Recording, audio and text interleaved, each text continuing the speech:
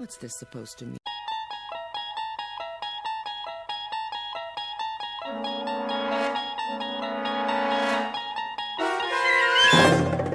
You unlock this door with the key of imagination. Beyond it is another dimension, a dimension of sound, a dimension of sight, a dimension of mind. You're moving into a land of both shadow and substance, of things and ideas. You've just crossed over into the Twilight Zone.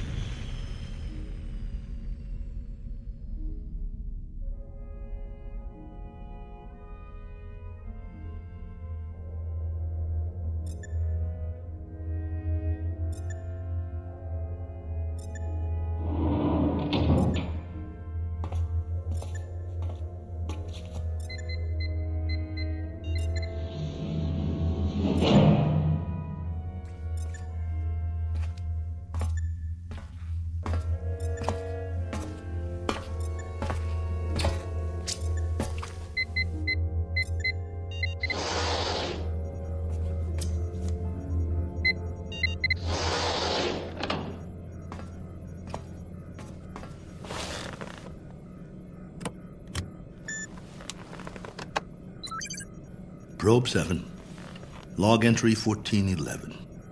Another waking period. Ship seems to be functioning perfectly as usual. Wish they could make cars this reliable back home. Oxygen supply, right on the button. Food supply, a little over. Something wrong with my appetite. Not enough exercise, I guess. I know. More workout time. Gotta stay in shape. Never know who I might meet in space.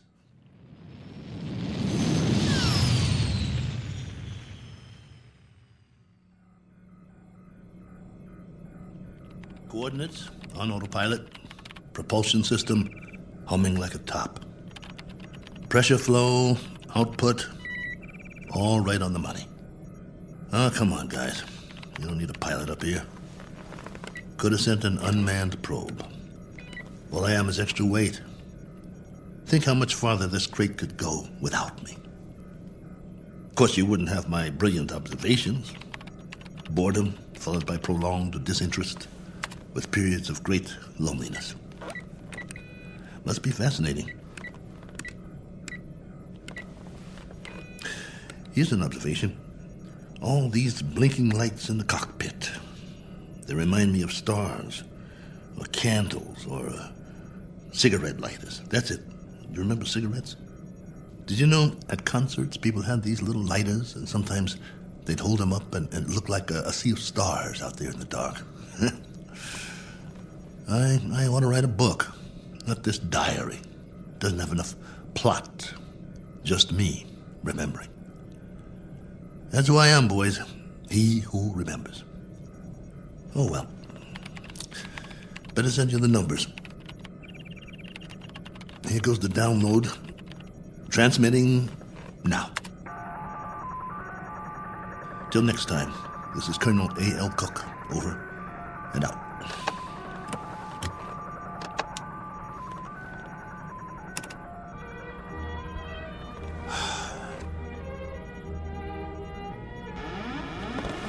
Hold on, I think we've got a malfunction here. Some kind of overload. Yep, there's a power drain. Initiating diagnostics. No time for that. Switching to manual override.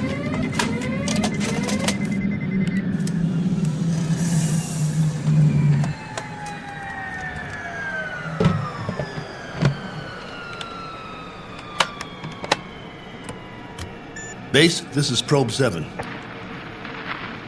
Probe 7, calling base. Come in. I've just lost a rocket tube. Can't handle this baby. Controls won't respond. Losing power fast. Have to set down on the nearest planet.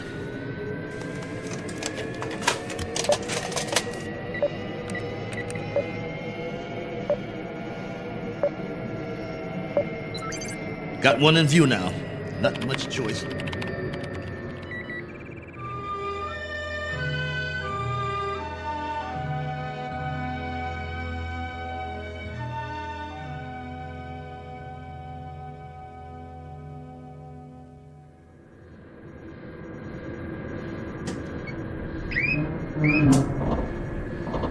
Entering atmosphere.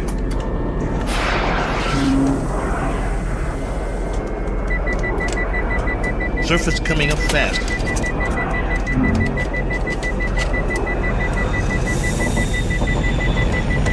Can't slow down. No retro rockets.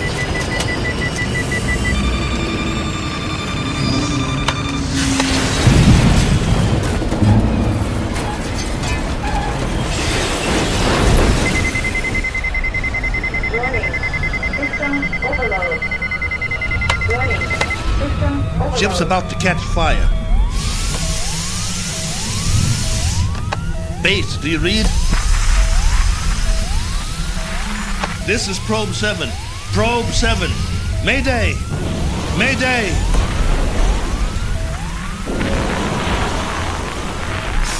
Mayday! Mayday!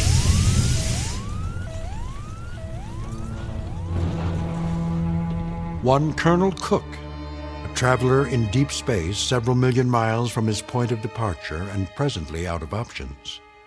He set a course across an endless ocean in a one-man lifeboat, now scorched and broken on an alien shore.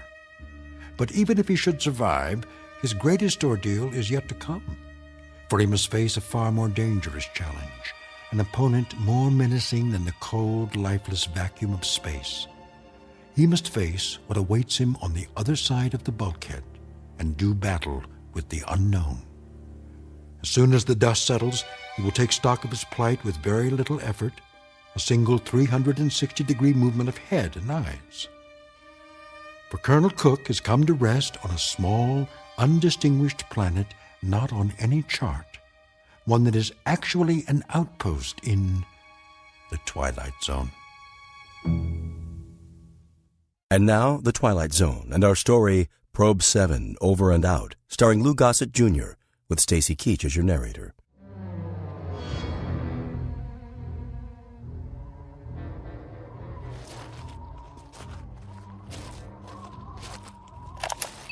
Log entry 1412.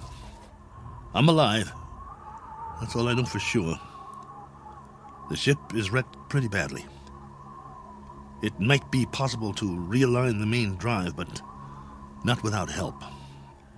So far, I'm holding up. One badly bruised head and a broken right arm for which I've made a sling. A few more painkillers in the first aid kit, but after that, I'm on my own. The planet has an atmosphere, so I don't need the pressure suit. That's another stroke of luck, if you can call it that.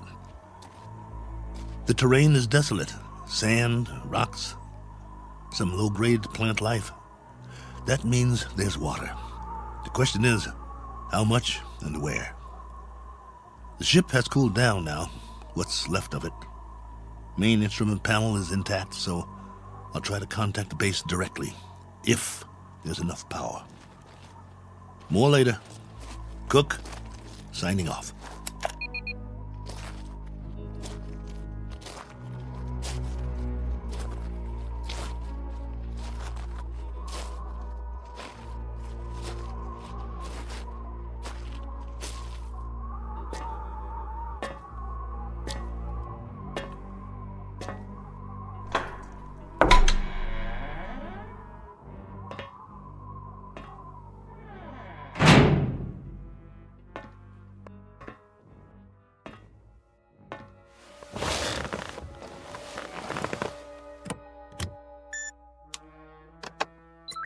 This is Probe 7. Do you read? Probe 7. This is Probe 7, calling base. Probe 7, with a landing report and damage assessment. Over to you, base.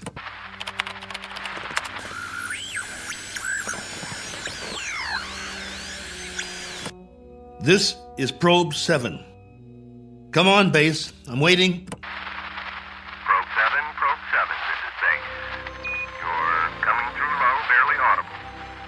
Blaine, is that you? Yes, this is Lieutenant Blaine. We read that you're... This is Cook, Probe 7. I'm glad to hear you. Cook? Cook, we thought we'd lost you. Your transmission was interrupted. Everything was interrupted. I'm lucky to be alive. Probe 7 made unscheduled landfall approximately 7 hours ago. What? Come again. Can't hear. I thought you said... I've crash-landed, Blaine, in another planetary system. Didn't have much choice. One of the thrusters broke off the ship. This planet is 92,900,000 miles from the nearest star. Good Lord, Colonel. We're having trouble seeing you on the monitor. Sorry, but I can't send or receive a visual. Most of my equipment was fried in the crash. Okay. How's your oxygen? And that's the least of my worries. There's an atmosphere here.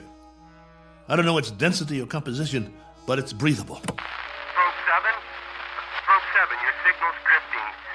Can you increase power? Not much chance of that. Far as I can tell, this is the last of my juice, at least for now. I've got half a generator and 3 solar cells working. I was afraid it wasn't enough to get through it all. Okay. Can you effect repairs? Say again? Repairs. Can you make repairs? If you give me maybe 20 years, a good right arm, and a new head while you're at it, I might make a start. The bottom line is, I need help. Got that, Base? Help. And right away. Probe 7, you're breaking up. Probe 7, are you there? Probe 7, we're having difficulties. All right, just stay there. Stay in transmission. Probe 7, we've traced your signal. We know where you are. Great. How soon can you send a ship? Colonel, I'm sorry to say we have nothing here that can reach you. What? You had several ships on the drawing board. Repeat, we have nothing available. Say again? All construction is suspended pending the current crisis. Ah, come on! Colonel Cook, I've been told you'll have to make the repairs yourself. Base, now hear this. I don't have fuel, no propellant at all. I left most of my rockets scattered across 50 miles of dirt and rock. All I have is a ship that looks like a jigsaw puzzle. As for the wiring, it's nothing but spaghetti. So when you say you've got nothing that can help here, you're telling me you're crossing off one spaceman permanently. Probe 7, we're having difficulty. Your words are breaking up. All right, Base. I'll give it to you in a few syllables. This ship isn't going anywhere. Not forward, up, down, or back home. Is that plain enough for you? Now I'm asking you again. Isn't there anything you can do to help me out here? Or are you just going to write me off? Colonel Cook? There's the low power warning. I'm losing transmission. Got to sign off for now. I'll make contact again in 3 hours. Roger that, will you please, Base? We will stay on this frequency, Colonel, and wait to hear from you. Oh, just a minute. There's someone here who wants to speak to you, Colonel. Colonel Cook, this is General Larrabee. We understand the spot you're in. We wish we could help. Thank you, sir. Well, there is a possibility that once you give us a full report on the ship, we can send you instructions for its repair and walk you through it step by step. That's still an option. Is it? Well, here's an option. Why don't I just build me a new one, General? I'll make it out of tin cans and chewing gum. I'll burn some circuit boards with a magnifying glass. That's a possibility, too. Colonel, I'm trying to be frank with you. Sorry, sir. I'll transmit again in 3 hours. Over and out. Heaven help me. Wonder if that's a possibility.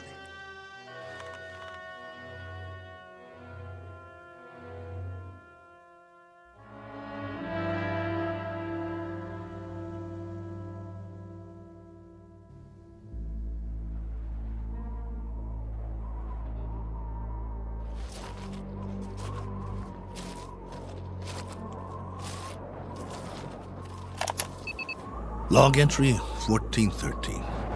I'm standing on a hillside a few meters from the ship. You hear that? I think there's going to be a change in the weather. Back home we'd call it a sandstorm. Better head back soon. I see vines and some flowers down the other side of the hill. There's more life here than I thought. As to what stage of evolution is reached, that's pure conjecture. No sign of animal life, but the vegetation grows thicker in certain areas, like the valley. Can't trust my leg yet. Better stay close to the ship. I've picked some plants for analysis. We'll see if there's anything edible.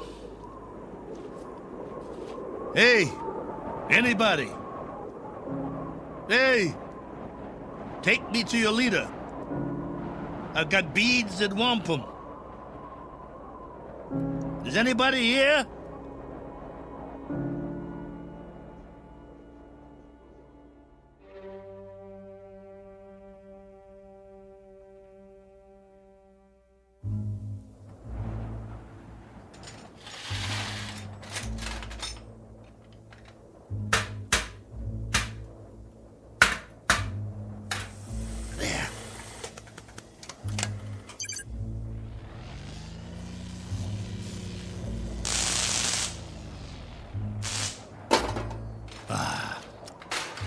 That's just great.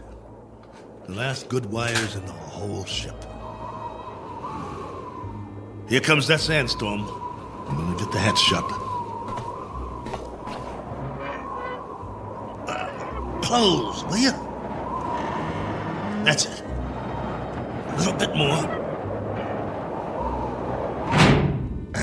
There. That'll have to do.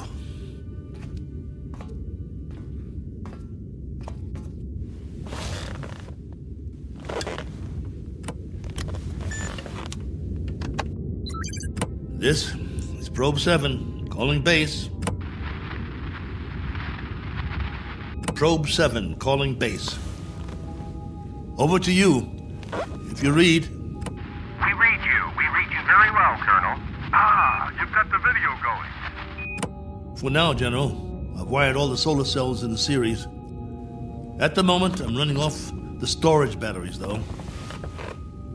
It's almost night here. All right, tell us your situation, please. My situation? Yes, any change, Colonel?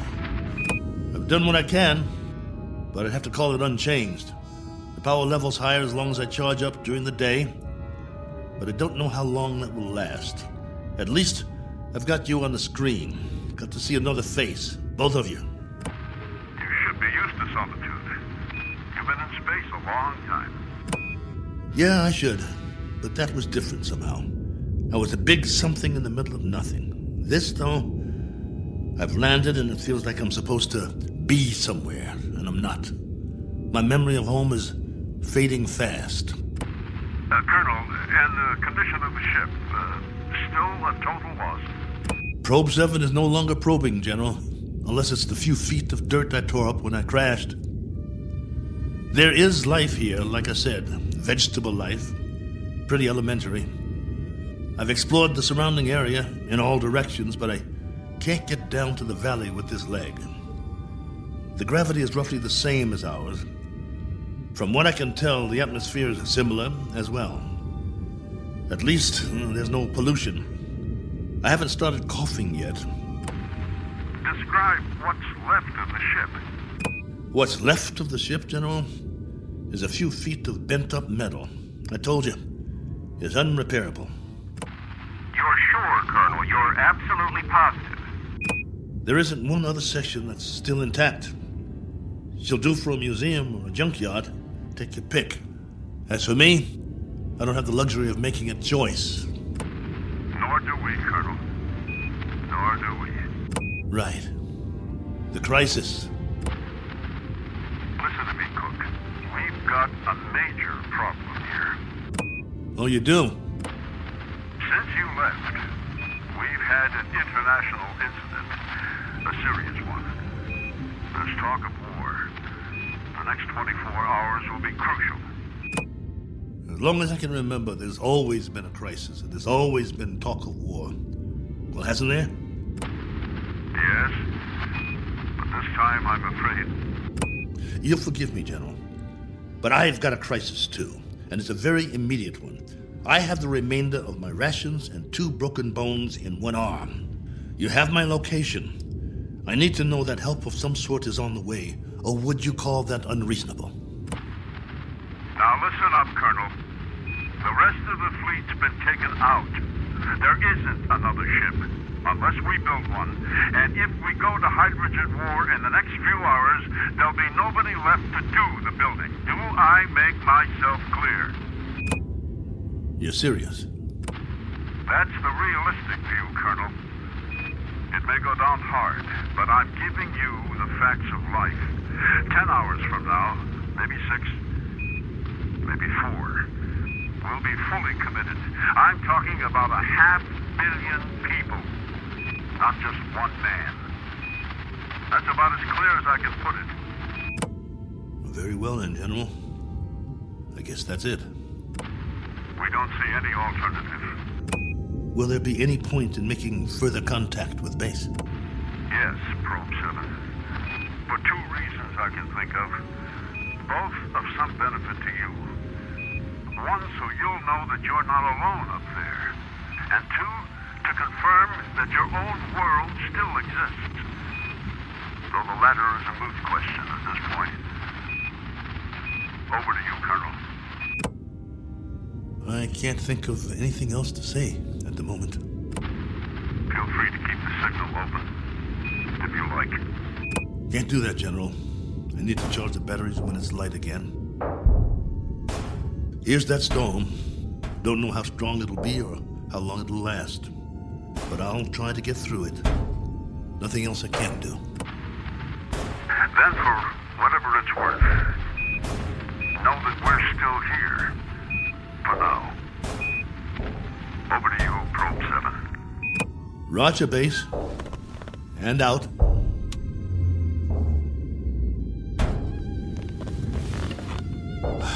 It's going to be a long night.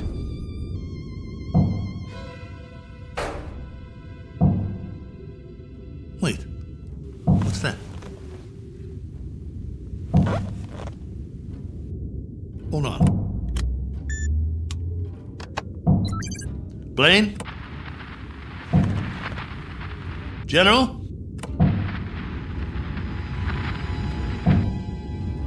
I wish you could hear this. There's something outside, I swear. Something or someone.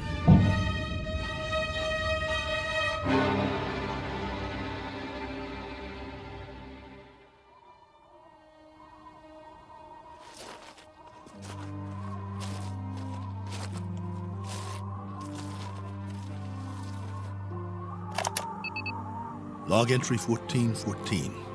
Just in case anybody ever hears this, I didn't get much sleep last night. I was waiting for the wind to die down. As soon as it did, I opened the hatch sometime around dawn. You see, I thought I heard something pounding on the hull, over and over. It couldn't have been an accident. It had to be something intelligent trying to signal me, to let it in from the storm. That was what I thought. Funny the way the mind works. I've never been so glad to hear anything in my life. And at the same time, so afraid. But I opened it anyway. Well, everything was covered with a fine layer of sand, silica crystals, very much like the soil back home. And that was the trouble. Whatever had been outside, there was no sign of it now. If there were tracks, the sandstorm had wiped them out. The ground, everything, smooth as a beach where no man has gone before. I did find something, though. A broken branch. So, it was only the wind, after all, blowing it back and forth before it broke off. Had me going for a while. So much for my man Friday. Now I'm back to the old routine. Reconnaissance, hunting, and gathering. Just think, a few million years from now, something on 4 legs, or 2, or 8, may actually walk this barren planet again. A few million more years, and it will grow a bigger brain so the species can start doing the same things I'm doing. Foraging for food, trying to survive. Wonder if there'll be anything left of the ship by then. Probably not. Me? I'll be a fossil at the bottom of a tar pit somewhere, and no one will realize I was ever here. Well, onward he marched, for want of anything better to do.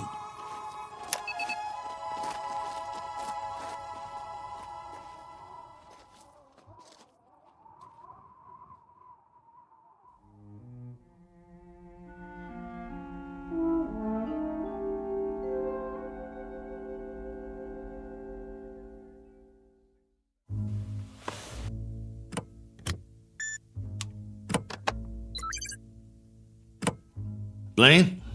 General Larrabee? Are you still there? Here, Colonel. Go ahead. Well, you look like you haven't slept. Not much. And you? Not really. Up at dawn to do some hiking, north, east, south, and west. I had been hoping. Yes? Just a crazy dream I had. No sign of anything? It's a primitive planet. I'm very much alone here, after all. Oh, not completely. I've got a wind that sings sad songs and some scrawny plants that check me out every now and then as I walk by. There might be some fruit trees that are edible down in the valley, if they're not poisonous. But that's it. That's all of it. I'm truly sorry. There used to be an old saying, if life gives you lemons, make lemonade. The only thing wrong is I can't even find the lemons. But don't worry, I'll keep trying. Not that this will provide any vast solace to you, but at 9 o'clock this morning, Colonel, we went to war. And? The whole eastern seaboard went up. You mean all of it? The cities, everything. It took 12 minutes. Exactly 12 minutes. I suppose we retaliated? Oh, indeed. With great alacrity and effectiveness. And we still are. With everything we've got. It was our old enemy? That's right, if it matters now. And the result of all this? Our world is doing a little wholesale dying at the moment. And there's nothing to do but watch it happen. What about the base? Are you safe? For the time being, our location's classified. Only you and a few others know where we are. The signal's encrypted. That's good then. Trouble is, we can't stay here much longer. There have been bombs as close as 400 miles from us, falling through the night. It's now a question, Colonel, of the manner of death. Very fast or very slow.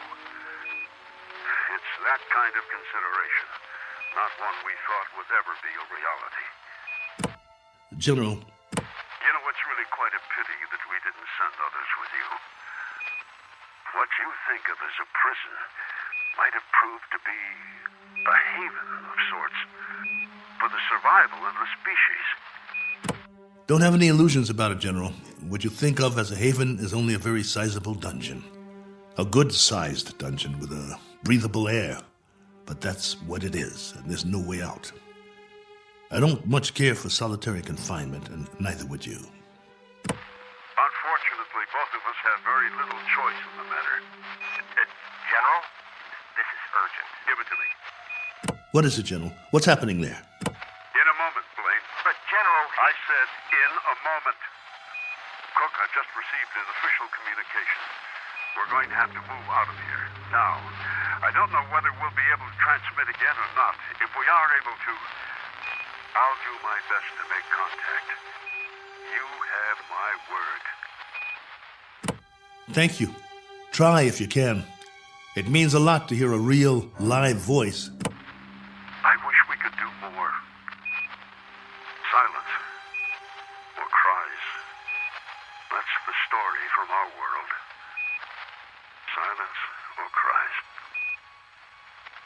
God bless you. And good luck.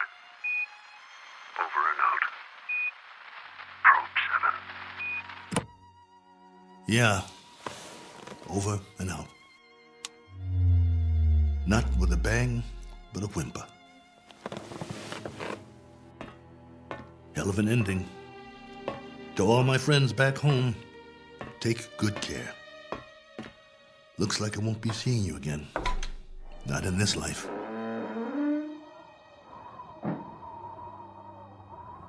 Time to start a new project. Chapter 1. The Memoirs of Colonel A.L. Cook. And I've got a very good memory. You wouldn't believe the stories I could tell. Who knows? After I'm gone, maybe someone else will crash here and find it.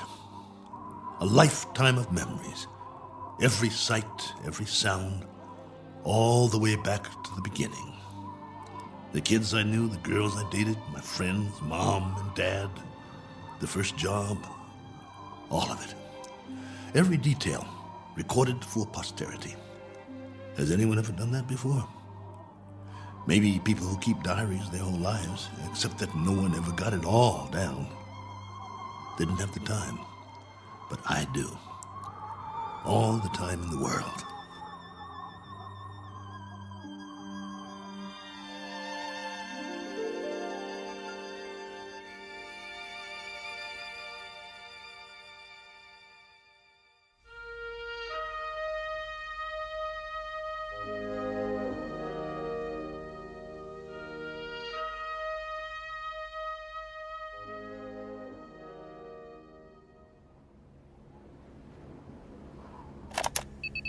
Log entry 1415.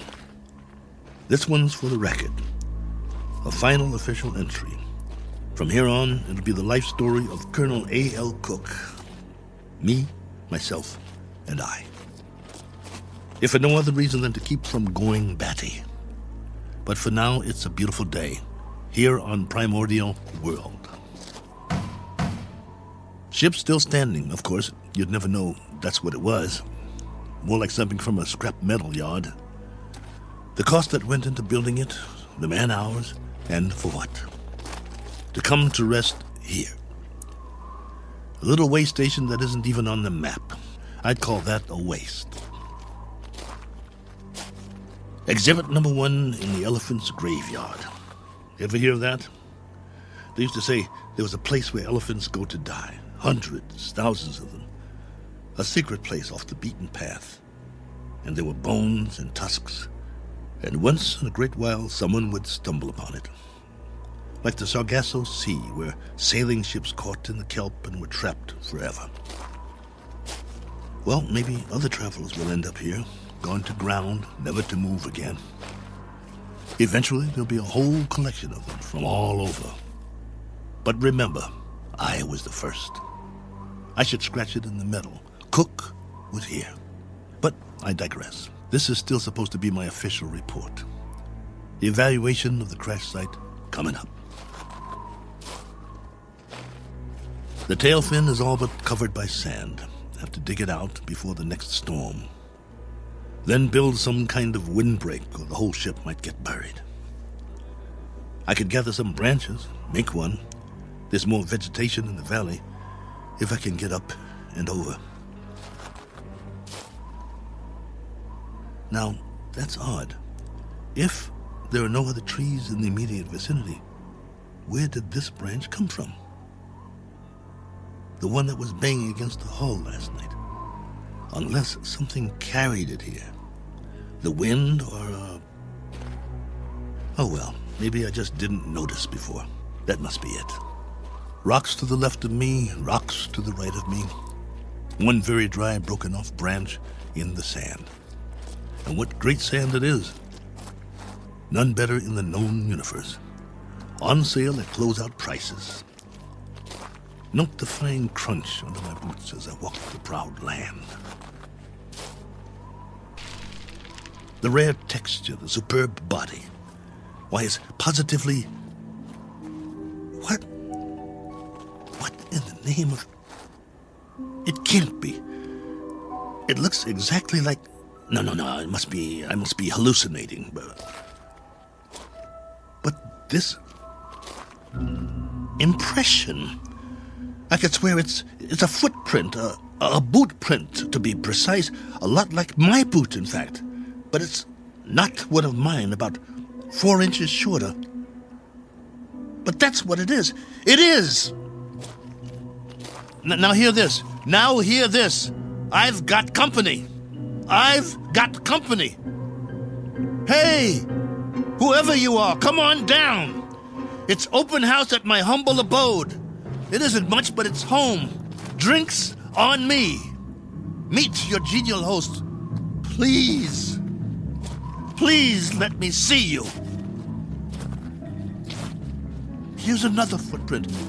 And another. And another. Where do they lead? Up the hill? Has to be since the storm, so there was something here. I knew it! Hey, I don't care who you are or where you're from. Let's shake hands and be friends. Don't you need a friend? I do. Come on, friend. We can talk. I've got some stories, believe you me. Where you hiding? Behind that bush? Ugh!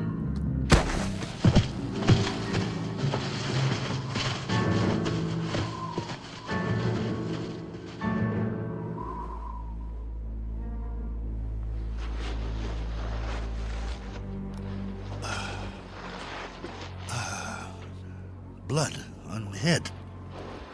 Something hit me. Why'd you do that? Probe 7, come in. Got to get inside.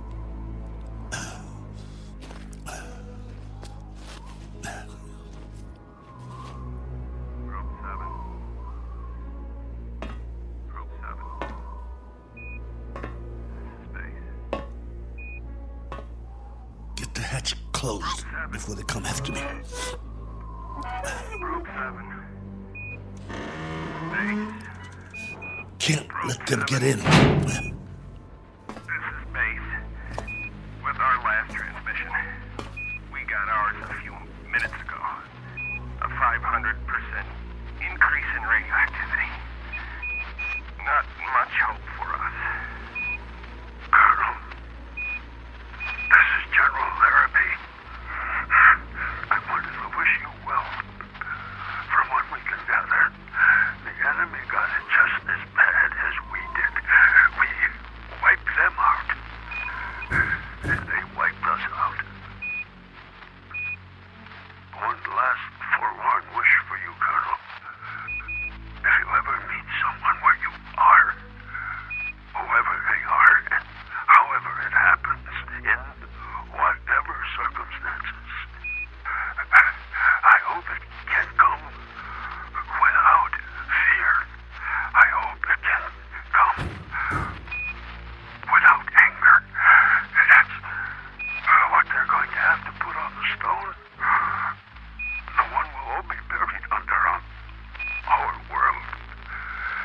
Here lies a race of men who flex their muscles.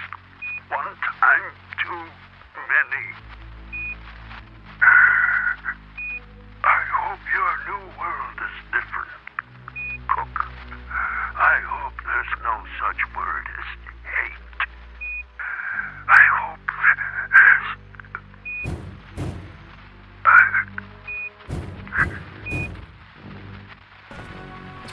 All right. All right. I'm ready for you. You want in? Maybe I'll let you, and maybe I won't. It's up to you.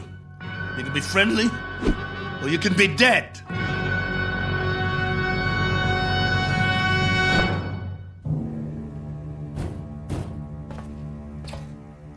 Hey, friend. You want to come in? Must be lonely out there. I hear you. What's the matter? Hungry? You're going to get a lot hungrier. Or don't you eat, friend? What do you say? Speak up. Can't talk, huh? No. You only know how to hit. Take more than that to put me down. What'd you use, a tree branch? Not very friendly, if you ask me. Well, I've got a nice piece of metal in my hand, and I know what to do with it. Won't catch me again. This has been going on for hours. I don't know about you, but I need sleep. I really need it. Understand? Sleep. And this king-size bump on my head doesn't help. Tell you what, we'll make a deal. I give you one more chance to get away. Go hide, I don't care. You may not understand the language, but maybe you get the message. I'll wait a while and catch some sleep. Then when I wake up, I'm gonna have a nice freeze-dried dinner. If I don't hear you out there, we'll forget the whole thing. You stay up the hill, and I'll stay down here.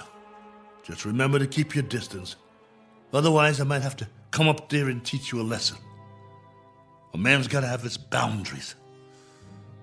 Oh, God, I hurt. Want to sleep just for a while.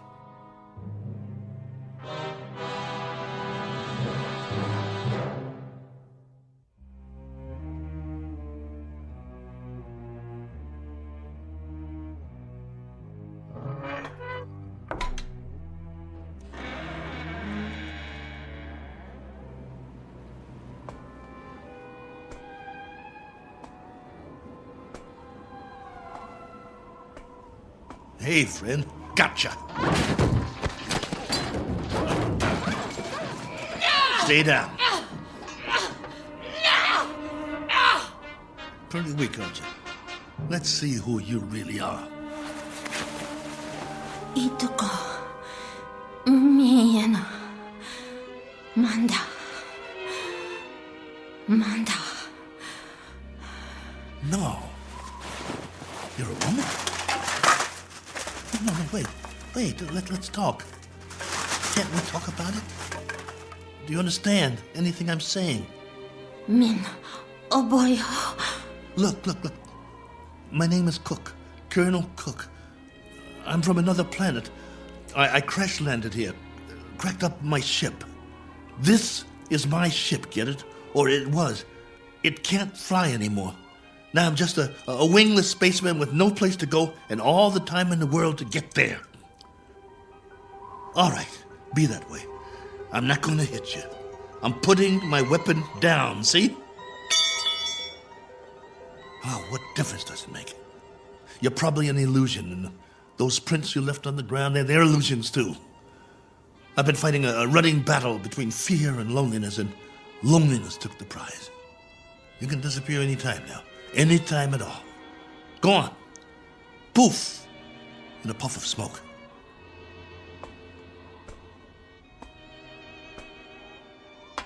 No, wait, please. Are you real? This knot on my head certainly is.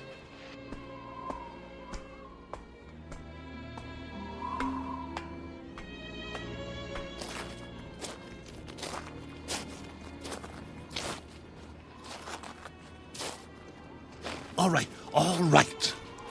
Do whatever you want. Just don't go. Not yet. If you can't understand, I'll draw you a picture. Where's the stick? Look. Right here in the sand. This is my solar system. The sun in the middle, and this is my world. See? Omida? You got it. Now then, I went off course. I didn't have the power to get back. You know, power? Vroom, vroom. No good. So, I tried to land here, where we are.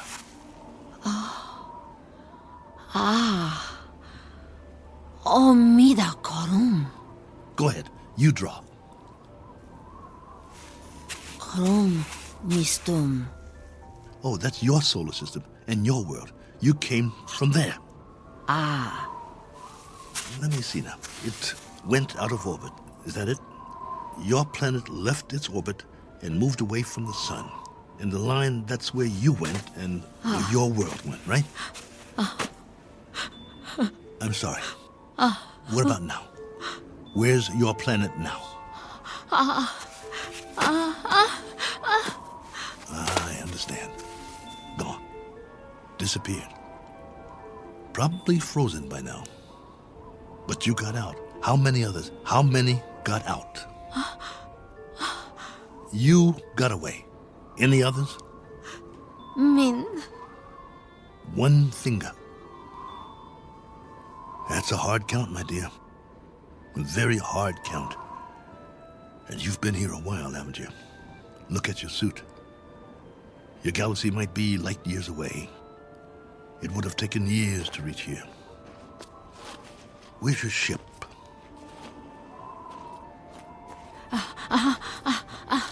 Ship. Where's your ship? It crashed too, didn't it? So you've been here a long time, a very long time. Me, Cook. Colonel Cook. You? Korava. Korava? Korava. Well, what do you know? Pleased to make your acquaintance. How does it figure? I thought you'd be a 50-foot flesh-eating ant or something. And you turn out to be a woman. Which is neither here nor there. Because however you slice it, we're stuck here. A one-armed man and one very tired lady. Quite a pair. What have you been living on? What food? You understand food? Eat? Well, I can offer you lunch or maybe it's breakfast. I'm not sure which. And some companionship. And we can spend the rest of our lives drawing diagrams in the sand, which will be somewhat tedious. But the brighter of us will have to learn the other's language eventually. I hope it's you. Because I got some stories to tell, believe me. Come, Korova. Eat. Food. In the ship. Chow time. Come along. Inside. Eat. Food. Food. Okawa? Okawa. No. Not that way. Come here. Food. Please come back. I'm not going to hurt you. Please. Okawa! Oh, for heaven's sake. Korova, please.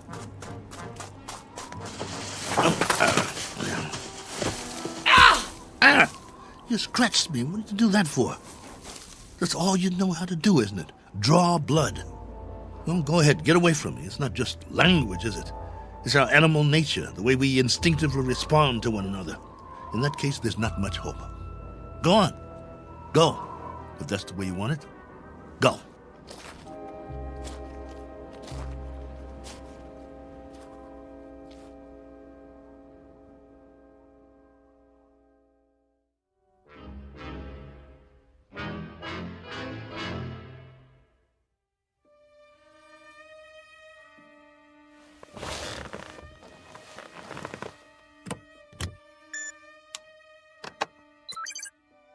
Base, this is Probe 7.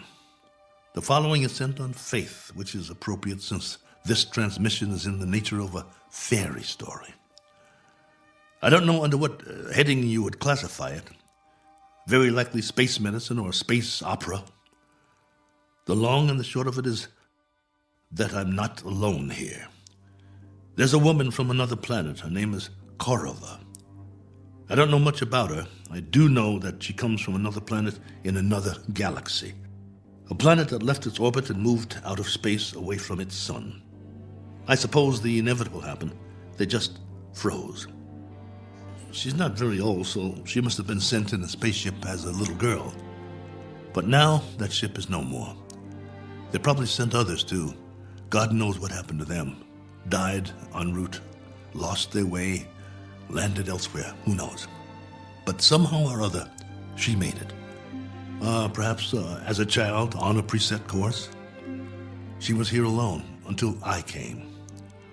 If by some chance you're still there, I can't send you any soil tests. I can't send you data about plant species or anything like that. But I can give you an observation about the psychological makeup of the animal kingdom. They're a frightened breed, a very frightened breed. It must be a universal trait wherever there are advanced life forms. Though it's questionable how advanced we really are, so I guess we aren't alone in that regard, which is really quite a pity, as you may understand all too well if any of you survived. Base, this is Probe 7. Last call. Absolutely, positively, the last. Over and out.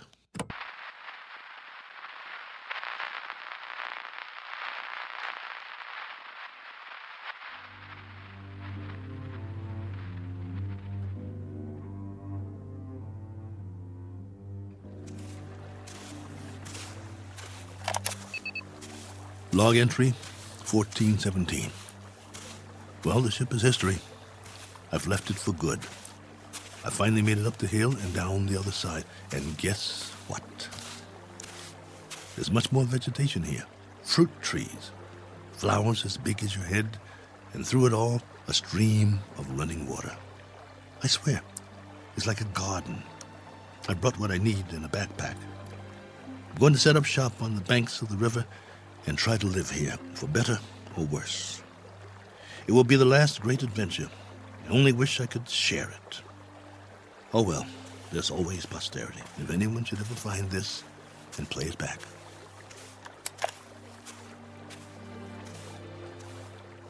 Cook. Oh, you. Never mind. Talking to myself. But you wouldn't understand. Why don't you just keep your distance? Cook? Ah. Cook. Not going to hit me, are you? No? That's a surprise. Well, you're just in time to say bon voyage, friend. I'm going that way. There are even more fruit trees over there. No reason to get in each other's way. Cook. You want to come? You may, if you like. We'll eat and we'll live. I don't know how or for how long, but we can try. Cook.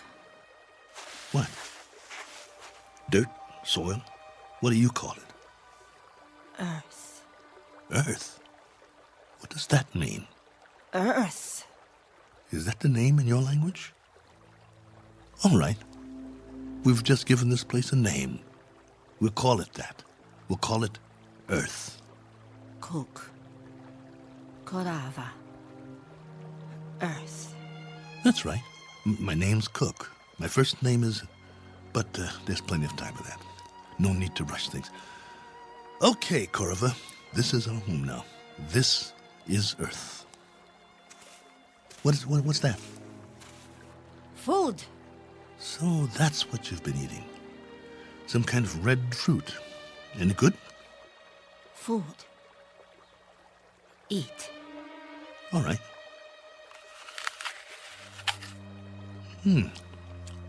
Not bad. We'll take some with us.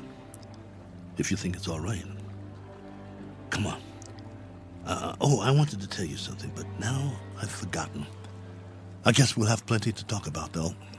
This place, a new life after all. And after a while, we'll have new memories to talk about. Things we can share.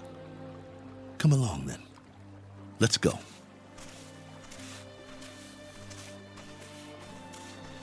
This route's all right. Any other life forms around? I hope not, for the moment. But if there are, we'll make the best of it, won't we? Pleasant enough place, don't you think? My leg's better. We'll explore as much of it as we can. No need to set up any boundaries, I guess. There's plenty for everyone. For you and for me. And it's a beautiful day.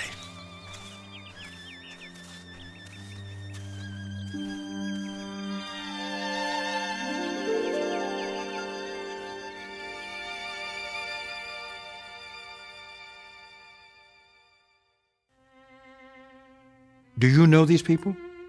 Their names might be familiar were you to hear them. They lived a long time ago. Perhaps they're part fable, perhaps they're part fantasy. And perhaps the place they're walking through now is not really called Eden. That's for you to decide. We offer it only as a possibility and a presumption in the Twilight Zone.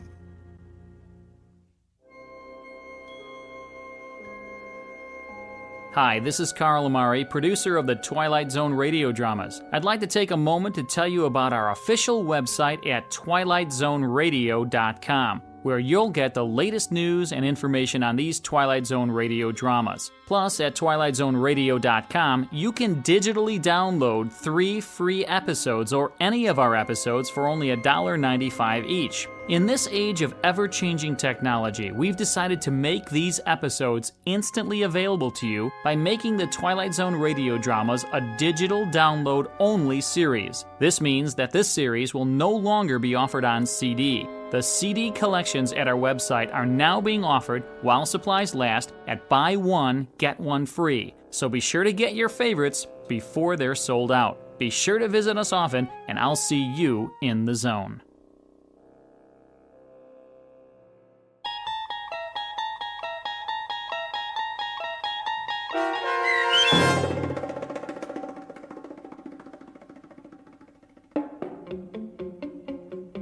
Probe 7, Over and Out, starring Lou Gossett Jr., with Stacy Keach as your narrator, was adapted for radio by Dennis Etchison and written for The Twilight Zone by Rod Serling. Heard in the cast were Tony Makis Sr., Sam Derrence, and Oksana Fedanushin. The producers of The Twilight Zone wish to thank CBS Enterprises and the Rod Serling estate for making this series possible. This copyrighted radio series is produced and directed by Carl Amari and Joe B. Cerny for Falcon Picture Group and Westwood One. Sound design and custom Foley effects for The Twilight Zone by Cerny American creatives Bob Benson, Craig Lee, Matt Sorrow, Tim Cerny, and Todd Beyer. To learn more about The Twilight Zone radio dramas and to contact us, visit our official website at twilightzoneradio.com. Chain speaking.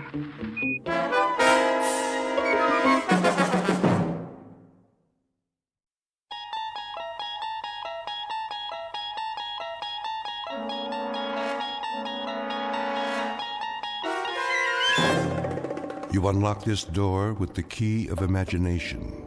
Beyond it is another dimension, a dimension of sound, a dimension of sight, a dimension of mind. You're moving into a land of both shadow and substance, of things and ideas. You've just crossed over into the Twilight Zone.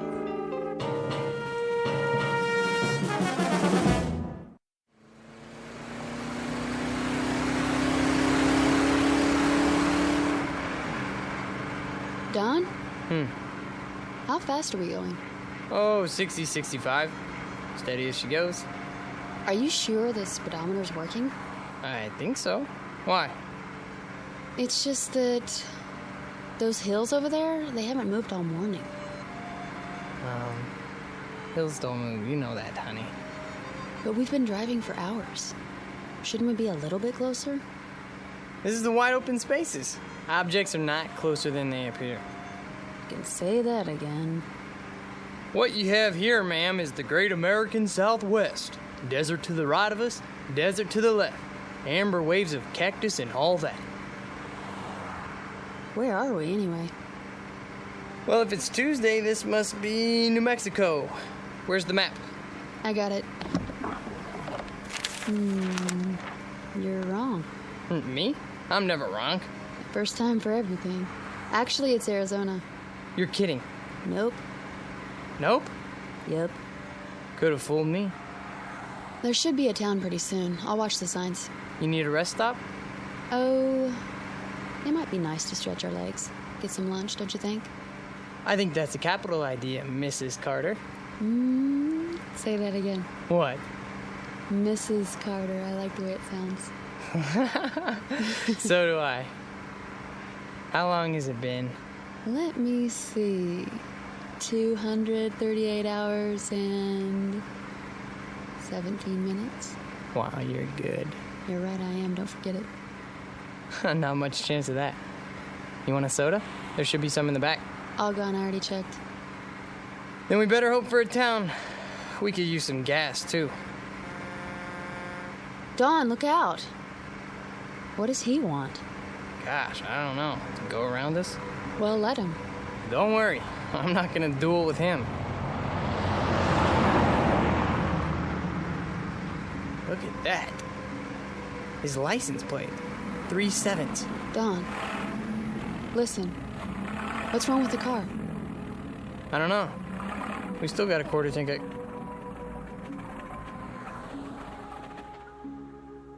Oh, great. There'll be a tow truck anytime now, you'll see. How do you know? 3 7s. You don't really believe that. Watch.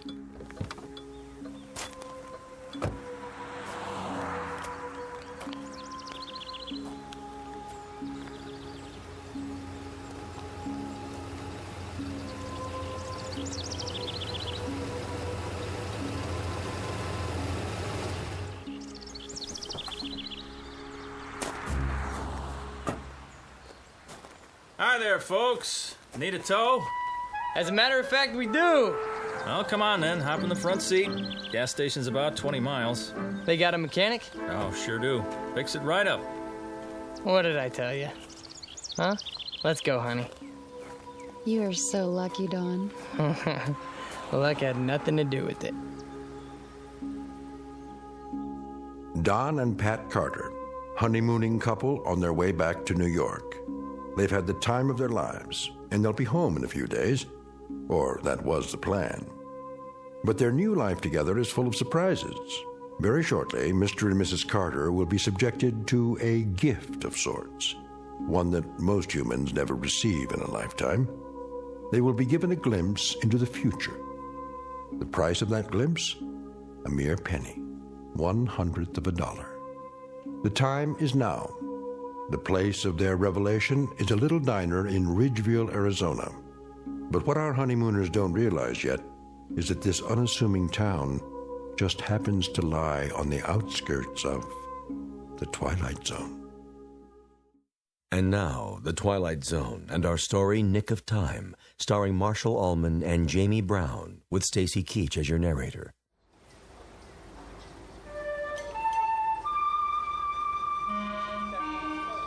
How long is he gonna take?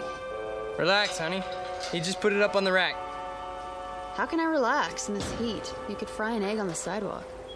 Well, that's not a bad idea. I'm getting pretty hungry. I'd settle for a cold drink. There's a water fountain at the side of the station. Fine, I hope it works. Go ahead. I'll talk to him and see what's going on. You do that. Don, all I want to do is go home. Me too, baby. There's a lot of miles between here and Manhattan. And you have to be back at work next week, remember? How could I forget? There's a promotion hanging in the balance. Look, I'll see what's up, then we'll have some lunch. Okay? Okay. I don't mean to complain. Good luck. Hang in there a little while longer, we'll make it. I know we will. I'm just impatient to get on with our life. Me too.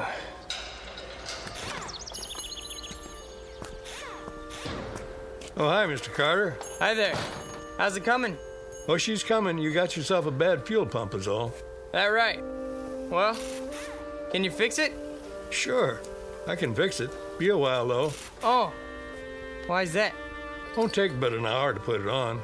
But I got to order one from Klingman. How long's that gonna take? Well, if I send the truck over now, hour and a quarter each way. Oh. You know, my wife would like to get going as soon as possible.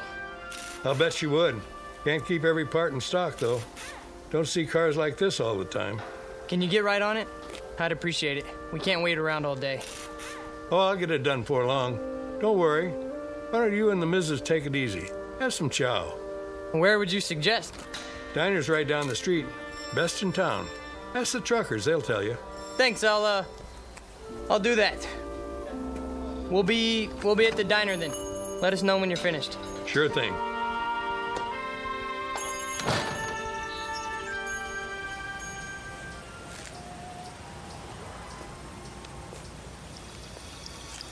There you are. How you holding up? The drinking water isn't cold. I'm sorry, baby. Well? Fuel pump's shot. But it's a new car. That's what he said. He'll get right on it. How long? Couple more hours. What? Maybe 3. That's crazy. 4 tops. Are you kidding? That's the max he promised. How come? What's the problem? He has to send the truck to the next town for a part? And where is that? Well, I don't know. New Mexico? Colorado? Someplace like that. Oh boy, oh boy, oh boy. Let's take a walk. Ready for some lunch? Lunch? We might as well just move here, put down some roots. Sure. We'll rent a room at a motel. Get the weekly rate. Yeah, well, is it air conditioned? I was thinking an electric fan. Yeah, I'm gonna look for a job tomorrow.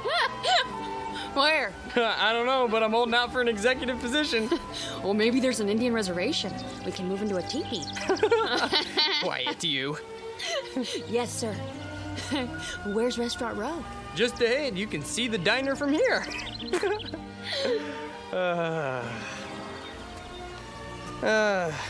Speaking of jobs, you think I should phone the office again? Easy, lover. You're going to lose that promotion if you keep pestering them. I'm probably gonna lose it anyways. Oh, that's a fine attitude. I thought I married a man on the way up. Who's the best man for the position? Me. There you are, then. Thompson has seniority. Doesn't mean a thing. Take it from me. Little Mary Sunshine, huh? That's my name. Whoops. What's wrong? Don't step on the cracks in the sidewalk. Why? Or I'll break my mother's back. I'm only trying to save her life. Thank you, dear. Here we are, the best coffee shop in town. The only coffee shop in town.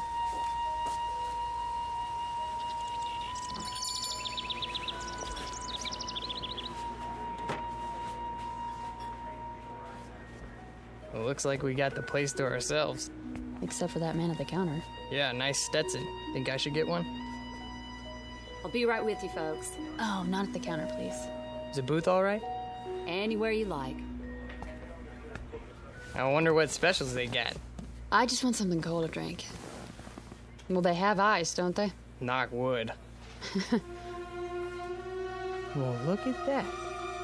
Huh. Well, wonders never cease. Look at what? The napkin holder. What about it? It's got one of those little built-in vending machines. The Mystic Seer. Answers.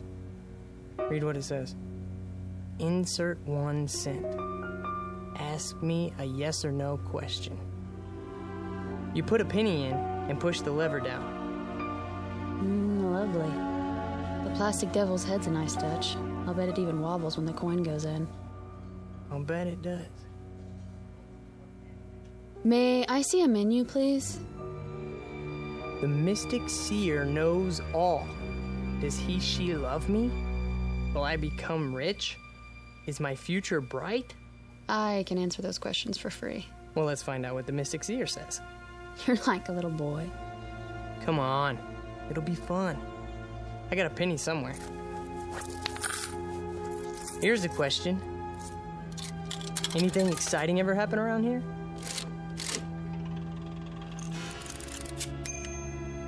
How exciting. Like those little pieces of paper you get in fortune cookies.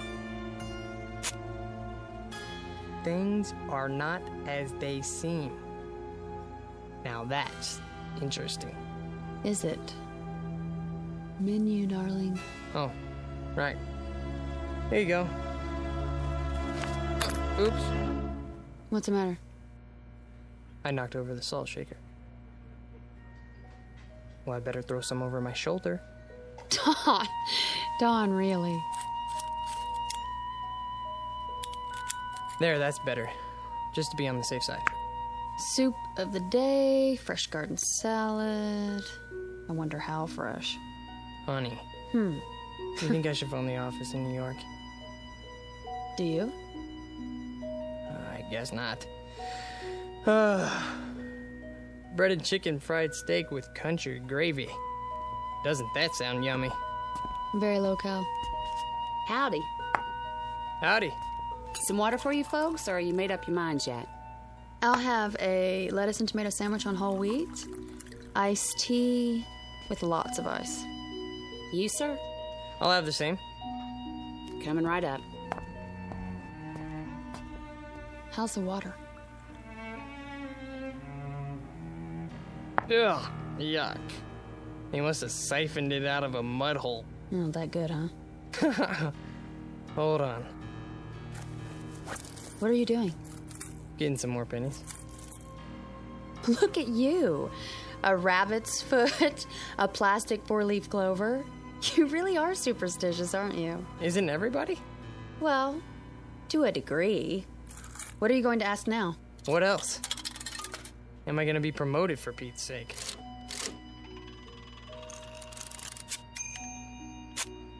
Ha! What does it say? It has been decided in your favor. See? Your worries are over. I think I'll phone, though. Honey. I was gonna call anyways, wasn't I? There's a phone by the restroom. I'll be right back. Well, you'd better be. Here you go. Thanks. You need any ketchup? This'll be fine. Well, if you want anything, you just let me know. Thank you.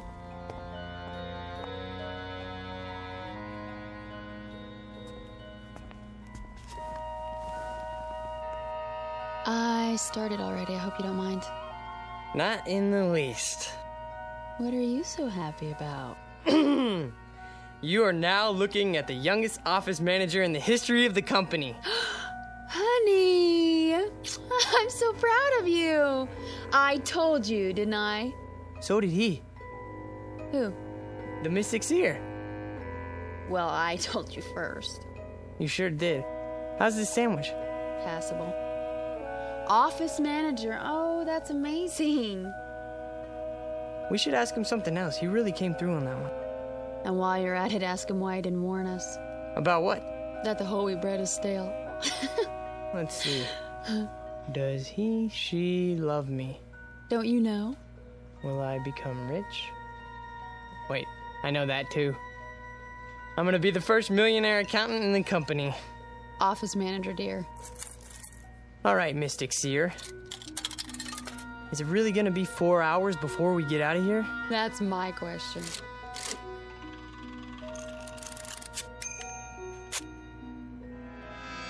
You may never know.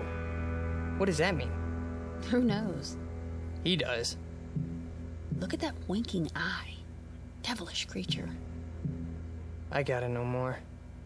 Well, it'll cost you another penny. So, I'm an office manager now. What do you mean we may never know? Wait. It's not a yes or no question.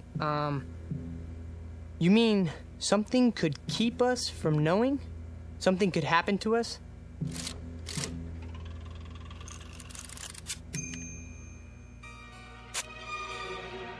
If you move soon. Now what's he getting at? He's a mystic. What do you expect? Give me another penny. I'm all out. Well, I can see I'm going to have to be the frugal one in the family. It's just one. All right. Thanks. You mean we're not supposed to move? We're supposed to stay here? Only one question per penny, please. That makes a good deal of sense. Well, I'm not staying unless I get some dessert. One more. Give me another penny. You're gonna break me.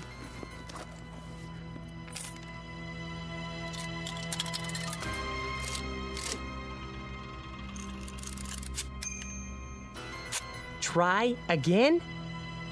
Here. That's all I have. Okay, machine. Should we stay here till 3 o'clock then?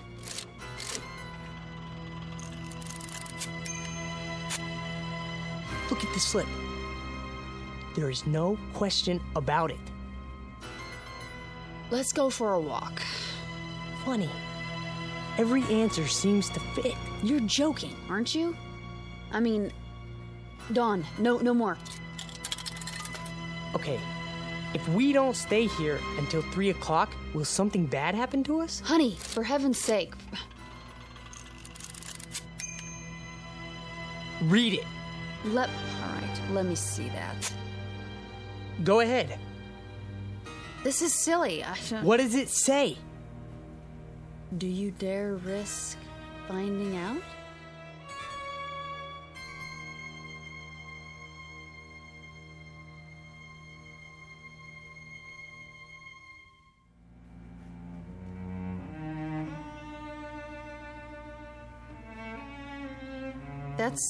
That's what it says.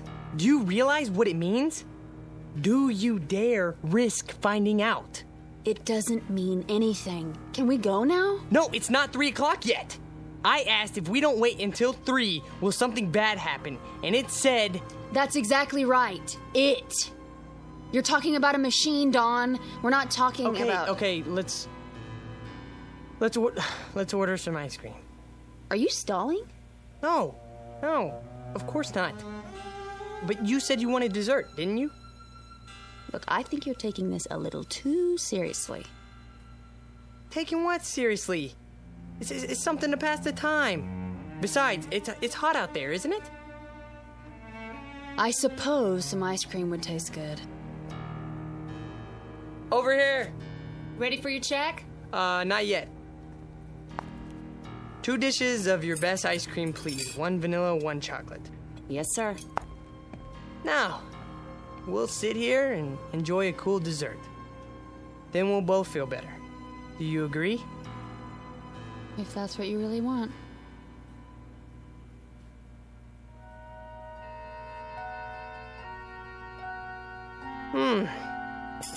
That was good. Yeah, it was. Now can we go? Are you sure you don't want anything else? I'm sure. Some more iced tea? Dawn, please, let's go. Okay. Yes. I suppose we should. It's 2:45 already. Do you have enough cash? Of course.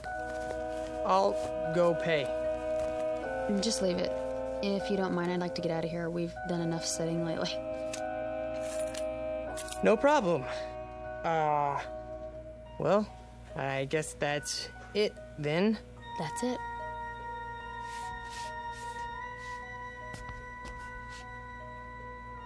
The money's on the table with the check. Well, thank you kindly. Now you come on back now.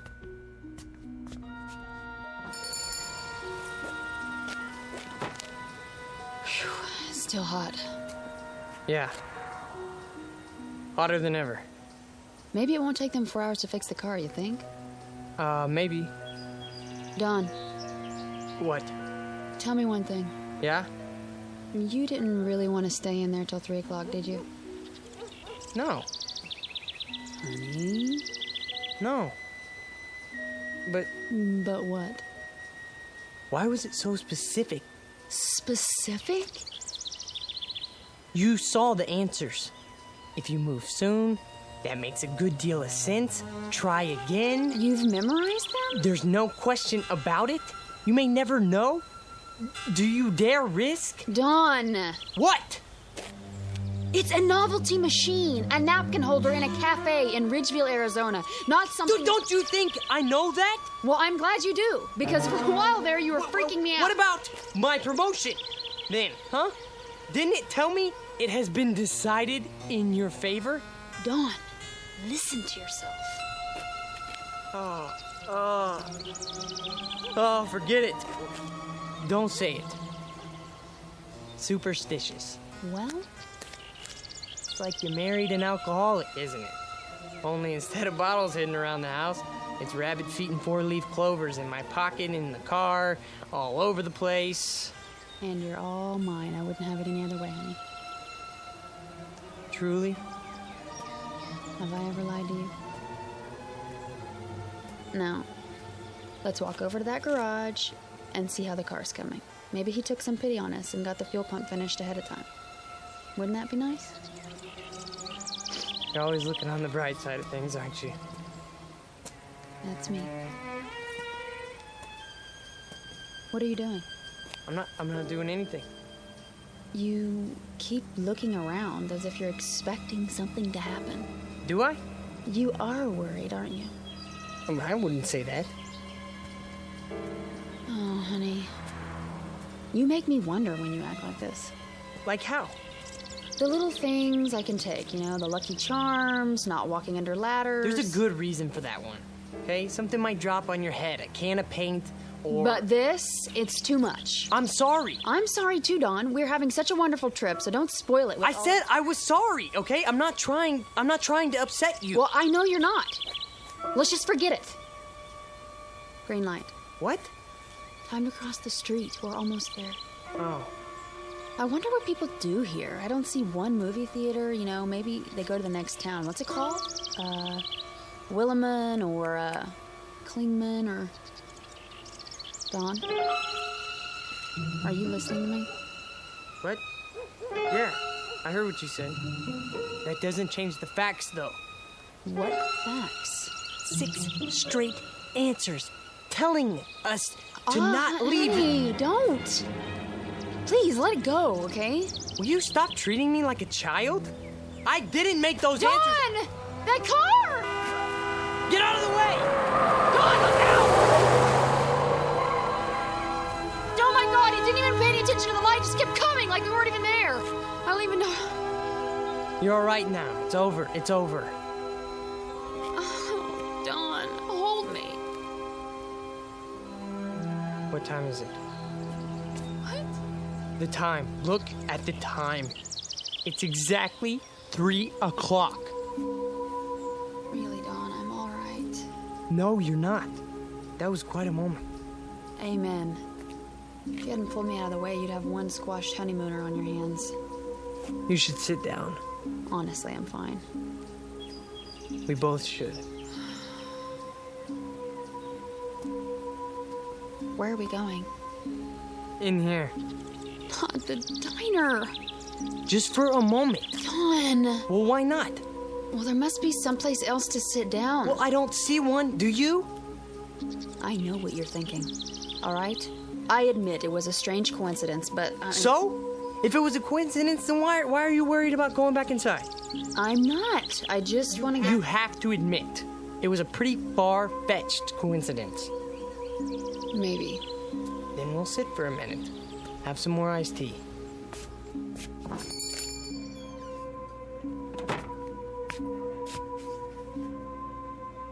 Well, hi, you two. Back already? Yeah. It's pretty hot out there. Yeah, sure is. I'll be right with you. Thanks. Oh, no. They're sitting in our booth, in front of our mystic seer. Yes, they are. Well, we'll just have to try another one. How about that booth? Or the next one. They have machines, too. I'm sure they, Honey.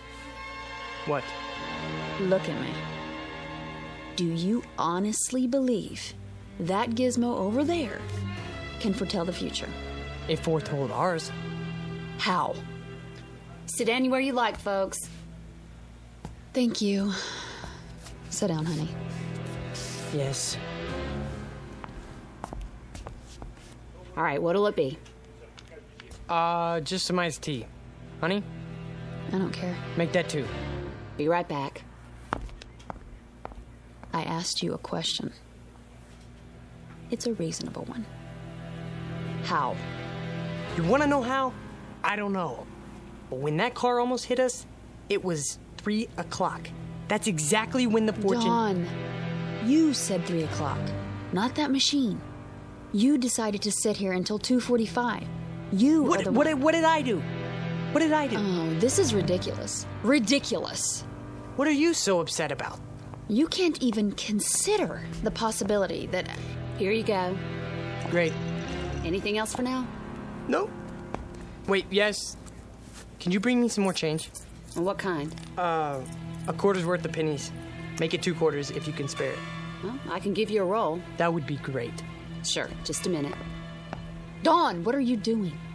What any logical mind would do. Before we do anything else, I'm gonna get the answers we need, and I'm gonna get them now.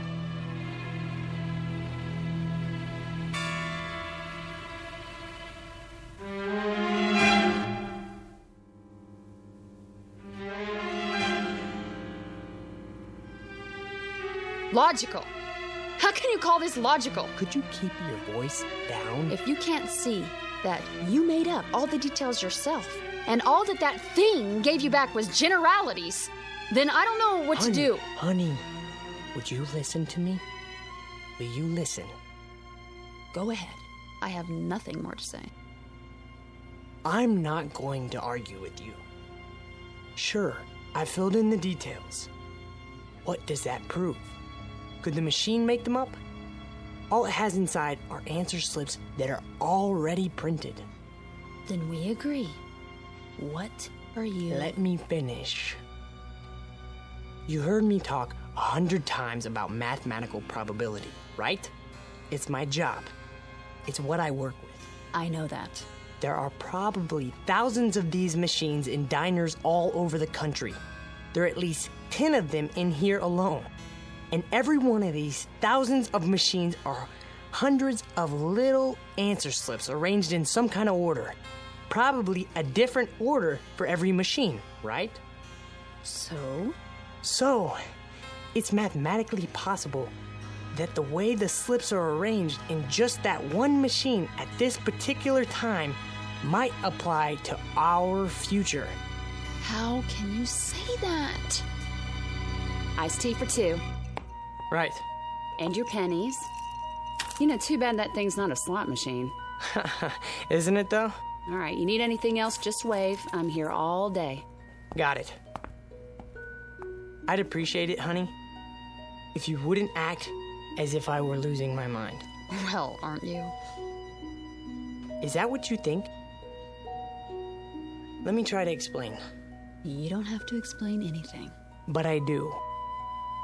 Try to follow what I'm saying. There is a higher realm of mathematics that goes beyond probabilities. Some of it comes from quantum physics. Why are you telling me this? Hear me out, please. Jung, the psychologist, talked about synchronicity, meaningful coincidence. The point being that there are no pure coincidences. Everything is interconnected. If we can just spot the connections, it's what the Chinese I Ching is based on. The one where you throw 3 coins and look up your fortune in a book. Dawn, please. It's not fortune-telling. It only seems to be. The idea is there are 64 hexagrams. Each one represents a pattern that reflects our place in the world at a given moment. Find the right one, and all else follows. It couldn't happen any other way. But the coins could come up in any combination. No, that's just it. Given everything else, at a particular point in time, there is only one pattern that fits. The Qing is just a means of identifying that pattern. So, you do believe in fortune-telling? You're not listening. I said... How can you let yourself be controlled by such a thing? Can't you see what you're doing to yourself? What am I doing? What about the questions you asked? Were they mathematically determined too? I don't know. All I know is that the answers matched them. They would have matched any questions you asked. Does he love me? You may never know. Will I become rich? If you move soon. Is my future bright? There is no question about it. Ask anything, okay? It will always seem to fit. Honey, that's not the point. What is the point? We're about to find out. They're leaving. We can have our old booth back. Oh, Don. Bring your glass. Now we can test the hypothesis.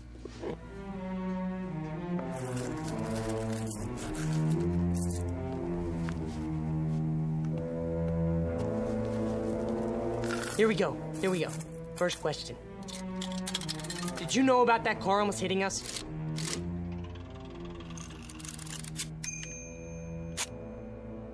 What do you think? Oh, that's conclusive. Will we reach New York City all right now?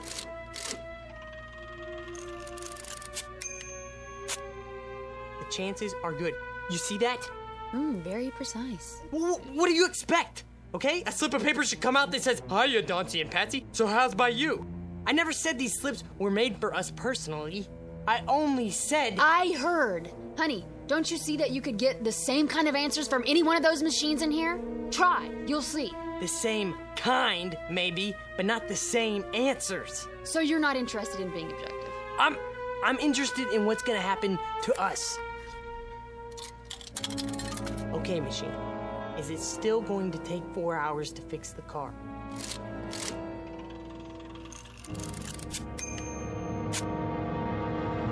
has already been taken care of. Swell, that's it then, let's go. Wait!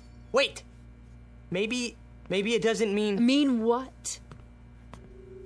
Mr. Carter? Yes. Oh, hi. From the garage. I thought you'd like to know your car's ready. Is it? Had a lucky break. Found a fuel pump right here in town. Last one they had, too. That's good news. We'll be right over. Okie dokie. Shall we? You think that was a coincidence? Yes. Why don't you ask it some questions then? Or are you afraid to? All right, if that's what it takes. Okay, go ahead. Here's a penny.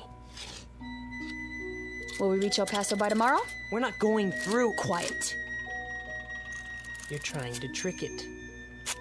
If that's what you really want. See? It can't be tricked. Will I ever get married? Read it. The answer to that is obvious. Mystic Seer. It isn't possible to foresee the future, is it? What does it say? That's up to you to find out. You're a stupid piece of junk, aren't you? It all depends on your point of view. I don't want to stay here. Even if it's true? Sit down. Especially if it's true. What are you talking about? I've had enough. We're not finished with the test. Maybe you're not, but I am. I think you are afraid of it. Not of it, Dawn. Of what then? Don't you know? Can't you see it on my face? Fine, then I'll finish it for you. Okay, machine. Are we always going to live in New York?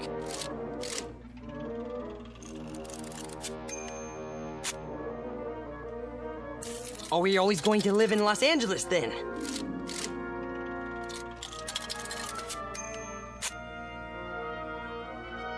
Well, then are we going to live in the Midwest? Then are we going to live in this country? Dawn. Dawn. No more. What? Let's go. No! Put those down. Are we just going to stay here? I don't know! Sweetheart, listen, please. If you love me, listen to me. No, you listen to me! I believe that this machine can tell what's going to happen to us. I believe it, Pat, based on empirical evidence. Do you think I'm just gonna leave it behind? We can't afford to do that. There's too much at stake. But you won't even admit it's possible! All right, it's possible! Is that what you want to hear? I'm not talking about that anymore. I'm talking about you! Us, Pat! Us! I know, but are you just gonna sit here and let this machine run your life? Run my life? Well, isn't that what you're letting it do?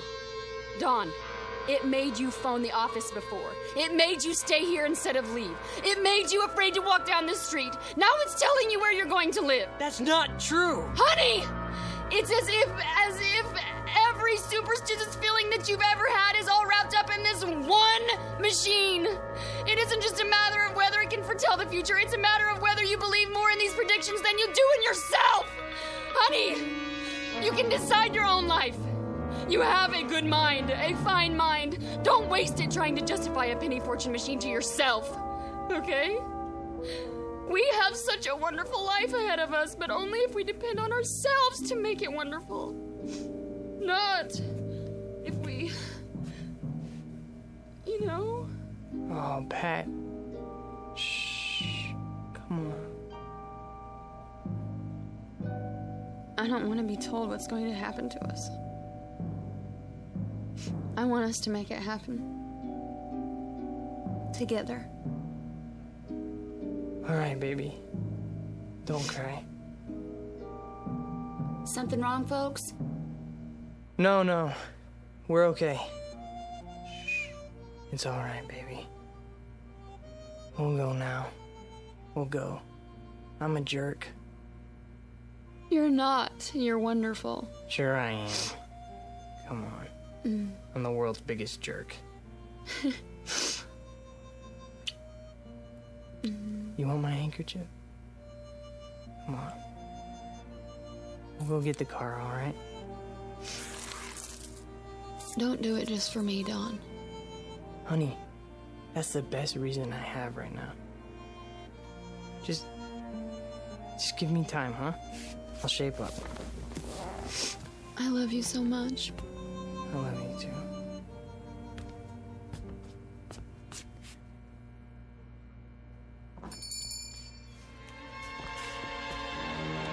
There it is. No one's using it. Thank God.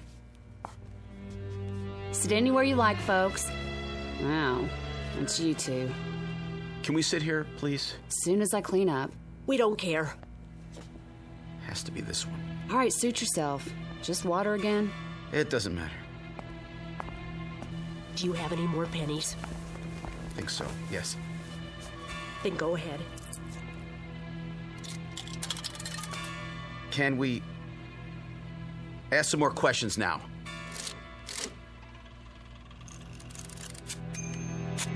What does it say? Choice is yours. Do you think we might leave Ridgeville today?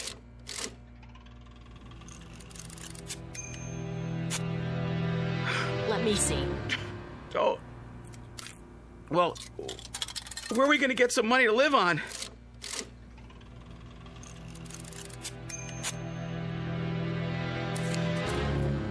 Should I sell our car?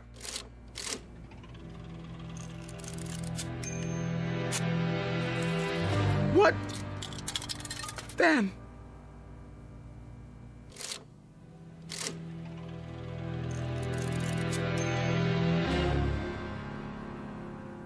A delicate balance in the little town of Ridgeville, Arizona.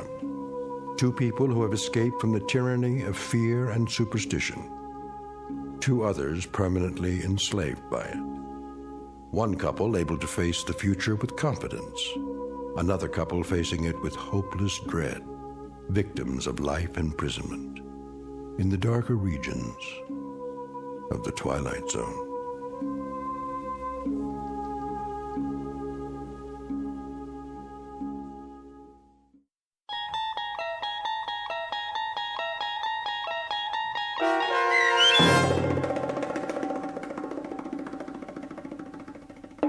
Nick of Time, starring Marshall Allman and Jamie Brown, with Stacy Keach as your narrator, was adapted for radio by Dennis Etchison and written for The Twilight Zone by Richard Matheson.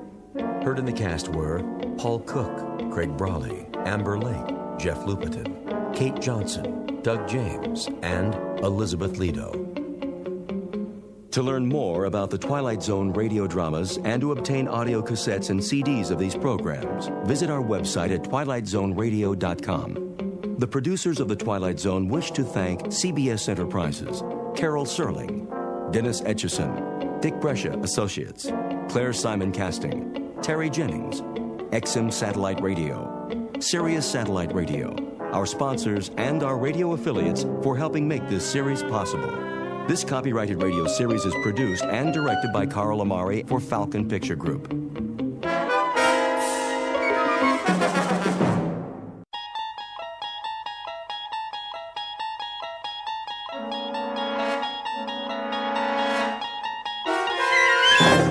You unlock this door with the key of imagination.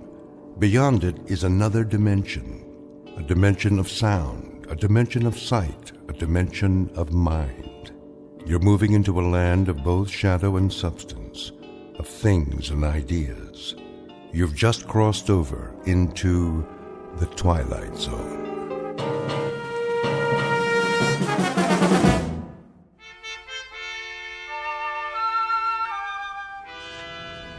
Boss? Yeah, Stevens? Got the feeder belt running again. Already?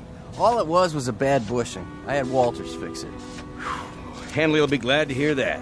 How'd you do it? Well, the manual said replace the main bearing, but I know that sound, just like the old unit. Yeah, the one that used to go down all the time? Good thing we saved the parts. We reground a roller and oiled it up. That's all she took. Well, nice work, Stevens. Real nice. Tell Walters thanks for me. No problem. Hey, Dick, how's it going?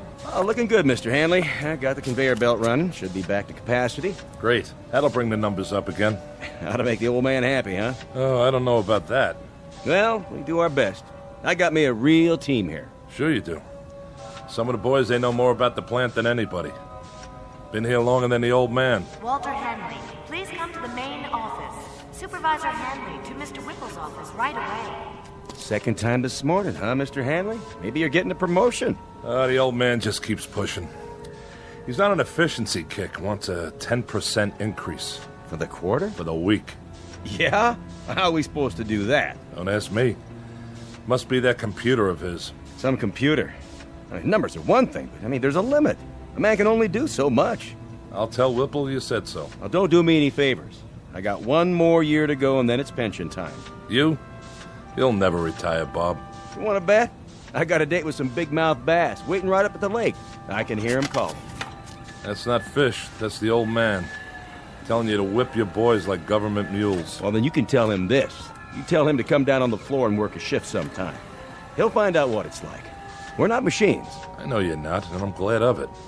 You're doing great, Bob. Try to squeeze out another 5% if you can. That ought to keep them happy for a while. And tell the boys I appreciate the good work. From all of them.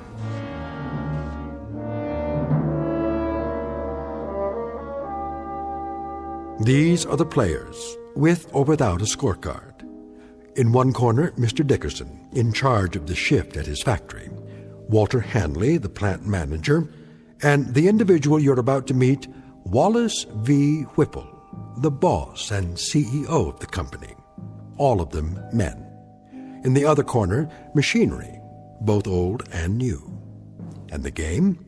It happens to be the historical battle between flesh and steel, between the brain of man and the product of man's brain. We won't make book on this one and predict no winner. But we can tell you that for this particular contest, there will soon be standing room only at a very special arena found only in the Twilight Zone. And now, The Twilight Zone and our story, The Brain Center at Whipple's, starring Stan Freberg, with Stacy Keach as your narrator.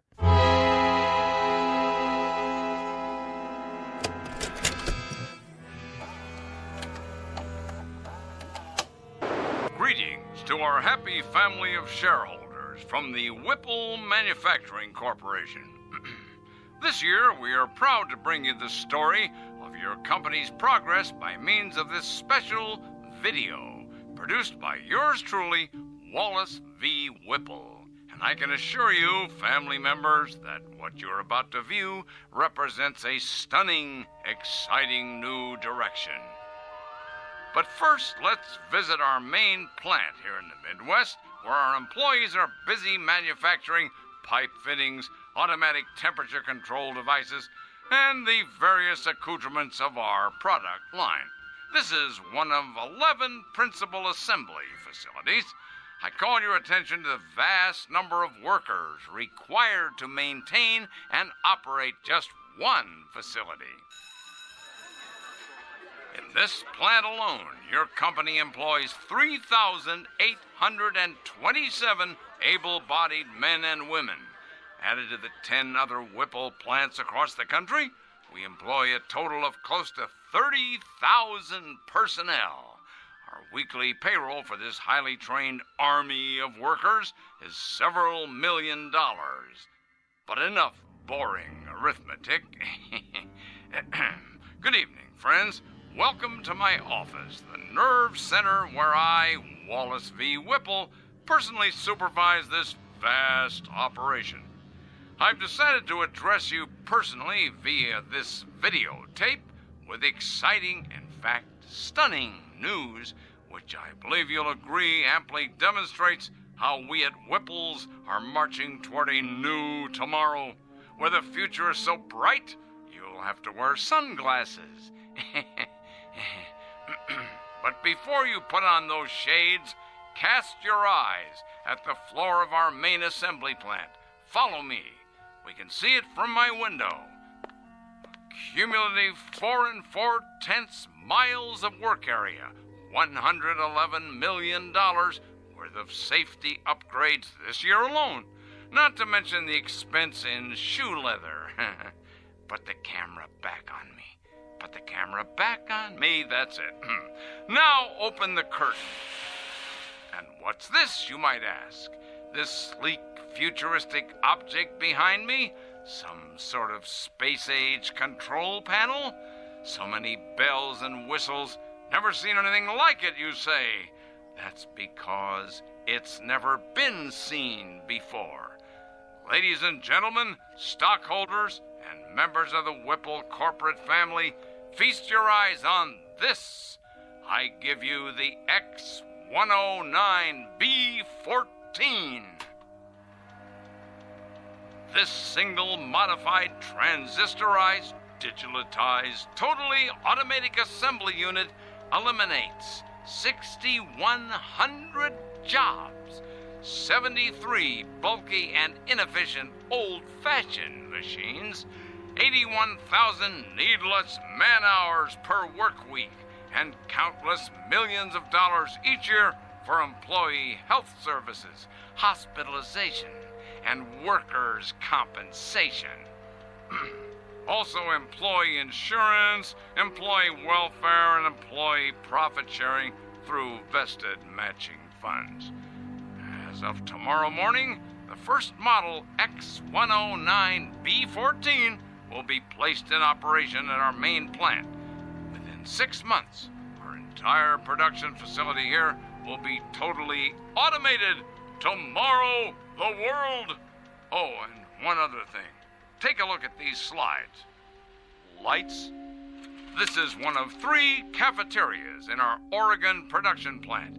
Busy, busy, busy. Here are the food trucks arriving. Here's the kitchen staff, the cooks in the kitchen. And here are the dumpsters filled to bursting with trash and refuse after a typical lunch.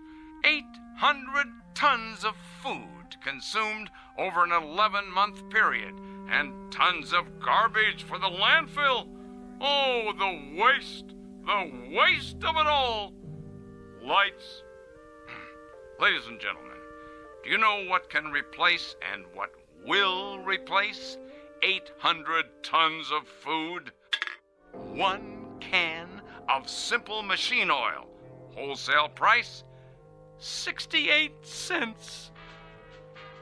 Ladies and gentlemen, Whipple's moves forward to a new plateau of profit, progress, and posterity. In a sense, we have just shed ourselves of the anchor, the heavy, heavy, heavy anchor, the albatross, if you will, of human labor. Whipple's will now operate from a computerized brain center with machines exactly like this one. Ladies and gentlemen, this concludes our year-end report. Thank you very much. Well? Well, what? Well, what do you think, Hanley? Will this put the stockholders on their feet cheering, or will it? Not that I need any particular encouragement along these lines. The videotape speaks for itself. It does indeed. What's the matter, Hanley? You didn't care for it? Mr. Whipple, my duties have to do with management. Something wrong with the lighting? The soundtrack? I'm an engineer, not a drama critic. I'm not asking you to give it 4 stars, Hanley. But as a plant manager, I would assume you'd have a point of view as to the content. Frankly, I would have expected at least some degree of enthusiasm. Sorry, sir. Having to do with the fact that it's a most definitive and incisive report on what we plan to do around here. Now, does it or doesn't it give you the lay of the land? You can answer that, can't you? Oh, it gives me the lay of the land, all right. And? Looks like a pasture to me. Oh, what's that supposed to mean? You actually think you can automate this place in 6 months?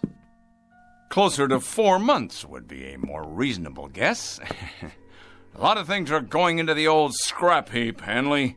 Time clocks, for example. There won't be anybody around to punch them in or out. I think we'll donate them to a museum. A museum? Something, Hanley? Something like a lot of men without jobs. That, unfortunately, is progress, Mr. Hanley. Now, you're a pretty solid man when it comes to quality control and assembly line planning, But when it comes to the aforementioned progress, you're a foot dragger.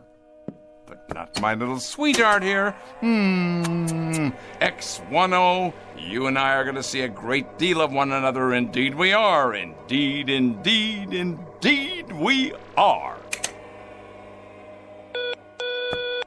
Yes? The technicians are here, Mr. Whipple. Already? You said right away, sir. I know I did. All right, send them in. I'll be sorry to say goodbye to my dear little X10. Where's it going? Just downstairs on the main floor. Once we clear out the walkways and workstations, she'll fit right in, all by herself, at the heart of everything. The heart, huh? The very center of production. In control of it all. That's right. Like the Aztecs. What? The Aztecs, down in Mexico. I read about it. They built statues to their gods. They sacrificed their people to them and cut out their hearts. And when there were no more people, that's all that was left, the statues, with no one to worship them anymore. Come in. We're here to move the unit, Mr. Whipple. How are you going to get it down there?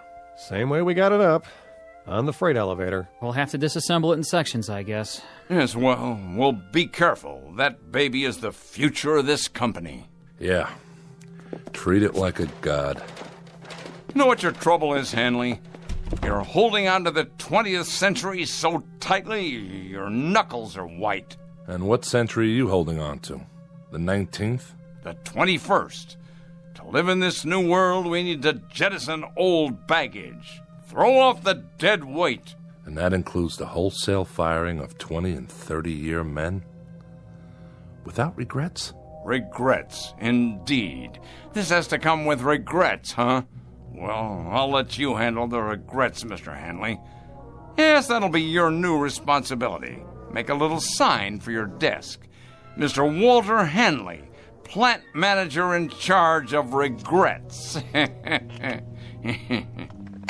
You're so hell-bent to replace men with machines. Did it ever occur to you that there's a trade-off? Pride for efficiency? Pride? Pride. Craftsmanship. What a man feels when he tries to make something as well as it can be made. What do you suppose that bloody machine feels? Anything? Anything at all? What the devil can I do with pride? Can it? Bottle it? Package it? Market it? How? I'm not selling pride here. I'm selling product. Your father, God rest his soul. Go ahead, Hanley. What about my father? Your father ran this plant for 40 years. He had an eye for profit, and nobody could accuse him of inefficiency. Go on. But he had something else on his mind, too. Tell me, Hanley. Tell me what else he had in his mind. Goodwill and the welfare of the people who work for him. Goodwill and the welfare of the people working for him, huh? Indeed, Mr. Hanley, indeed. And in some 40 years, he succeeded in doubling the size of the plant. That should tell you something. While his competitors quadrupled theirs. His competitors, Mr. Hanley, who were perhaps somewhat less preoccupied with goodwill and the welfare of the people working for them. They paid a fair wage for a fair day's work. But if they could put in a machine capable of doing a job better than a man, they did it. They didn't look backwards, they looked forward. Maybe the difference was this. They didn't have plant managers who succumbed to crying jags every time a pink slip got pinned to a time clock. I'm not crying. Good. You asked for my opinion, I'm giving it to you, that's all. Then we can begin. The foreman of the day shift, let's see, I believe his name is... Dickerson. That's it. I will now engage in some of that heart-filled compassion you value so highly. I will give Mr. Dickerson and his shift not 30 or 60 or even 90 days, but a full 4 months' notice. I put it to you, Mr. Hanley, what could be more compassionate than that? You make it sound like you're doing them a favor. Be good enough to send Mr. Dickerson in here, would you? Hold his hand, if you like. Pat his head, dry his tears, but get him in here.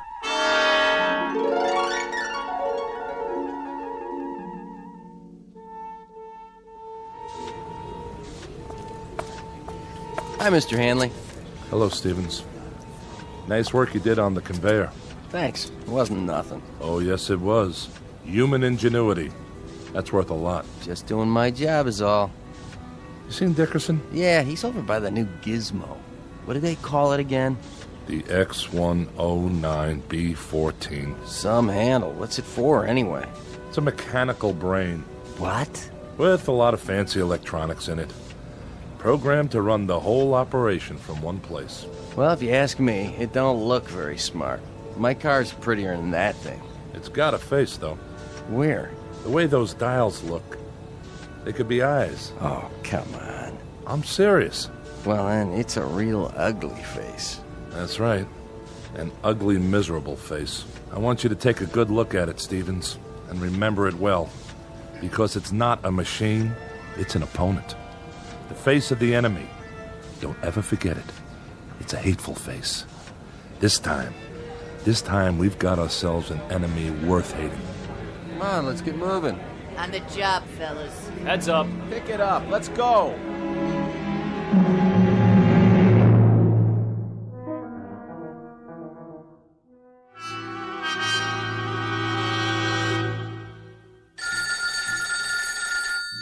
Yes. Walt, is that you? This is Walter Hanley. Oh, I'm so glad. This is Virginia, Dick's wife.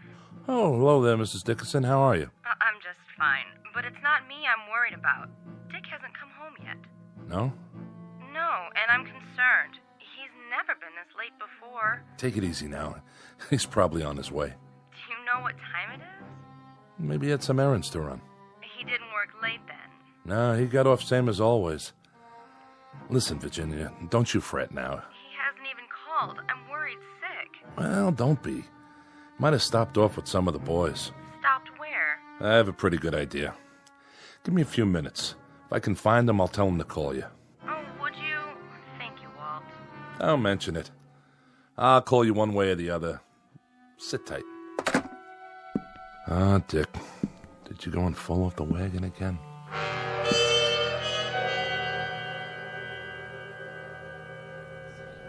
Hey, bartender. Yeah, Dick? Send me up another one. Oh, I don't know. You've been hitting them pretty hard.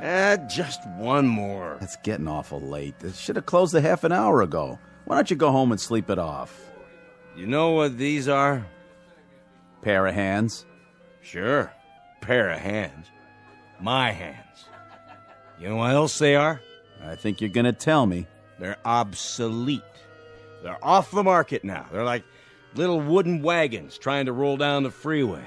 Flesh, bone, muscle, nerves. But that doesn't cut the mustard anymore.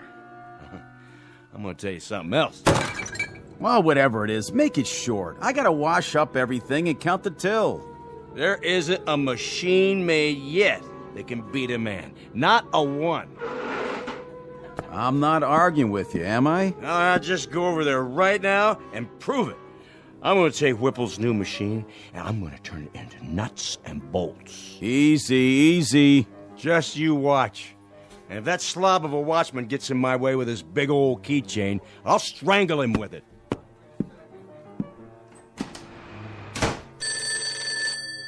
Mike's pub. No, Dick's not here. He just left. Yeah, he said something about going across the street to the factory to have it out with a machine or some such. Yeah, I know it's closed. But by the looks of him, I say that won't slow him down none.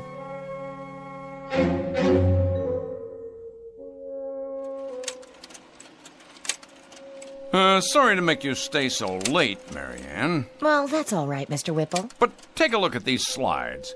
I had the advertising department make them up. That's the one I like. Which one, sir? This one.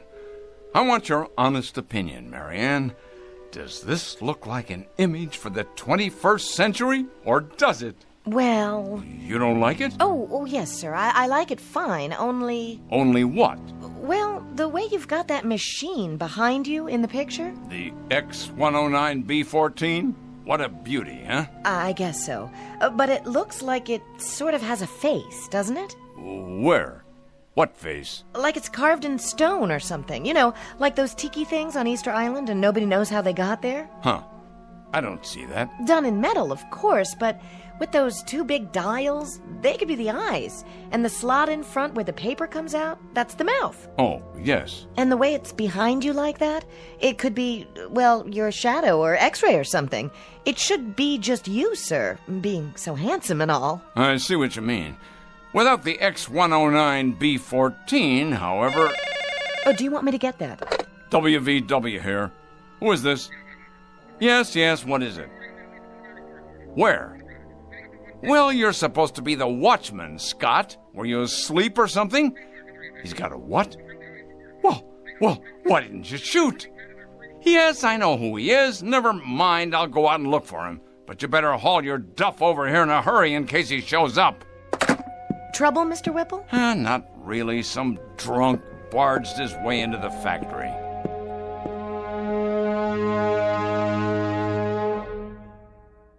There you are, you shiny piece of crap. Stand up and face me. What's the matter? Cat got your tongue? Well, let's just turn on the juice here once. Say what? Speak up, Frankenstein. I can't hear you. Dickerson. Well, what do you know? I just got a call from Scott, the night watchman. Did you now? Said you were drunk and forced your way in. Forced, is it? Well, I am drunk. And I did come in without waiting for permission. Your permission. All right, what is it you want? I've worked here 30 years. Been a foreman for 17. In my book, that gives me some rights, Mr. Whipple. You've got the wrong book, Dickerson. Mine reads as follows. You're drunk, disorderly, and guilty of trespassing. I got here as fast as I could, sir. Scott, if this man isn't out of here in 1 minute, you're to have him arrested. I'll escort him out. Come on now, Dick. Arrested, I said. The man is armed. Guilty on all counts. Of course, it's only a crowbar. But if a man knows how to use it right, it could do enough damage. Okay, give it to me now. You don't want to make any trouble. Stand back. Tell me something, Whipple. I don't have to tell you anything. When you're dead and buried, who do you get for mourners? Who cries for you? This blind steel thing without a heart? Careful now, Dickerson. It's just a machine. You said so yourself. A very expensive machine. You wouldn't want to damage it, would you? Oh, no. Why would a man want to do that? Shall I tell you the difference, Mr. Dickerson, between this machine and you? It costs a few cents an hour for electrical current. It lasts indefinitely. It will. If there's people around to fix it. It gets no wrinkles, no arthritis, no hardening of the arteries. No, that one machine is a lathe operator, a punch operator, and 2 drill press men. The one that goes next to it is a 5-axis milling machine that can produce 6 different parts simultaneously. 2 more of these machines will take the place of 114 men, and they won't use up sick leave, coffee breaks, or vacations with pay. So in my book, Mr. Dickerson, they'll be worth considerably more than you are. Somebody should have stopped you a year ago. Somebody should have held you down, stuck a drill in your head, and poured in some sense. Men have to eat, all right? And that's one reason why you can't stack them up in the junkyard like surplus tanks or put them out to pasture like old bulls. I'm a man, Whipple. Hear me? A man. That makes me better than any hunk of metal. Better, you hear me? Better. No, now, Dickie, look what you've gone and done to your hand. Let's try the crowbar then. Steel against steel. Scott, stop him. Yes, sir. I tell you, stop him. Move. Give me your gun. Careful, Mr. Whipple, it's loaded. Of course it's loaded. I said give it to me. No, Mr. Whipple, you can't. Can't? We'll see about that. Oh! See that machine? It took more than you to get me. It took another man.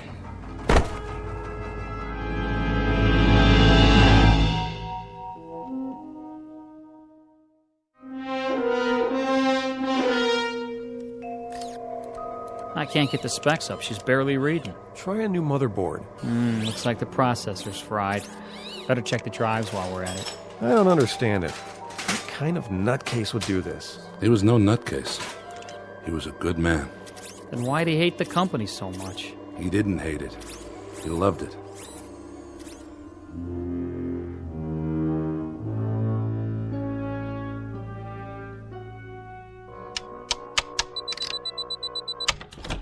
Oh, hello, Hanley. I've been expecting you. No doubt. I was told you were at the hospital. I just came from there. Fortunately for you, Mr. Whipple, Dickerson's going to live. Fortunately for me? My dear Hanley, aside from my protecting my property, I have no involvement in that at all. Are the technicians repairing the machine downstairs? It appears so. Good, good. This should interest you. A tape-controlled 7-axis, what they call a sentry. Know what it does, Hanley? It is connected to every single plant section, tooling complex, and assembly line in the factory. It keeps absolutely accurate data on quality control, product rejects, man hours, machine hours, cost factors, and everything else. It's one of the most sophisticated machines I've ever seen. How many men does it replace? Well, now, this should please you, Mr. Hanley. It'll only replace one man. You. That's only right, Mr. Whipple. Since the point of my coming here tonight was to give you notice. I suspected as much. You're a practical man, Hanley. An industrial team has to be compatible. When two men, well, when they rub one another the wrong way, it's unrealistic that they stay on the same team. Needless to say, Hanley, despite the fact that you think of me as some kind of heartless Scrooge, I don't intend to forget the many years of service you put in here for my father and for me. So I'm giving you a liberal severance pay. What I think you'll agree is a far better than average pension. That's very decent of you, Mr. Whipple. And I'd like to give you something in return, if you don't mind. And that is... you struck me. That was for you, Mr. Whipple. Directly from me. For your insensitivity, your lack of compassion, and the fact that you're a cold-blooded manipulator of men as well as machines. You may take my severance, my pension, and your goodbye speech and stick them into the nearest metal orifice that's handy. When I walk away from you, I walk away clean. And that, Mr. Whipple, is one hell of a trick. What's that for? To keep people out or in?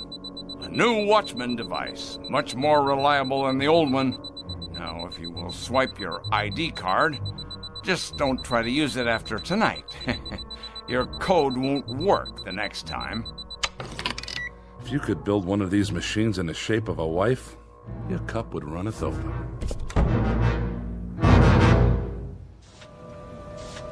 Hey, Stevens. Yeah, Wilson? When's lunch? Same as always, 12:30. Well, I was just wondering, are we going to take an extra break today? Not yet. Try to look busy. Yeah, but there's nothing left to do. I mean, we drove the forklift, loaded the machines, and now I'd say everything's running itself. You're right. It is. Then why does the old man keep us around? He has to. Labor laws. But we won't be here much longer. And then it's Unemployment City, huh? This isn't the only factory. Yeah, but if Whipple's keeps it up like this, pretty soon there won't be any competition. Monorail crane, 4th floor. Crane in position. It's like those machines are talking to each other. They have to talk to each other. Nobody else would listen, except maybe Whipple. Strip stacks picked up by monorail cranes. Activate conveyors. Monorail crane fully operational. Strip stacks delivered. Reposition for next load. Sounds fine, X1O. Come in here, would you, Marianne? I'd like to show you some slides of the new ad campaign. Your secretary no longer works here, Mr. Whipple. She has been replaced by a high-capacity module of the X10 series. Oh, yes, of course. Put me on the PA system. Right away, sir. Technician to brain control. Immediately, please. Yes, Mr. Whipple? Run a control check for me, would you? I've already done that, sir, 2 hours ago, and if you recall, I did it right after you came in this morning as well. Did you ever hear of preventive maintenance? That's my job, Mr. Whipple, but what you're asking me isn't maintenance, and it's not preventing a thing. Isn't it indeed? And I presume you know what this plant needs better than I do? Well, I know that running equipment checks 10 times a day is a waste of effort, sir. It's getting to be a kind of an idiotic ritual around here. You realize, of course, you realize that your presence here is for the moment a necessity. I stress the words "for the moment." Case in point, young man. Case in point. Watch this. Take a letter, X10. Dear sirs, yours of the 14th, received and acknowledged. The quick brown fox jumped over the etc., etc., etc. Now, print, please. See that? A perfect letter. Without error, without corrections. Typed as of the moment of its conception, using voice recognition technology. Am I getting through to you? I presume you mean to demonstrate that secretaries are obsolete now? Precisely. Obsolete. And what does this mean? It means no more powder rooms, no more coffee breaks, no more work stoppages because of inconveniences like maternity leave. Inconveniences like maternity? You'll forgive me, Mr. Whipple, but if this sort of thing keeps up, we're going to have perfect products, but mighty few people to buy them. This, happily enough, is not my concern. Efficiency is my only goal. You looked around this place lately? The cafeteria, for example? It's just like a cave. Not a soul in there, just vending machines and music coming out of a loudspeaker. You walk around the parking lot, it's a desert. There's no people, no cars. This place has everything in the way of convenience now, but you know what it lacks? Enlighten me, if you will. Voices. Laughter. Just whatever it is that people feel for other people. That's what it lacks.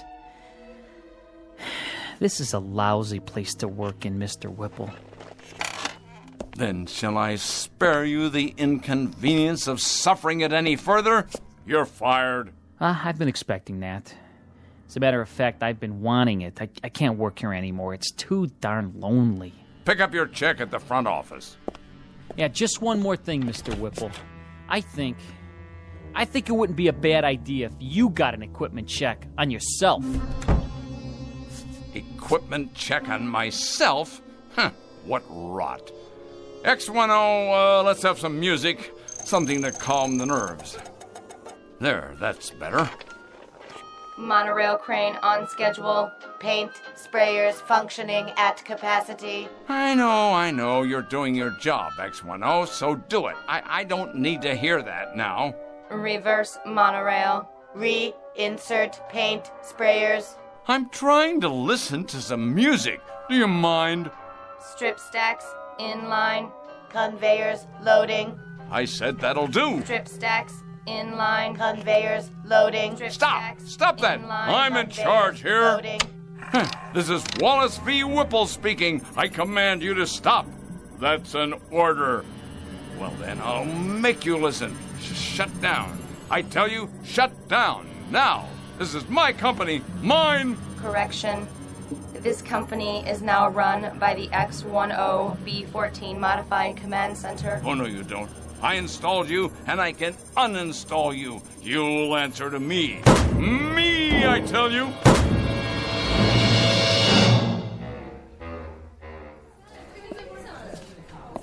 What'll it be, Mr. Whipple? Beer, please. One beer, coming up. How about you, Mr. Handley? One more? No, thank you. Well, 2 other days, Hanley. I'll drink to that, Mr. Whipple. How are you finding your retirement? Tolerable, Mr. Whipple. I managed to keep busy. Not as much as I'd like, of course, and my wife says I'm underfoot all the time. But I'm doing all right. It's kind of nice to sleep late in the mornings. Yes. It's a good thing, though, this retirement, I mean. Man should have time for leisure as he gets older. It's important he has time for leisure. That's so, Mr. Whipple. When the board of directors decided that I was overtired and could relinquish some of my responsibilities, Well, if the truth were known, I did feel a certain resentment toward them. But actually, they were quite right, quite right. You don't have to explain. No, I want to. With the perspective of time, I've begun to realize that when they moved me out of there, it was nothing personal. Of course, I'm not married, and, well, it's somewhat dull for me at times. Oh, I manage to keep busy, but there are times that I wish they really had no right, no right at all. They chuck a man out in his prime like he was some kind of machine part. Said I was neurotic. Said being with the machines like that all by myself had warped me. That was the expression they used. Warped. Like a piece of metal. Well, really, Hanley, it isn't fair. It isn't fair at all. A man has worth. A man has value. And they just snap their fingers and bring in a replacement. It really isn't fair, Hanley. It isn't fair at all. The way they diminish us. But he'll find out. My replacement, whoever he is, he'll find out soon enough.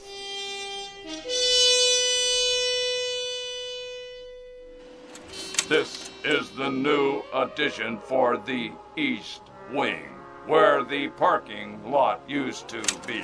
And this is the electronics lab. It replaces the cafeteria.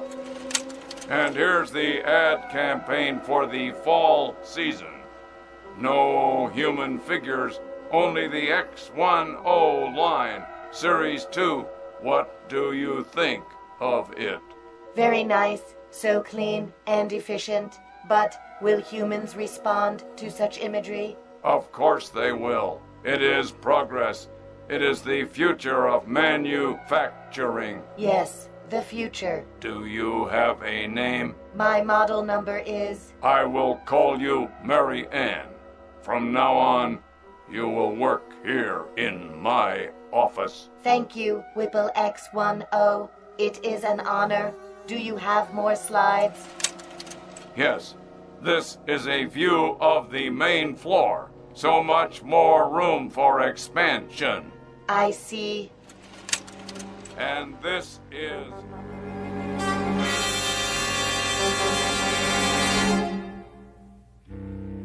There are many bromides applicable here. Too much of a good thing, tiger by the tail. As you sow, so shall you reap. The point is that too often man becomes clever instead of becoming wise. He becomes inventive, but not thoughtful. And sometimes, as in the case of Mr. Whipple, he can create himself right out of existence.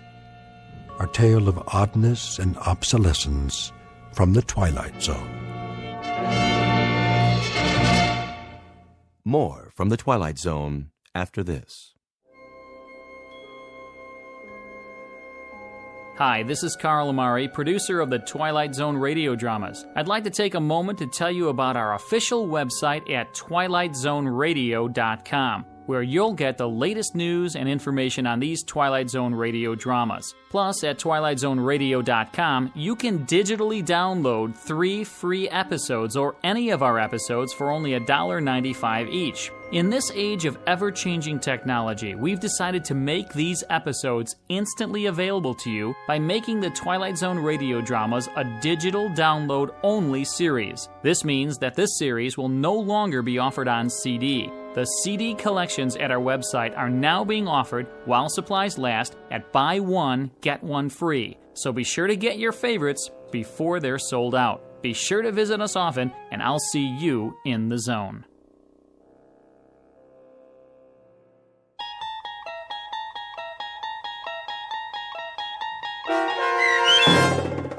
The Brain Center at Whipple's, starring Stan Freberg with Stacy Keach as your narrator, was adapted for radio by Dennis Etchison and based on a script by Rod Serling. Heard in the cast were Mike Starr, Doug James, Kurt Nabig, Deb Dotzer, Jeff Lupetin, Sarah Marks, Carl Amari, Roger Wolski, Paul Patch, and Vince Amari. To learn more about the Twilight Zone radio dramas and to obtain audio cassettes and CDs of these programs, visit our website at twilightzoneradio.com.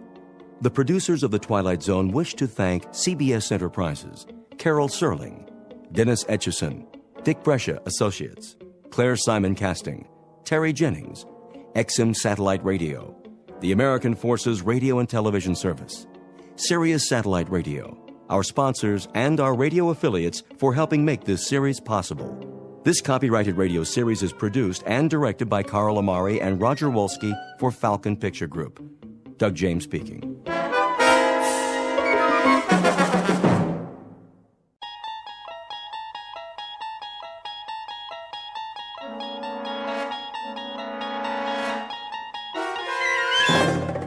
You unlock this door with the key of imagination. Beyond it is another dimension, a dimension of sound, a dimension of sight, a dimension of mind. You're moving into a land of both shadow and substance, of things and ideas. You've just crossed over into the Twilight Zone.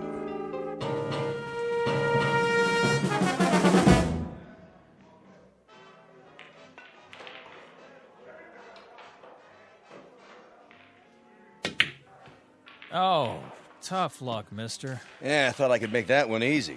Yeah, I thought so too. Well, at least I didn't leave you much. Well, let's see. Face it, you don't have a shot. It looks like you're gonna snooker yourself. Well, you never can tell. 8 ball, corner pocket. Lots of luck. Like I said, 8 ball, in the corner. Hey, how'd you do that? Oh, just lucky, I guess. Luck, nothing. That was some shot. Been practicing. Guess it finally paid off. Yeah. You win. Here's your $5. One more game? Double or nothing? Hey, you wouldn't be hustling me, would you? Do I look like a hustler? I'm not sure. Oh, come on. Me? See, I just play on my lunch hour, whatever town I'm in. Relaxation. Oh, me too. Strictly for laughs. So how about it? I don't know. Flip to see who breaks?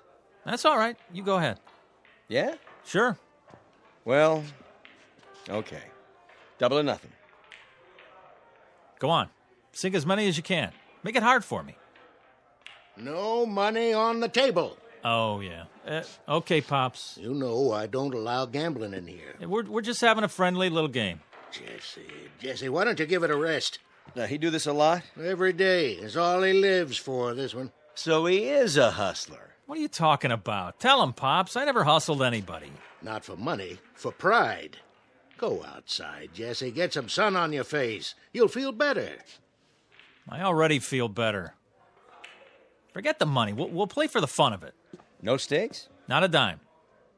That case, let's see how good you really are.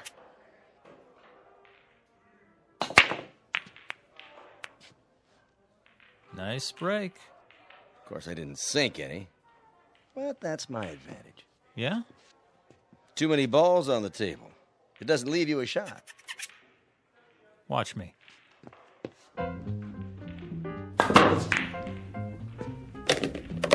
What in the... Bank shot, 3 cushion.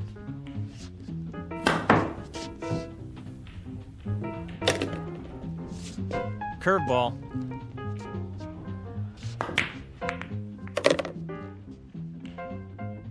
Top spin. Little English.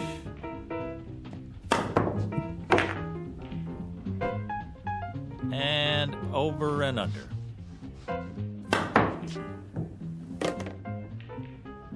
Now, my favorite shot. Took me years to learn this one. You're not going to believe it till you see it with your own eyes. This is the way it's done.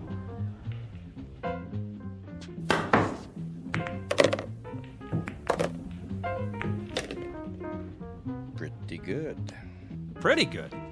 You kidding? Nobody ever made a shot like that in the history of the world. Yeah, it's not bad, I'll give you that. But you're no Fats Brown or anything. What? Put your glasses on. It was impossible, but I made it. Yeah, sure. Keep practicing. You'll get there. Hey, here's for the beer, Pops. See you around. Okay, thanks. What are you talking about? Keep practicing. I made it. Jesse. Just enough Hey. English, the right draw, perfect position. Settle down. Perfect. Easy, Jesse. That's all I ever hear. Fats Brown. Well, I'm sick of it. I'm sick of hearing his name. Jesse, relax. You got company. Hi, Jesse. Jesse, you are a lucky man. Rita, what are you doing here? I thought we had a date. Oh, that's tomorrow night. Thursday night. Tonight is Thursday night. What? Oh, I guess I lost track of time. I'm sorry. I was supposed to pick you up at 8 o'clock. 7. 7. It's 9. Wow. Wow. You look great. Don't change the subject. But I did get dressed up special just for you. Well, we can still go out. It's pretty late for dinner. Well, how about if we go out for a drink? Or a movie? How did you forget about our date? Yeah, how did you do that, Jesse? I was shooting pool, and I guess I just lost track of the time. Uh-huh. The guy I was playing started baiting me, saying, I'm no Fats Brown, I'm no Fats Brown. Can you believe that? How could I not be better than a guy who's been dead for 15 years? When it comes to dating, it's a draw, Jesse. Okay, I deserve that. Look, I'm sorry. I'll make it up to you. Come on, let's get out of here. Why not? There's nobody left to hustle. Right, kid? You bet, Pops. I beat them all. Fats might have been good in his day, but this is my day. I'm Jesse Carter, the best pool cue on Randolph Street, the best player ever. Maybe. Too bad Fats is dead.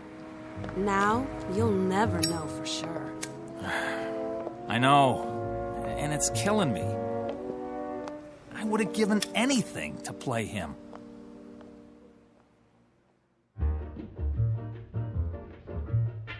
Jesse Cardiff, Pool Shark. The best there is, the best there was, and the best there ever will be on Randolph Street. He has spent every free minute honing his skill for pride and for love of the game. But he's about to learn that there's more to a man's reputation than skill or talent or even fame, and that being the best at anything carries its own special problems, in or out of the Twilight Zone. And now, The Twilight Zone and our story, A Game of Pool, starring Wade Williams with Stacy Keach as your narrator. So, what's the big deal about this dead Fats guy? Don't you know nothing? Fats Brown is a legend. Where you been?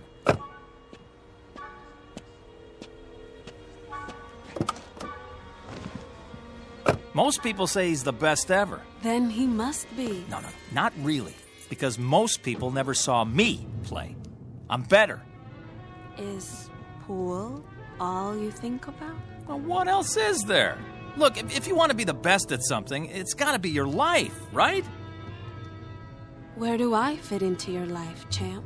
Oh, you are right there. I work you in whenever I can. You got to understand something, baby. Pool takes a lot of concentration. Well then, I got a great idea. What? I want you to stay here. Yeah? Then concentrate Oh. on losing my phone number. Oh, Rita, don't be mad. Rita, where you going? Rita, come on. Look, Rita, please stop. Get lost. Let me explain. What? Look, I would give anything to play Fats Brown just once. Is that so wrong? Yes. But for your own sick, self-centered ego, I hope you get your wish. Oh, Rita, come on, give me a break. I just want to beat the best. What's wrong with that? Fats, dead and buried in the ground. I'd give anything to play him one time. I could beat him cold. I know it. I'd show him who's the best.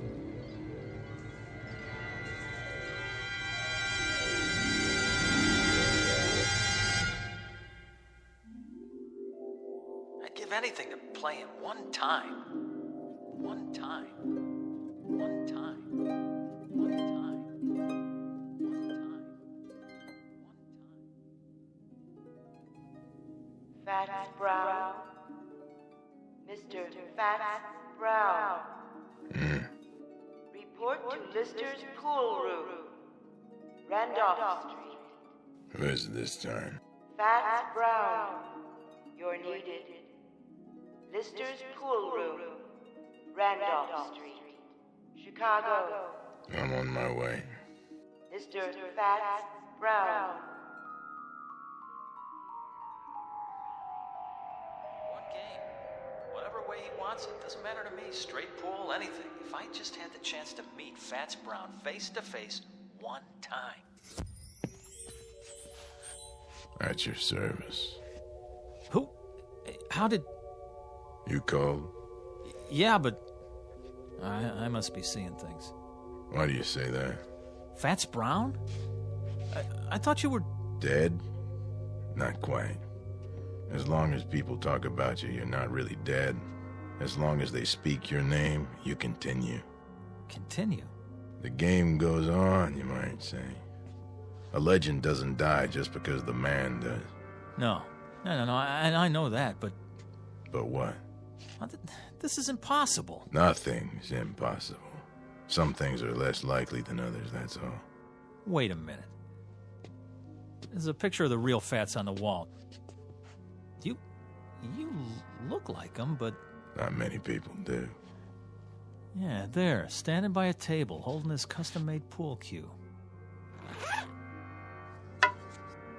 You mean this one? Where'd you get that? Nice stick. Good balance. I had it made to order. Wait a minute, let me get a look at the face. The chin, the nose. Not one of my better pictures. It isn't a rib. I mean, you're him. You're... James Howard Brown, known to my friends as Fats. I know it's a shock, but then you called me, I didn't call you. Oh, well, I didn't mean to... I mean, that is, I was just trying to... To what? I don't know. I was just saying if I could prove... It was big talk. Is that it? Well, no, not exactly. Talk is cheap. I know the type. You like to play with fire, but you don't like to cook. You're not really as good as you claim to be, and you know it. Hey. Deep down, you know you're second rate. Now, hold on. Are you afraid? Now, why would I be? Look, I've come a long way, boy. I don't like to be fooled with. I've met your kind before. A little skill, a little knack, some style. But when the heat's on, you fold. That isn't fair. You've never seen me play. Maybe not, but I've seen plenty like you. You have, huh? How do you know I can't beat you? How does anyone know anything? We learn to read the signs. Well, take another look. It's possible, isn't it? That's not the point. It's a matter of what's likely. But it is possible. Sure, it's possible. Things change. Records get higher. Once upon a time, nobody could run the 4-minute mile. But people get better. Then you admit it. Yes, it's possible you could beat me. But the only way you'll do it is with a pool cue. You'll never get the job done with your mouth. All right, fat boy. Dead or alive, I'll tell you something. Maybe you are some kind of a legend, a tin god, but you know what you are to me? A big balloon, just waiting for someone to stick a needle in you. Well, I'm the someone, and here's the needle. Where? My pool cue. Oh, it'll get the job done, don't you worry. You're like all the other legends. You get by on your reputation. One time I heard a man in this very room swear he saw you make a 9-cushion bank. And you don't believe it? Now, you hit a ball that hard, it won't stay on the table. The guy had more imagination than brains. Is that so? Well, let me tell you. That's not what counts. The question is, can I back it up? Oh, how right you are. I know how good I am, but you... Then you'll play me? Rack the balls. Are you sure? Sure, I'm sure. What about the stakes? Stakes? A little something to make the game more interesting? Oh, here's what I got. I'll shoot it all, my whole bankroll. Any or all of it. Put it back in your pocket. Why? My money not good enough for you? Come on, use your wits, boy. What good is money to me? Then what? Something to make the long journey worth my while. Name it. You said you'd give anything for a game with me. Anything? What are you getting at, mister? Just what kind of stakes you talking about? Life or death. What? You beat me, you live. You lose, you die. You're pulling my leg. The proposition is simple enough. You're crazy. Interesting. What is? To see how much faith you have in your ability. Or should I say how little? Go chase yourself. You know something? For my money, you don't want it bad enough to be the best. Why, when I was your age, I would have jumped at the chance. But then I was better than second rate. Watch it. You wouldn't know about that. It takes more than skill to be a champion. It takes equal parts talent, work, luck, and nerve. A quality you sadly lack. Nerve? You mean insanity? How so? You want me to risk my life on a game? Insanity, then, if you prefer. Listen, I'm just a pool player. There's probably no less important thing on the face of the earth, pushing balls around with a stick on a felt-top table. But mark this in your book, I'm the best. It's a proud thing to be the best at anything. But then you wouldn't know about that either. Hey, hold on. Where you going? I'm going back, of course. Back where? You wouldn't understand. You're wrong. About what? You say I don't want to be the best bad enough. That's not true. Oh boy, is it not true. Do you know how many hours, how many years, how much of my blood and sweat I put into this game? I'm listening. How many nights I slept right here on this table? Yeah, I did that. I made a deal with the owner so I could practice after the place was closed. I haven't been to the movies in years. I know what you're talking about, but it's still talk and nothing else. I'm good, mister. Real good. But am I that good? You'll never know until you're ready to risk everything. Will you stop pushing me? Sure I will. I was just thinking. Where I come from, there's a race driver. Go to the track and whisper his name. Say Tazio Nuvolari and watch their heads nod up and down. Or go to the bull ring and hear them talk of Manolete. Both men face death daily, and both are legends. They learned something important early on. You'll never make the grade by playing it safe. This is nuts. So long, kid. Wait. What for? Oh, boy, what am I doing? Something you want to tell me? Well, You accept the terms? Life or death? Rack 'em.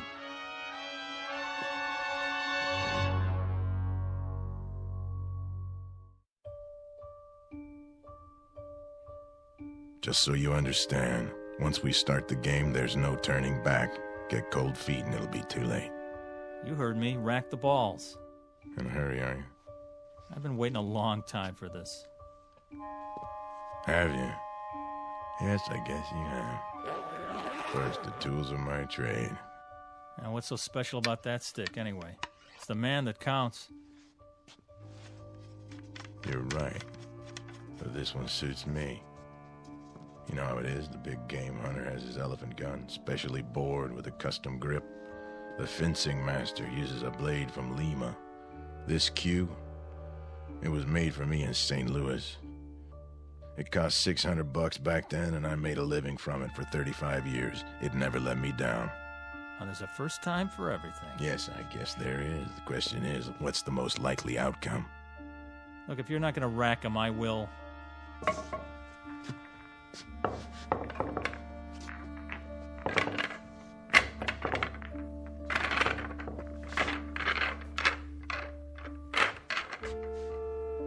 Anytime you're ready. Do I get to call the game? Name it. Rotation. Kelly. 14-1 rack. 8-ball, what's your pleasure? All right. Let's see how good you are. 1 game, 300 points. That'll do. Standard rules. Is there any other kind? But just so there's no misunderstanding, we play for the value of the balls. 9 points for the 9-ball, 10 for the 10, and so forth. Agreed? Agreed. Good. You have a coin? Right here. Toss for break? You flip. Sure. Call it. Tails. Here goes. Why'd you put your hand over it? I want to give you a fair chance. Go ahead, let's see. You can change your mind. You heard me. Tails. All right, then. If you're sure. You can change your mind, you know. There's still time. Not on your life. My life's not what's at stake. Let's see it. Heads. I guess that means it's my break. Yeah, your break. As soon as I chalk up. Take your time. I know what you're thinking, son. Oh, you do, huh? Same as most players. The man who breaks is at a disadvantage. Once he scatters the balls, the other man has a clear field. Well, doesn't he? Maybe with some people, but not the way I play. Oh, sure. I suppose you can control the break. Time to go to school.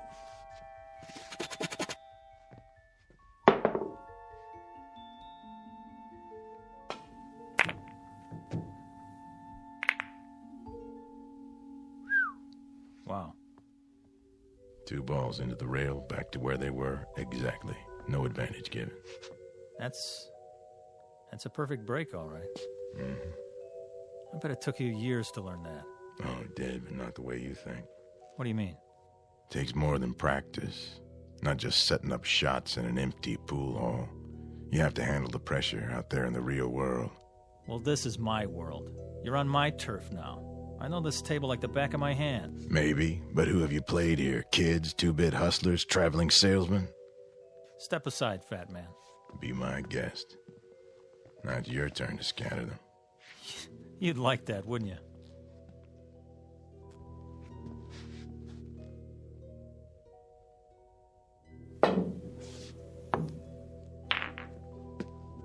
A safety. Playing it close to the vest, aren't you? That's what you call strategy. What are you going to do now? I'll try to think of something. There's always a power break. Yeah. But if nothing falls, you leave me wide open. And if I sink one, you're really in trouble. With luck, I can run the whole table. Prove it.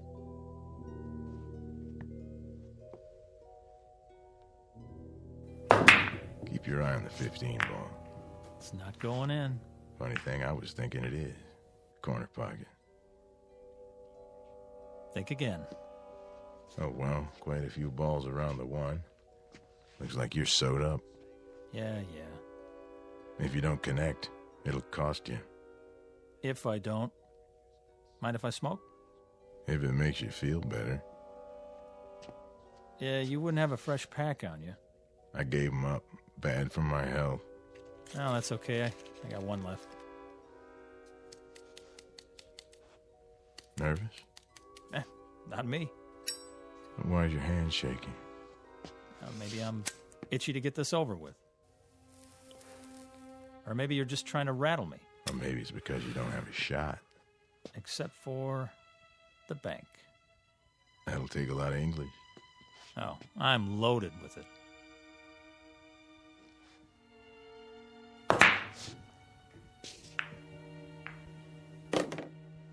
So you are. This time. Shall I keep score? I got it. Now what?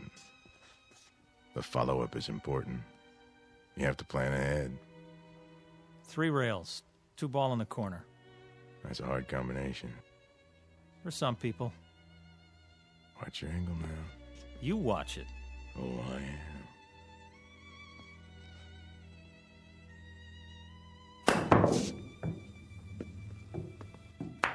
How about that, fat boy? Not too shabby. It was great. In some places. You know what? You're like all the others. Always trying to bring me down. Well, why would I do that? When I was a kid, There were plenty of guys like you. Guys who were good at things like music and basketball and arithmetic. They'd do anything they could to make me feel about an inch tall. Well, you fooled them, right? Yeah, I sure did. I knew there was something, somewhere, that I could be good at. One day, I was about 16. I wandered in here. It was cool and dark, like being underwater, you know? Yeah, I know. So I kept coming back. I used to stand around and watch him play. Got to know the place, till I felt relaxed. One day I picked up a stick and asked this old man. He was sitting right over there. I said, "You want to play, mister?" "Why not?" he said. And I beat him. That was when I knew I had an eye for the game. 3 ball.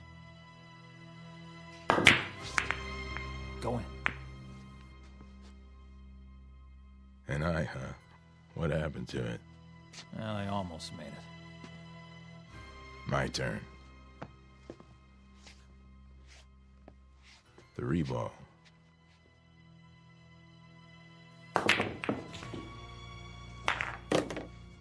You know, almost works a lot of the time, but not in geometry. Well, what's that got to do with it? Pool is geometry in its most challenging form, a science of precise angles and forces. You have to understand that or you're lost. Yeah. 4 ball, other end.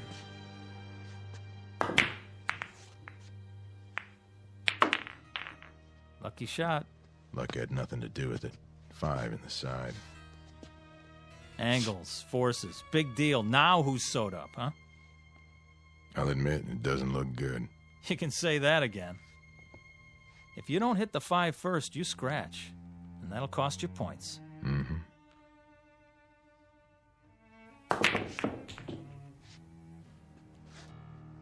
Your shot. Oh, man, is it. 5 ball.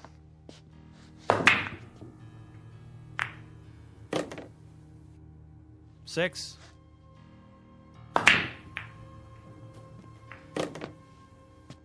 Seven.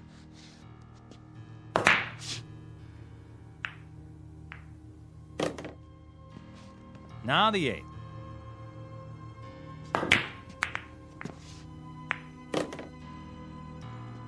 Nine in the side. 10.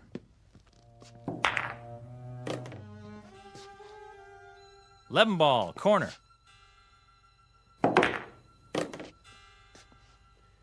I have 59 points. You have 7. The game still has braces on its teeth. Rack 'em up.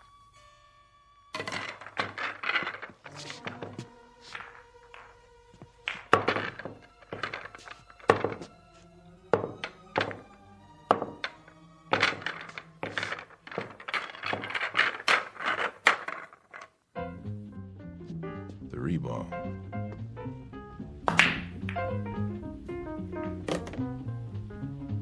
Four in the side pocket.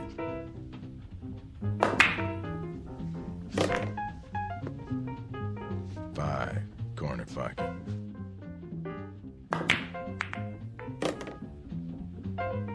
Nine in the side.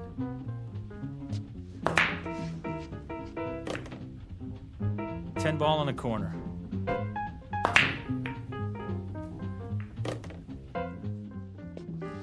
11.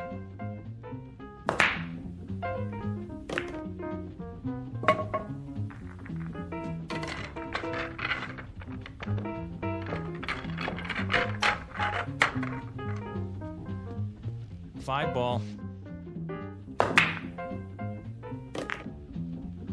6. 10. 15 ball. Ha! Your shot. No kidding. Just in case you lost track. Tell you what I'm gonna do, fat boy. Let me make it easy on you. No thanks. Hey, I'm trying to do you a favor. For what reason? 'Cause I got feelings. Come on, admit it. This must be humiliating. Oh, I wouldn't say so. Well, let me say it for you then. The game's as good as over. Is that what you think?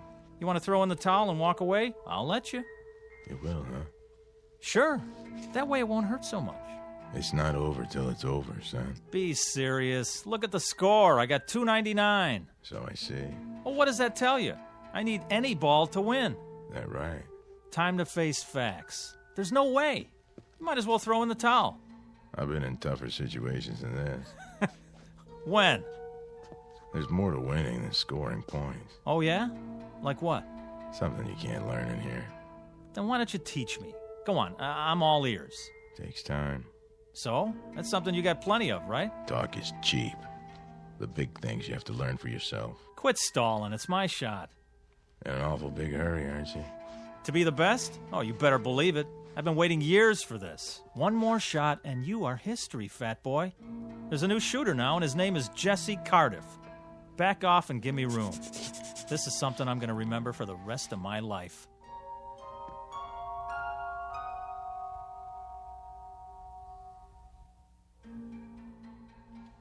Don't let me hold you up.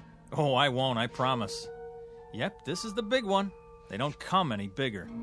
Me and Fats Brown, and I need one to win. Feast your eyes on this. Number 5 in the corner. Funny. Something you want to say? I was just thinking. You do a lot of that. What is it this time? Just that there's more to life than a pool hall. No kidding. It isn't right you being cooped up in here all the time. You're all hard, Fats. You ought to get out a little, see what's going on. I've heard that before. From Pops. Now, what about you? What about me? You didn't get to be the best sitting on a park bench. You spent a lot of time with a pool cue in your hands. You must have.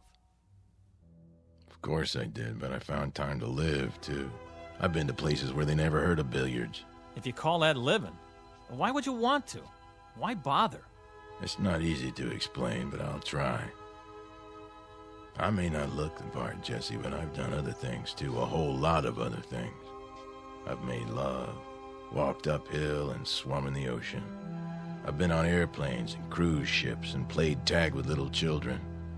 And when I think of the wonderful things there are to see and do in this world, it hurts me to think of you rotting your life away in this miserable dark hall. What? Oh, I get it. Nice try. What's this, you don't believe me? Doesn't matter whether I do or not. You're trying to distract me, so I won't make my shot. Am I? That's a lousy thing to do. But it won't work. 5, corner pocket. Hey, what are you doing? Doing? Oh, you mean the coin. Sorry, it's an old habit of mine. Take your hand out of your pocket. Sure, if you like. Now don't say another word, just for a minute. This is the easiest shot I ever saw. There's no way I can mess it up. Nobody could. I'm in no hurry. Good. Take your time. I will. And I'll stand over here and just give you all the room you want. You do that. Enough with the chalk already. What? Oh, sorry. You're not even going to get to shoot again. I'm making this shot, and there's nothing you can do to stop me. No doubt. You did that. Did what? You dropped the chalk. Then I better pick it up. My shot. But... That one right there. In the side. Oh, I don't believe it. Look at you. A little gamesmanship, a little pressure to put some fun in the game, and you come apart at the seams. You cheated. I did? How so? Well, you... Kid stuff to make you break your concentration and shoot wild didn't take much. You know, if you ask me, that's pretty low down. Some places they break a guy's thumbs for that. Not here. Game ball. Oh, one more thing. If you want to concede now and save yourself the embarrassment. Take your shot. It's not over till it's over. Right. Even when it's just a formality. Last ball. Corner pocket. Choke. You wouldn't be trying to distract me, would you?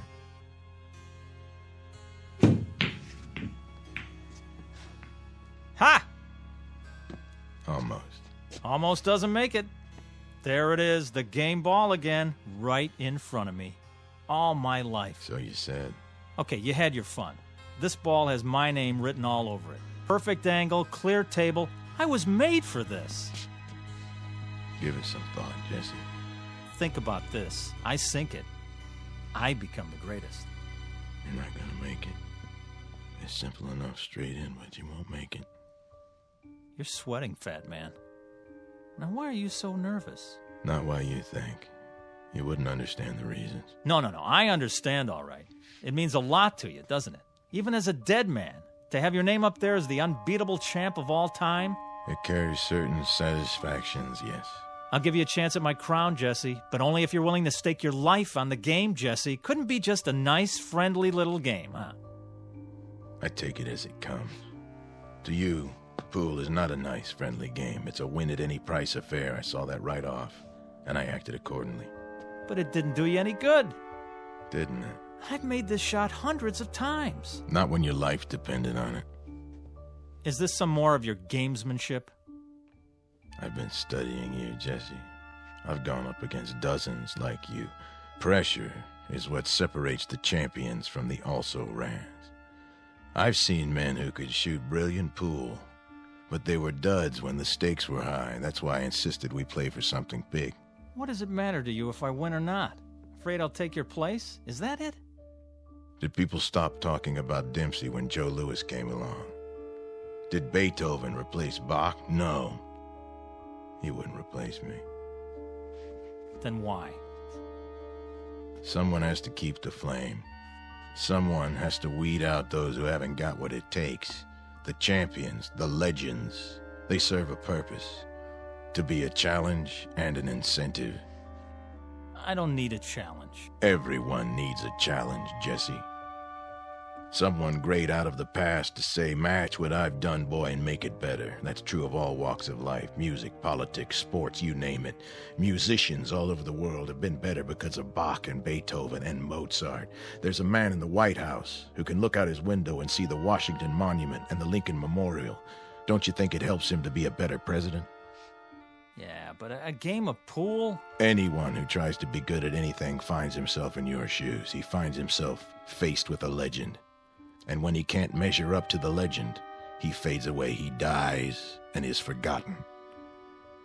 I'm only a pool player, Jesse, but I'm the best. No, you were the best. No man gets past me unless he has what it takes. And you don't think I have it? There's still one ball on the table, and it's taken you a mighty long time to get at it. You wouldn't believe this, Jesse, but personally, I'd like to see you win. Yeah, I've only been doing my job. Stand back and give me some elbow room. Wait, Jesse. Oh, no. I've been waiting too long. Before you shoot, think about one thing. What? Sink that ball and you may win more than you bargained for. You're wasting your breath. Don't you get it? There's nothing you can do to stop me now. Nothing. Sorry, I was required to say that. Something along the lines of a disclaimer. Well, what are you waiting for? Not a thing.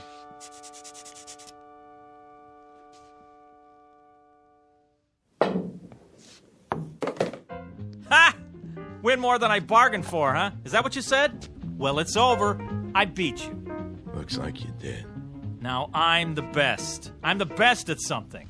So you are. You had to prove yourself under pressure, and you passed the test. Well, aren't you going to congratulate me? I'm not sure that's in order. Thanks. What do you mean, thanks? I beat you. I'm going to live. Of course you are. Those were the stakes. You'll live forever. Then why thank me, fat boy? You'll find out when the time comes for you to leave Randolph Street. You're a sore loser, that's all. I beat you fair and square. Yeah. You saw it. I beat the king of the hill, Fats Brown himself. So long, kid. Thanks for the game. Me, Jesse Cardiff. Now I'm the best. And I'm going to stay the best, because nobody's ever going to take it away from me. Not ever. From now on, it's me, Jesse Cardiff.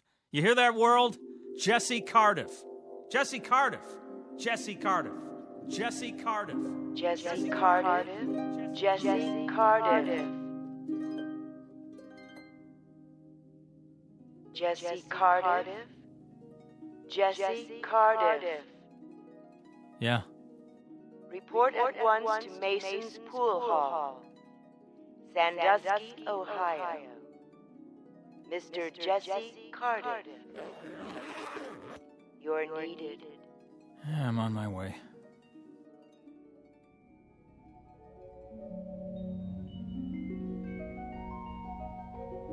Mr. Jesse Carter, who became a legend by beating a man known as Fats. But many years later, after his funeral, he found out that being the best at anything carries with it a special obligation to keep on proving it. Mr. Fats Brown, on the other hand, having relinquished his champion's medal, has gone fishing. These are the ground rules on Earth and in the Twilight Zone.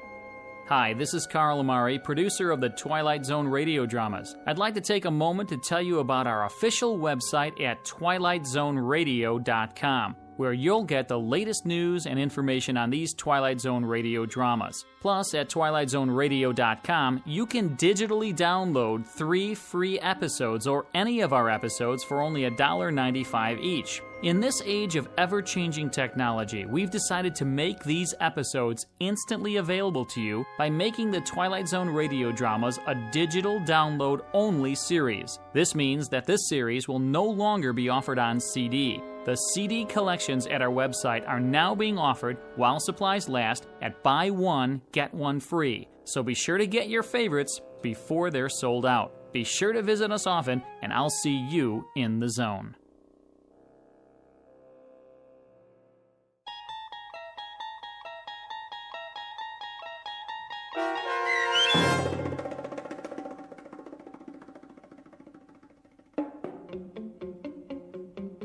A Game of Pool, starring Wade Williams with Stacy Keach as your narrator, was adapted for radio by Dennis Etchison and Joby Cerny, and written for The Twilight Zone by George Clayton Johnson.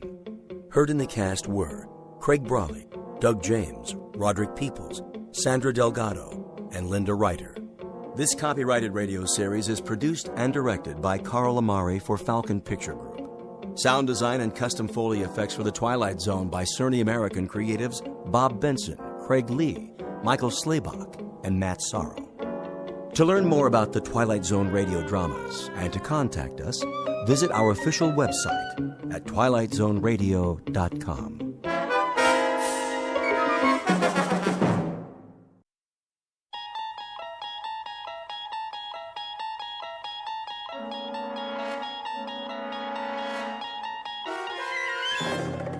You unlock this door with the key of imagination. Beyond it is another dimension, a dimension of sound, a dimension of sight, a dimension of mind. You're moving into a land of both shadow and substance, of things and ideas. You've just crossed over into the Twilight Zone.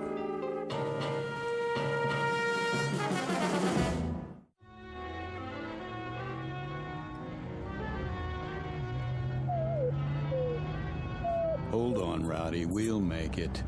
There's a fork in the road up ahead. Oh, haven't they heard of signs around here? No, I didn't think so.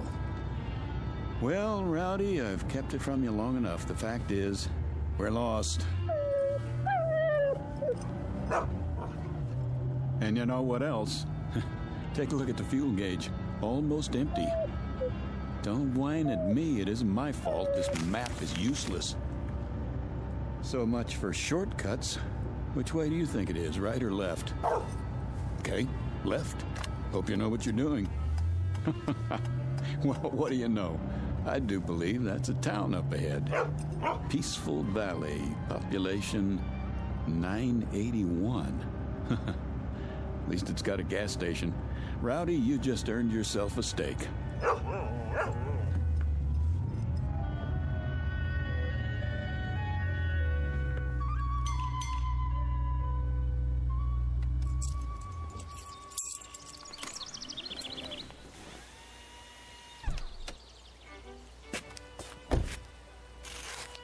Hey, anybody here?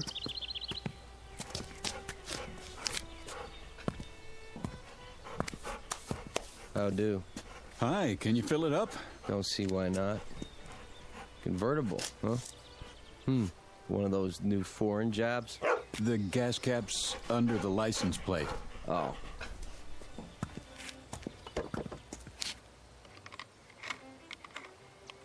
Well, I'll check the oil and water. Sure enough.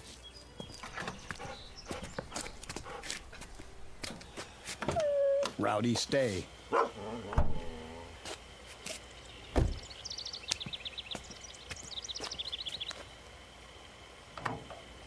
Pretty empty, huh?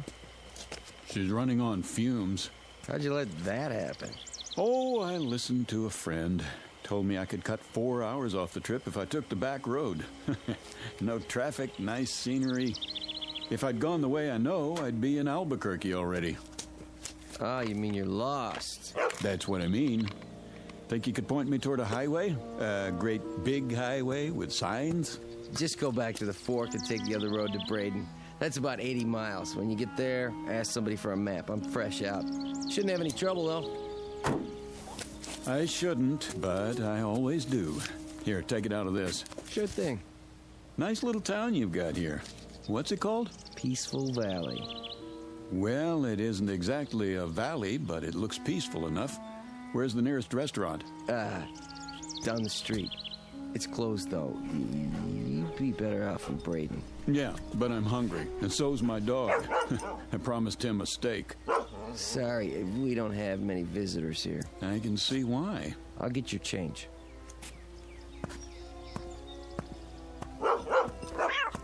Kitty, stop it. Rowdy, you take it easy. Rowdy! 1850 out of 20. Rowdy, come back here. Leave my kitty alone, you bad dog. Rowdy! He's just playing. No, he's not. I'll fix him. What's that?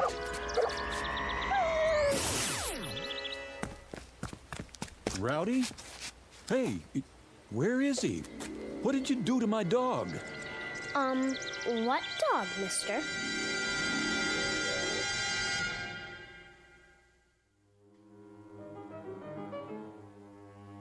You've seen them. Little towns in the middle of nowhere, off the main roads and highways. You've seen them, and chances are you kept on driving. But have you ever wondered about them? Who lives in these towns? Who are they? What do they do, and why do they stay? Philip Redfield never bothered to ask such questions, and until now he had no reason to stop and find out. If not for his dog, an errant cat, and a little girl with a peculiar electronic device, he might have driven through Peaceful Valley and continued on his way without a second thought. But he can't do that now, because, whether he knows it or not, this particular shortcut has led him off the beaten path and into the capital of the Twilight Zone.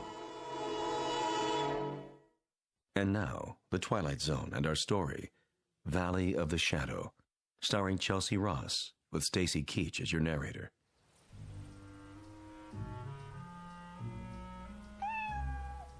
Come on, Kitty. Let's go in the house. No, little girl, wait. Huh? What did you do to my dog? Nothing. Oh, yes, you did. Look, I was standing right over there. I saw you. You leave me alone. Not until you tell me what you did to my dog. What in the... Rowdy, here! Here, boy! Rowdy, where are you? Hey, fella, you scared my little girl. That makes us even. Your little girl scared me. What do you mean by that? Just what I said. I don't know how she did it, but she made my dog disappear. What? She pointed something at him about the size of a remote control. She took it out of her pocket, and he vanished into thin air. Are you feeling all right? No, I never feel all right when I see a miracle happen. It raises my blood pressure. Easy now, mister. What kind of dog is he? A golden retriever. Let's look around the yard. He's bound to be here somewhere. What's his name? Rowdy. Here, Rowdy. Here, dog. Look, this isn't doing us any good. I told you. You try over the hedge. I'll go around back. Don't worry. We'll find him. He couldn't just disappear. That's what I'm trying to tell you he did. Here, Rowdy. Rowdy? Rowdy! Here he is! Wait, there you are, boy. Good dog. Where were you? In the back. I guess he must have found another cat to chase. Yeah, I guess so. Yeah, I'm sorry I popped off at you. I could have sworn. It's all right. The way Sissy disappears sometimes? Well, I know how you must have felt. How you doing, boy? Sissy's your daughter? Yep. What was that thing she had, anyway? What thing? In her hand, some sort of electronic device. Now, I know I didn't imagine that. Oh, it must have been her transistor radio. Yeah. Well, I'm sorry I bothered you. Come on, boy.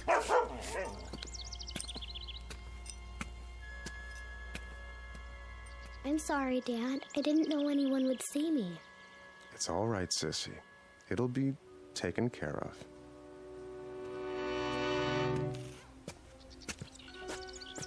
You see all that? All what? Never mind. Okay, Rowdy, back in the front seat. Let's get going.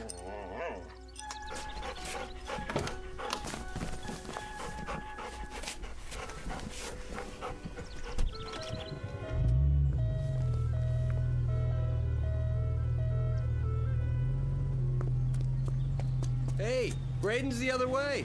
I know, you told me.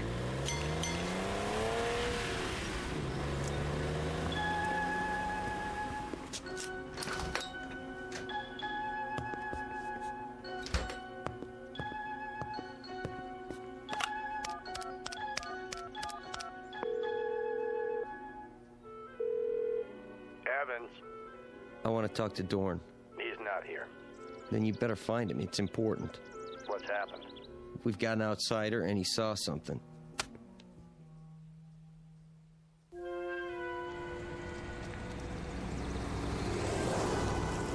There's the restaurant. The sign in the window says, closed, all right. Great. Well, don't worry, Rowdy. I said I'd find you a steak, and I will, somewhere.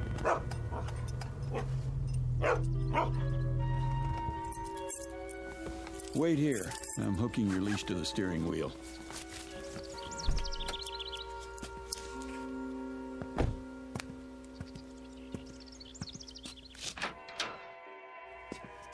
Hello? Anybody here? Hello?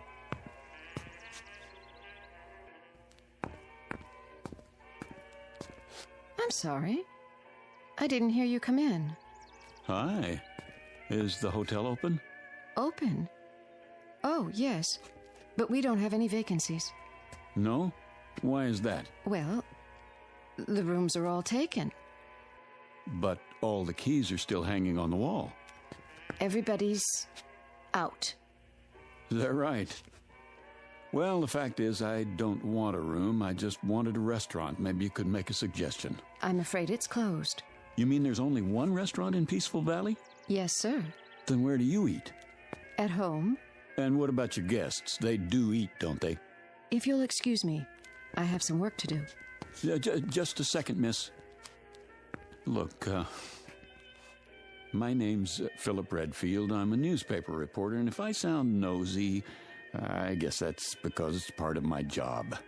Oh, I see. You don't mind, do you? No. Good. Then just answer one question for me. Look, ever since I pulled into town, people have been trying to get rid of me. They have? At least that's the feeling I get. I was just wondering why. Well, we don't get many outsiders. So I've heard.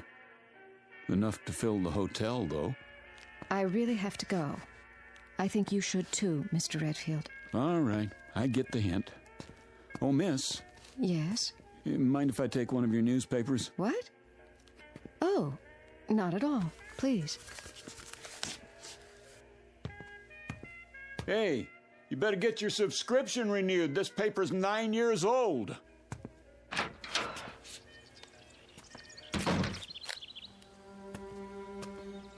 Come on, Rowdy, let's get out of here.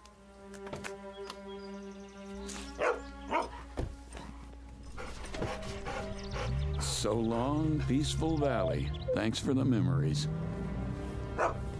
You tell him, boy, nothing here for us. Just let me turn around. A few minutes from now, we'll be back in the real world. Oh, it's a good thing they don't fix this road. Might make people want to come here. There's the fork. Don't see any stop sign. Do you, Rowdy? Nope. Me neither. Well, let's punch it.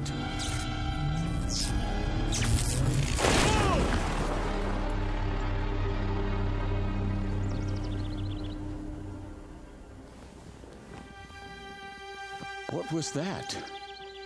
Rowdy, are you okay? Rowdy? Rowdy? Rowdy?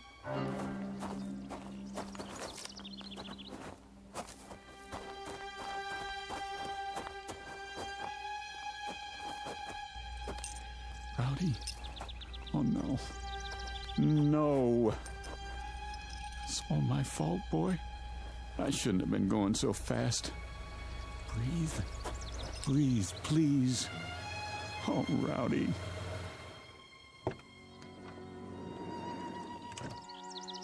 Rowdy. Had an accident, did you? No, an accident had me. I had the top down. He was thrown out of the front seat. There's no heartbeat. Let me check. Nope. I don't believe it. He's dead. Front end's pretty smashed up. Radiator shot, too. Doesn't make sense. The road was clear. There wasn't another car for miles. Maybe it was a rock. There are no rocks around here. Can't be too sure. Yeah, it must have been. Rain washes some big ones into the road every now and then. If there were, it would still be here. Could have knocked it off the road. Come along, Mr. Redfield. Come where? We'd better get you to a doctor. What about my dog? You have nothing to worry about. Can you walk okay? Here, lean on me. Wait a minute. I don't think I want to go back into town. Not your town, anyway. You need to be examined. I'm all right, I tell you. You don't know that. Could be internal injuries. If anything's wrong with you, it'll be on our conscience forever. Take it slow.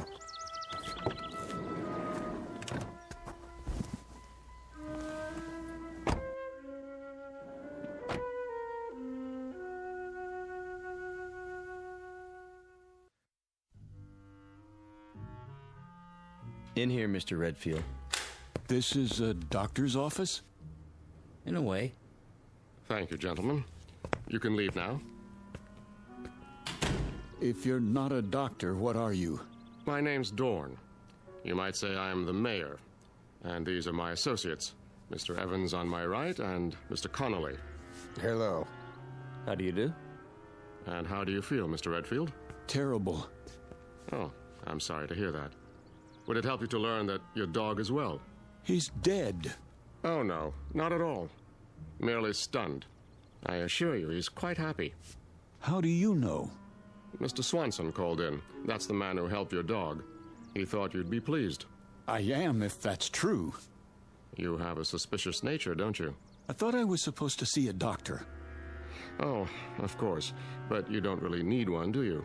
If you did, we'd have one here in no time, believe me. Then why am I here? Just to bring us all up to speed, in a manner of speaking. Please, sit down. We'll try not to detain you too long. After all, you can't go anywhere in a wrecked car now, can you? You got that right.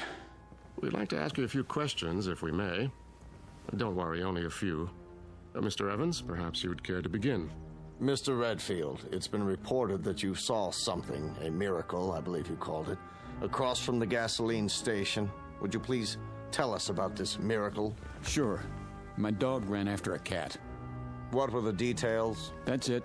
You're quite certain? Nothing more? Yes, I'm certain. Mr. Connolly, your question. I was simply wondering, Mr. Redfield, why you told the girl at the hotel that people were trying to get rid of you. What is this, a quiz show? Look, I've got a wrecked car, and I'm already a day late for work. I assure you, it's being taken care of. Just a few more questions, if you please. I think you mentioned that you're a newspaper reporter. So? A noble calling, but limited. I suppose you have a novel in the planning stages? Who told you that? No one. It's a fact, though, that most reporters aspire to be novelists. I wouldn't know. Are you married? No. Engaged? No. Listen. So you came to Peaceful Valley by mistake? No one knows you're here? Oh, they will. A lot of people are going to know I was here, Mr. Dorn. Oh, dear. What's the story on this place, anyway? Rowdy didn't just run after a cat, and I didn't crash into a rock that wasn't there. What did happen? Come back in an hour, Mr. Redfield. Perhaps then you'll have the answers you seek. I'd like to speak with my associates first. Where can I find a phone? There's one at the hotel. 1 hour, then, Mr. Dorn.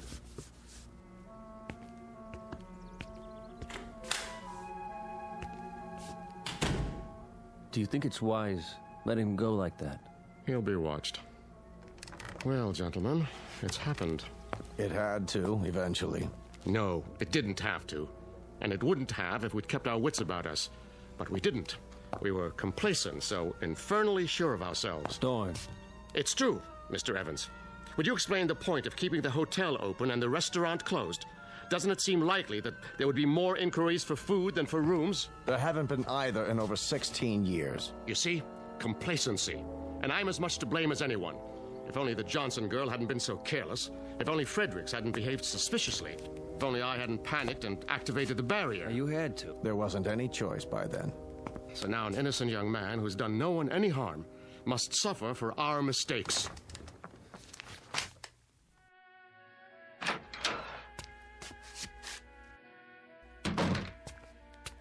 Mr. Redfield. I was told there's a telephone here. Well, yes, but... Where is it? I keep it under the counter. Uh-huh. A real antique, huh? Figures. How do you get the long-distance operator? Just ask for her, but... Hello? Hello? Yes, I'd like to call Albuquerque. Chapel 77205, station to station. That's quite a mayor you've got there. Makes a person feel really welcome. You've spoken with Dorn. Yeah? All right. Keep trying. My name's Redfield.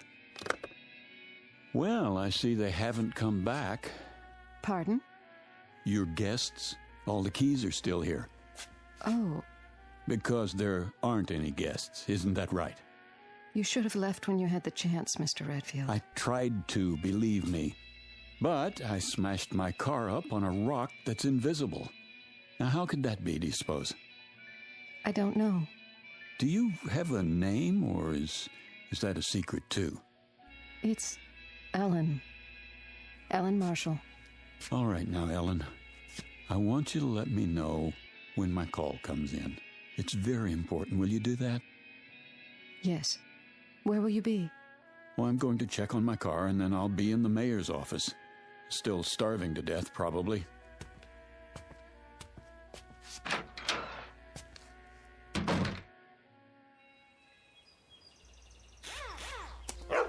Rowdy! How you feeling, boy? I counted you out, you know that? I gave him some water. What about the car? It's pretty banged up. Hood's sprung, and the radiator's punctured. Yeah, I know. You were supposed to be fixing it. Nobody told me. Well, I'm telling you. Can't do anything unless it's authorized. It is authorized. $200 extra in cash if you get it fixed by tonight. Consider it a bonus. It has to be official. Sorry. You're going to be a whole lot sorrier, I promise.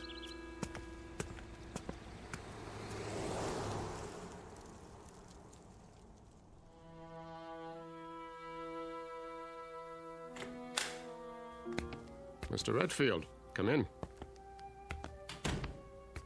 I thought you said my car was going to be repaired. Sit down, please. I don't want to sit down. I want to know why nothing has been done to my car. Why is it just sitting out there? Primarily, Mr. Redfield, because you won't be needing it anymore. No? And why not? Because you are never going to leave Peaceful Valley. Is that supposed to be a threat? You see, Mr. Redfield. Now, the situation is rather complicated. While we hold no brief against you personally... Wait, I think I've got it figured out. Oh?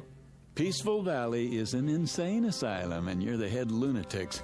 I'm never going to leave. Who's going to stop me? We are, if necessary. There's nothing you can do, Mr. Redfield. We'll see about that. Don't do anything foolish. Please listen to Mr. Evans. Tell him to get his hands off me. Come with us. I said don't touch me. Mr. Redfield, be reasonable. You be reasonable. As far as I know, kidnapping is still a crime in this state. Gentlemen, I implore you. This violence must stop now. Oh, you've got one of those too, huh? What are you going to do, make me disappear? Don't you There. You shouldn't have done that, Dorn. Now he's seen the device up close. You mustn't bring him back. I have to. What did you do? How did I get in this chair? You were disassembled. But I was across the room. Your molecules were transported and reassembled with this. That's the same thing the little girl used, so what is it? I'm afraid you wouldn't understand, even if you were a physicist, which you aren't. Try me. Let's say it's a device by which we move objects from one location to another. All things are collections of atoms with spaces in between. Even you, Mr. Redfield. And those atoms are in a given mathematical order. This mechanism breaks them up and stores them, then puts them together again in the same order. That's ridiculous. Perhaps. But it saves time when you want to move your furniture around. Dorn. Yes, Mr. Evans? Let's get this over with. What's he talking about? You smelled a story in this town, Mr. Redfield. And you were right. You turned off onto the road to Peaceful Valley. You saw certain things that defied logic. You became curious. So we had to stop you. And now, I'm sorry to say, we must do worse. Because you have stumbled upon the best-kept secret in the world. What secret? Our gift. Dorn. Relax, gentlemen. It will do no harm to tell him now. Our gift, Mr. Redfield, bestowed on the people of this village. 104 years ago, a man came to Peaceful Valley. From what land or even what planet, no one knows. Oh, come on. He was a brilliant scientist, but he was also wise, as you shall see. From his brain came equations the likes of which no one has seen or dreamed of. No one on this planet, at any rate. What kind of equations? Of course, I can't tell you what they were, but you're aware, I trust, that the basis of this complicated process we call life is energy. It is a powerful, mysterious force. If enough of it were to strike a single square inch of Earth, it could run all the machines in the world. It could perform miracles. And you expect me to believe in this magic? No magic. The scientists' equations unlocked the force, Mr. Redfield. And from them has come the greatest power for good or for evil that the universe has ever known. Where do you come in? He decided to entrust his secret, the equations and the machines he'd built, to 3 men. He instructed them to give the people of Peaceful Valley the benefits of this power, but under no circumstances to reveal the secret to the outside world. It was to be kept here until humanity learns the ways of peace. And that is your story, Mr. Redfield. So you can see why we cannot allow you to leave. Our law is very clear. It says, let him who discovers the secret be eliminated. There is more at stake here than your life, much more. And now it's time to finish it. What are you doing? Come with us. Get away from me! Don't make it hard on yourself. Come, Mr. Redfield, we can't do it here. I promise you it won't hurt a bit. No! Wait! Wait!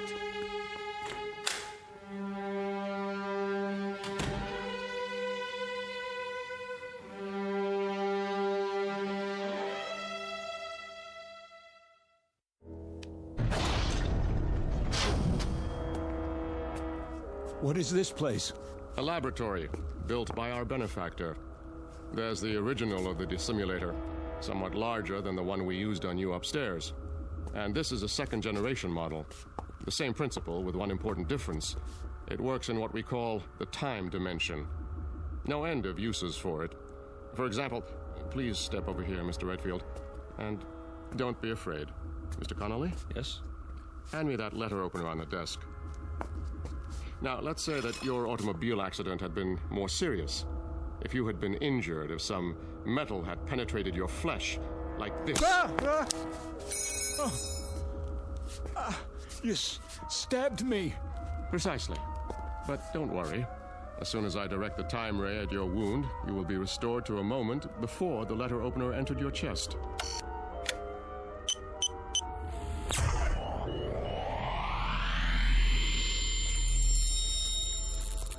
My skin.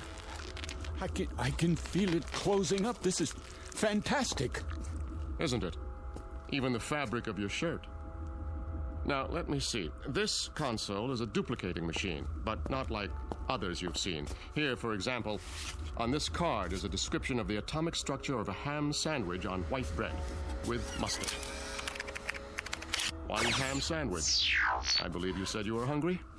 Not anymore, Mr. Dorn. Out there on the road, what did I run into? In the car.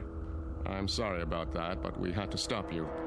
It was an energy field, a wall of loosely packed atoms, so to speak. Purely an emergency measure. Now, behind this wall panel with the cards is a folder containing the sacred papers, the original equations from which everything you see came about, in case you still doubt that they exist. Do you know what you've got here? I believe so. And you mean to say you don't intend to share it with the world? Oh, good heavens, no. I've already explained why. The world isn't ready. But Peaceful Valley is? We have no wars here, no crime, no violence, no greed. Unlike your world, ours is a place of peace. We use the power for good, not evil. And what makes you so sure the rest of us wouldn't do the same? Come now, Mr. Redfield. The history of civilization is written in blood. Because people wanted things. With this power... With this power, they would destroy the universe. They are children. But that one machine, it could stop sickness and suffering. It could cure disease. And you let people... Haven't you any conscience? Yes. That is why we cannot release the equations. The same power to heal the sick could be used to kill the innocent. It could mean the end of the world. I don't believe that. Think, Mr. Redfield. What did you do with Professor Einstein's primitive equation E = mc squared? It could have been used to make the waters flow in the deserts to feed the starving millions, was it? No. It was used to destroy countless lives with a bomb. So you're just going to sit on your secrets, use them for making ham sandwiches. Ham sandwiches are a bit better than total destruction, wouldn't you say? Let's get on with it. He knows too much. We have to eliminate him. You hypocrites. You talk about us, but when you want someone out of the way, what do? You eliminate him. Be quiet. No, he has a point, Mr. Evans. That is what I've been pondering. If we kill this man, then in what way do we differ from the outsiders? It's the only solution. Thank you, Adolf Hitler. Oh dear. We didn't anticipate this, did we, gentlemen? It is the law. Not necessarily. The law says, let him who discovers the secret be eliminated. It doesn't say killed. You can be eliminated one of two ways, Mr. Redfield. Through death or through assimilation. The choice is yours.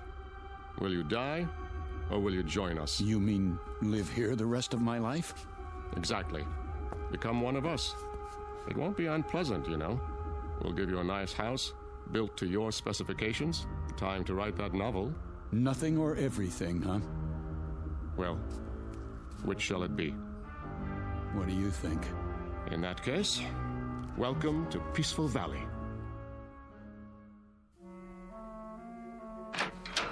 I've equipped it with bookshelves, a desk, reference materials, paper. I'm sorry about the old-fashioned typewriter.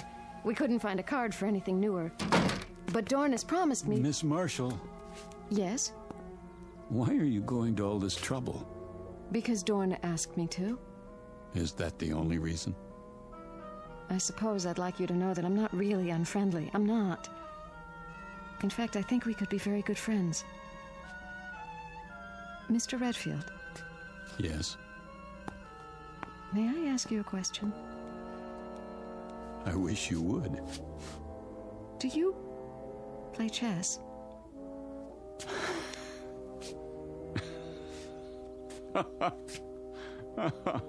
Oh, that's great. Is something the matter? No, everything's fine. You do like the house, don't you? I tried to make it nice. It's beautiful, Ellen. but I'm afraid you wasted your time. Why? Because I won't be here very long. As long as you think that way, you'll have no choice. Dorn won't trust you. He's trusting me now, isn't he? Is he? Hello? I'm leaving Mr. Redfield's house now. You see, I'm required to tell him everything you do. But you're not like the others. If you get hungry or want anything, call me. I'll look in on you later. Oh, and don't try to go beyond the border. The force field's still active.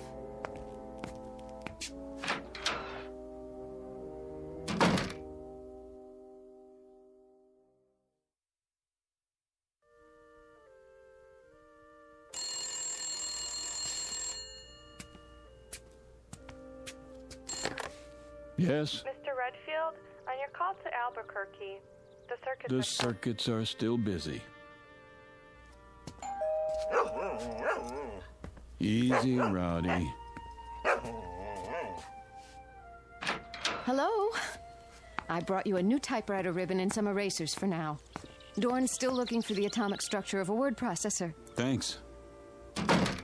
Have you started the novel yet? Not really. I find it hard to concentrate in prison. I don't understand. You ought to. You've got the same problem. I can leave anytime I want to. Then why don't you? Why should I? What could the outside world offer that we don't have? That isn't the point. It's what you could offer the outside world. Right now, at this very moment, millions of people are starving. You could feed them. They're suffering. You could make them well. But you don't care. Let them starve. Let the children die because their mothers can't give them enough milk as long as you're happy. Philip, those things, are they really happening? All over the world. Every minute of the day and night. What would you do? A terrible thing. I'd get those papers, and I'd give them to the world. You mean you'd steal them and run away? But you promised Dorn... I promised myself to be a decent human being, and that means helping other human beings. Now, what's the use? You don't know what I'm talking about. You never wanted anything you couldn't whip up in 10 seconds like a cake. I did once. When you were going to leave Peaceful Valley. I've thought about you since then, Philip. Even asleep, I've thought about you, and it hurts. I don't know why, but it hurts. We have machines for so many things, but I can't stop this feeling. There's an equation that might help. 1 + 1 = 1. Don't people fall in love here? I don't know. But now, Philip, I want us to be together. I could want that too, in a real world. But as long as I'm in Peaceful Valley, I'm going to want just one thing. Out. All I know is I want to be with you. Then help me. If I do, will you take me? I promise. I'll be back. Wait for me outside.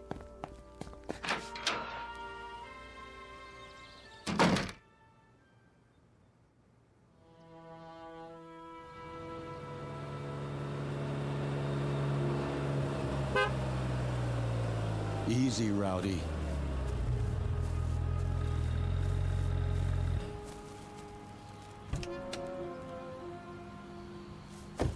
My car. You got it fixed. Dorn always keeps his word. What about the force field? I had him take it down temporarily so I could check the road outside of town.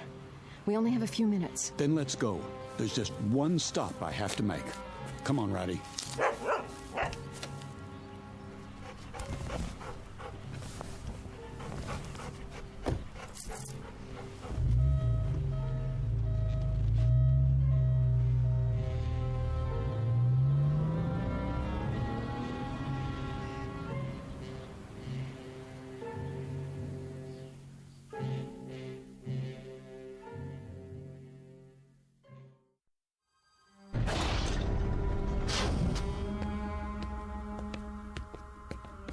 There. The equations. And what else? What do I need? Maybe, atomic structure of gold. Guitar. Gun. 38 police special. That'll do.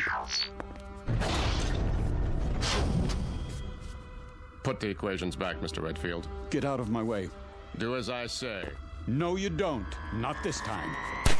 Dorn! He's bleeding. Use the time ray, quickly. Keep your hand off that machine. I don't want to shoot you. Don't! What have you done? We've got to restore them. What are you? I can't let them die. Are you going to shoot me too? No, of course not, but... Have you looked at the equations? Right here. Wait a minute. The first one's blank. The second one? They're all blank.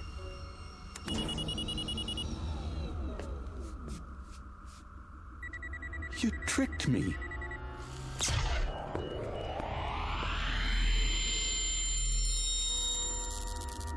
Thank you, Miss Marshall. So now you see what would happen if our secret were to get out? The first thing you do is make a weapon. The second, you kill with it. It was all a setup, and you were part of it. Everything you said was a lie. Not everything, Philip. She thought you would prove your good intentions, as I did. But you are like the others. You believe that if the end is just, then so are the means. A pity. You have lost paradise, Mr. Redfield, and you don't even know why. Gentlemen, the machine. Yes, sir. So now you're going to do the same thing. Not quite. You're going to be rendered harmless, but it will not be an execution. I've been studying our law, and I believe I have found a way with the second-generation machine. Try to appreciate our position. Imagine a state which has carried the death penalty on its books for 100 years, but has never had to invoke it. That was the case here. You were our first prisoner, so to speak, and you forced us to re-examine our law. Adjust the time ray, Mr. Evans. Goodbye, Mr. Redfield. I was becoming fond of you.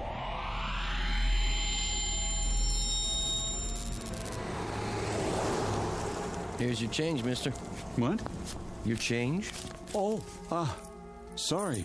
I must have dozed off for a second. Happens when you drive too long.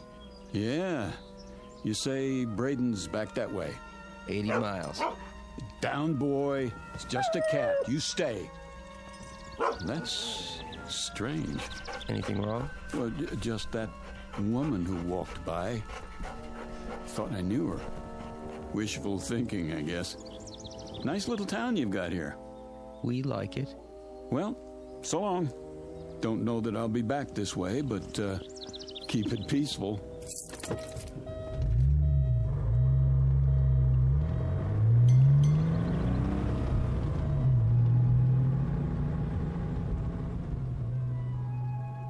You've seen them. Little towns in the middle of nowhere, tucked safely away from the main road. Ever really thought about them? About the people there? What they do and why they stay? The next time you're tempted to take a shortcut, think twice. Because what happens there might change you and the world in more ways than you can imagine. Of course, change can be a good thing, as long as you're on your way out of and not into the Twilight Zone.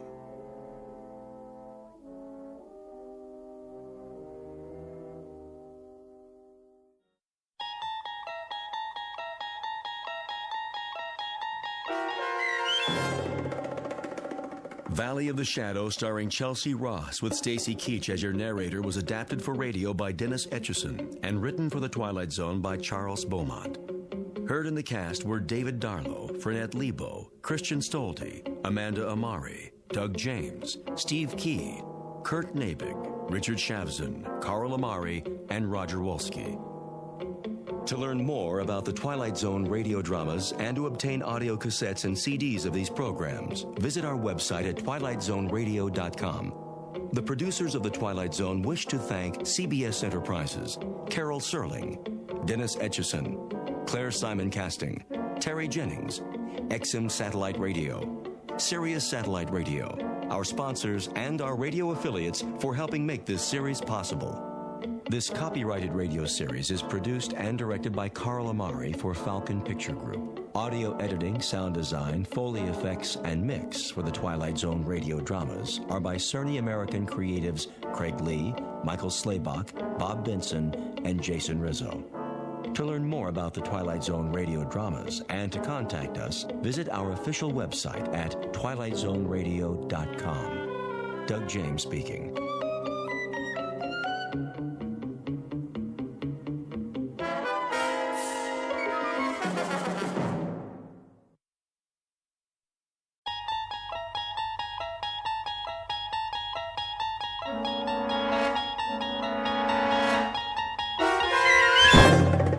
There is a fifth dimension beyond that which is known to man.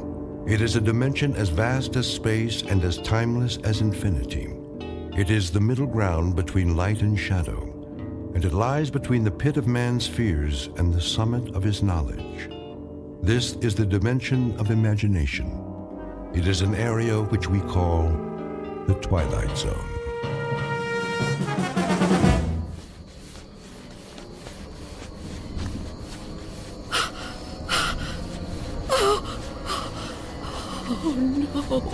No, where am I? What am I doing outdoors? I don't remember leaving my...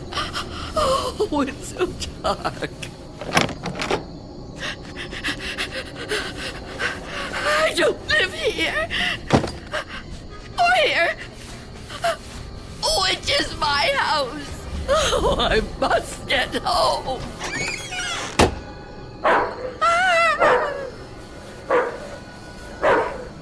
May I assist you, madam? You startled me. I've lost my way. My home is somewhere around here, I'm sure, but I don't know where. Perhaps I can help you find it. Oh, thank you. Thank you. I don't even know how I came to be out here. It's certainly not safe at this time of night. Oh, at any time. Well, surely the daytime when the streets are crowded. No, that's when it's most dangerous. For me. So you see, I never go out. Never? Never. But, dear lady, why not? I'm afraid. Afraid? Of something or someone? Someone. It's difficult to explain. Please, try me. Oh, I'm not sure you'd believe me. You'd think I'm just a senile old woman. I'd believe you, Wanda. What did you call me? Wanda. That is your name, isn't it? Yes, but I didn't tell you that. You didn't? Are you certain? Yes, I'm certain. How do you know my name? Because I've been looking for you for a long time, Wanda. Oh, no. You've kept me at bay for many years, but no longer. No. Get away from me. There's nowhere to turn, Wanda. You don't know where you are, remember? You certainly couldn't run from me, a frail old woman like you. Please. No, I won't let you. Say that again. It amuses me. You won't let me? How do you imagine you're going to stop me? You really have no choice, Wanda. There's nowhere for you to go now. Come to me, old woman. Take my hand. No. Take my hand. No. No.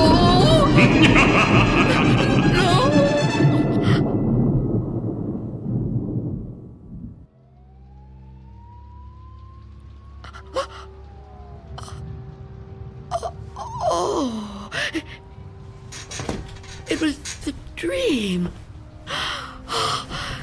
The dream again. I'm home. Of course I'm home.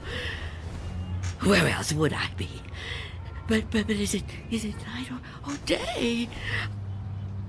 Oh, that's right. The clock is broken. It's been broken a long time. And I can't get it repaired, can I? Not without going. No, I can't. I mustn't. I have to resist every temptation.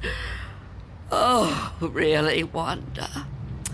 How could you be so careless? How could you fall asleep before...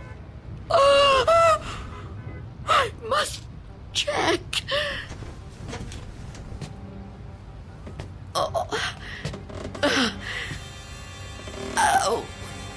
Yes. The boards and the windows are still secure. Is that... Can I feel a breeze? Is there a gap? Oh, not enough. Not enough. He still can't get in. Oh, what about the door?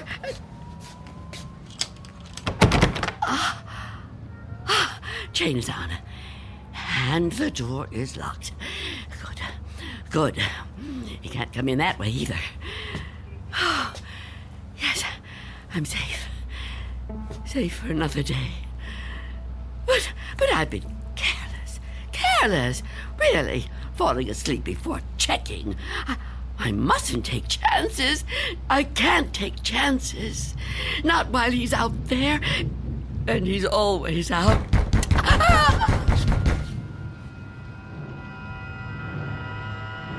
Miss Dunn? Miss Dunn, are you all right in there? Who are you? It's Barry. Mr. Fabian, you know, from the grocery store.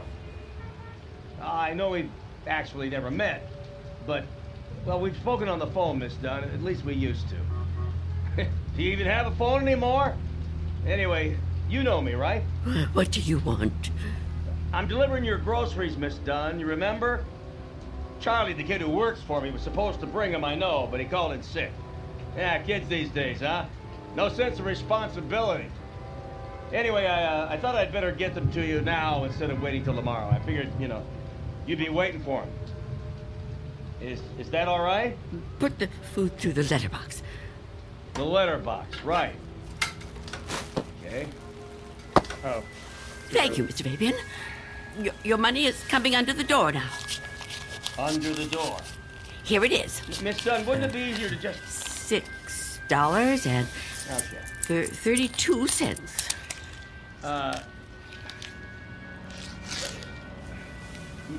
Many thanks, Miss Dunn, but... Good day to you, Mr. Fabian. Miss Dunn, are you still there? Yes? What is it? I've been thinking. I just wonder... Miss Dunn, does anybody else bring you food? I really don't see what business of yours that is, Mr. Fabian.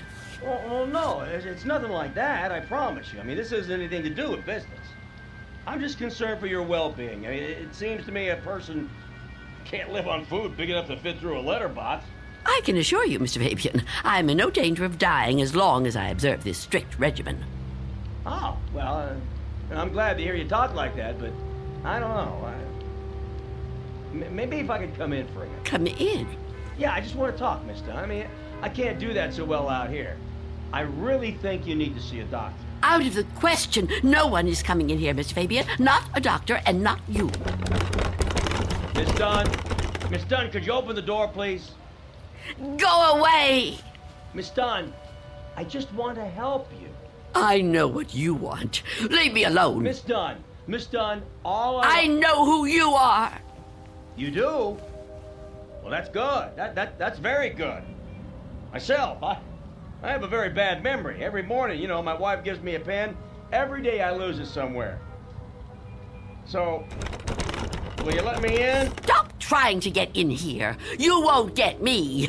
Just go away and leave me alone. Come on, Miss Dunn.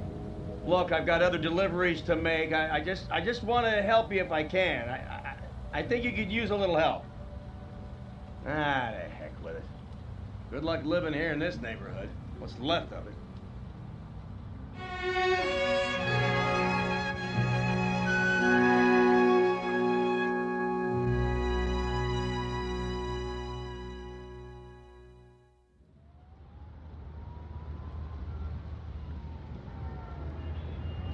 Go away. I won't let you in. I won't let you get me. Leave me alone. I don't want to die. I don't want to die. Police! Freeze!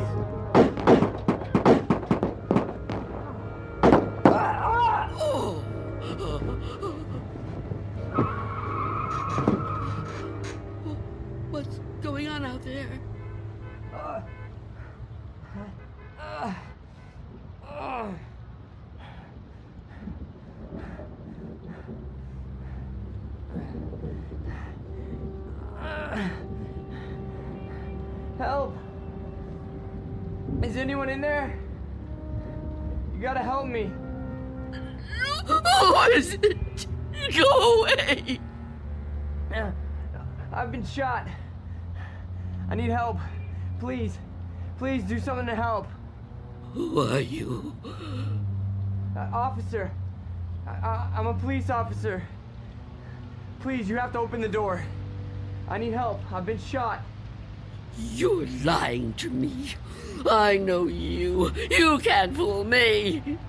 No, I'm not trying to fool you. Please. I think I'm dying.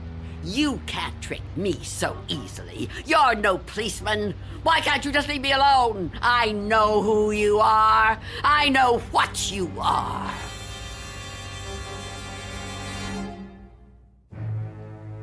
An old woman living in a waking nightmare. An old woman who has fought 1,000 battles with death and has always won. Now she's faced with a grim decision. A decision that might to others seem the simplest in the world.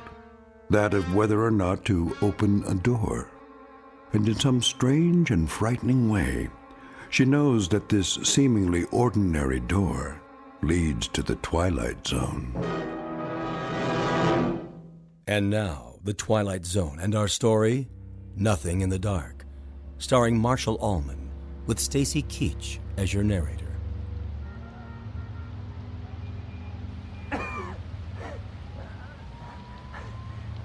Please. Why won't you help me? Stop this! Why must you do this to me? I'm losing a lot of blood. It's so cold out here. Listen to me. I'm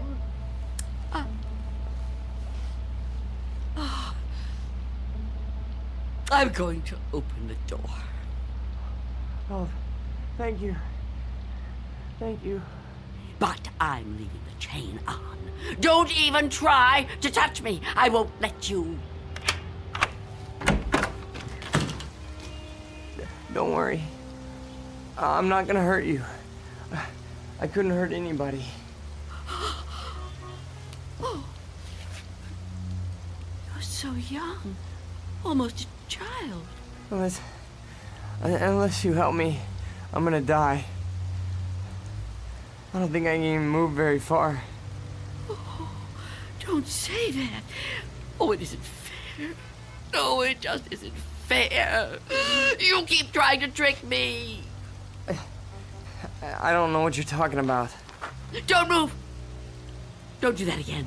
Or I'll close the door. What? Listen, lady. I've been shot. I'm bleeding to death. Do you understand? Do you understand? Please. My name is Harold Belden. I need a doctor. I need a doctor right away. Please, call the hospital. I can't get there myself. I can't call the hospital. I haven't got a telephone. Not anymore. Then let me come inside. You can't just leave me. I'm begging you, I'm freezing. I have to unlock the door. You can't ask me to do that. You can't. I don't want to die. You understand? So you're not gonna help me? You're just gonna let me die out here? I know who you are. No, I told you who I am. My name is Belden. Officer Harold Belden. That's not her name. There is no such person. Stop trying to trick me. I don't understand why you keep saying that. Look, it hurts. It hurts, okay? Please, lady, please. Stop! Stop! Oh, why are you torturing me like this? I tell you, it isn't fair. I don't want to die. Well, I don't want to die either. If I could get help for myself, I would, but I can't move. I've been shot in the side, you see? Look, I'm bleeding. Oh, it isn't fair. It isn't fair.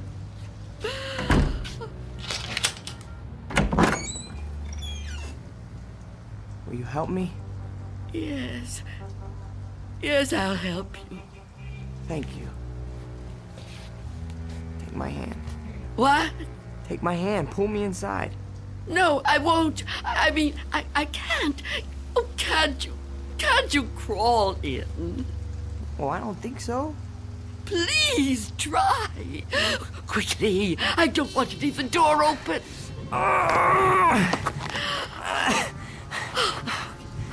That's it. Come over here. Into the bed.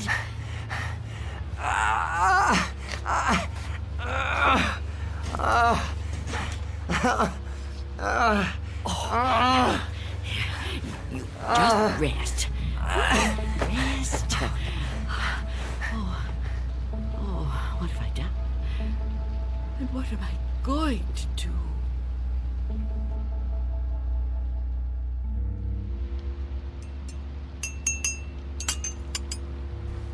Officer? Officer? Officer? Oh, I'm so sorry. What a... Oh.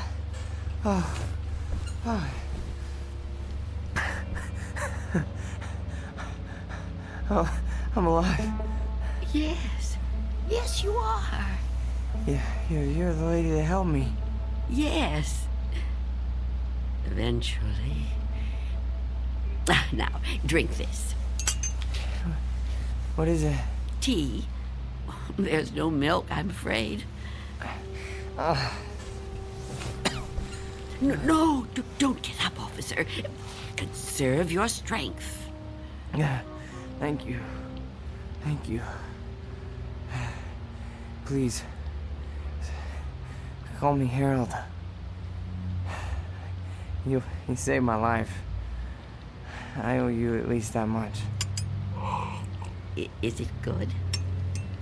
It's fine. Thank you. How long have I been out? Hours.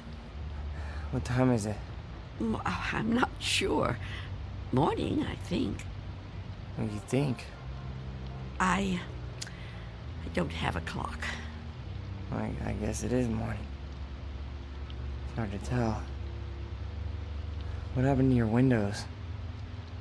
Who boarded them up? Well, I did. A long time ago now. But they're still as strong as ever. What? Why would you do that? Oh, I have my reasons. Well, we all have our own reasons for doing things. Why would you want to be a policeman? To be in a job where people try to kill you? Well, why would you want to court death like that? Court death? I don't know that I'd put it that strongly. I do what I do because there's just some jobs that have to be done. You mean it's a sort of vocation? Yeah, I guess you could say that. Listen, Mrs. It's Miss Dunn. Listen, Miss Dunn. You should try to get some rest yourself. You need it more than I do. No, really, I feel much better. When the doctor gets here, he'll take me off your hands for good. The doctor? Yeah, sure. He'll check my wound, take me to the hospital. You didn't call the doctor? No, I didn't. Why not? I told you last night. I haven't got a telephone. Don't you remember? No, I don't. I was kind of out of it last night, I guess. Oh, of course. Perhaps you could use your radio to ask someone to come get you. Oh, you could wait outside for them. No, I busted my radio when I fell on it. You see? Hello. And I don't think I got the strength left to get up on my own. Look, couldn't you go to one of the neighbors? Oh, there aren't any. What are you talking about? There aren't any neighbors. There must be. Everyone has neighbors. Well, I don't. Not anymore. Why? What happened? They've all moved away. Not all of them. That's impossible. All of them. Trucks came and took away their furniture. First one, and then another. Is something happening to these buildings? I wouldn't know. I'm sorry to ask, but how can you not know something like that? I mean, if it was my home... I don't have a great deal of contact with the outside world. I haven't for quite some time. I couldn't even tell you who the president is. Wow. But there has to be somebody around who can help, you know? Or maybe a phone booth somewhere where you could call a doctor. Perhaps. I don't know. But even if I could call the doctor somehow, I couldn't take a chance and let him in. Why not? It's too dangerous. Dangerous for you? Yes. You let me in. Oh, I didn't have a choice. You were going to... I didn't know if I could trust you, but I'm still alive. Of course you're still alive. What do you think I was gonna do?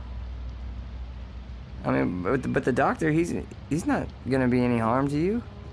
I keep telling you I can't let the doctor in. I can't let anyone else come in. Don't you see? It might be him. It might be him. Who? Him who? Mr. Death. Mr. Death? What? I know he's out there. He's trying to get in. He comes to the door and knocks. He begs me to let him in. Last week, he said he was from the gas company. The gas company? Oh, he's clever. After that, he claimed to be a contractor hired by the city. He said this building was condemned, that I'd have to leave. But I knew who he was. I kept the door locked, refused to let him in. Eventually, he went away. Condemned, huh? I mean, that explains why there's no one else in the neighborhood. No, he knows I'm on to him. Yesterday, he said he was Mr. Fabian from the store. But all he really wanted was to come in. That's all he ever wants. Wait a second. No, it's no use. You wouldn't understand. I knew you wouldn't. How could you? Well, I mean, wait, but I want to understand. I do. I mean, this man you're afraid of, you say he's Mr. Death. That's right. You don't mean just anybody, do you? You mean like Death, right? Death. That's right. So is this Mr. Death a person like you or me? I know it sounds crazy to someone like you, to anyone but me, but it's true. I know it's true. Okay, I understand what you're saying, but, I mean, people die all the time, all over the world. Now, how could one man be in all those places at once? I don't know. Don't ask me that. Maybe there's more than one of him. Maybe. I didn't mean to upset you. Please don't cry. I'm not gonna hurt you. I'm sorry. Okay? Can I have another cup of tea? Please? Of course. Tell me about Mr. Death. Your tea. Thanks. Please, Mr. Death. I would like to know about him. All right. At first, I couldn't be sure. It was a long time ago. Everything is. It's been so long since anything happened to me. But I was on a bus. There was an old woman sitting in front of me, knitting a scarf, I think. There was something about her face. I felt I knew her. Then a man got on the bus. He wasn't special in any way. Not short, not tall, not fat, just a man. I remember that there were empty seats, but he sat down right next to the old woman. He didn't say anything to her, but I felt that his being there upset her in some way. I couldn't understand why. He seemed like such a nice man. When the old woman dropped her ball of yarn, he bent down and picked it up, right in front of me. He held it up to her. I saw their fingers touch. He stood up and got out the next stop. I couldn't move. It was as if I knew what had happened. But I couldn't do anything. I was just so frightened. When the bus finally reached the end of the line, the driver came over to the woman. He thought she was asleep, but I knew she was... What, dead? Dead. And right then and there, I knew it was his touch that killed her. Okay, but you said it yourself. She was an old woman. Okay, just because this man touched her... Mr. Death. Just because he touched her hand, it doesn't mean he killed her. Maybe what you saw was just what it looked like. A man trying to be helpful. I mean, the real cause of her death might have been, you know, a heart failure or a stroke or something. I don't know. No, he killed her. Okay, I'm a cop. I've seen dead bodies. I've seen people that were killed by guns, knives, but never by a touch, okay? The man being there when she died, that's just a coincidence. But I've seen him since then, several times. I've seen him in crowds. I've watched for him. Every time someone I knew died, he was there. He, the same man, the one on the bus. No. Once he was a young soldier, then a salesman, a taxi driver. Someone you wouldn't notice unless you were watching closely. But you could see him. Oh, yes. And I wondered why that should be. Why I could see him when no one else could. And then I knew. Why? It was because I was getting older. And my time was coming. I could see clearer than younger people, people like yourself. Now, do you understand? Oh, I know you don't believe me. That would be too much to ask of anyone. But do you at least understand? Please. I have to know. All right. Maybe. Maybe, okay? But if there is some Mr. Death who's able to visit all the people in the world like Santa Claus... Don't mock me. I'm not meaning to mock you, okay? I would never do that. I swear. But if he's real... He is. If he's real, then I don't see what the problem is. You don't see what the problem is? Oh, you must be joking. No, I mean, if you know what he looks like, what have you got to be afraid of? If you're right, and you can see death, I'd say you're kind of fortunate. Fortunate? Sure, yeah. I mean, you'd be able to see him coming. You could just avoid him. Oh, didn't I tell you his face is always different? He's different sizes, different ages, different races. I couldn't be sure. Well, how about when you go out? Out? Sure. Well, I know you said you don't have much contact with the outside world, but you have to go out sometime. I mean, to the shops or something, you know? Now, couldn't he touch you then, if he wanted to? No. Why not? I never go out. Never. Never. Oh, I haven't been out for years. I don't know how many. I don't keep count. That would be too depressing. But I suppose you can guess from the smell. You're too polite to mention it. But it must bother you as much as it bothers me. So what do you do about food? The boy at Mr. Fabian's store delivers it. But I never open the door to him. How can you live like this? Oh, don't think I enjoy it. So why do you do it? Because if I don't live like this, I won't live at all. If I don't watch out, if I let down my guard even for a moment, he'll get in. I know he will. I haven't always lived like this, you know. I was young once. People said I was pretty. I lived out in the sunlight. I hated to be inside, even for a minute. My mother always said I'd spoil my fine complexion, but I didn't care. I loved outdoor things.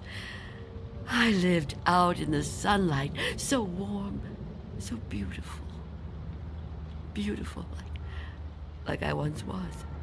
You're still beautiful. Oh, no, I'm not. I'm old and cold. I miss the warmth of the sun so much. See that patch of sunlight on the floor? Where's it coming from? I think it's coming in from between the cracks in the boards of the window over there. Oh, yes. It's so warm to the touch. You know, I've always hated the dark and the cold. And now I'm old. I've lived a long time, but I don't want to die. I've heard people say it was his time when an old person dies. But it's not your time if you're not ready to die. I'd rather live in the dark than not live at all. Miss Dunn, I promise you, there's nothing to be afraid of. We're all alone here. Okay? There's nobody outside the door. I know you're upset, okay? And you're clearly under a lot of pressure. But I think all you need is some rest. Oh, officer. Yeah, and I need help. Oh, I don't know what to do. Just give me some medical attention. Look, I don't know how badly I've been hurt, okay? But I've lost a lot of blood. And I need help soon. Or I don't know how much longer I can... I've told you I can't go out there. You can't ask me to do that. Look, this whole Mr. Death thing, I promise you, you don't have anything to worry about. Shh. Someone's coming. Well, get them to help me. No! There's nothing to be afraid of. Please, answer it. Go on. That's right. Go ahead. You're doing fine. Answer it. Go on. I'm keeping the chain on. That's fine. Do whatever you want. Just see who it is and get them to call for help. I'm sorry, lady, but I got my orders. No! Get away! Officer Belden, help me! I can't fool around any longer. Step aside, I'm coming in.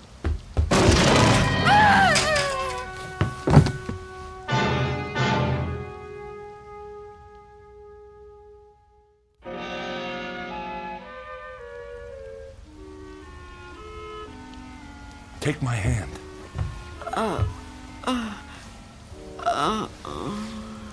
Easy, lady.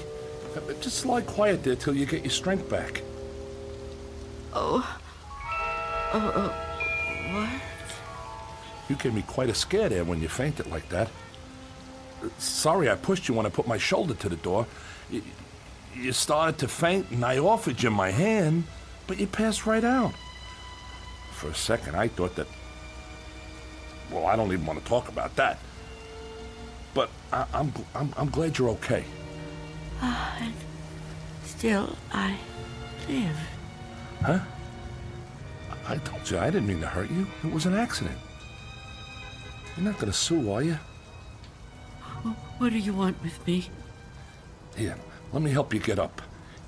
Take my... I can get up myself. Oh. Look, you gotta understand, man. I don't get no pleasure out of busting indoors. Who would? Except maybe some thug, but I'm no thug. I'm just a guy doing a job. Your job? Look, you don't seem to realize how important this is. I've got a crew and equipment coming in an hour to pull this tenement down. Begging your pardon, man, but looking at this place, I say it's long overdue. Frankly, I'm kind of surprised it's still standing. And you're really not Mr. Death? Mr. Who? I don't know what you're talking about, ma'am. My name's Armstrong. Bud Armstrong.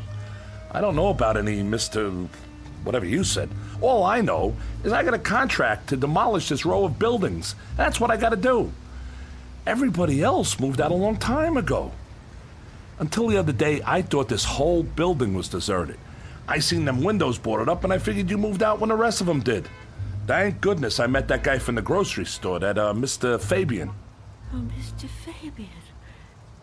Then he was real, after all. Real? What are you talking about? I told him about my job down here, then he told me all about you, that he was worried about you. Told me he had a kid bring you your stuff. That was the first I knew about you, and it's darn lucky I found out. Well, you'd still be in here when the wrecking ball hits. Now, come on. We gotta get out of here. You want me to go outside? Sure. Didn't you just hear me? This place is coming down. You can't stay in here. You want me to leave here? You have to. I can't. It's Miss Dunn, right? Well, Miss Dunn, you were notified about the demolition job months ago. Look, I'm not out to bully you. I'm just trying to do my job here. These buildings were condemned by the city. Can't say I blame them. And I'm the one who's got to tear them down. Tear them down? Wow, can you? Look around you, ma'am. This building has had it. You can see that. I can see that. Anyone could see that. It's all worn out, dilapidated. All these buildings have got to come down. You seem like a nice person. A nice person shouldn't have to live in a place like this. Now let's the two of us just... Get away from me! Don't touch me! Please don't act like this. I ain't a monster, lady. I've got a heart just like anybody else, and I can see how you could get attached to a place, but, not want to see it wrecked. But when a building's this old, it's not fit to live in no more. It's dangerous. It's got to come down to make room for a new one, a stronger one. That's life, lady. Old make room for the new, you know? No. People get the idea that I'm some kind of destroyer. They think I get kicks out of tearing stuff down. But that ain't the way it is. No, that ain't the way it is at all. I just clear the ground so other people can build on it. In a way, I guess I kind of help them do it. Can't have one without the other, am I right? Look around you. It's just the way things are, like when a big tree falls in the forest and a new one grows right out of the same ground. Old animals die and young ones take their places. It's just nature. That's how it is. Even people step aside when it's time. I won't. When I finally kick the bucket or when I get too old to contribute, my son-in-law will probably take over The door! What about it? Oh, yeah. Sorry about that. I didn't realize the chain was on when I put my shoulder to it. Door's okay, but the chain's had it. You left the door open! Hey, there's no need Get to... out of my way!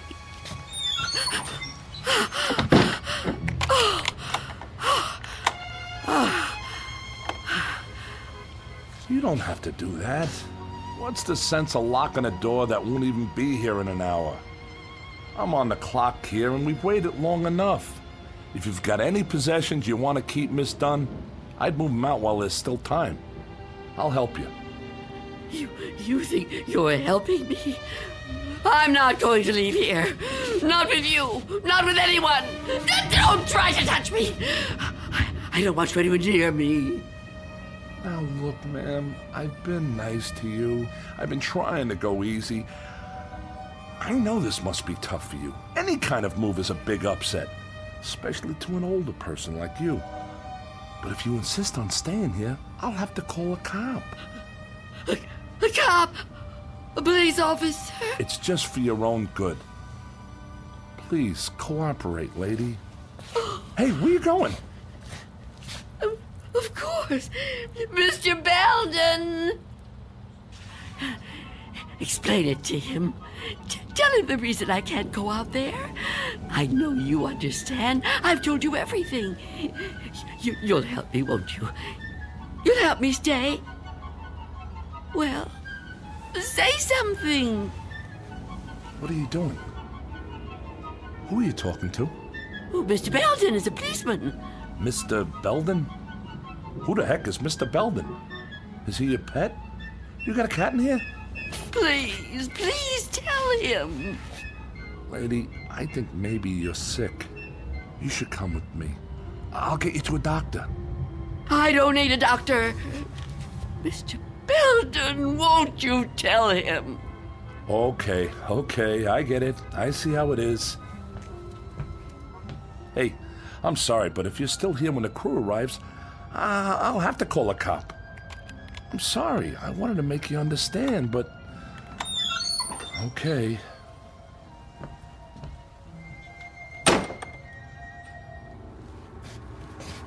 What's the matter with you? Why didn't you say something? Why didn't you help me? I thought you understood. I thought you'd help me. I think the question you should be asking yourself, Wanda, is how he looked straight at this bed and didn't see me. You called me Wanda, but I never told you my first name. Oh no. No. It's not true. It's not true. Yes, it is. The mirror, Wanda. Look in the mirror. What do you see? I can't. I won't. Look in the mirror, Wanda. What do you see? I see nothing. Nothing but an empty bed. Turn around. Now what do you see? I see you, Mr. Death.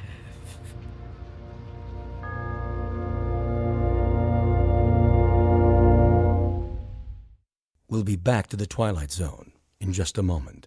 And now, Act 3 of Nothing in the Dark, starring Marshall Ullman.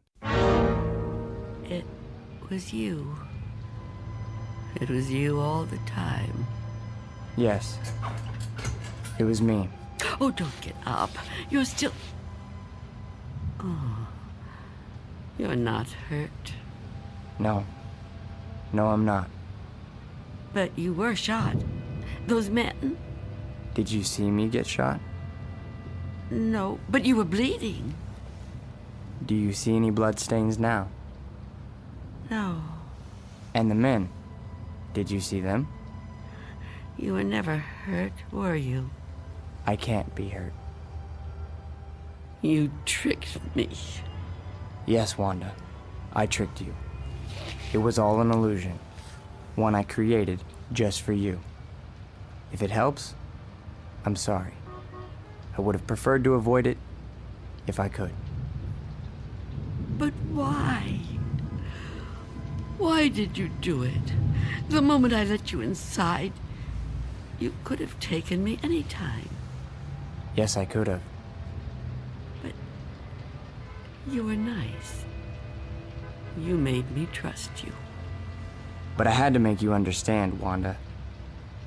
You see me now, and you've seen me before. Many times before. Starting with that day on the bus. Oh, I was right. It was you. The old lady's name was Iris. I knew then that you were upset. Upset? I thought it was important that you got to know me.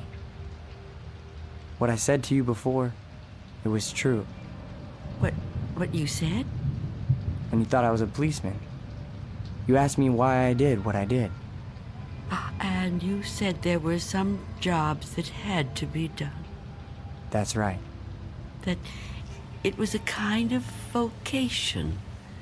Actually, Wanda, you said that. But I suppose you're right in a way. Now ask yourself, am I really so bad? Am I really so frightening? You've talked to me.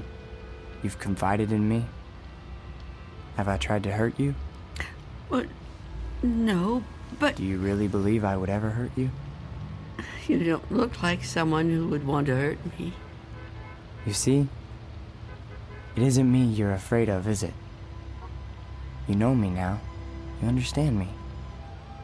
What you're afraid of, what you've really been afraid of all these years, is the unknown. That's right, isn't it? Yes. Don't be afraid. But I am afraid. You must be very tired, Wanda. I am. But the running's over now. It's time to rest. I'd like that, but... Give me your hand. I don't want to die. Trust me. No. Mother, give me your hand. I will.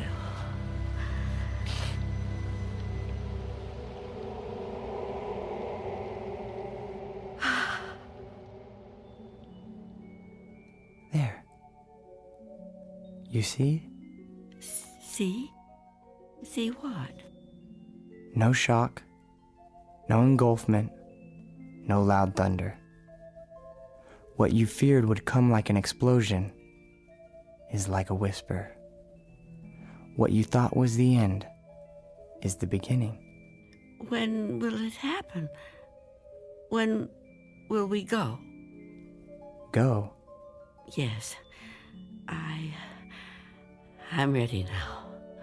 Look over there, on the floor. What is there to... Oh. Now do you understand? It's me. It's you. My body. I look so calm. You see? We have already begun. Come with me. Yes. Please. I'd like to.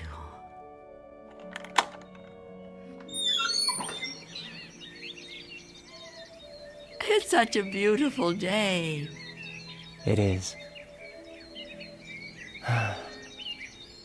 It surely is. You know, Mr. Armstrong was right about a lot of things. What things? Well, for one, his son does take over the business when he dies. Will that be soon? Another 16 years. Oh, dear. It'll be quick. I'm glad to hear that. I'm afraid I was a little harsh on him. Now the son-in-law, he lives to be 102. 102? Oh, goodness. I know. It's remarkable, really. Of course, the oldest person I ever met was a lady in Tibet. Well, how old was she? Take a guess. Oh, I'm no good at guessing. Come on, take a guess. You'll never believe it.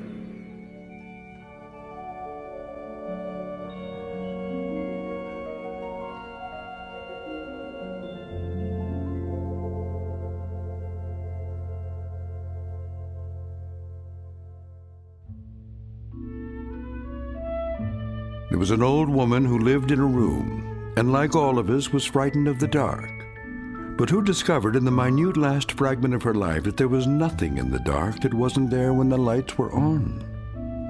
Object lesson for the more frightened amongst us. In or out of the Twilight Zone.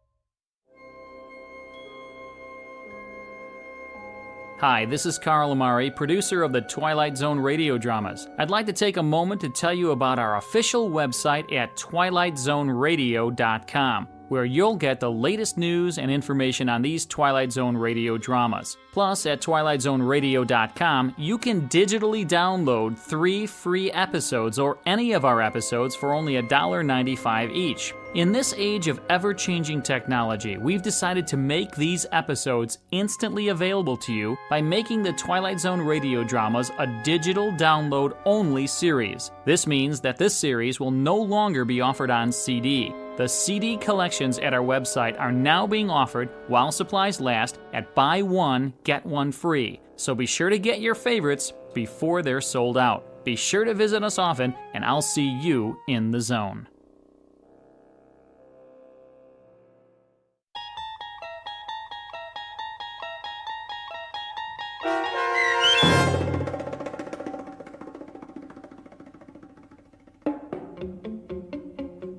Nothing in the Dark, starring Marshall Ullman, with Stacy Keach as your narrator, was adapted for radio by M.J. Elliott and written by George Clayton Johnson. Heard in the cast were Roz Alexander, Jeff Morrow, Doug James, and Mike Starr. This copyrighted radio series is produced and directed by Carl Amari for Falcon Picture Group and Westwood One.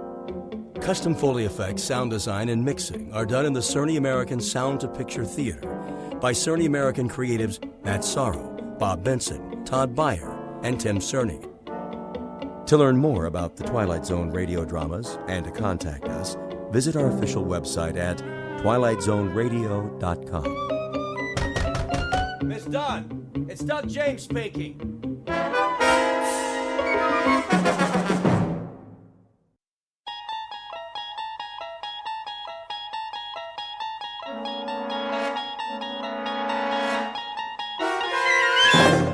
You unlock this door with the key of imagination. Beyond it is another dimension, a dimension of sound, a dimension of sight, a dimension of mind. You're moving into a land of both shadow and substance, of things and ideas. You've just crossed over into the Twilight Zone.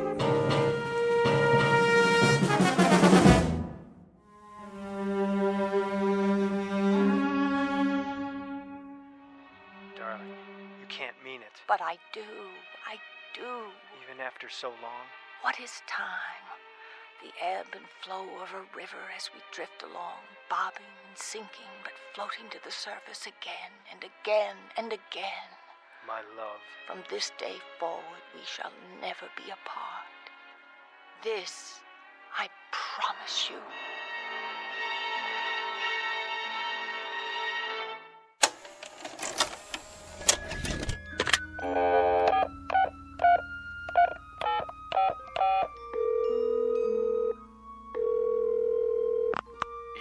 Kruger, I've got an idea. Who is this? Jordy, who do you think? Listen, this one's a winner. You know what time it is. Late. Sorry, boss, but I just watched a movie and... Movie? What movie?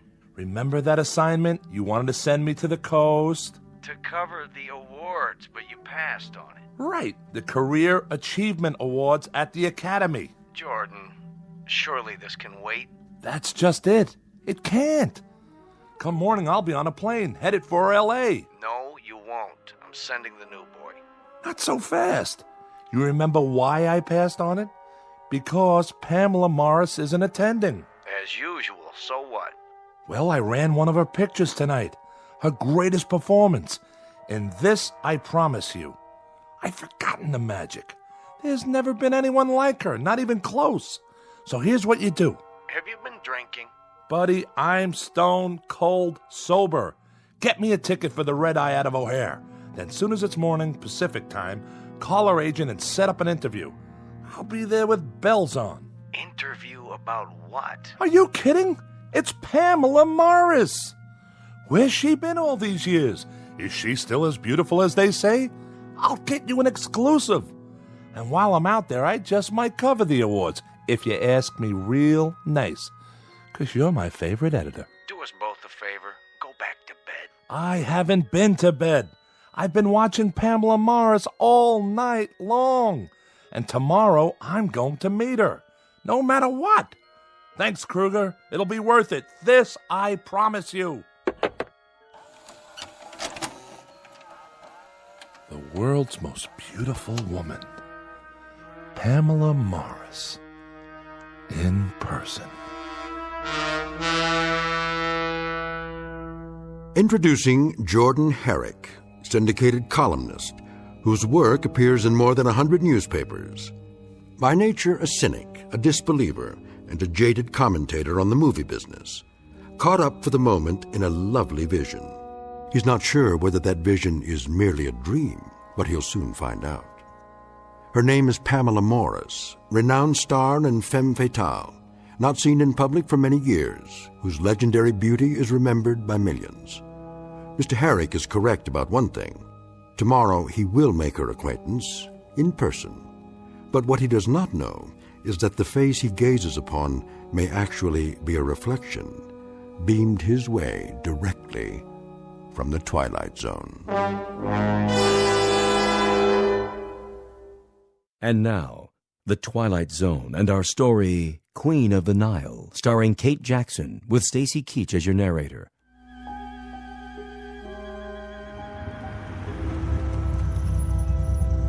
Hello? Hello? Is anybody... Yes, sir. I'm here to see Miss Morris. Who? Pamela Morris. Do I have the right address? This is a private residence. No deliveries. Oh, for the love of... I'm not a delivery boy. Please turn your car around. My name is Jordan Herrick. Well, you still need an appointment. I have an appointment. Check the list. Herri. Oh, yeah. Mr. Herrick from Chicago. Thank you. I'll open the gate. Park in the circular driveway by the main house.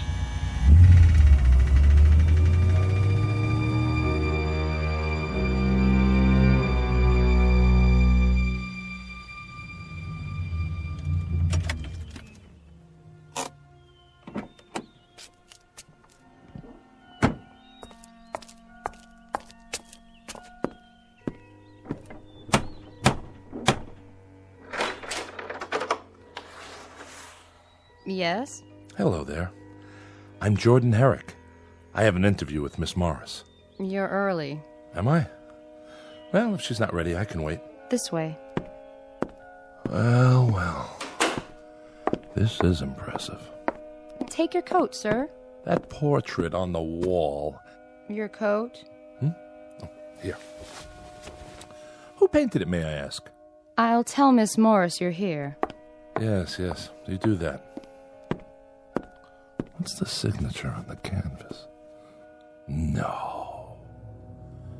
Can't be.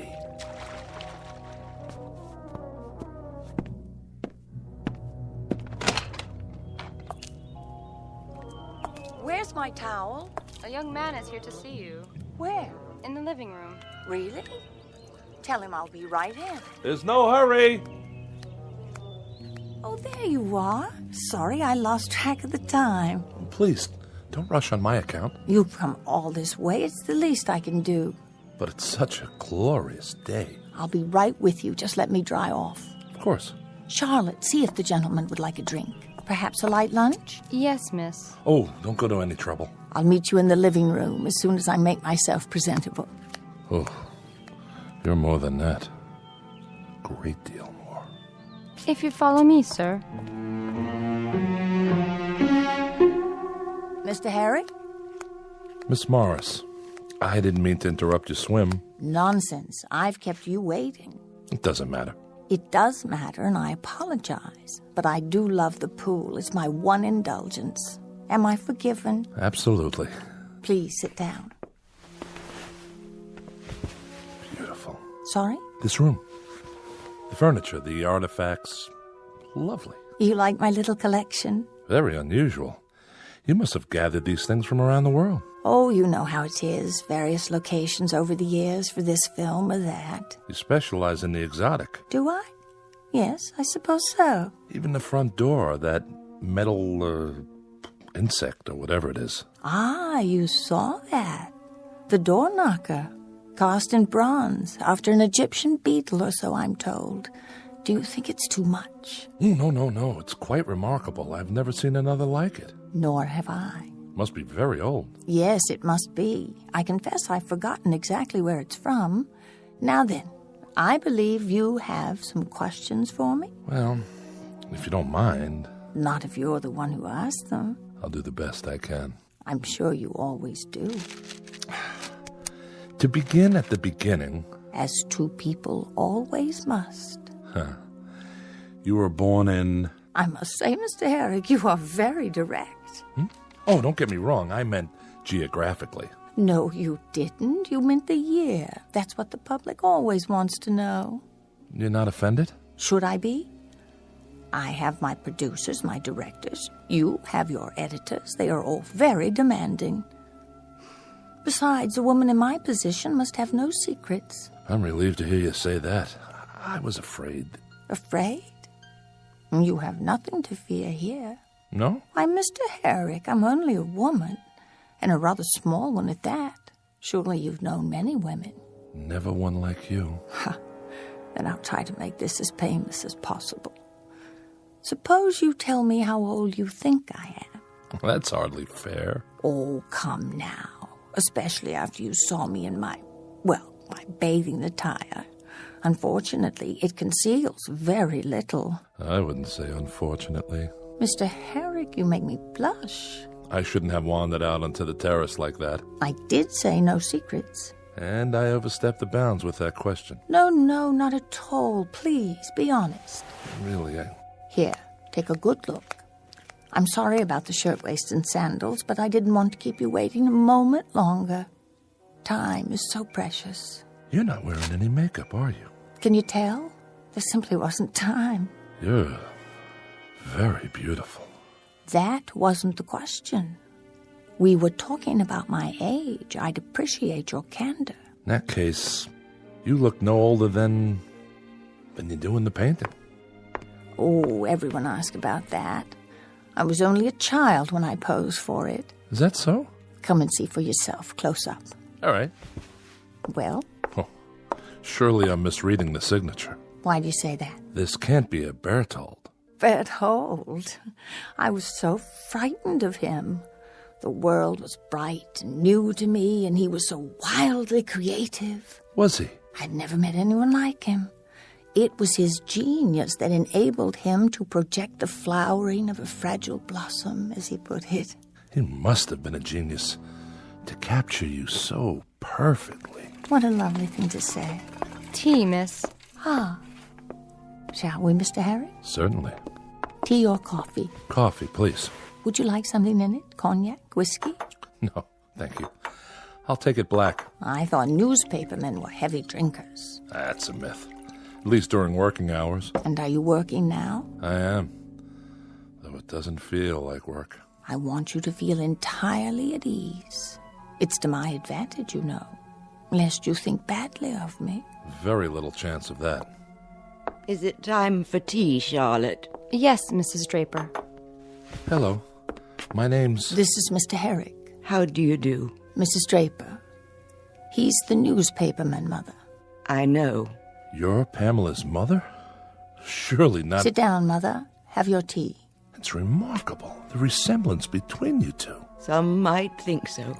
With my mother, it is tea at this precise hour every afternoon. Mrs. Draper, you must feel proud to have such a famous daughter. Must I? Mother never did approve of my career. Believe me, Mr. Herrick, I had very little choice in the matter. She thinks I'm too headstrong. Dedicated is the word. You still are, Pamela. Tell me, was your daughter always as beautiful as she is now? Always. Now there's loyalty for you.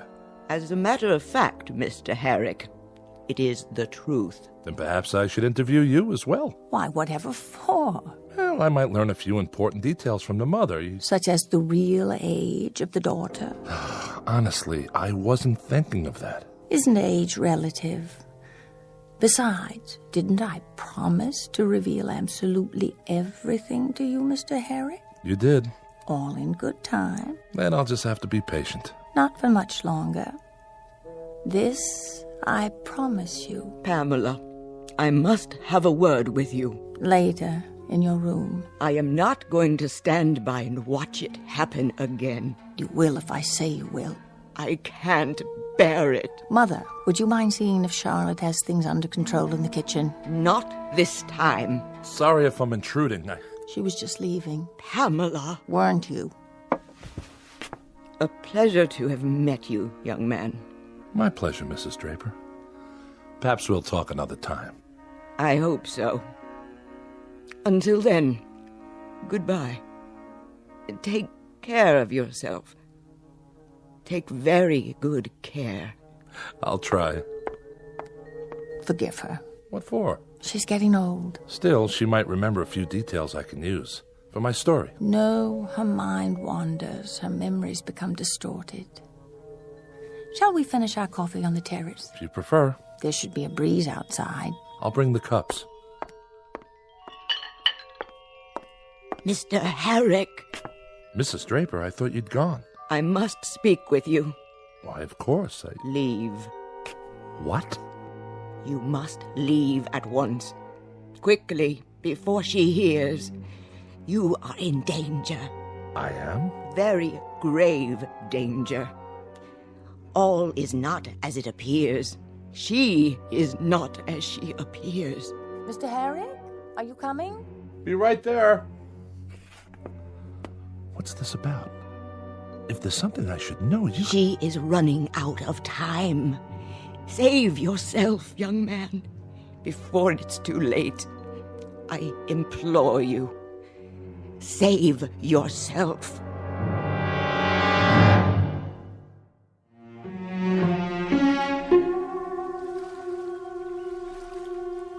Isn't it lovely out here?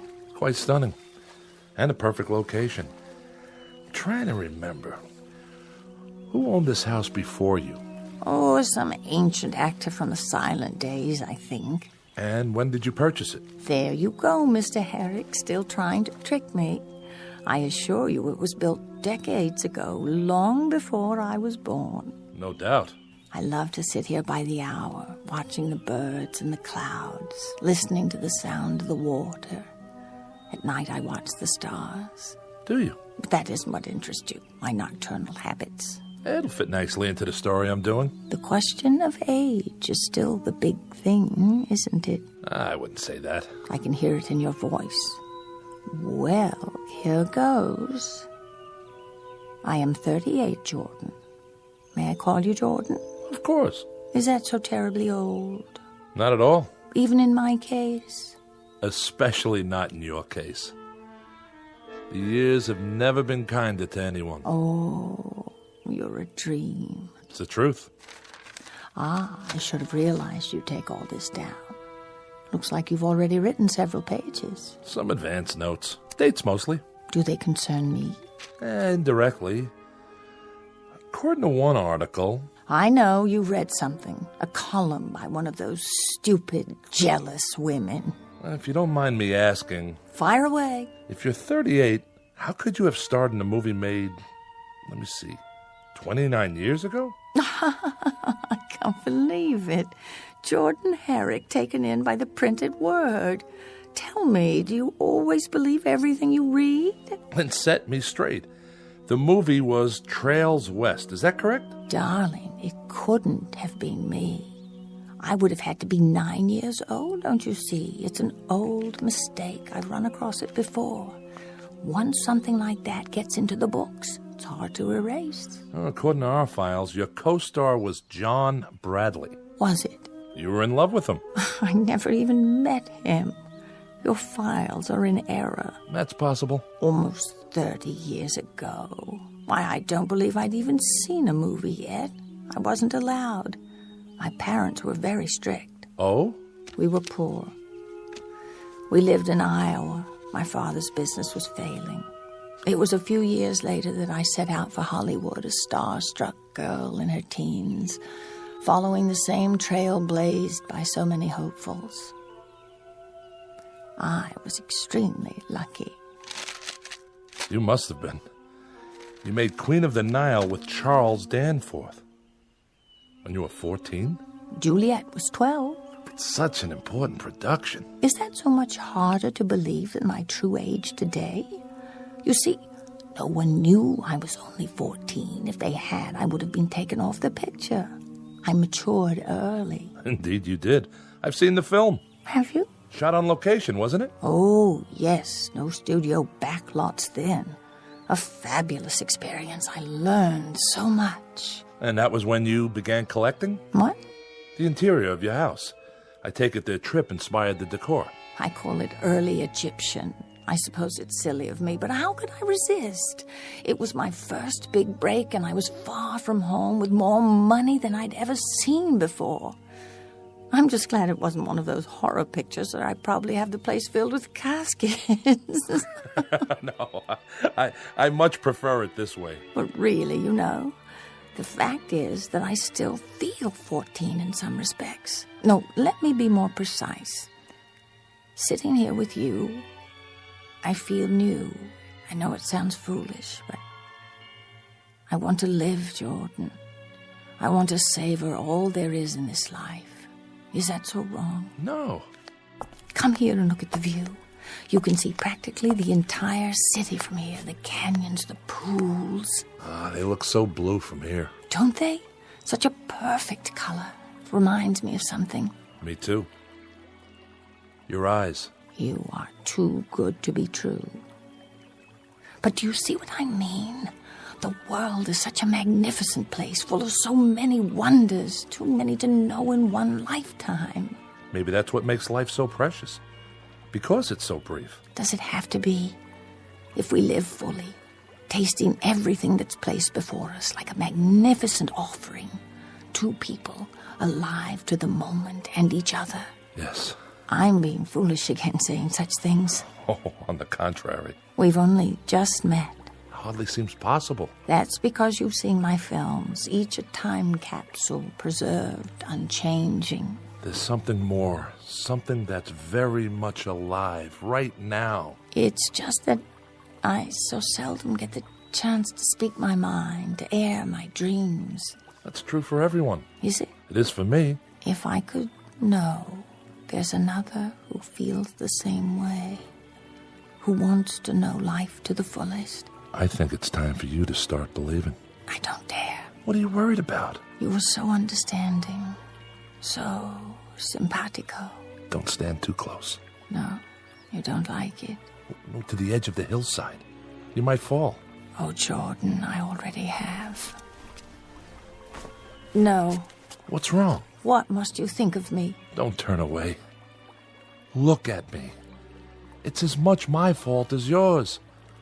I wanted to kiss you from the first moment I saw you. You're very sweet, very real. But you really must go. Why? Because I say so. But we can see each other again, if you like. What about tonight? Dinner? Very well, shall we say? 8 o'clock?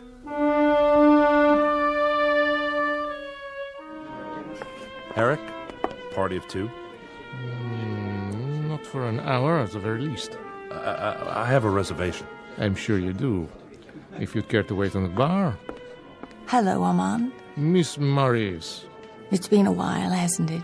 I should say so. We've missed you. How about that reservation? The old table, I presume? That would be divine. Claude? Yes, Armand. Prepare that corner booth. But it is occupied by another couple. Then move them. Tout de suite. Yes, sir.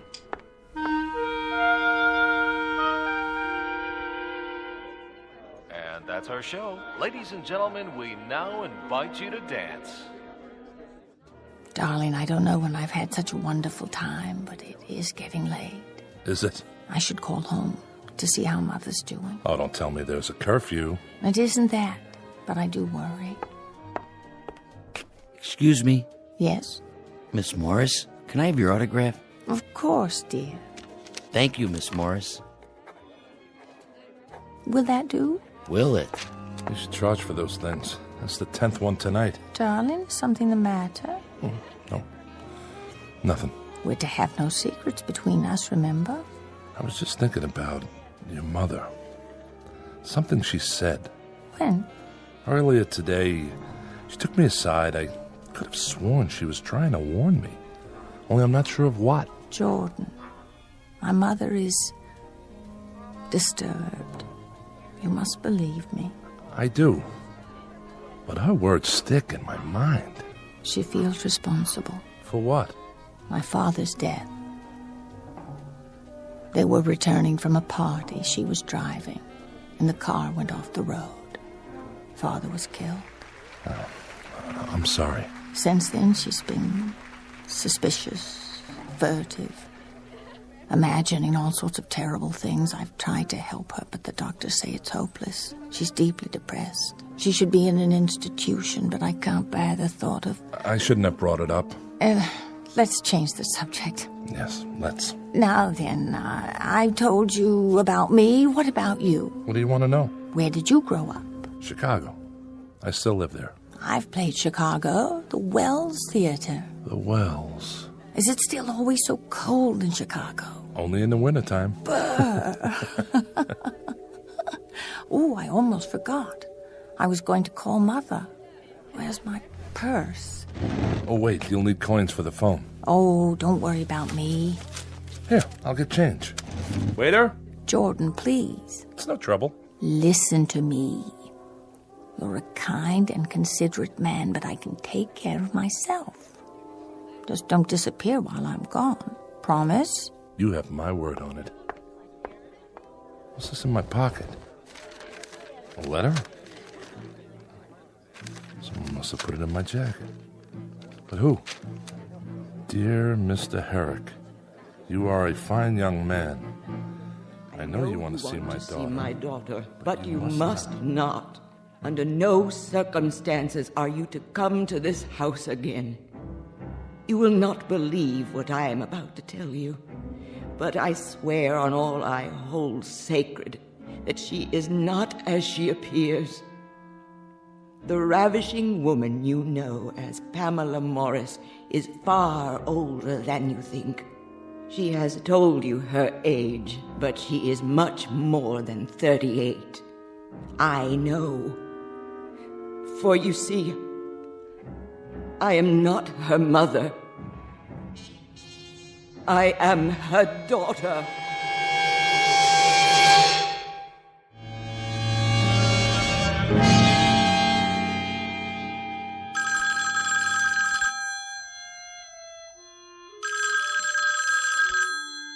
Morning. Jordan? Oh, I was just about to phone you. Were you? I overslept after last night. I was afraid you wouldn't call. I wasn't sure you wanted me to. Oh, now you're teasing me. I had the most wonderful evening. So did I. It was heavenly, Jordan. Every minute of it. Will I see you today? Wild horses wouldn't keep me away. You don't have to fly back? Not just yet. I'll tell Kruger I'm onto something here. Something that could be very big. Kruger? My editor. Don't worry, he'll go for it. Oh, I hope so. If I were to lose you now, you don't know how long it's been since I've felt this way. Stay right where you are. I'll be right over. I won't move from this spot. I'll tell Charlotte to make lunch for us on the veranda. I have a better idea. I'll take you to Musso and Frank's for brunch. Perhaps your mother could join us. What for? I thought it might be nice for her. To get her out of the house for a change. Mother's not feeling well this morning. Well, nothing serious, I hope. Only the usual complaints. Her mind seems worse, though. I wouldn't want to subject you to that. As you wish. You seem awfully interested in my mother. I do? Yeah. Just a reporter's curiosity. Enough about her. How soon will you be here? As soon as I shower and dress. Till then, darling. Till then. Front desk. This is Mr. Herrick. I'd like to place a collect call to Chicago. I'll connect you with the hotel operator.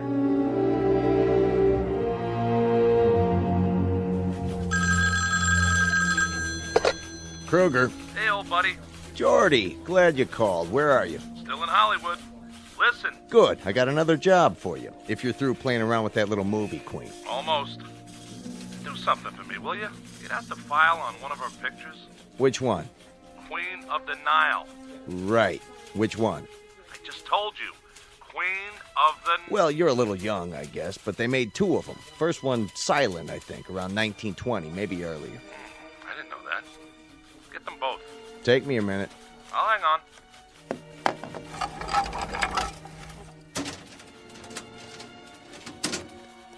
Here it is.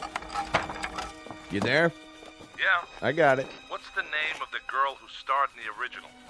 Let me see. Constance Taylor. Never heard of her. Anyway, she starred in most of it. What do you mean?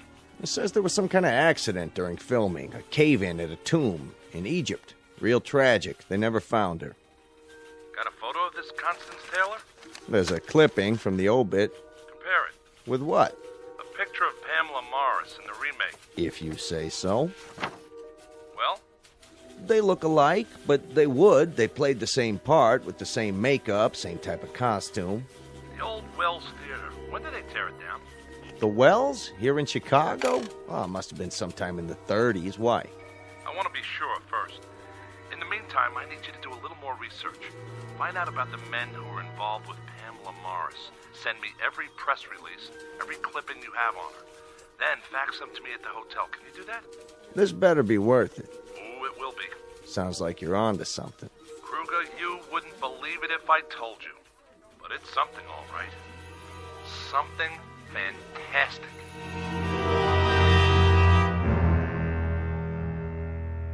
Well? It's all true, Mr. Herrick. Every bit of it. But don't show it to her. Leave here at once. This picture. Is it Pamela? Yes. Yes.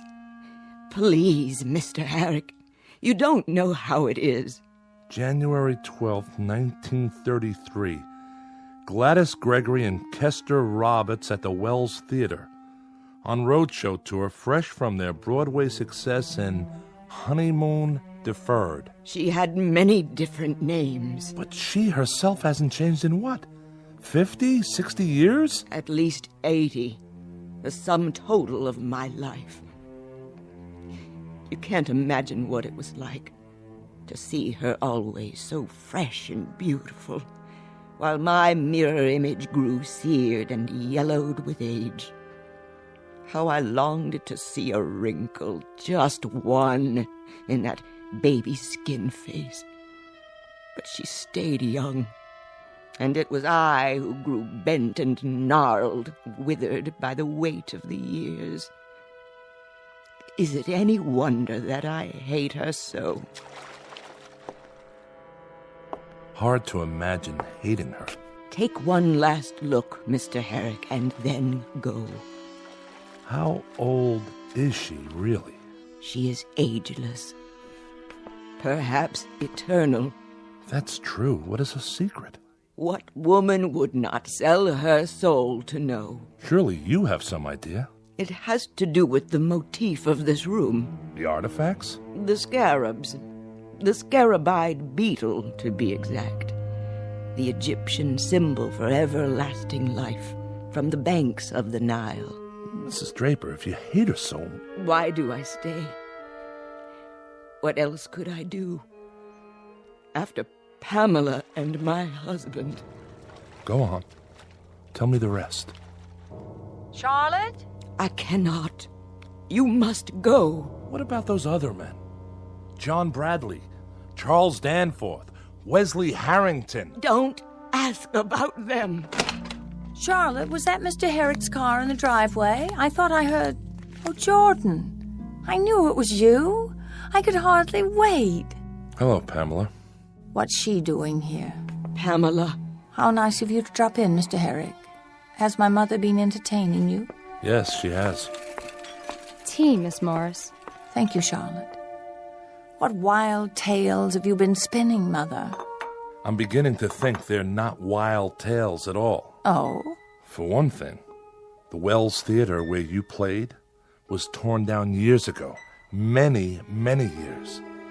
And the artist, Berthold, who painted that picture of you, do you know when he died? You may leave us, Mother. Charlotte will serve your tea in your room. Pamela, please. I want to speak to Mr. Herrick alone. Yes, I'm sure you do. That will be all, Charlotte. I'll pour for Mr. Herrick. Yes, Miss Morris. Your coffee, black, as I recall? Yes, Pamela. Drink up. Pamela, Now then, you were saying? Please understand, Oh, I do. I'm a reporter. It's my job to gather facts. And last night, that was part of your research? Last night was special. Believe me. My, look at all these newspaper clippings. Let me explain. You've compiled quite a dossier on me. What is it you want? Money? You think I'm a blackmailer? Well, if that's not it, what do you want? The truth. It comes down to this. I told you it isn't about money. I understand. Why are you opening the wall safe? You want the truth, Mr. Herrick, and you shall have it. Come here. What have you done? Just a little white pill in your coffee. You drugged me. Don't worry. It's only a sedative. Well, why? I'm about to show you the secret. Don't you want to see what's in the box? Very well. I'll bring it to you. What is that? A rare Egyptian scarab, Mr. Herrick. The secret of eternity. Where would you get it? From the pharaohs, who understood its power. Pharaohs? I told you, Mr. Herrick. I was once Queen of the Nile. That was only a movie. Was it? Oh, yes, but I'm talking about the real thing. You were? Not were. Am. Oh. Sit down. It's easier that way. Let me open your shirt. You'll feel a slight sting as it penetrates your flesh. Then when it's fed, when it's filled itself with your life force. Please. Please. There. Now I simply remove it and place it on my skin so that it can reverse the process. Let me see. This leg should do nicely. Do you think I have nice legs, Mr. Harry? Oh, but you can't speak.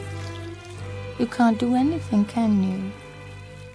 A pity the art of mummification no longer exists, because in a few more seconds, there will simply be nothing left to hold your body together anymore.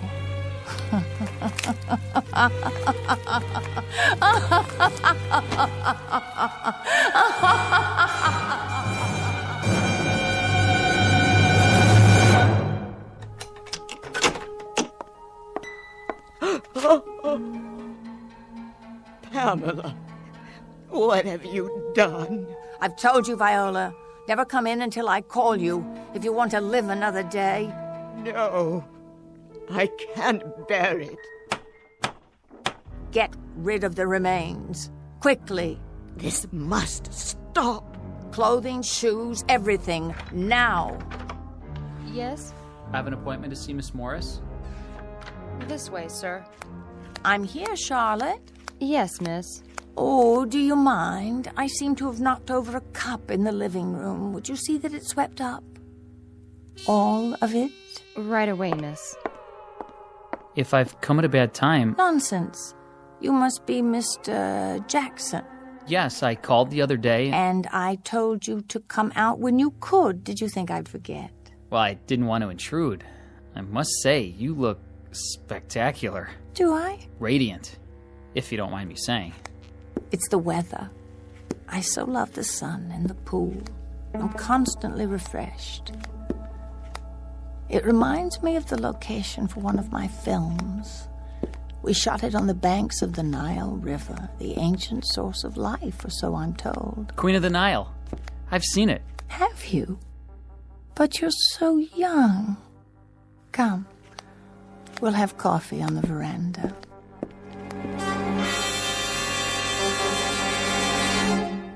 Everybody knows Pamela Morris, the beautiful and eternally young movie star. Or does she have another name even more famous, an Egyptian one from centuries past? A word to the wise.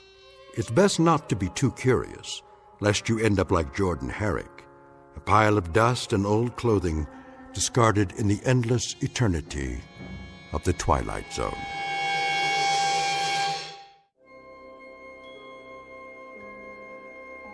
Hi, this is Carl Amari, producer of the Twilight Zone radio dramas. I'd like to take a moment to tell you about our official website at twilightzoneradio.com, where you'll get the latest news and information on these Twilight Zone radio dramas. Plus, at twilightzoneradio.com, you can digitally download 3 free episodes or any of our episodes for only $1.95 each. In this age of ever-changing technology, we've decided to make these episodes instantly available to you by making the Twilight Zone radio dramas a digital download-only series. This means that this series will no longer be offered on CD. The CD collections at our website are now being offered while supplies last at buy one, get one free. So be sure to get your favorites before they're sold out. Be sure to visit us often, and I'll see you in the zone.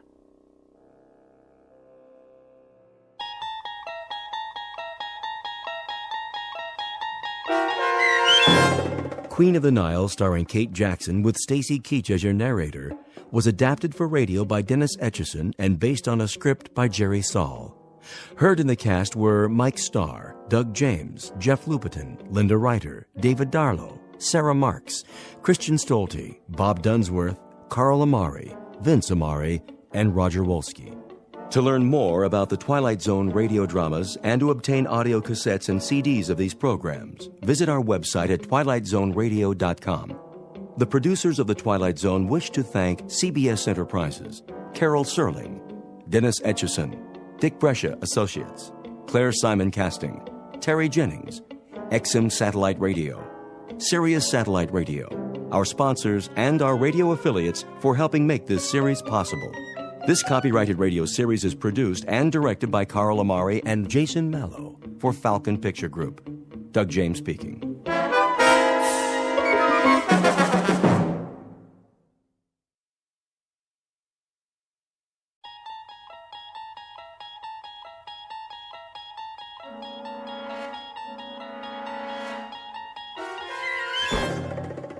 There is a fifth dimension beyond that which is known to man. It is a dimension as vast as space and as timeless as infinity. It is the middle ground between light and shadow, and it lies between the pit of man's fears and the summit of his knowledge. This is the dimension of imagination. It is an area which we call the Twilight Zone.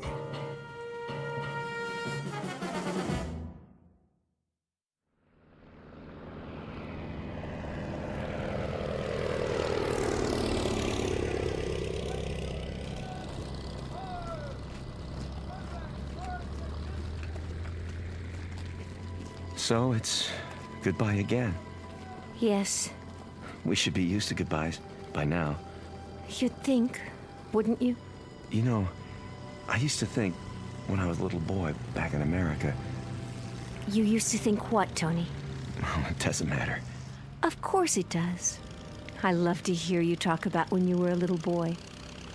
But you know something funny? I'm jealous. Jealous? Jealous of what? I'm jealous of those years. I'm jealous that you grew up and I didn't get to know you because we hadn't met. So many years. And I think now, what a waste that we didn't know one another then. We had time once, didn't we? All the time we needed. But not now. Now there is no time, Tony. Now there is only time for goodbyes. Now people fly by so fast, you want to call out to them. And then it's too late. They've gone. They've disappeared. It's time to take off, Lieutenant. The Luftwaffe is coming. I'm on my way. But, sir, the troops are moving out. Thank you, Private. Oh, my darling. Tony, sweetheart. Now, you must go. you must go. I know. Don't cry. No time for tears. A I have a memory memory of you for my eyes, and a thought, of you to hold in my for my mind. mind, As do I. And I the have touch of you. for all of me. Oh, my darling. I won't forget you. Not forever forever and a day. and a day.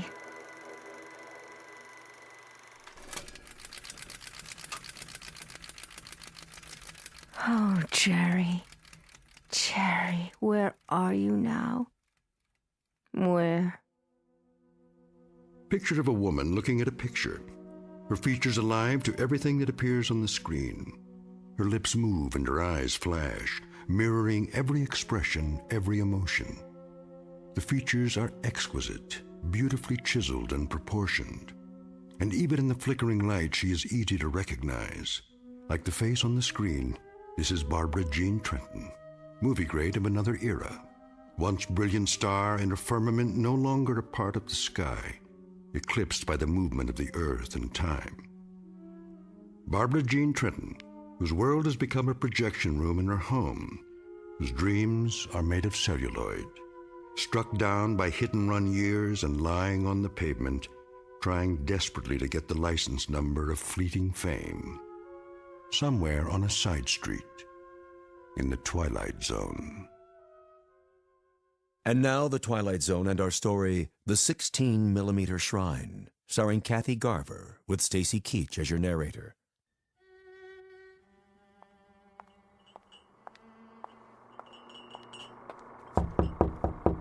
Miss Trenton?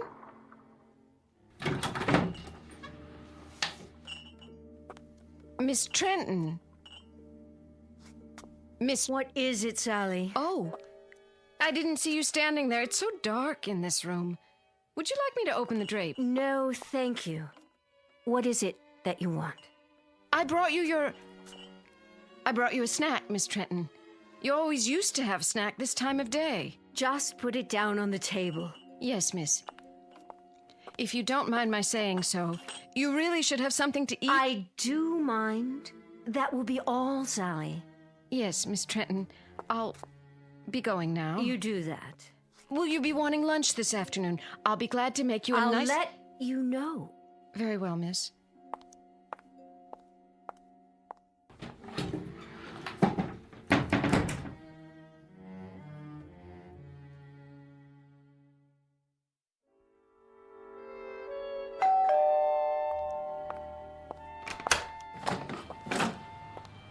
Oh, Mr. Weiss. How are you, Sally? Perfectly fine. In the den, is she? Yes, sir. Mr. Weiss. Yes? I'm worried about her. I'm worried that... Well, you see... I'll see how she's doing. But you don't understand, Mr. Weiss. It's getting worse. Much worse. I go in there and... And? There have been times when I've gone in and I could almost swear that... What could you swear to, Sally?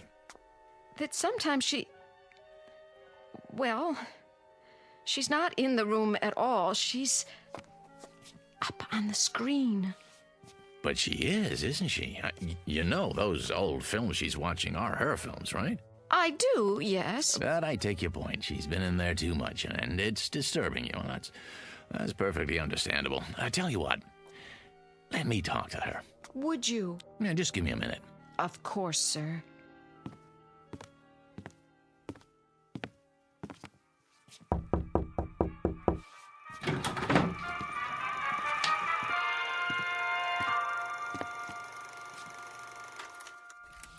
Barb? Fix yourself a drink, Danny. It's 11 o'clock in the morning. So, it's 11 o'clock in the morning. What about it? It's 11 in the morning and the sun is out, see? Oh, why did you have to do that? It's a beautiful day in Beverly Hills. There's no smog, it's 84 degrees, and it's lovely out there. What would I do without your daily meteorological reports? And the question is, what do you do with them? You sit here in this air-conditioned cave, showing one picture after another. Why? Haven't you seen them enough times? Let's skip that. Barbie, no good, honey. What isn't? None of this is any good. If you won't fix yourself a drink, then sit down and be quiet. You have a habit of looking poised, ready to spring. What was the picture? 2 of them. Farewell Without Tears. Now, let's see. 26 years ago, co-starring Jerry Herndon. Of course, co-starring Jerry. He was my favorite leading man. And then, A Night in Paris. 25 years ago. I know it was 25 years. Are you Father Time now? Barbie. Danny, should I have failed to make mention of this before? I hate clinical tiptoeing. If you don't like what I do, don't knock it. I have to knock what you do, and I have to get clinical when I see you enclose yourself in this room and stop the clock. You said things back 15, 20, 25 years. You turn your back on today, and you do this every day. Let me tell you something, honey. That's sick. That's real sick. Is that all? No, it isn't all. I got some news to deliver. What now? I set up an appointment for you over at International. You did? At International? Mm-hmm. When? Today. Heart? Sounds like a good one. Is Marty Saul still running the studio? Sure is. Too bad. I never got along with Marty. Yeah, I remember. But he's older now. I think you'll find he's mellowed. He said I was the most temperamental star he'd ever worked with. Now, why would he say a thing like that? Danny, you know something. You're a nice guy. A very nice guy. A loyal friend and a good agent after all. And I guess in my own devious, selfish way, I happen to be very much in love with you. Wait. Calm down now, Barbie. Oh, I hope it's a musical. I'd love to dance again. Or a juicy romantic role, like the scenes I watched this morning with Jerry Herndon. See his photograph here? Yes, I see it. I did 3 pictures with him. I know. Oh, mon capitaine, tell me about your country of America. A Night in Paris, remember? Jerry was a young American lieutenant. I was Claudette, the little French girl. Age 19.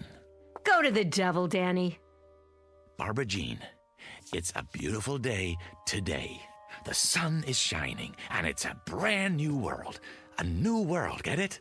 It's 25 years away from A Night in Paris, and 26 years away from A Farewell Without Tears. This room is dark and cold and full of cobwebs. Get up and go outside, honey. You'll be surprised at what you see. Huh? Pleasantly surprised, I promise. And don't you dare let me catch you looking at old photographs on the wall anymore, or in the mirror either. Now, I'll meet you in Saul's office at 3 o'clock. Do we understand each other? We do. Good. In fact, it's more than good. It's absolutely, positively great. Danny? Yeah? Thank you. Well, don't thank me yet. Just be there.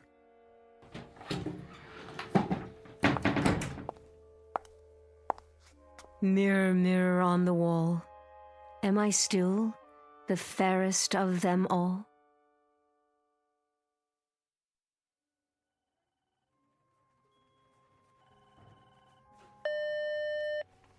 Yeah, Mr. Weiss, sir, and Miss Trenton? sign him in.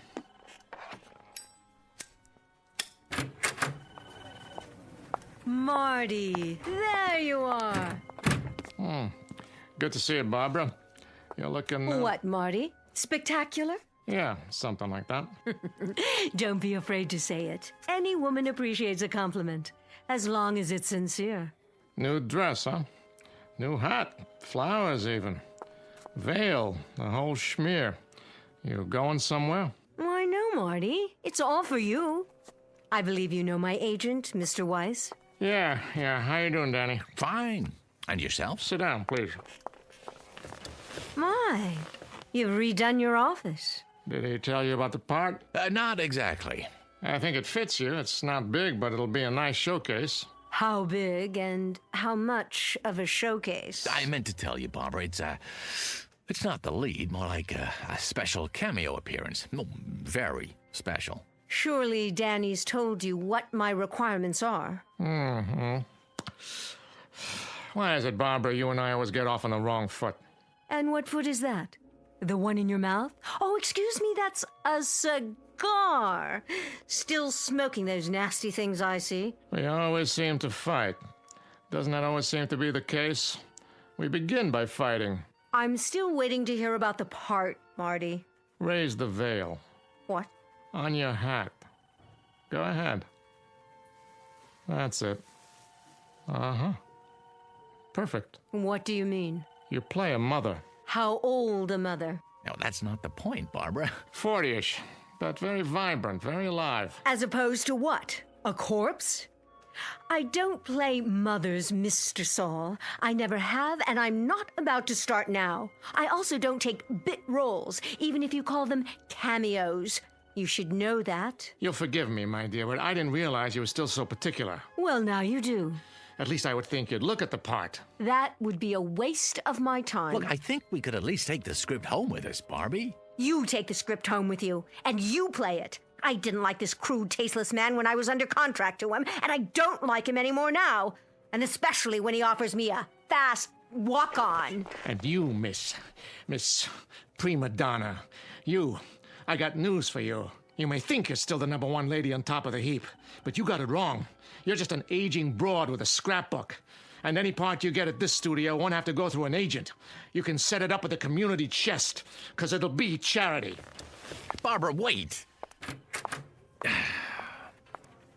Remind me someday, Saul. Remind me when you've gone over the hill and you're down on your hands and knees. Remind me to give you a swift kick, just so you'll know how it feels.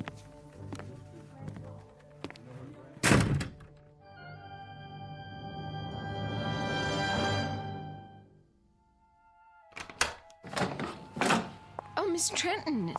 And Mr. Weiss, I didn't expect you back so soon. That will be all, Sally. Yes, miss. You'll excuse me, Danny. I'm going upstairs to rest. Well, don't you think we have a couple of things to talk about? Not now. I'm feeling tired. Barbie! What? You're right about him, Barbie. He's a tasteless man. He's got a mean temper and a dirty little mouth. You shouldn't pay any attention to him. Are you talking about Saul? Saul doesn't exist. That studio doesn't exist. Not anymore. Not the way it is now. Exactly. There are other studios. I'm talking about all of them. This is the world, Dan, right here. From now on, I keep the doors locked with drapes over the windows. I don't want any of the outside coming in. Not the Marty Sauls or the movies without sentiment or those teenaged actors on television or rap music or any of it. Barbie, whether you like it or not, that's the way it is. That's the way things are. What can you do, Barb? Shut your eyes? Say it doesn't exist because you can't see it? It doesn't have to exist. If I shut my eyes, it disappears. Yes, it does. I can wish it away. But that doesn't make sense. It makes sense to me. Perfect sense. And you know what else makes sense?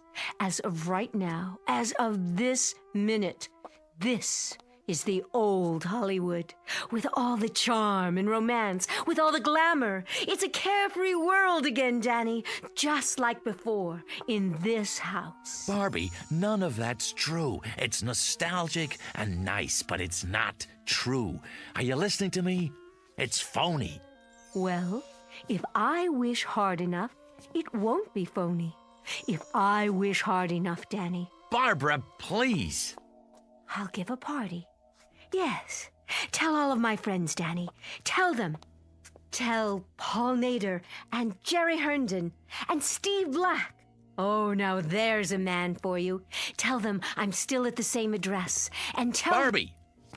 Paul Nader's been dead for 5 years. Jerry Herndon lives in Chicago. Steve Black hasn't been around for 15 years. And if I could get to them, if I could, what kind of party can I invite them to here? Barbie, Barbie, this is a graveyard you're creating, a mausoleum. Understand? You're wishing for things that are dead. We'll see about that.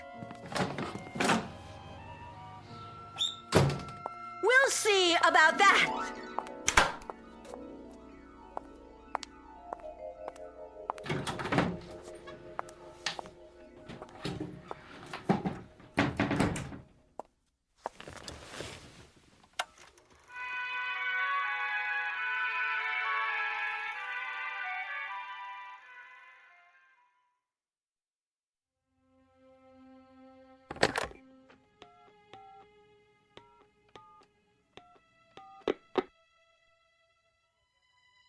Mr. Mosa, please. Tell him it's Danny Weiss. Hey, Walt. Long time, huh? No. I didn't go to the awards. Congratulations, by the way. Heck of a picture. Yeah. Say, listen, Walt. I got an idea, and I wanted to run it by you first, before I shop it around. Yeah, that's right. Yeah, nobody yet. Well, you know the actor who just won for Best Supporting? Uh-huh. Well, About Time is right. Yeah, he's all over the talk shows, giving interviews left and right. No, I don't represent him. But he's been in this business a long time, started as a teenager. I know, at your studio. That's why I'm calling. See, here's what I think's gonna happen. A brand new interest in the greats of our industry who made it what it is today. I can see it coming. Not nostalgia exactly, but a wave of appreciation, reevaluation. So I was thinking, why not put together a special project just for them? The ones who've been out of the limelight a few years. Stars who never got an Oscar but deserve to. Yeah, I tell you, the media will lap it up. Yeah, no, I don't have a script yet. Uh-huh. Yeah, I suppose so. I'm a sci-fi fan too. Sure I am. Yeah, so it makes... So make it like Star Wars meets, I don't know, On Golden Pond or something. I'm just riffing now, but... Really? You never saw it? Oh, great flick. Hepburn Fonda. No, Henry. Yeah. Yeah, a whole generation that... Well, they would if you set it up right. The what? Oh, a series of pictures, huh? Uh-huh, based on video games. Yeah, I see. Well, of course they have to be young. Still, when you think what a great name could bring to the package, well, Barbara Jean Trenton, for one. No, she's not dead. No, I assure you. A highlights reel. Yeah, I don't think she'd mind. Sure, I understand. Well, give me a call when you get back in town, huh? Yeah, well, looking for it. All right, take care now. Yeah, you too.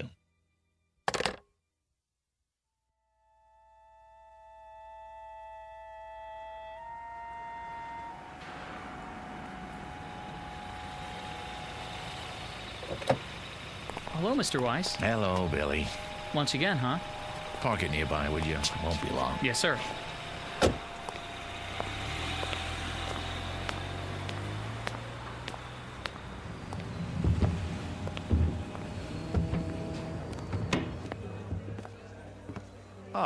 Good afternoon, Mr. Weiss. Table for two? Not today, Jimmy. I don't need it, after all. Very good. I'll get your waiter. I don't have much of an appetite, just the bar. Of course.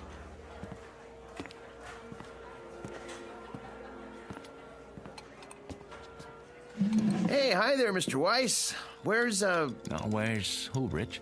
Well, you'll excuse me saying so, but the place has been buzzing.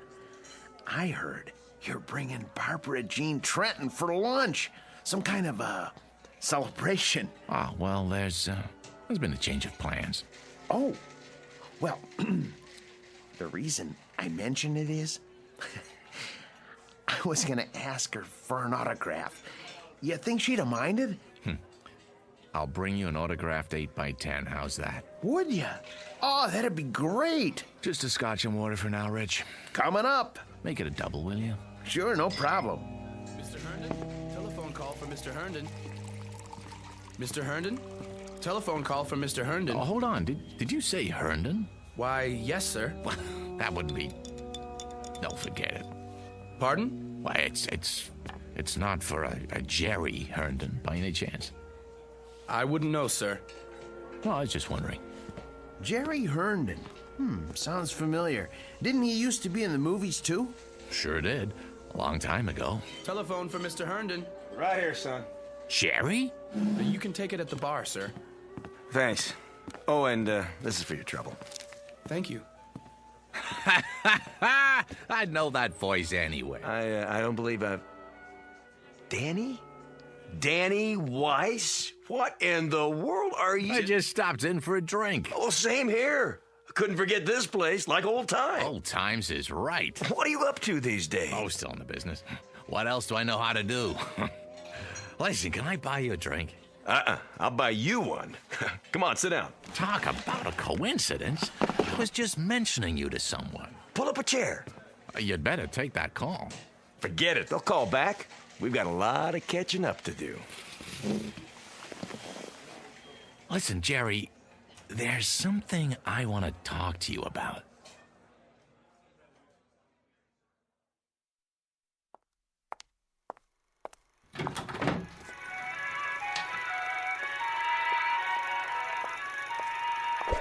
Oh. Who's there? Only me, miss. What have you done? Very sorry, miss. I didn't see you sitting there. I must have tripped on the electrical cord. Shall I plug it back in? Thank you, no. I'll take care of it, Sally. And Sally. Yes, miss. I'm locking the door to this room. I don't want to see anyone. I understand, miss. Sorry.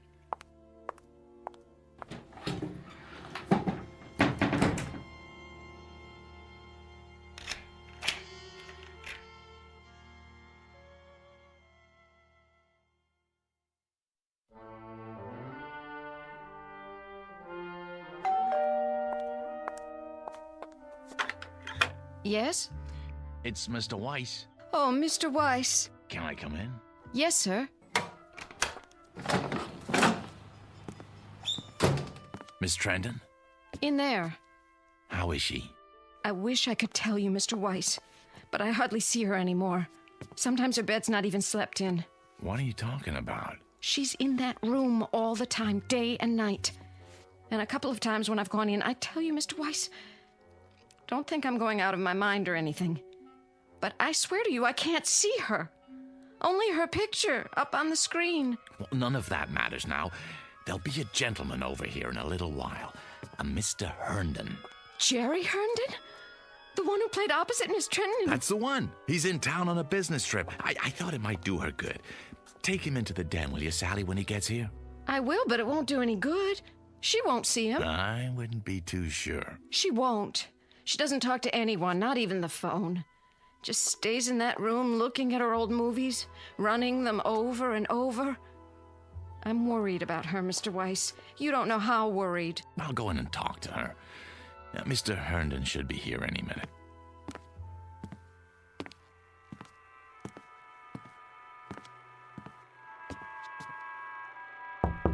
Go away, Sally. I said go away. I don't want anything, and I don't want to see anyone. Barbie, it's me, Danny. Now, please let me in. Why should I? Please, Barbie, I got something to tell you.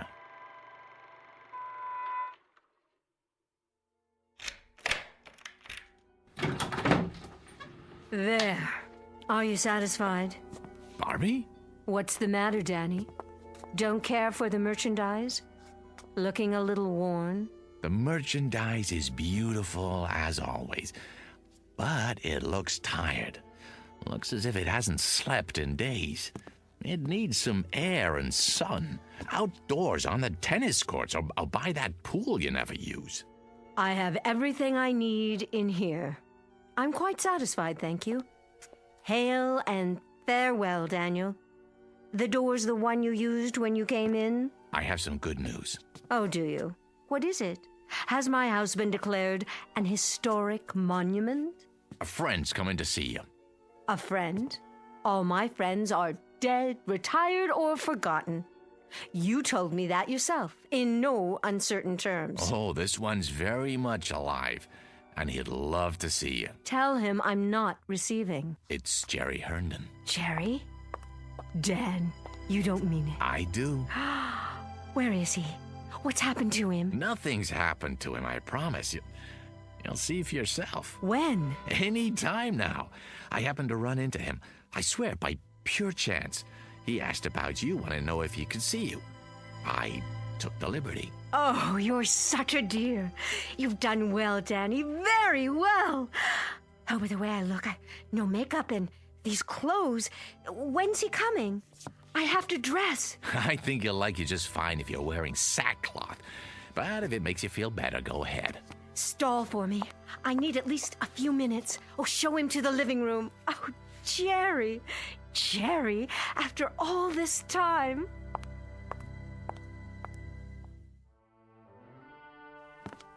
How is she? Really? I'm so sorry I haven't kept in touch. She's still Barbara, same zest for life, same charm.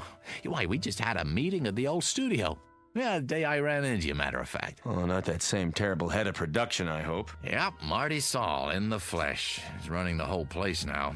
And he hasn't changed one bit. Same chip on his shoulder. No kidding. Jerry, truth is, she's not well. Nothing serious, I hope. She'll pull out of it, I'm sure, but make a fuss over her if you would. Tell her how wonderful she looks. It would mean a great deal to her, Jerry, and you can help, and that's something she needs right now. Well, sure, Dan. I'll do my best. Danny? Yeah, in here, Barbie. I heard you'd invited someone for a visit. Let me guess. Could it be... Hello, Barbara Jean. Who's...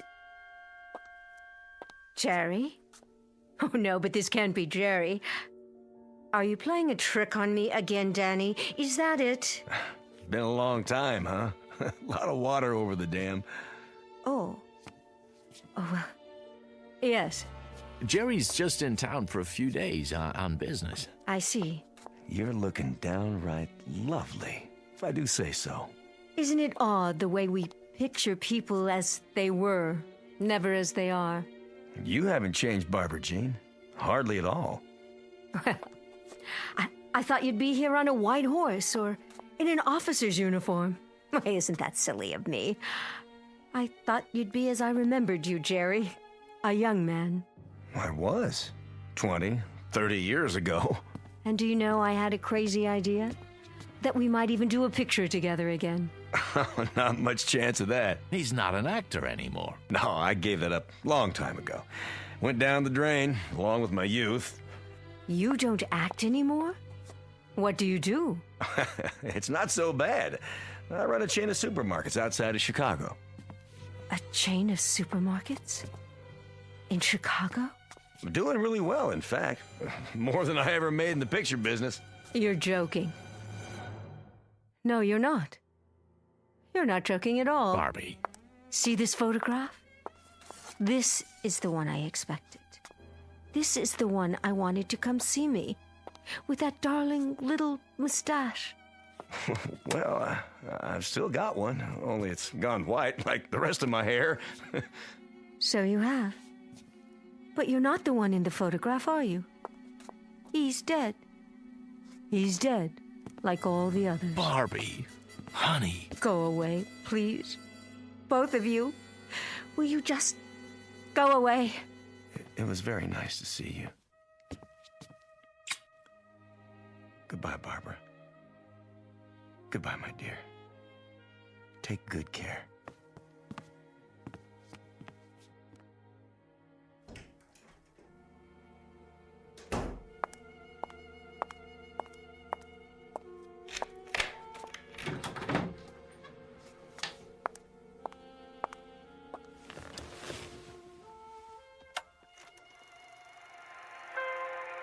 Jerry.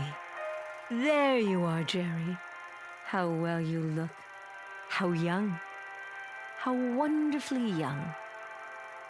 There was an old man here a while ago. A tired, worn-out old man. And he said he was you. Can you believe it? Oh, Jerry. Jerry, I wish I could be where you are. I so wish I could, Jerry. Oh, how I wish.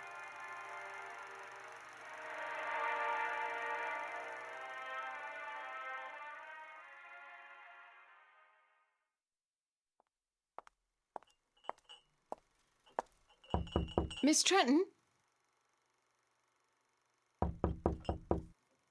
I brought you a little snack, Miss Trenton. Coffee and sandwiches. Wouldn't you like some?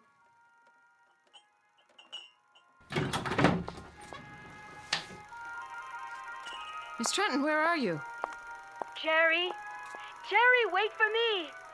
I'm afraid this is goodbye, Sally. No! Goodbye!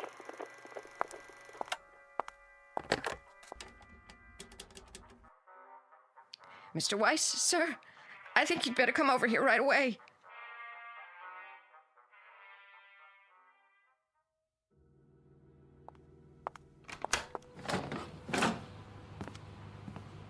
What is it, Sally? You'd best see for yourself.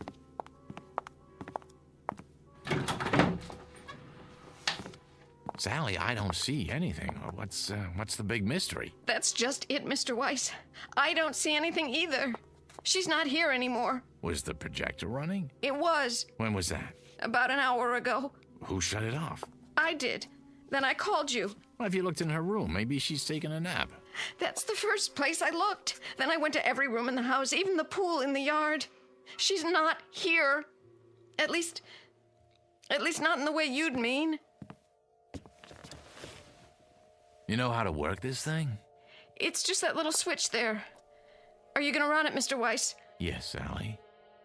I'm going to run it. Mr. Weiss, I can't stand to watch. I don't know what I'm going to see. Shh, quiet. All right, darlings, that's enough for now. Let's go outdoors. We'll finish our cocktails by the pool. Everyone go ahead. I'll be right with you as soon as I change out of these heels. What is this film, Mr. Weiss? Not one that I've ever seen. It's funny, it doesn't look like a set. Wait, those French doors, I'd swear it's this room. This one right here. It can't be. But it is, Mr. Weiss, it is. Look at that scarf. She bought it only last year, and those shoes? They're the ones she wore when Mr. Herndon came by. Barbie! Barbie, please! What? It's Danny. Please, don't do this. Danny? Oh, there you are. Care to join us? The old gang's here. We're going to have such a time, just like we used to. You know I can't do that. I can't just step into a movie screen. It isn't real. None of this is real. Well, then, goodbye, Danny. Be a dear and hold on to my high heels for me, will you? I can't very well swim in them. Barbie, don't! Keep them to remember me by. Jerry! Where are you? Barbie, please. Over here by the bar. I just stopped to freshen my drink. Care for another one, Barbara? Oh, don't tempt me. Now we simply must go outside. Everyone's waiting. In that case, race you to the pool? You're on! Barbie, come back! Come back! Sally, these shoes by the French doors, you didn't drop them here, did you? No, Mr. Weiss. And this scarf on the patio? No. Oh, they must be Barbie's then. I guess I'll just have to hold on to them. In case she comes back. Oh, Mr. Weiss, what are we going to do now? Well, the only thing we can do. Wait.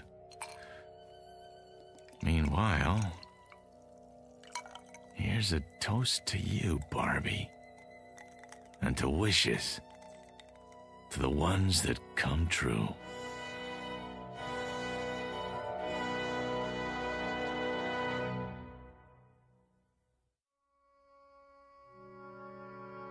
To the wishes that come true, to the strange mystic strength of the human animal, who walks that thin line between reality and the shadows and can sometimes make one merge with the other. To Miss Barbara Jean Trenton, movie queen of another era, and no longer of this one. May her star shine brightly in the Twilight Zone.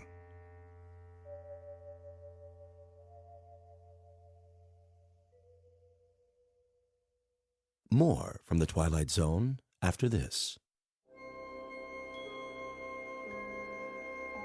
Hi, this is Carl Amari, producer of the Twilight Zone radio dramas. I'd like to take a moment to tell you about our official website at twilightzoneradio.com, where you'll get the latest news and information on these Twilight Zone radio dramas. Plus, at twilightzoneradio.com, you can digitally download 3 free episodes or any of our episodes for only $1.95 each. In this age of ever-changing technology, we've decided to make these episodes instantly available to you by making the Twilight Zone radio dramas a digital download-only series. This means that this series will no longer be offered on CD. The CD collections at our website are now being offered while supplies last at buy one, get one free. So be sure to get your favorites before they're sold out. Be sure to visit us often, and I'll see you in the zone.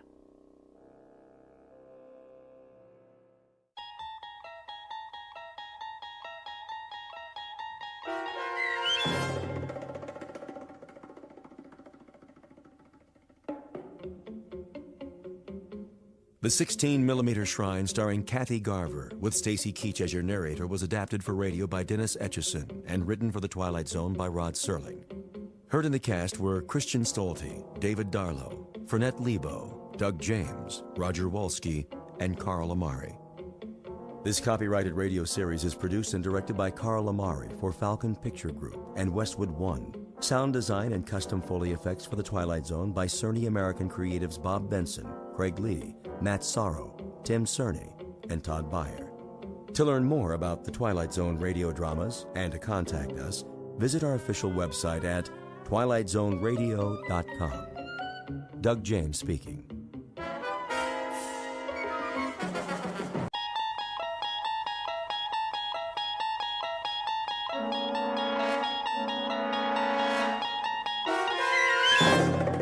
You unlock this door with the key of imagination.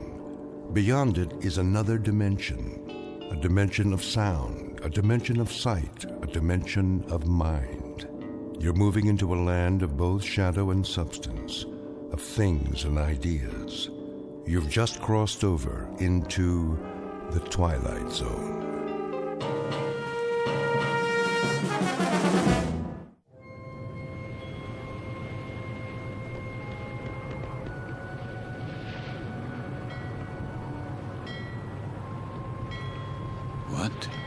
What is this place? The time. It must be late. Very late. Light in the salon! Let's black out down there! Who?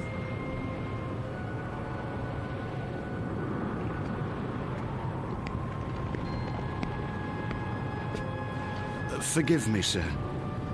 Yes? Are you addressing me? Begging your pardon, but they'll be finished serving dinner soon. They? The galley crew, sir. Why do you tell me this? Well, I only meant... What? What did you mean? Well, all I mean to say is, you'd best go in now, sir, if you want your evening meal. My meal? The salon will be closing in a few more minutes. Oh, yes, of course. In the salon. Is that what you call it? Yes, sir. It's very dark out here. Would you like to follow me? Follow? The lights, you see. From now on, I'll have to switch them off when we open the door to the deck, and then on again. You understand, sir? Because of the blackout. The blackout? Yes. This way, sir. Are you all right? Why wouldn't I be? Is something wrong with my appearance? Why, no, sir. It's only that... Is this your first time? My what? Your first passage. It can take a bit of getting used to. Sea legs and all that. I'm quite used to being at sea. Thank you. I was just... Yes, sir? Listening. To the engines? Don't worry, sir. The diesels were checked thoroughly before we left port, and Captain Willoughby's top drawer. He'll get us there safe and sound, you can be sure of that. No, not the engines. What then? I was listening to the water. The cold ocean water out there. And the night.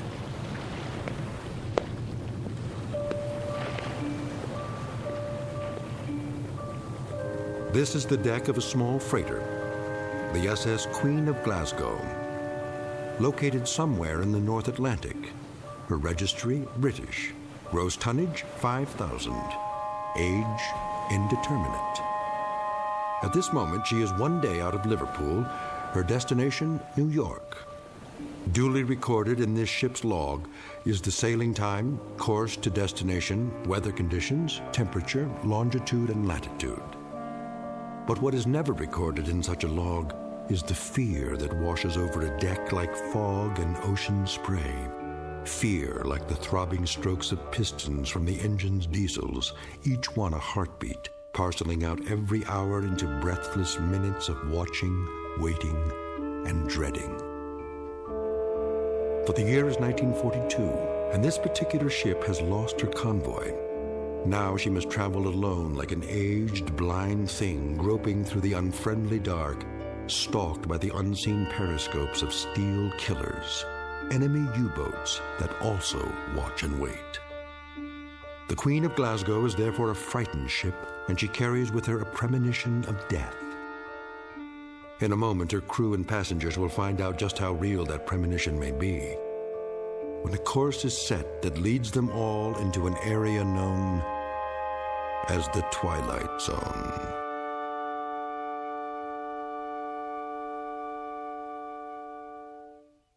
And now, The Twilight Zone and our story, Judgment Night, starring Chelsea Ross, with Stacy Keach as your narrator.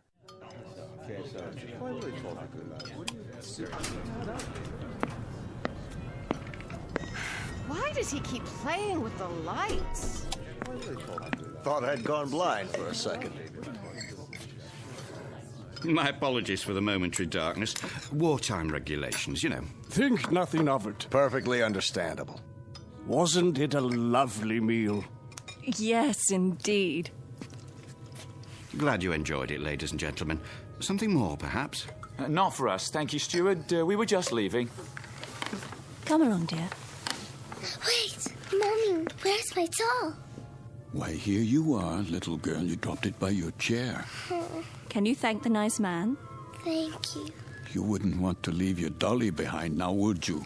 Come along, Joanna. It's well past your bedtime. Yes, Daddy.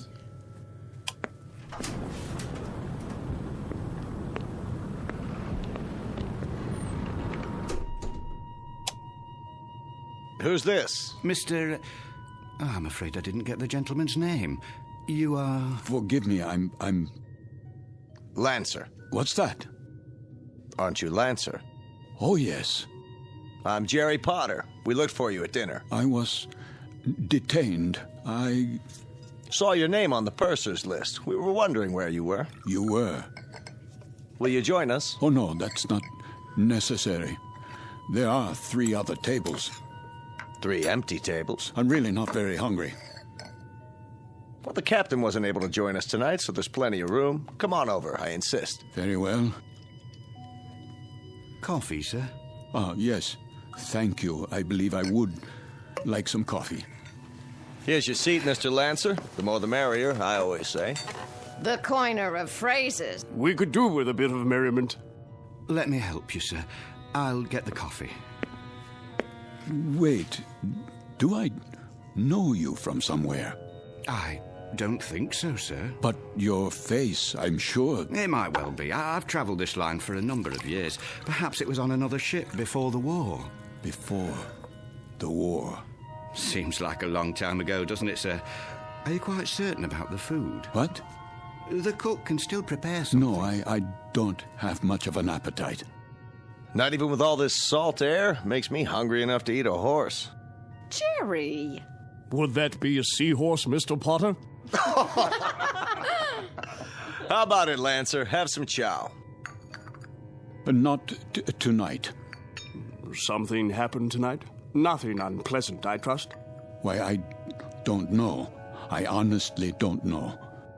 Mr. Lancer, are you ill? As a matter of fact...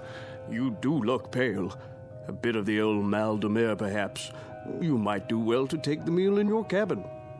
My cabin? Your quarters, Mr. Lancer. This is all rather disorienting, isn't it? But a good night's sleep can do wonders. I could prepare a tray, sir. No. I'd recommend a cup of hot broth at the very least. I'm fine, I tell you. It was just a temporary dizziness. You're all very kind. I shouldn't intrude. Nonsense. Then let me do the honors. This is my wife. Madame. Hello. And across the table are our dinner companions, Major Devereaux. How do you do? And his secretary, Miss Stanley. Are you going home, Mr. Lancer? Home? Or away from home? Why, I'm heading away from home. We are as well, I'm afraid. The Major is heading up a military mission in Washington. Now, Barbara, loose lips. Oh, sorry. I was just telling them that I took this trip once before, when my wife was alive. Spring of 38. How different it was. The Queen Mary, most elegant. Where do you suppose they dredged up this one? She looks to be 300 years old. The Queen of Glasgow. Long live the Queen. Oh, hear. What do you do, Lancer? Me? When I saw your name on the list, I tried to figure out what you'd look like. It's a game I play. Try to connect a face with a name. I thought you were probably an old language professor from Oxford or something. A regular barrel of laughs. Well, I'm... There goes the light again. Well, good evening, Captain Willoughby. No, please. Remain seated. I don't have much time. I thought I'd just stop for a cup of tea and say hello to those who are still here. Don't worry on our account. I'll get you tea, sir. Thank you, steward. We did miss you, though, Captain. I must apologize. We have a miserable fog out there. No kidding. And I thought I'd best take my meal on the bridge. And the rest of the convoy, Captain, are they in sight? They'd have to be 3 feet off the bow to be in sight, Major. That fog is quite thick. Oh, dear. However, we do hope to have some sort of contact by tomorrow. But I wouldn't worry. She's a good stout ship, and this isn't her maiden voyage. She's made this passage often. I suppose misery loves company, though, doesn't it? I'd feel a lot safer if we were in a convoy. I can almost see those wolf packs converging on us. There would be no wolf pack converging on a single ship, Major Devereaux. Sorry? The principle of the submarine pack is based on the convoy attack. The gentleman is quite correct.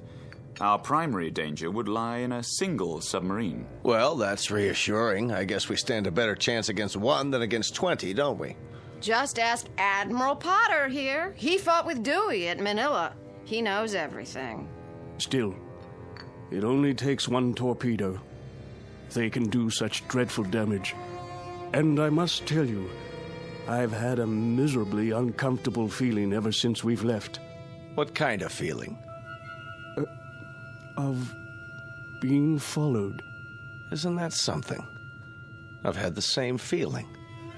I'll tell you, I'd rather they go after us with a pocket battleship. That you can see, not a skulking, crummy tin fish a couple of miles underwater. If we're being followed, you will see the sub, Mr. Potter. It will surface. They won't waste all their torpedoes on us. Not when they can sit back 1,000 yards and shell us with impunity and sink us at will. You forgive me. This is Mr. Lancer, Captain. Mr. Lancer? But you sound like a U-boat commander. My apologies. That was clumsy of me. Oh, please, sit down. Let me clean it up, sir. I hope I didn't spill any coffee on you, Miss Stanley. No, but you did quite a job on yourself. That's quite all right. I'll get you a towel. I said it was all right. Yes, of course. Sit down, Mr. Lancer, please. Another cup of coffee, sir? No. Thank you. That won't be necessary. I think we might start by getting better acquainted. First of all, I trust everyone's comfortable. Oh, yes, quite. This ship, you know, wasn't designed to carry passengers. I hope you'll bear with some of the inconveniences. I suppose they're worth living with to get to the States, aren't they? You can say that again. Mr. Potter, I understand you're with the American government. War Production Board. And where is your home, Mrs. Potter? Good old Chicago. Windy City. Oh, how interesting. I do hope to travel farther west one day. I tell you, I'll be mighty glad to see it again, wind or no wind. And you, Mr. Lancer? Yes? Where's home for you? Home? I was born in Frankfurt. Frankfurt? Like in Germany?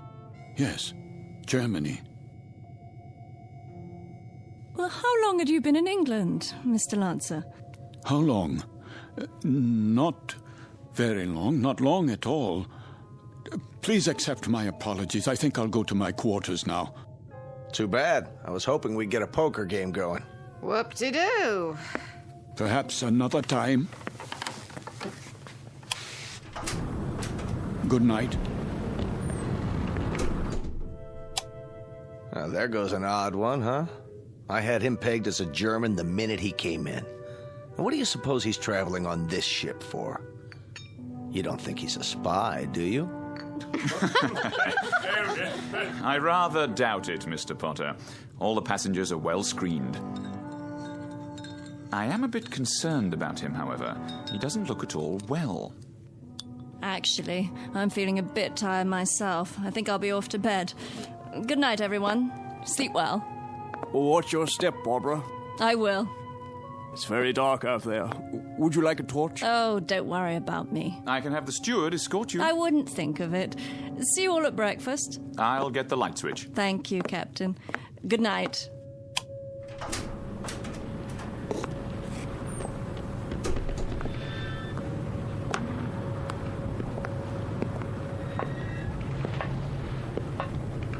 Hello? Is someone there?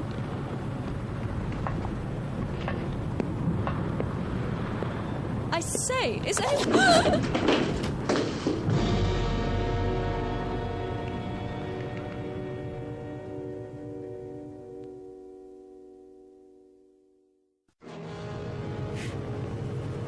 Who's there?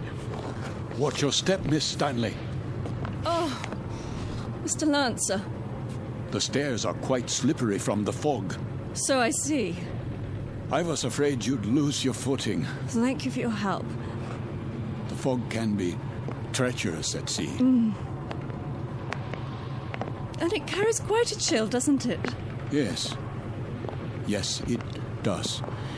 It's best to stay off the deck at night. Why are you here, Mr. Lancer? What? I thought you'd be in your cabin. I'm still a bit unsettled. Not quite ready to sleep yet. Miss Stanley? Yes. May I ask a question? Please?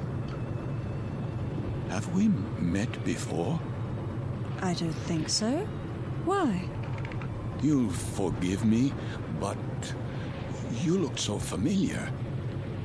They all did, for that matter. Are you sure you're well, Mr. Lancer? Yes, I seem to be. It's just this feeling. What sort of feeling? Oh, it will sound crazy to you. Go on, please. Just that I'm doing things, saying things. That you've done before. How do you know that? I know the feeling. I've had it occasionally. Have you? Walking into a room and being able to swear that you've been there before. Even the conversations. They seem identical to ones you've had at some other time. Yes, but what other time and where? That's always the question, isn't it? And the people? Yes, and the people, too. Yes. That's extraordinary. What is? I don't recall. I don't seem to recall boarding this ship. Don't you? Or anything else, for that matter. How I got here, or why I'm here. There was a film about that. Pardon? In the cinema, a few years ago. With Leslie Howard.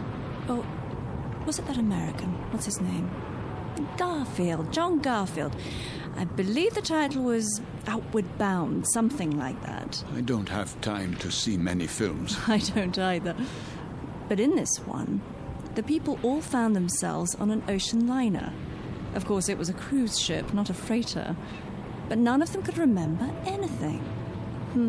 There was a man and a woman, and they met and began talking, much as we are right now, I suppose. And it turned out they were... Go on. Well, they were all dead, you see, and on their way to the other side. Isn't that absolute rubbish? It is indeed. You don't suppose we're dead, do you? And about to cross the River Styx or some such? No, that's ridiculous. I, for one, remember everything. A cab to the docks, and carrying my bags, my passport, the security clearance. My passport? Of course. It must be in my cabin. If we were dead, I'm sure the meal would have been followed by a lovely dessert. Mr. Lancer, may I make a suggestion? Why don't you see the ship's doctor? I'm sure they must have one, even on a freighter. For what purpose? It has to be some form of temporary disorientation. I was standing on deck, and it was as if I suddenly woke from a deep sleep. I heard your voices from the salon. Amnesia? Not really. I know who I am. I'm Karl Lancer. I was born in Frankfurt, Germany. I'm in the... In the what? In the... You were going to tell me. You were in the something or other. Was I? I don't remember now. Mr. Lancer, perhaps if you got some sleep, that might be all it takes. It wouldn't help. I don't think I could get to sleep. I feel as if this were a nightmare. I feel strange. I feel as if there were a disaster waiting out there, some doom that's about to happen. As if we were being stalked. I know we are. It's stalking us. Yes, there's a sub out there, a U-boat. I know it. I know it's out there. I know. Who's there? Mr. Lancer? Yes, I'm Lancer. Would you come with me, please? Where? The captain's compliments, sir. He wonders if you could join him in his quarters. For what purpose? He'd like a few words with you. Go on, Mr. Lancer. I'll see myself to my cabin. Sir, this way.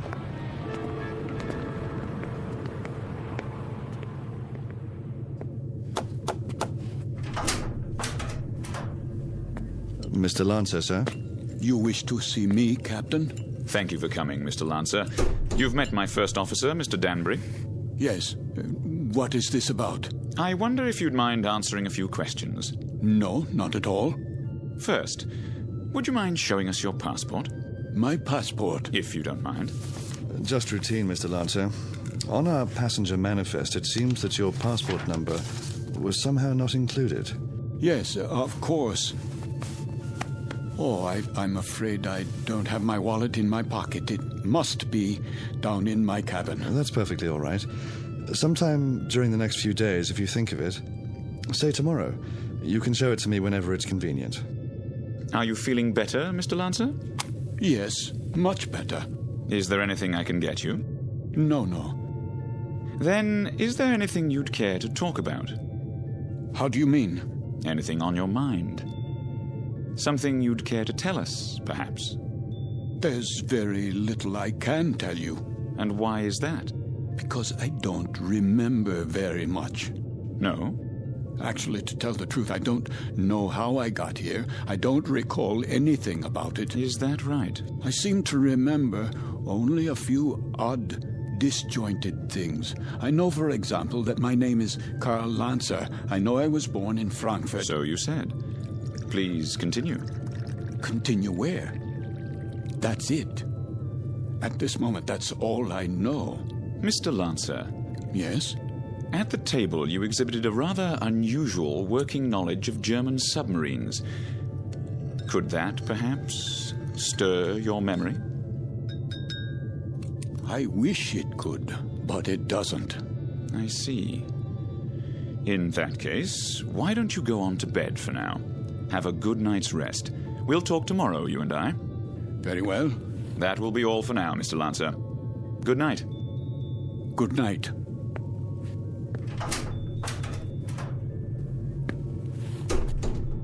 Most peculiar. I'd agree, sir. I'd say he bears watching. Then watching is what he'll get. I told you what he said at the table. What do you make of it? That's hard to say. But as I was going to get him on deck, he was talking to one of the passengers, Miss Stanley. And? He was speaking quite excitedly, in a very loud voice. I couldn't help but overhear. He was saying something about how he knew there was a U-boat out there. It's stalking us. That's what he said. You heard him say that? Those were his exact words. Thank you, Danbury. I thought you'd want to know, sir. Danbury. Sir? Let's keep this between ourselves for the time being, shall we? Yes, sir. And see that a steward is sent down to his room. I want to have a look at that passport as soon as possible. Right away, sir.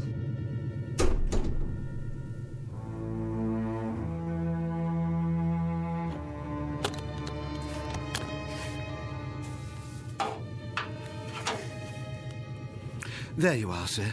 All your clothing hung up, I believe that's it. Anything else I can help you with? No, that will be all. Ah, your shoes. I'll just put them in the closet. Hold on, what's this? Where? In your bag. Looks like an officer's cap, but not one of ours. War souvenir. What are you talking about? This, sir. I was wondering if it was a war souvenir. Let me see that. Yes, sir. It's a naval officer's cap. Foreign by the style of it. Don't touch things that don't concern you. I only thought I'd put it away for you. That won't be necessary. I'll put it away myself. Yes, sir. That will be all.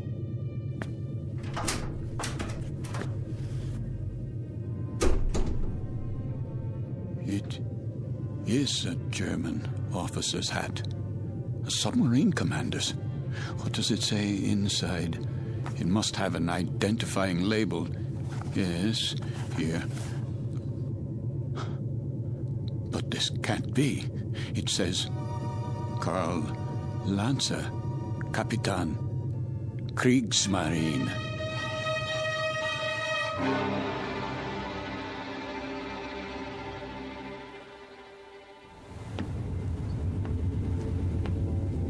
Mr. Danbury? Yes, sir?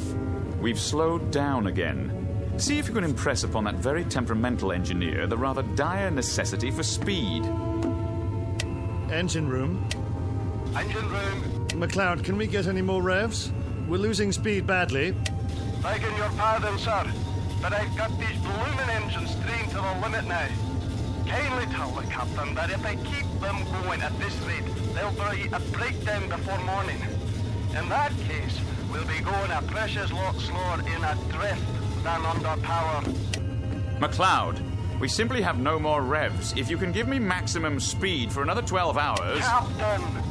These engines needed to be overhauled a month ago, and instead of an overhaul, they're getting worked to death. Well, do what you can, man. Aye, aye, sir.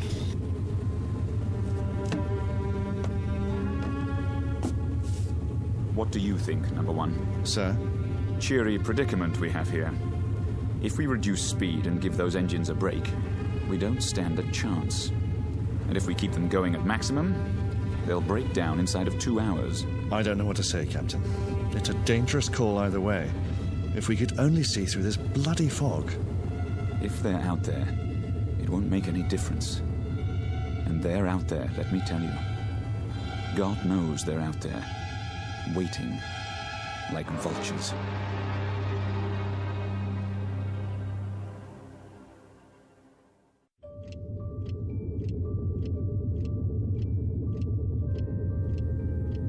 Another drink, please. Begging your pardon, sir, but it's very late. Don't beg my pardon. Just put the bottle on the bar. Go to bed if you're tired, but leave the bottle.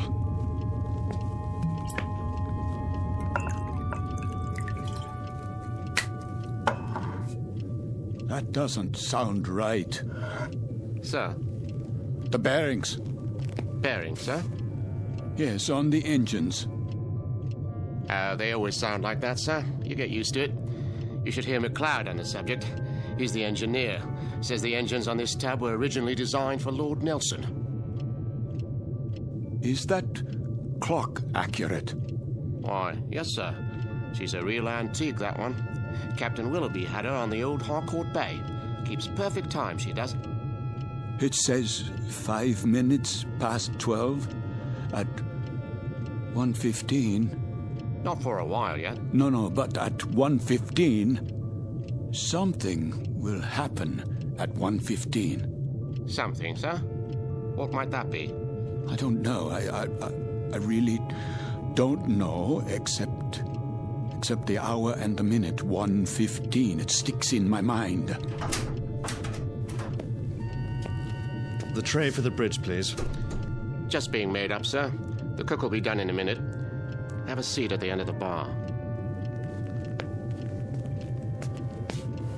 Been here long, has he? Sitting like that for 3 hours. One drink after another. Just sitting there, drinking. Wiping the sweat off his face and asking for more. And not getting drunk, mind you. That's 3/4 of a bottle gone. I'd swear it was lemonade. I've never seen the like.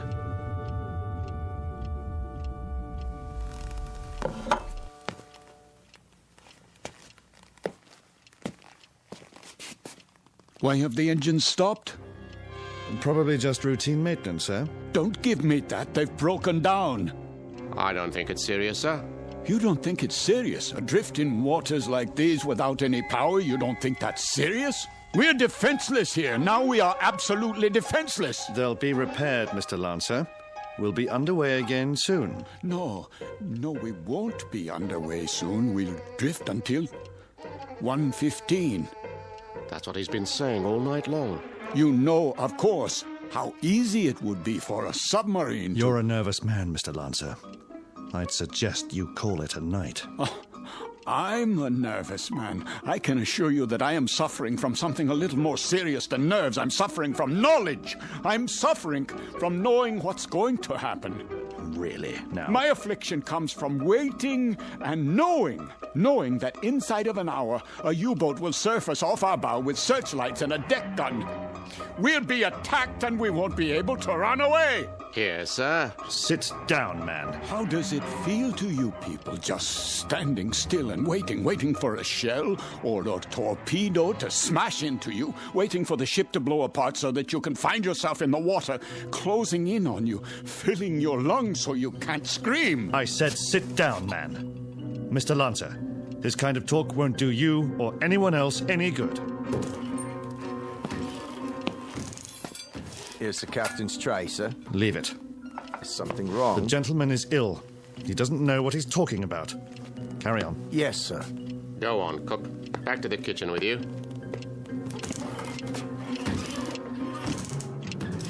The U-boat's coming. We must get the engine started or abandon ship. That's what we must do. Yes, we must abandon ship. Do you hear me? Why has the clock stopped? Where did you go? Where have you all gone? Why have you left me alone like this? Where is everyone?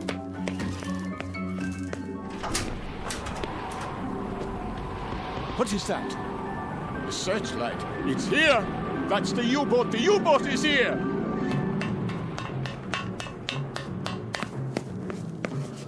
We've got to get out. Off the ship, everybody. There you are. All you passengers, out of your rooms. Listen to me. There's a U-boat. I just saw it. She's going to sink us. Can't you hear me? Why don't you move? Are you all out of your minds? What do I have to do? Do I have to grab you and carry you up on deck? Do I have to throw you bodily into the lifeboats? Do I have to knock you unconscious? They're gone. But where? Is the entire ship empty? Or have I gone mad? A life preserver, yes. SS Queen of Glasgow. Wait. I remember that name. Queen of Glasgow. Queen of Glasgow. Potter? Major Devereaux! Miss Stanley, where are you? Captain, steward, we must abandon ship.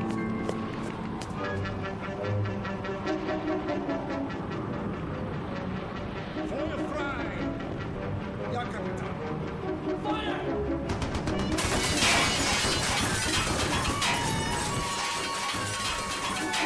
They are shelling us. We're hit, I tell you. Miss Stanley, we must get out. The lifeboat. I can't, Mr. Lancer. The roof's collapsed. The door won't open. Climb through the porthole, quickly. I'll try. Where are the lifeboats? Over here, Mr. Devereaux. We'll have to climb down. Help us, please, my wife. I'm coming, Mr. Potter.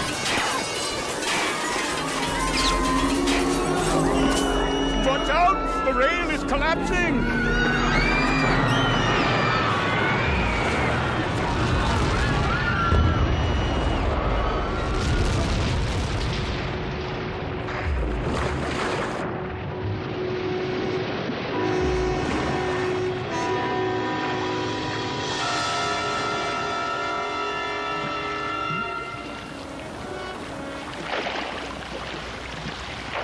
Family, the little girl.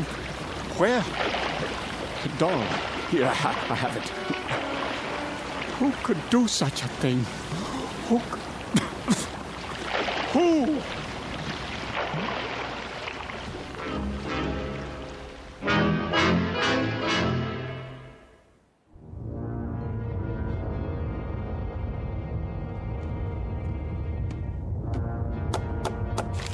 Ja? Not much to show, Captain Lancer. That's all. Very little wreckage floated to the surface. Only this life preserver. There were no survivors. Then I'd say that's a good catch tonight, wouldn't you? Very good catch. It says SS Queen of Glasgow. Ah, a 5,000-tonner. Isn't that what the registry reads? Yes, sir. Cheer up, Lieutenant. Hand me the coffee. Well, pour it. If you wish, sir. You have nerves, Mueller. Not really, sir. A little shaky, perhaps. Oh, why? Nothing, sir. I asked you a question. Why? There were women and children on that ship. So? We gave them no warning. You'd have us give them warning, eh? So their radio man can send out their position, which quite incidentally is our position. You have sentiment, but no brains. You're an old woman, Mueller. You know that? I just find it difficult. To do what? To reconcile killing those people. Without warning.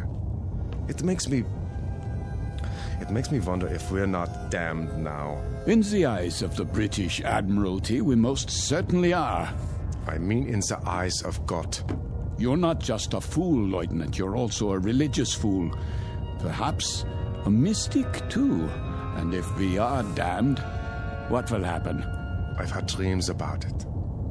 Maybe people like us have a special kind of hell waiting.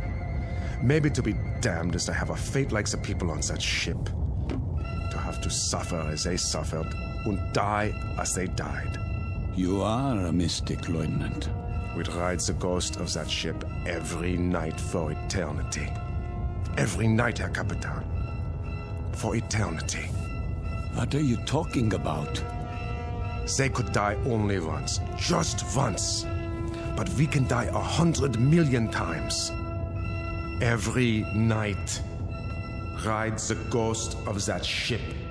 Every night. Every night.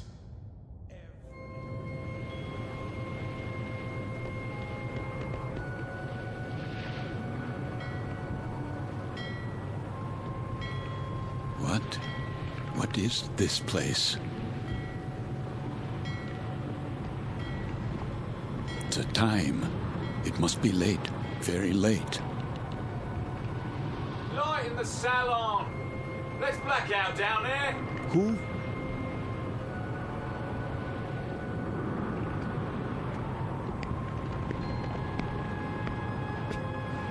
Forgive me, sir. Yes? Are you addressing me? Begging your pardon, but they'll be finished serving dinner soon. They? The galley crew, sir. Why do you tell me this? I only meant... What? What did you mean? All I mean to say is, you'd best go in now, sir, if you want your evening meal. My meal? The salon will be closing in a few more minutes. Oh, yes, of course. In the salon. Is that what you call it? Yes, sir. It's very dark out here. Would you like to follow me? Follow? The lights, you see. From now on, I'll have to switch them off when we open the door, to the deck, and then on again. You understand, sir? Because of the blackout. The blackout? Yes. This way, sir. Are you all right? Why wouldn't I be? Is something wrong with my appearance? Why, no, sir. It's only that... Is this your first time? My what? Your first passage. It can take a bit of getting used to. Sea legs and all that. I'm quite used to being at sea. Thank you. I was just... A special kind of hell waiting. Maybe to be damned is to have a fate like the people on that ship. To have to suffer as they suffered and die as they died. We'd ride the ghost of that ship every night for eternity. For eternity. For eternity. For eternity. Yes, sir? Just listening.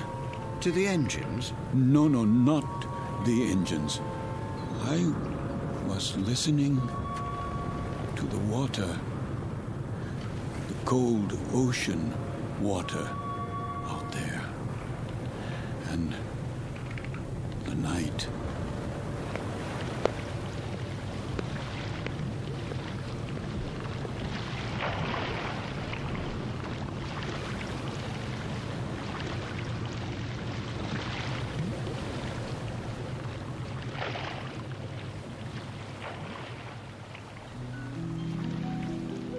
You've heard talk about paying the fiddler, the comeuppance awaiting every man when the ledger of his life is opened and examined. The credits and debits added up, a tally made, and then the reward or the penalty paid. In the case of Karl Lancer, former Capitan and U-boat commander, Navy of the Third Reich, this is the penalty. This is the justice meted out. This is Judgment Night in the Twilight Zone. More from the Twilight Zone after this. You are about to enter another dimension. A dimension not only of sight and sound, but of mind. A journey into a wondrous land of imagination. Next stop, the Twilight Zone.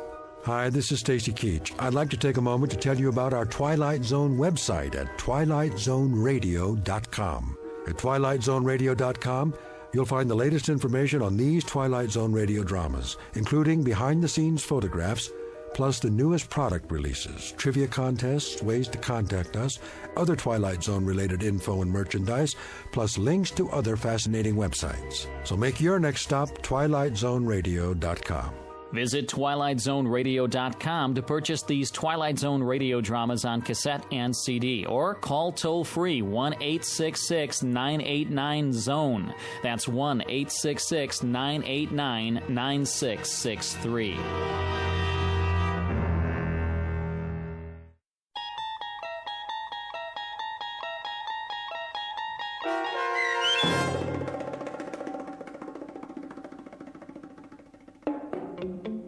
Judgment Night, starring Chelsea Ross with Stacy Keach as your narrator, was adapted for radio by Dennis Etchison and written for The Twilight Zone by Rod Serling. Heard in the cast were Nick Sands, Damian Arnold, Richard Shavzin, James Houghton, Sarah Wellington, Christian Stolte, Fernette Lebo, Doug James, Martin Astrop, Anna Rose Benson, and David Darlow. To learn more about the Twilight Zone radio dramas and to obtain audio cassettes and CDs of these programs, visit our website at twilightzoneradio.com. The producers of The Twilight Zone wish to thank CBS Enterprises, Carol Serling, Dennis Etchison, Dick Brescia Associates, Claire Simon Casting, Terry Jennings, XM Satellite Radio, Sirius Satellite Radio, our sponsors and our radio affiliates for helping make this series possible. This copyrighted radio series is produced and directed by Carl Amari for Falcon Picture Group. Audio editing, sound design, Foley effects, and mix for the Twilight Zone radio dramas are by Cerny American creatives Craig Lee, Michael Slaybach, Bob Benson, and Jason Rizzo. To learn more about the Twilight Zone radio dramas and to contact us, visit our official website at twilightzoneradio.com. Doug James speaking.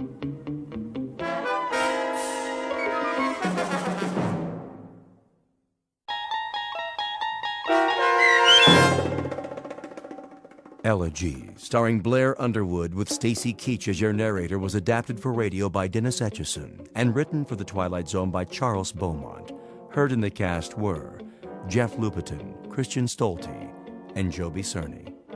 To learn more about the Twilight Zone radio dramas and to obtain audio cassettes and CDs of these programs, visit our website at twilightzoneradio.com. The producers of The Twilight Zone wish to thank CBS Enterprises, Carol Serling, Dennis Etchison, Dick Brescia Associates, Claire Simon Casting, Terry Jennings, XM Satellite Radio, Sirius Satellite Radio, our sponsors and our radio affiliates for helping make this series possible. This copyrighted radio series is produced and directed by Carl Amari for Falcon Picture Group. Doug James speaking.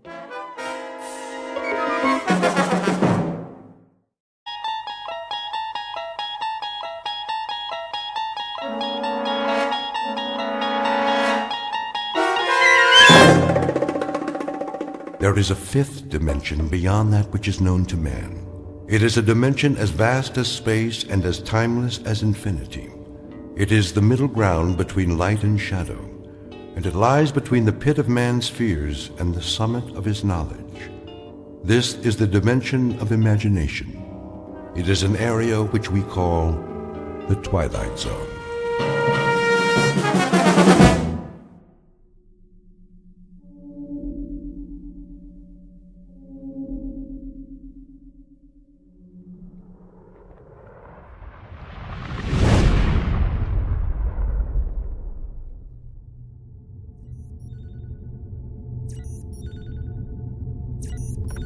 Kirby.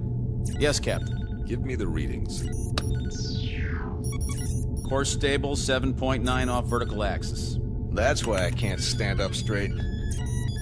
Speed 2650, steady she goes. How close are we to that asteroid?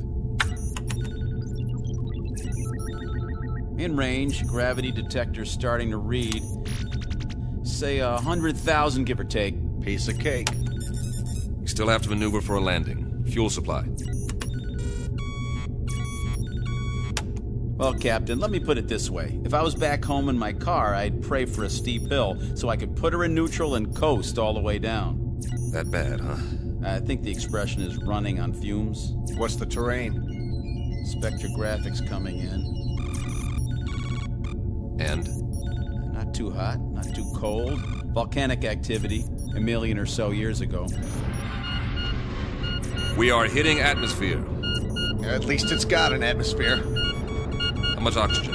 I'm trying to get a reading. Deceleration chairs. Just a minute. Now! Better do it, Pete. All right, Myers, I'm going. Firing retro rockets. The fuel tank's empty, Captain. Anybody got a parachute? Hang on. Angle looks good. Thank heaven for small favors. The surface is coming up fast. I'll try to level her out. Nose up. Up!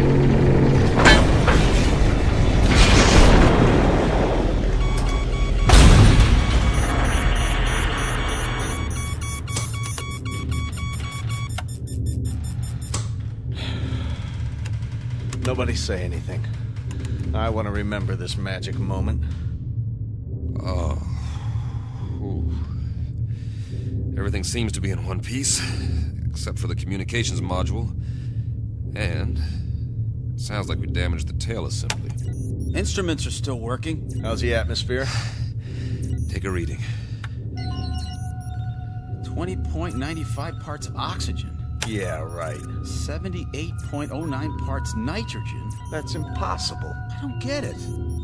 That's air. Don't look a gift horse in the chops. Gravity? 1 unit to 0.99. Are you sure? See for yourself, Captain. I don't believe it. You got something better to believe, Myers? But that's incredible. Conditions identical to Earth, and yet we're 655 million miles away from Earth. Let's get the airlock open. Hold up, Pete. What for? I'm sick of breathing recirculated air, eating freeze-dried tofu, and we're almost out of that. The instruments could be wrong. What's the difference? We aren't going anywhere for a while. We can't even radio for help till we fix the module. The man has a point. I suppose you're right. At least put on your helmets. Forget it. If this is all she wrote, then I'm ready for it, one way or another. I'm afraid I'm with Pete on this, Captain. Either we die now or we die later, starving to death like dogs. All right, open it. Now, this isn't an order, but I'd recommend everyone take a very deep breath.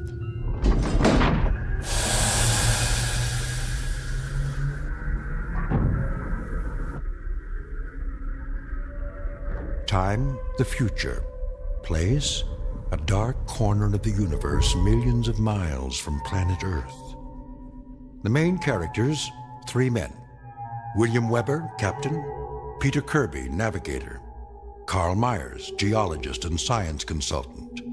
Each distinct from the others, but all sharing a common dilemma. They are lost. And like any long-haul explorers, they want to go home. Not their home necessarily, that would be too much to hope for. But at this point, any old port in a storm will do, especially for those who have veered off course and into the Twilight Zone.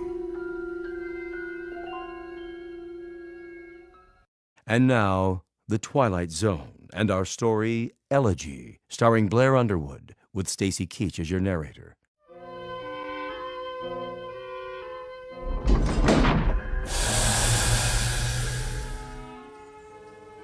Captain's notes. We've made a rough landing, but no injuries. According to our instruments, the atmosphere is breathable, so we've opened the airlock. It's hard to believe, but the temperature is that of a spring day on Earth. And it smells clean. Well, I'll be. Get the ladder into position. Watch your step.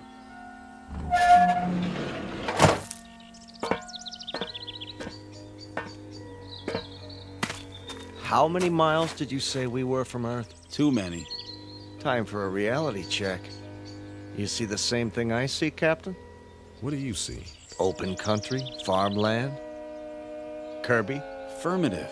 Acres of grass, trees. I grew up in a place like this, in the Midwest. And those hills? They're settled granite, I'm sure. Eroded over thousands of years of wind, rain. I don't get it. Neither do I. Wait a minute. I do. Don't you see? We're back on Earth. Come off it, Kirby. I'm serious. The instruments are all screwed up. Some way or another, don't ask me how. We got turned around, and now here we are, right back where we started. Oh, man, that is rich. Only one thing's missing, a brass band. Maybe they forgot about us. It's an interesting theory. Except for one thing. As far as I know, Earth has never had two suns in the sky.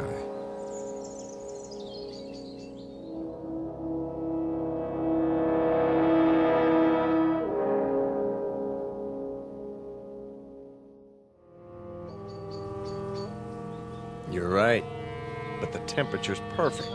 That means they're smaller than our sun. Added together, they put out just enough energy to duplicate conditions on our own planet, including evolution. And the people learned to build farmhouses exactly like ours. What? If that's not a barn over there painted red, then it's a pretty good imitation of one.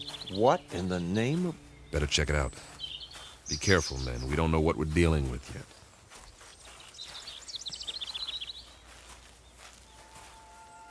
What do you call this? A Martian? I'd call it a hound dog. Hey there, boy. How come he's not moving? He's taking a nap in the shade. I don't blame him, do you? What the heck is that? By the barn, it's called a tractor. They were internal combustion vehicles used in the 20th and 21st centuries before the Total War. So we are on Earth 300 years ago. Negative. We're not equipped for time travel. Okay, you explain it. I can't. The only thing I know for sure is that we're not on Earth. And we are not alone. What do you... Hey!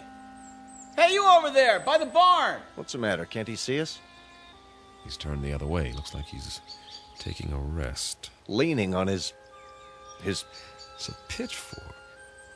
He was using it to load hay into the wagon. Some outfit. Overalls.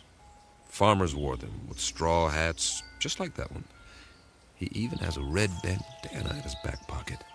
Well, I suggest we ask him the way to the Emerald City.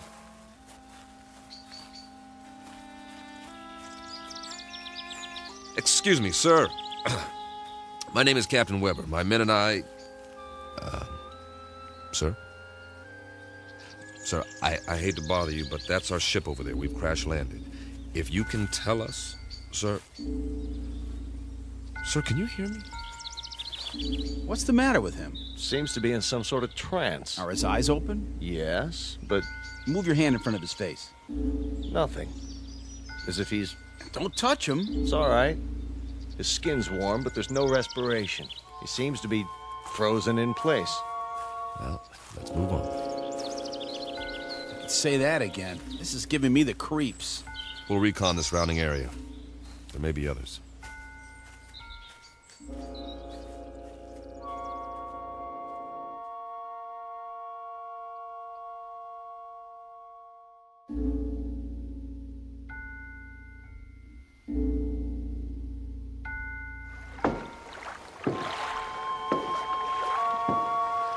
Oh, now this is what I call a lake. That's what anyone would call it, Pete.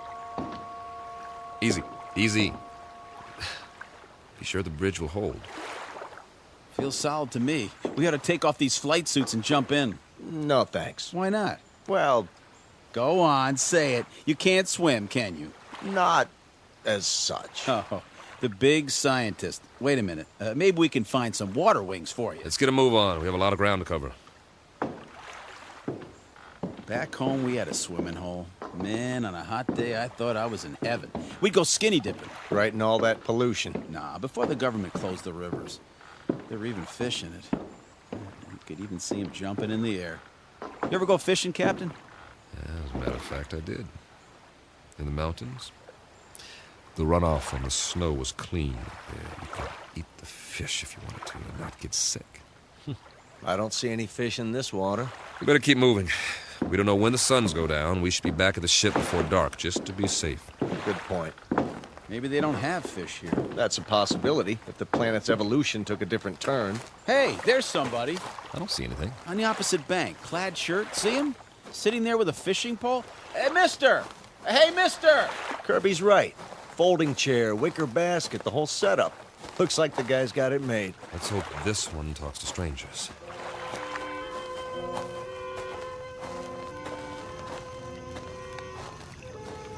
Hi there, fella. How's it going? Fish biting today? Mum's the word, huh? Let me try.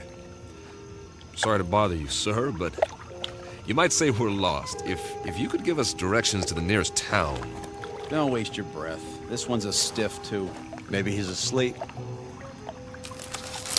If he is, he's done well for himself. This basket is called a creel. It's full of fish, quite a haul. Fresh? Smells like it. Hold on. Is that a bottle of beer next to him? It is indeed.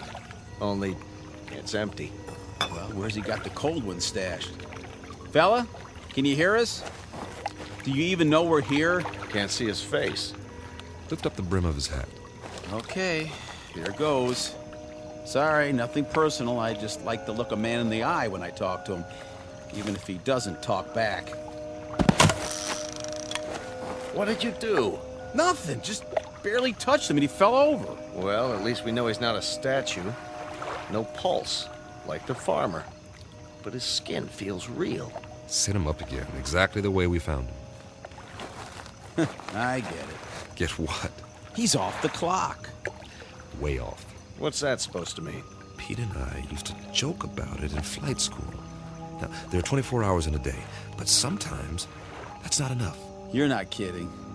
All my life, I've wanted extra time to read a book, write a novel. Or go fishing, spend some time in the country, meet a girl and get married, or just take a nap for crying out loud. But I was too busy. We all were. So the only answer is to fit some extra hours into the day. Hours that don't show up on the clock.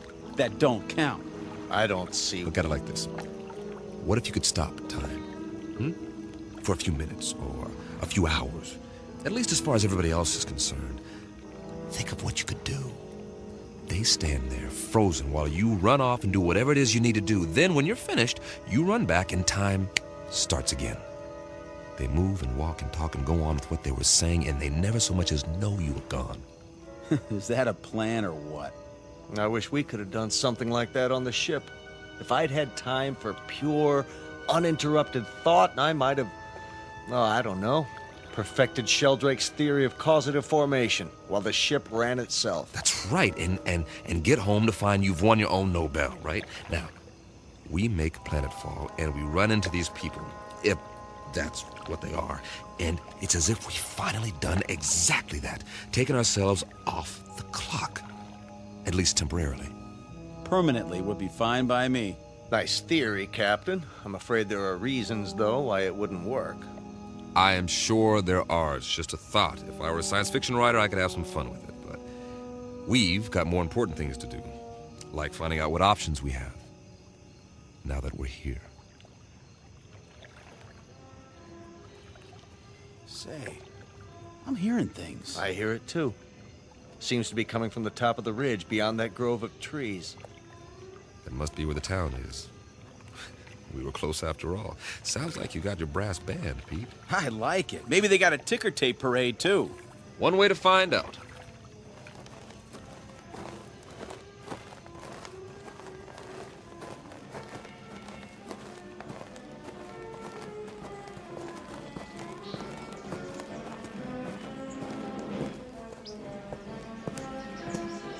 Captain's Journal.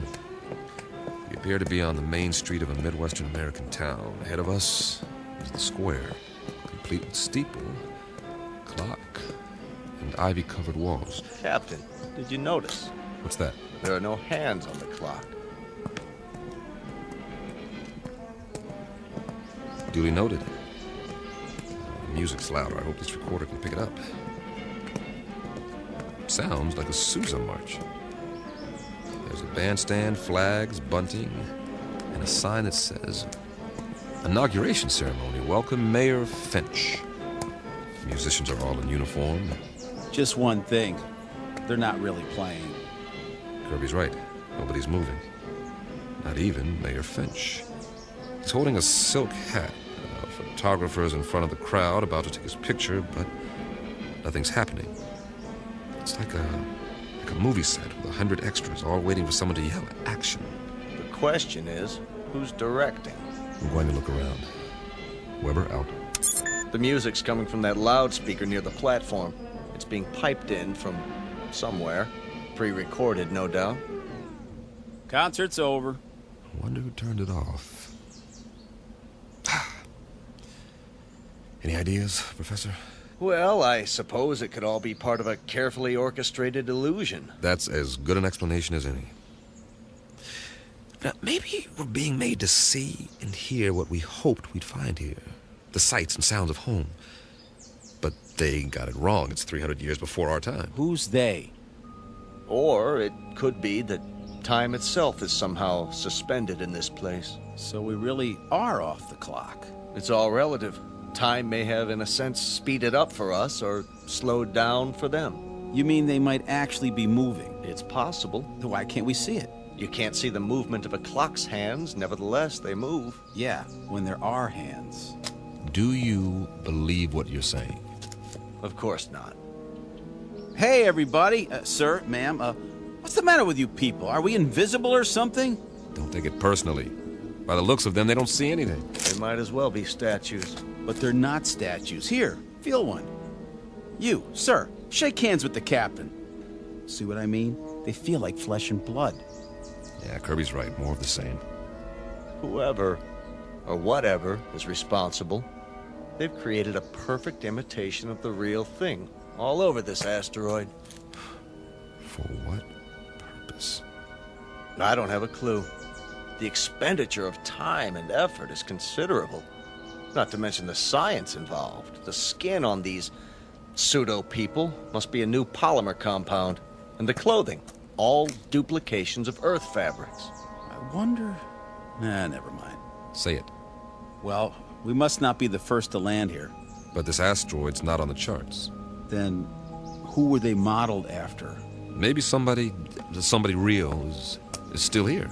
Where? Could be anywhere. The streets, the buildings. I say we separate. We'll meet back here in an hour. Well, it's better than huddling together like frightened children. All right. Pete, you go that way, Carl. See where the street leads and take some readings while you're at it. All right. I'll cover the buildings along this side, starting with the hotel. Remember, 1 hour. Are your watches set? Yeah. Yes. Don't ask me what to set it to, though. Earth time or something else entirely.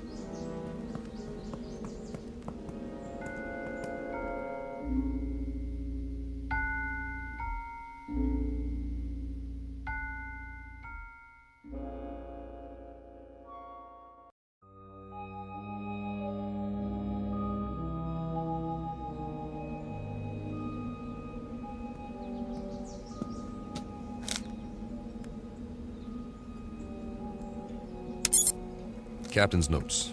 The awning says the hotel is called the Ritz Arms. Kind of quaint. It would be considered ritzy, I guess, in a small town. Glass front. Nothing moving inside that I can see.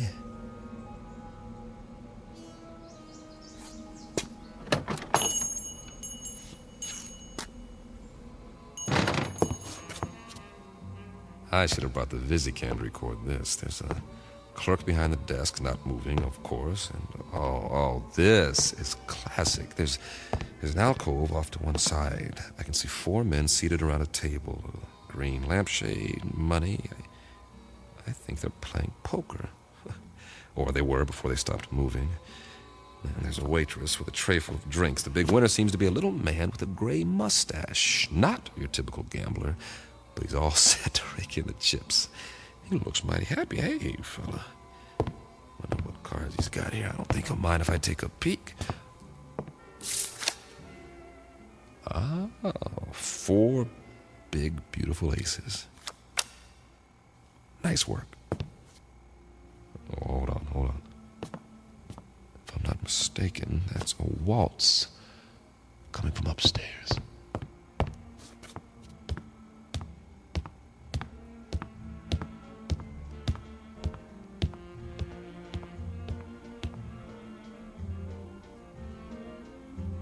Music seems to be in one of the rooms. Hello? Hello? Anybody here?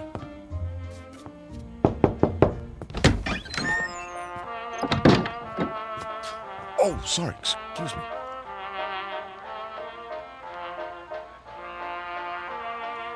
This room is definitely occupied. There's a candlelit table, I see an ice bucket, and a bottle of champagne. The music is canned. The couple is posed in a slow dance. She has a rose in her teeth, and he's got her bent back in a dip, kissing her throat. But what is she doing with him? A short, ugly man. Looks like he's never had a girlfriend in his life.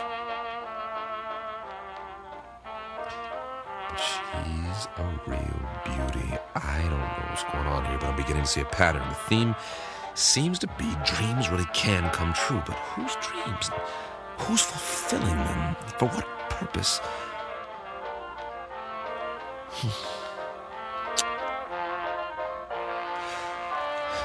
Weber out. For now.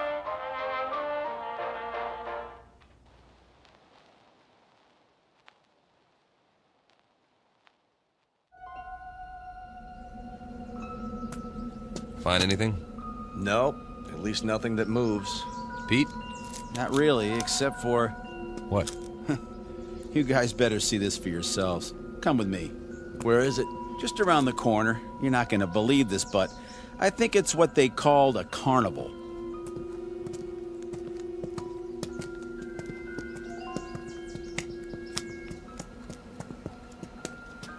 That's what it is, all right. The Midway.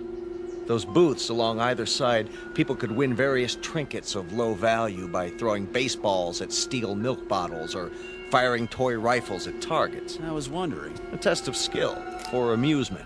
Also the urge to gamble for those with a predilection for obsessive-compulsive behavior. What's in the tent? Oh, just some men in swimming trunks. Win $500, go 2 rounds with Tiger Loomis. Oh. It's not a real tiger. No kidding, genius. Let's have a look inside.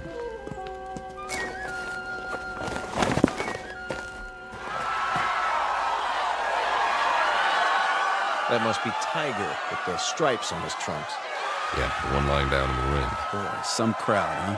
Almost as many as the town hall, complete with sound effects. 2 pugilists, duking it out, as they say. A primitive display of testosterone poisoning. Check out the other guy, with his hand raised. That, my friends, is what's known as a potbelly. Yes, but why? Too many carbohydrates, not enough exercise, plus a certain genetic predisposition. But why would he be the one who wins? Must have been a lucky punch. Looks like old Tiger's down for the count. Interesting.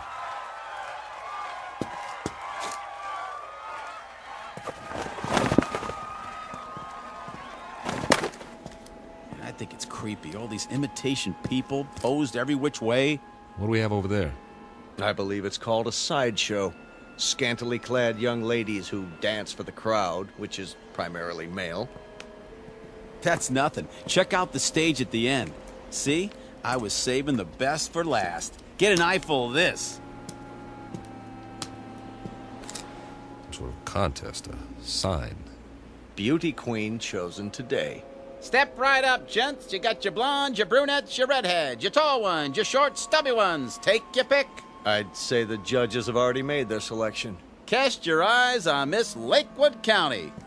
Some bathing suit, huh? Mm-hmm. It was called a bikini, after the location of the first atom bomb test. Of course, if you like them a little more curvy, there's always Miss Midvale. A little on the hefty side for me. Personally, I like Miss Vernon County in the strapless white two-piece. And they all lost. Kind of breaks your heart, don't it? The one they've chosen with the ribbon and the crown. Miss Wanda Bertolini from Stockton, California. A little long in the tooth, isn't she? 39 if she's a day. Freckles, frizzy hair, the whole bit. And yet, she's won against all those beauties. There ain't no accounting for taste. Perhaps the competition was rigged. Yes. But why? Your Majesty, my compliments to the judges. I don't blame them. They think you're the prettiest one of all. Wear it with pride, but tell me something, Your Majesty. What's wrong with you? I mean, you can't even move a muscle, like everybody else in this crazy asteroid. Answer me. Go on. What's the matter? Cat got your tongue? Answer me. Easy, Pete. Ah, you can have it. Everything about this place is nuts. Where are you going? Wait!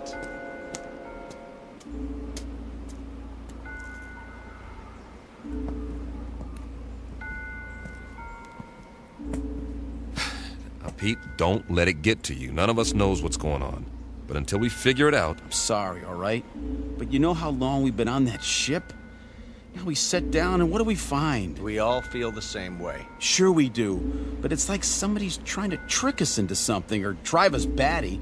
Something that doesn't even think like us. But it's got our number. Oh, yeah. Let me tell you. You've got to pull yourself together.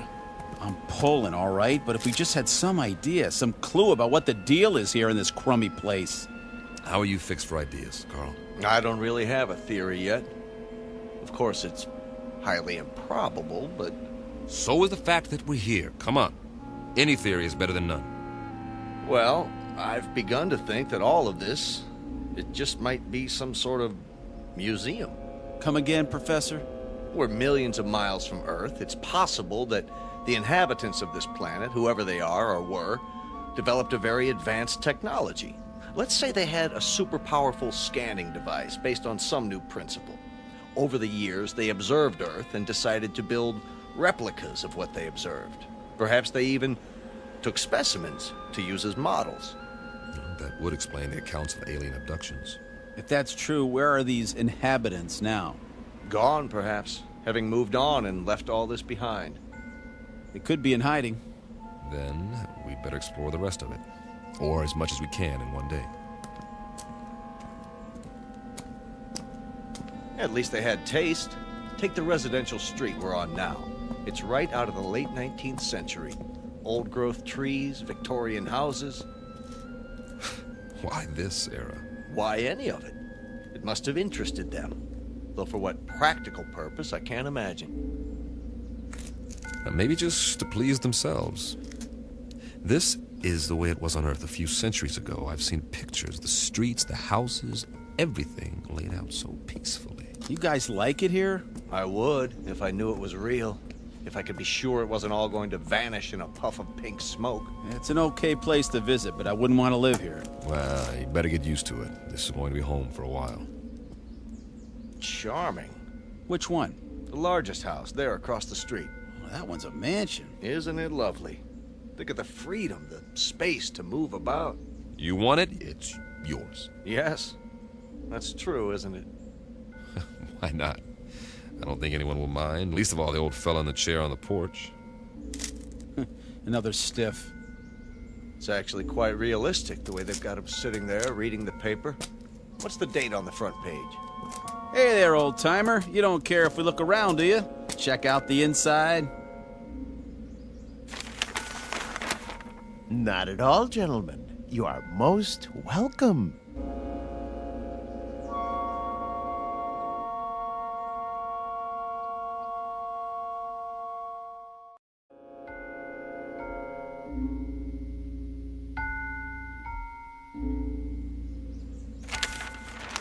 Jeez Louise! He talks! Forgive us, sir. You all look as though you've seen a ghost. We assumed that you were like the others. Oh, no. I'm Captain Weber. The name is Wickwire. Jeremy Wickwire. Ah, a pleasure. Peter Kirby, my navigator. Hi. Carl Myers. How do you do? Can't believe you're real. Isn't everybody? We used to think so. Not around here. Oh, the others are nothing to be afraid of. Really, they're not. We have so many questions. I don't know where to start. We can talk inside. Some tea, perhaps. Please, gentlemen, won't you come in?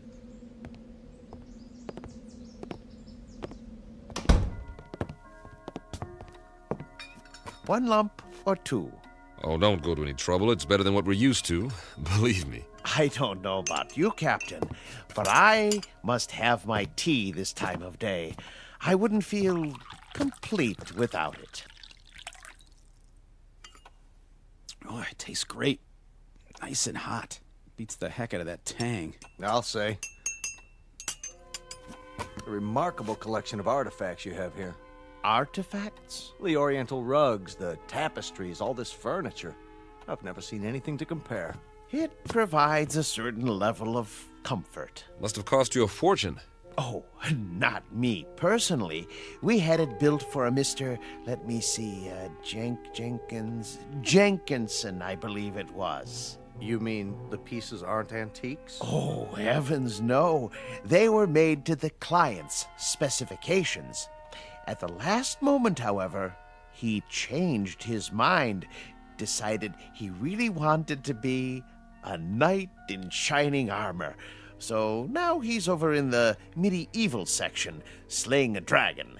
Then there's more that we haven't seen. Dear me, yes, we have many sections. Rome, Egypt, the Wild West. But the one we're in right now is very popular. It represents a period when creature comforts were most abundant, before peace in the world became impossible. By the world, you mean? Earth. Mr. Wickwire. I don't know where to begin. You see, we are from Earth. Yes, of course. We were on a routine geological flight in search of ore to be mined. We ran into a meteor storm and, it knocked out some of our equipment and put us off course. That was 6 months ago. Really? That long? Feels a lot longer, believe me. Please, go on. We saw this asteroid and landed as well as we could. But there's no more fuel. We're going to have to stay here until we can repair the communications module and signal for help. They'll think our ship was destroyed without an SOS beacon. I see. Then you're not from the Glades. The what? I've been expecting them. I'm due for a delivery. From Earth? May I ask a question about the Earth? Did they, by any chance, have that atomic war? Not as such. A cluster of smaller wars almost simultaneously. Most of the Earth's surface was destroyed. We're still picking up the pieces. Oh, dear me. That is bad news. More tea, gentlemen.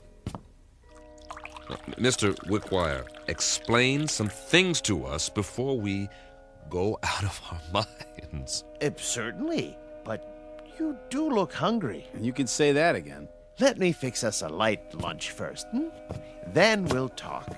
No, Mr. Wickwire. Explain some things to us before we go out of our minds. If you like. Where are we? Why, you're in a memorial park.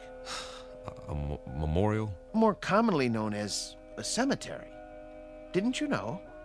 Please, make yourselves at home. I'll be back in no time. Did he say cemetery? Well, at least we know more than we did. You act like nothing's happened. Nothing has happened yet. Just give it time. What would you suggest we do? I'd suggest that you... Settle down, fellas. Getting upset isn't going to help. Help who? There isn't anybody to help us. That old man's off his rocker. This place is some kind of loony bin. Shut up and sit down. Yeah, well, I tell you, I don't like it. We're sitting around having tea, and we don't even know where we are. It doesn't make any difference where we are. This is where we're going to stay until we can send a distress signal. Unless he happens to have some rocket fuel and a tail fin assembly lying around. So for now, all we can do is make the best of it. Yeah, we don't have to like it, do we? Be patient. Everything will be explained, I'm sure. You mean you trust that guy? A little more trust might have saved our world, Pete. I say something about him is screwy. What's he so happy and well-adjusted about? Well, look at the way he lives. He's got everything he wants, even if it is a reproduction. Quiet. Here he comes. I've brought some sandwiches and a bottle of wine. I trust we'll make quick work of it. You can say that again. I haven't had a drink in I don't know how long. And after that, coffee. It's brewing now. Meanwhile, a glass for each of us. Do you mind if I pour? Very kind of you, Mr. Wickwire. May I propose a toast? Please. To peace, my friends. Eternal, everlasting peace. I'll drink to that. We all will. Excellent wine. Glad you like it. This is a special occasion. I thought it was worth opening a bottle. Liebfraumilch, isn't it? Yes, indeed. Mr. Wickwire, we're still a bit confused. You said we were in a cemetery. What did you mean? Mean? Yeah, why would there be a cemetery here? Perhaps you could elaborate. Certainly. But before I explain the details, you must give me some information. If you like. If your dearest wish could be granted, what would it be? I'm not sure I understand. What would you like to be doing most? Where would you choose to be right now? That's easy. Back on the ship, headed for home. And you, Captain? I'll go along with that. So will I. Splendid. Oh, one other thing. When you left Earth, what was the date? September? No. The year. 2280. Really? 2280? When you arrived, I thought you were the men from Happy Glades, but you couldn't be. We're still not following you. What's Happy Glades? The world's greatest mortuary. At least, it used to be. The management hit upon this scheme as a service to the few who could afford it. This scheme being... Why, this little asteroid. Moriarty bought it and paid well to keep it off the maps. For what reason? Simple, really. You see, the plan was to recreate conditions in which the dearly departed would be most happy. A favorite setting, a desired event. For example, if one had always wanted to be elected mayor, he'd achieve his ambition here for all eternity. So those people outside, they're all... Oh, not all of them. Just the select few. The rest are imitations. Simulacra, we call them, for effect. In other words, this is the place where your dreams come true after you've stopped dreaming. Yes, that might be a way of putting it. Very good. But a cemetery in the middle of space? Your boss, Moriarty, he could have bought a piece of property anywhere, in the desert, say, away from everything. Oh, no, you don't understand at all. Happy Glades promises eternal peace, everlasting peace. You couldn't have that on Earth, now could you? Especially with the wars you've described. He has a point. Let's finish the wine, shall we? It doesn't keep well once it's opened. Thank you. Cheers. Would you like some music? What kind? A somewhat limited repertoire, but there are all kinds of pieces for the player piano, popular, classical. Classical might be nice. Ah, yes. Something soothing to fit the mood. Mozart or Brahms.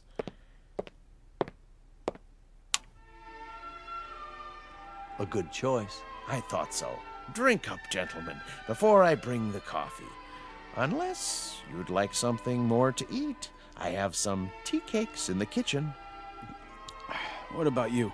Me? Yes. How do you fit in? Why, I'm the caretaker. It's my job to make sure that our guests are not disturbed. This mortuary, or whatever it is, when was it built? Let me see. The year was 2177, I believe. It's almost 100 years ago. That makes you a little on the elderly side, doesn't it, Mr. Wickwire? Oh, you force me to an embarrassing admission. You see, I'm not actually human. When you're gone, I'll go back to sleep, as it were, until I'm needed again. I go on and off, like a machine. You understand now? Sure. Nothing complicated about that. He goes on and off. I've apparently been turned off for several decades. One thing, Mr. Wickwire, we're not going anywhere. We can't. We're staying here, at least for the time being. Yes, I know. You said something about when we're gone. Oh, a figure of speech, Captain. I meant departed. Gone on, as it were. Jim, you know what he's saying. What's the matter, Carl? You're pale. And you're perspiring. What in the... Something wrong with the wine. The old man. He didn't drink any of his. You're right. Why? Why didn't you, Wickwire? I told you not to trust him. I told you. Oh, he's poisoned us. We meant you no harm. I realize that, and I'm sorry. Truly I am.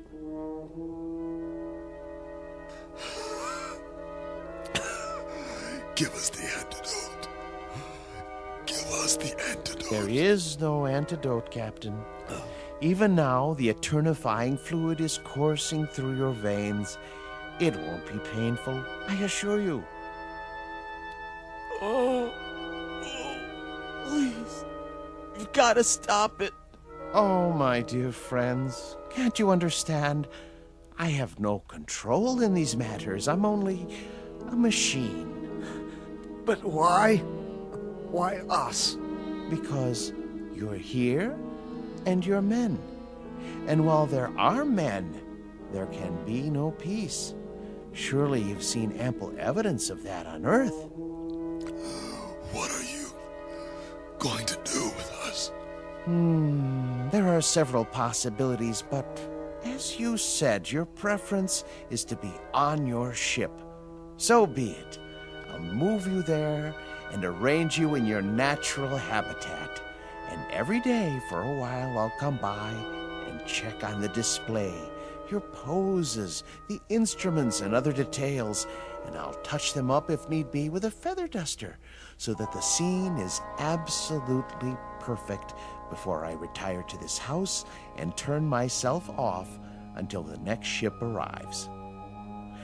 I trust it will be a dream come true for you.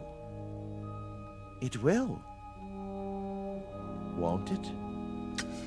For the love of God, Wickwire. For the love of God. You'll excuse me now, but I must make ready. Oh, and gentlemen, I do most sincerely wish that you rest in peace. Captain. Goodbye, Captain. Easy, Carl. Easy, Carl. Don't fight it. It'll only work faster. Bill. I'm scared. Try not to be beat. I'll be with you. Be back on the ship soon. For all eternity. See you over there.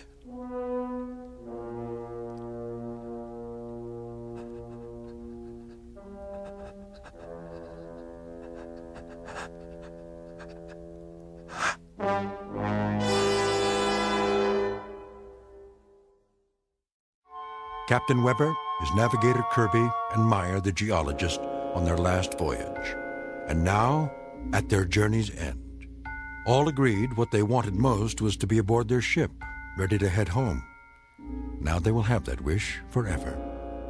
Unfortunately, it's a wish that can only come true in the Twilight Zone. The Twilight Zone continues in just a moment. You are about to enter another dimension. A dimension not only of sight and sound, but of mind. A journey into a wondrous land of imagination. Next stop, the Twilight Zone. Hi, this is Stacy Keach. I'd like to take a moment to tell you about our Twilight Zone website at twilightzoneradio.com. At twilightzoneradio.com, you'll find the latest information on these Twilight Zone radio dramas, including behind-the-scenes photographs, plus the newest product releases, trivia contests, ways to contact us, other Twilight Zone-related info and merchandise, plus links to other fascinating websites. So make your next stop twilightzoneradio.com. Visit twilightzoneradio.com to purchase these Twilight Zone radio dramas on cassette and CD, or call toll-free 1-866-989-ZONE. That's 1-866-989-9663.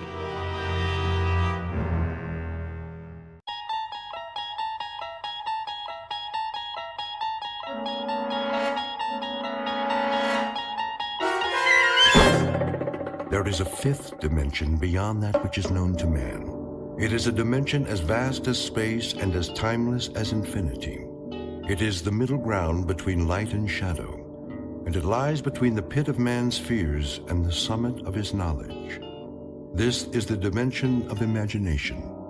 It is an area which we call the Twilight Zone.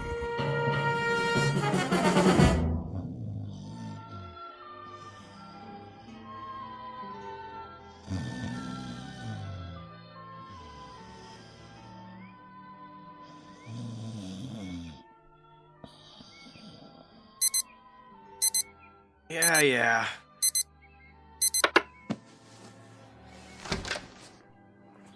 Glenn, honey. Snooze alarm. That was the snooze alarm. Time to rise and shine. Want breakfast? No. Coffee, at least. Why are you up already? Well, I had some things to take care of. Well, you should sleep in. Well, I'm awake now. Let's go, Tiger. All right.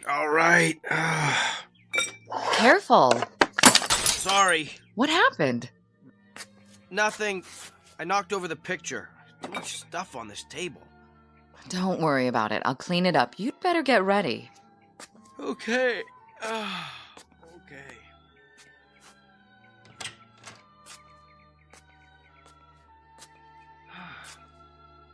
Something wrong with the mirror? What in the... Claire? Something isn't right. Look at this magazine ad. Really a nice layout. Who did it? Claire? Not McCloskey, that's for sure. Claire! I wonder if it was Wolfus or... Look at me! Look at me! Yeah? What do you see? Oh, Glenn, please. I asked you a question. Coffee's in the kitchen. Why don't you take your shower and... Who do you see? What kind of question is that? Am I supposed to see something? This isn't me! You're right. I knew it! It's somebody acting like an idiot. My face, Claire! Look at my face! Very nice. Now, don't forget to shave. You think it's nice? I just looked in the mirror and I've never seen this face before in my life!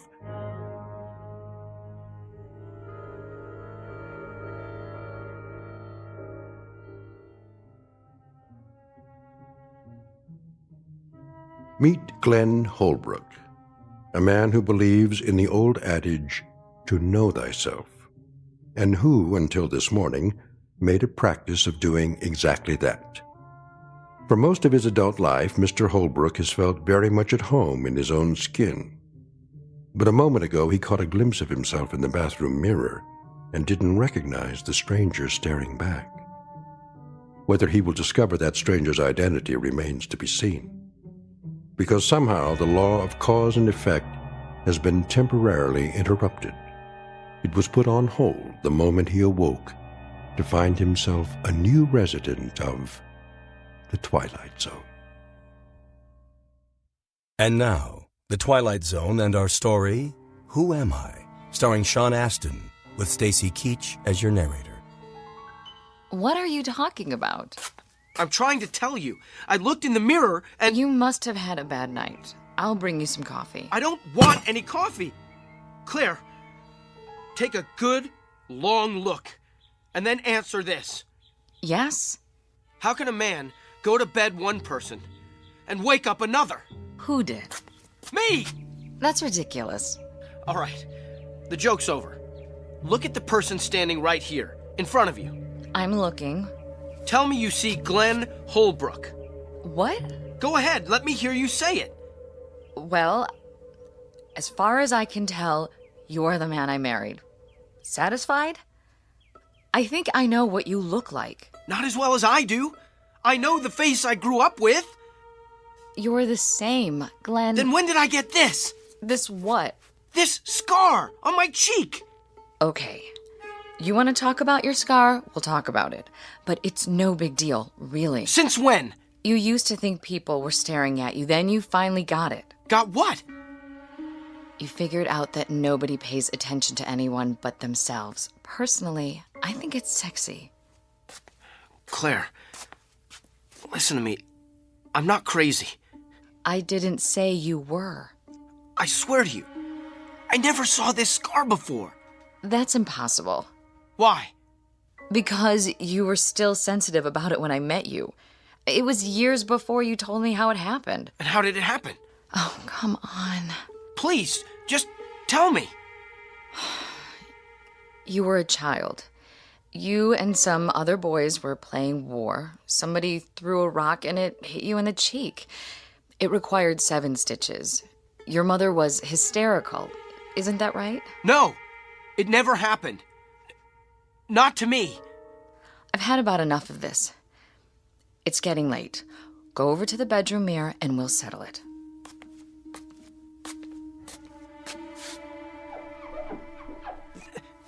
These eyes are brown. My eyes are blue. Oh, come on. This face, this chin, the hairline, trust me, the man I am looking at is a total stranger. Please, Glenn, you're scaring me. Well, think of what it's doing to me. I had a face. Not great, but pretty decent looking, I thought. Wait, where's the picture? I'll prove it to you.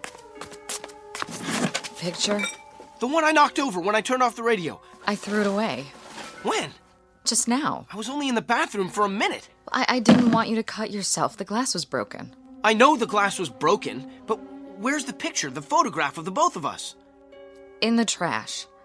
What? It was ruined. Don't worry, I'll have another print made. I want to see it. I put the trash bag in the hall. It's covered with coffee grounds and garbage by now. Did you look at it? I know that picture. It's you. Of course it's me. That's what I've been telling you. It has to be. It was taken on our honeymoon. You've hardly changed at all. Brown eyes, broad forehead, nice cheekbones, and that little scar. Oh, you can hardly see it. I don't have any scar. Glenn, I've had about enough of this. Yeah, so have I. I don't know what's happened to me. You had a bad dream or something. It'll pass. You'll see. Now, put it out of your mind. Get dressed and go to work before... Work? McCloskey will throw me out. I'm an imposter. No, he won't. You're you. I know that. And so will he and Harry and everybody else in the office. Inside, I'm me. But on the outside, who am I?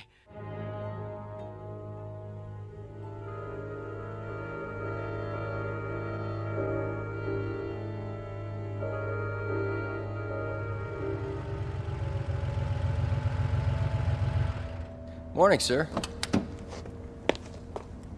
Good morning, Willard. I know. Park it away from the other vehicles. Don't worry, sir. I'll take real good care of her. No dings allowed in my lot. Willard, you recognize this car, right? Sure do. Been parking it for you... How long is it now? A couple of years. And you recognize me? I should by now. Hey, thanks again for the Christmas tip. You didn't have to do that, you know. Mr. McCloskey pays me just fine, but, well, I sure did appreciate it. Got my girlfriend some French perfume. Oh, keys in the car? Wait, just a minute. Yes, sir. What's my name? Huh? My name? Oh, sorry. You want me to call you Mr. Holbrook? Well, if that's who you think I am... Well, who else would you be? Well, that's a big question. How's that, Mr. Holbrook? Nothing, Willard. Just checking.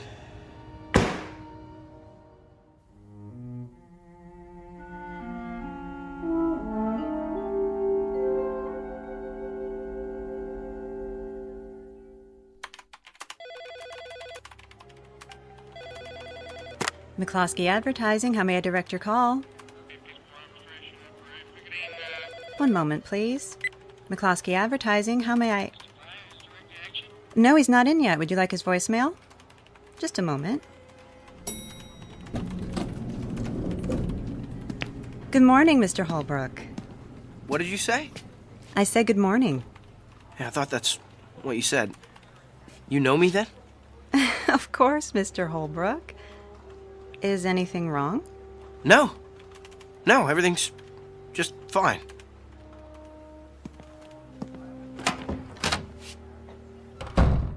boss. Janice, can I ask you something? Sure. I'll have your emails ready in a minute. A bunch came in overnight. Do you notice anything different about me? Let's see. Yeah. You do? New tie, isn't it? No, I don't mean that. You got a haircut? Did I? Since the last time you saw me?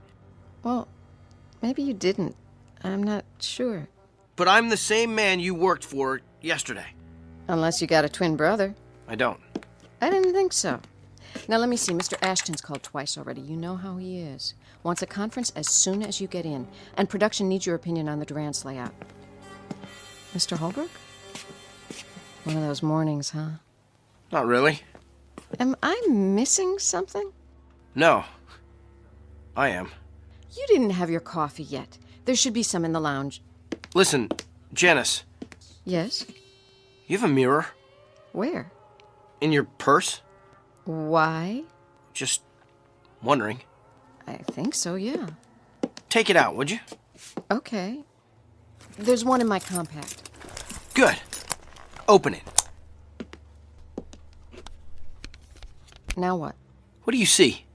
I don't understand. Well, you see yourself, right? Well, I hope so. What if you looked in there and saw somebody else? Like who? A perfect stranger. That would be something. I'm nowhere near perfect. You're lucky. I am? Yeah. You've got the face you were born with. So, Mr. Holbrook, which do you want? Mr. Ashton or production? Neither one. Pardon? Is Harry in his office? I think so. Tell him I'd like to see him. Right away.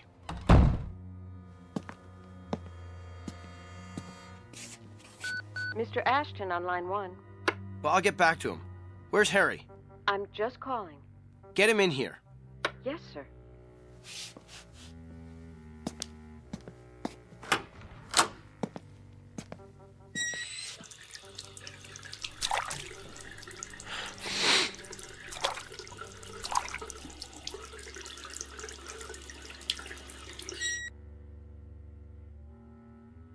Well, what are you looking at? Nice scar there, buddy.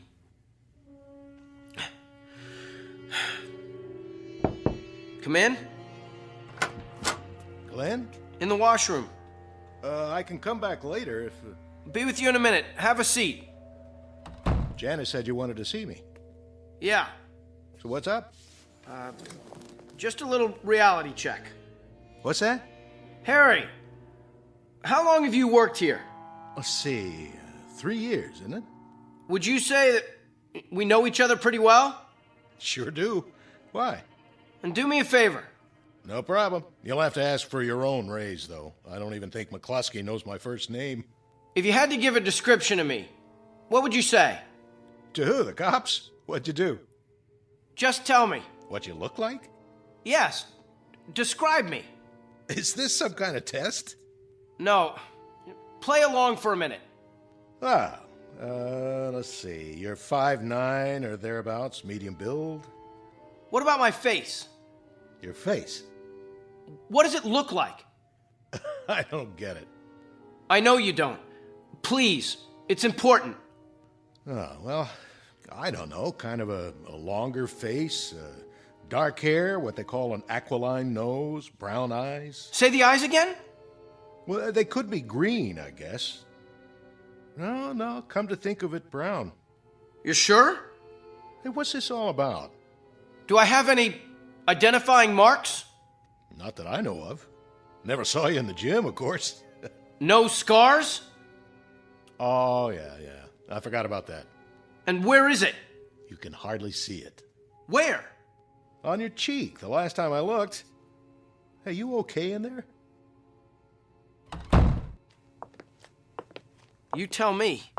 Looking good. Very corporate. So, do I pass? You get an A+, I'm sorry to say. What's wrong? If I told you, you wouldn't believe me. Thanks for coming by, Harry. That it? That's it. Well, I'd better be getting back. Hey, want to grab some lunch later? Why not? Okay, then. Be seeing you. Oh, Harry. Yeah? You still have that bottle of scotch in your office? From the Christmas party? I think so. You want a belt?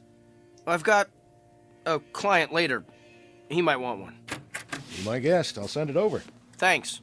Some ice, too? You bet.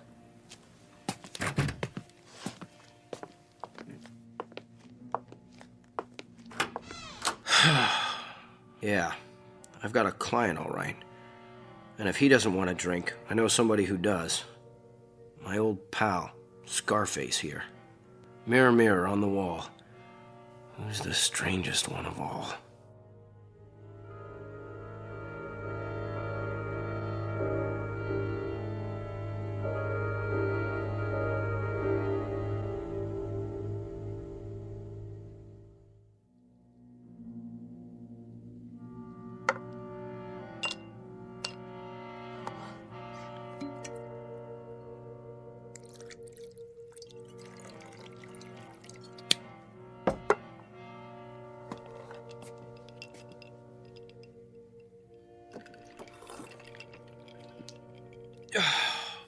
There. That ought to take the edge off. Maybe one more.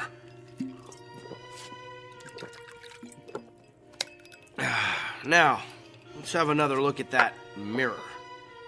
Eyes front and center. Here we go. 10, hut! Stop looking at me!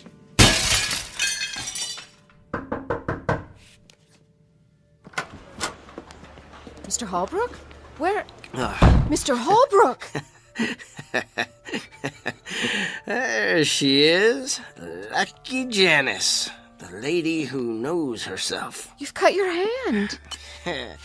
He never laid a glove on me. Give me a Band-Aid, would you, sweets? What happened? You're bleeding.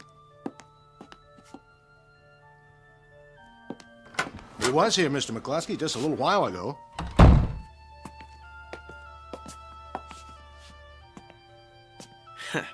Hi, Harry. What's going on? Wrap a towel around it for now. Nah, it's only a little scratch. What's going on here? There was a crash, Mr. McCluskey. I came in as soon as I heard it. 7 years. Bad luck. Here, Glenn, sit down. Holbrook, have you been drinking? Surely you jest. Glenn's not a drinker, Mr. McCluskey. Not until now. Leave us. But his hand. Look at that. Towel's turning pink. Pretty, huh? Where's the first aid kit? In my desk. Bring it here, if you please, Miss Bentley. And then kindly leave us. I'll take it from here. Certainly, sir. At least the bottle's only half empty. Thank heaven for small favors. Here it is, Mr. McCluskey. Hold all his calls for now. Yes, sir. I'll see you in a while, Glenn. Sure, Harry, old boy. Now then, do you mind explaining yourself? The mirror broke when it saw me. Never mind about the mirror. Have a drink, JJ. It's single malt. I think you've had quite enough. You know, Ashton says you haven't talked to him all morning and you've got Crawford sitting on his hands in production. Now, that means the whole campaign is delayed. I'll get a new mirror. Have to paint it black, though. I don't like what I see. Holbrook, you're a good man. But you've got to get a hold of yourself. Give me your hand. Too late to fix me. The damage is done. If I thought so, I wouldn't bother. Yeah, this is going to sting. What is it? Ow! You've been putting in a lot of hours at the agency. Pushing yourself too hard. Well, glad you brought it up, JJ. See, it wasn't really me. All this time I thought it was, but... Hold still. You don't have to do that. I know I don't. But I believe in the personal touch, especially for those who've stayed with me through thick and thin. You're wrapping up my hand like a mummy. Does that mean I'm already dead? I must be, because... Shh, quiet. You're in no condition to discuss anything. I want you to take the day off.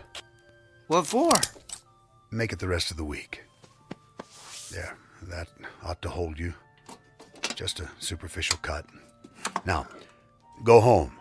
Put some food in your stomach and sleep it off. Then we'll talk. You're not yourself. You don't think so either? Thanks, JJ. Thank you very much. Holbrook. Those are the first understanding words I've heard all day.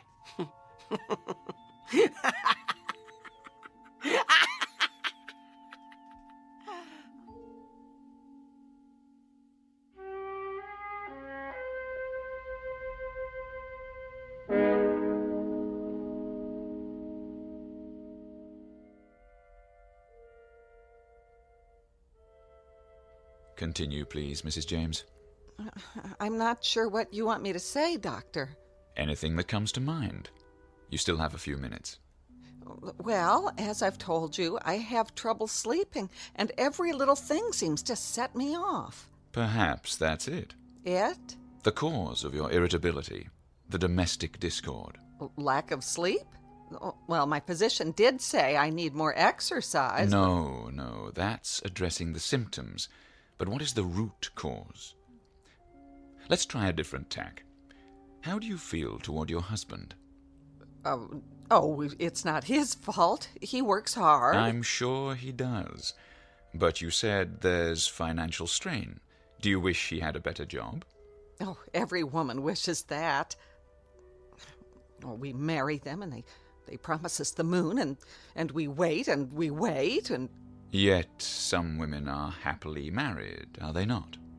Well, all I can say is they must know something I don't. Perhaps they do. However, that's not the issue. You can't make him over, you know. Sometimes I wish I could. You're angry at your husband for not making enough money. But you can't face that about yourself, so you sublimate it.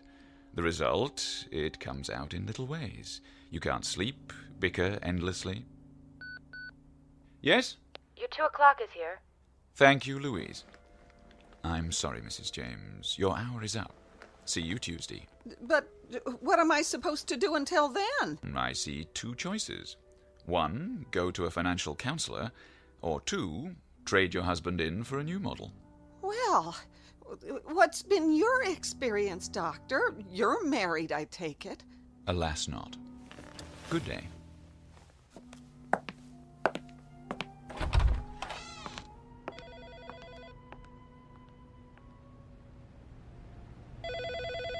He'll see you now.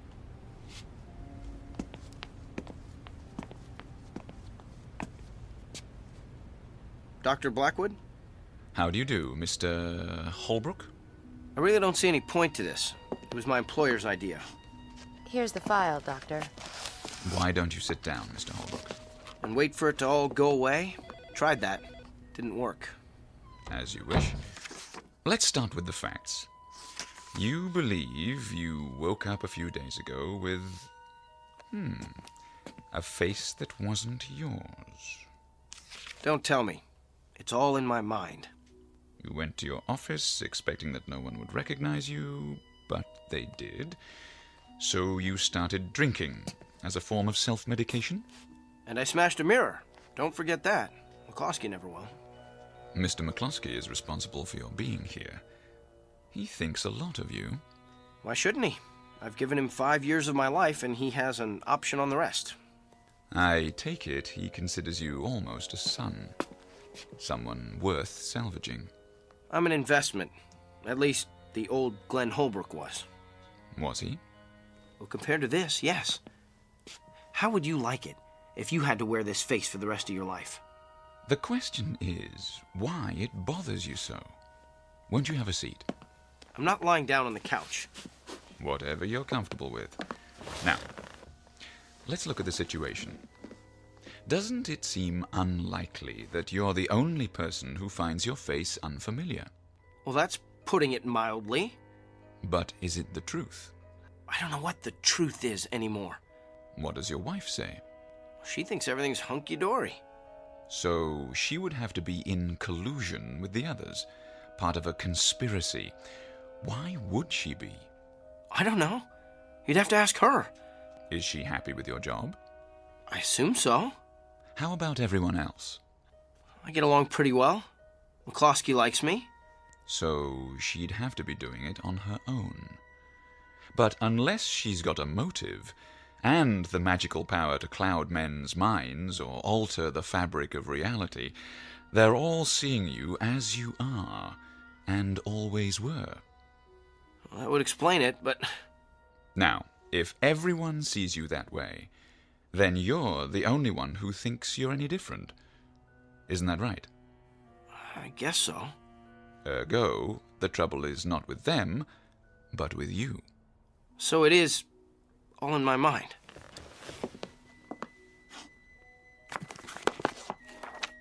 These books are filled with case histories, Mr. Holbrook. Many of them far more bizarre than yours. When a man finds the world he lives in too hostile, too evil, too miserable, he sometimes invents a new one that fits him better. He then takes his leave of this world, so to speak, although he remains physically in it. That's what happened to me. It fits the pattern. So it'll help me if I see the pattern. How does that work? Even if I know it, I'll still be messed up, won't I? We have to go back to primal causes. The underlying question is, how do you know what you know? Philosophy 101. Epistemology. But did you understand it? I passed the class in college, if that's what you mean. Look, it's really very simple. If each of us existed in his own world, the universe would be chaos. The conflict is between consensus and individual perception. But science is about what can be verified, and one human mind is too fragile to rely on. Without a common ground, where would we be? Lost somewhere in the stars, I should say. But why would I invent the memory of a completely different face? Because your inner self is trying to tell you something. The thing to do is to live with it. Accept it. Easier said than done. Nothing is easy, Mr. Holbrook. The longest journey begins with, you know, the rest. I suggest a series of sessions, 3 times a week to start. Is that agreeable? If it'll bring back the face I was born with. That's up to you. But I would say the prognosis is most favorable. Now, if you don't mind, I'll ask you to fill out an insurance form for your health provider. Louise will fax a copy to McCloskey's office. You don't have any mirrors, do you? There's one in my washroom. Why? Verification. No. I know what I'll see. You better keep it locked up while I'm here so I don't start busting up the place.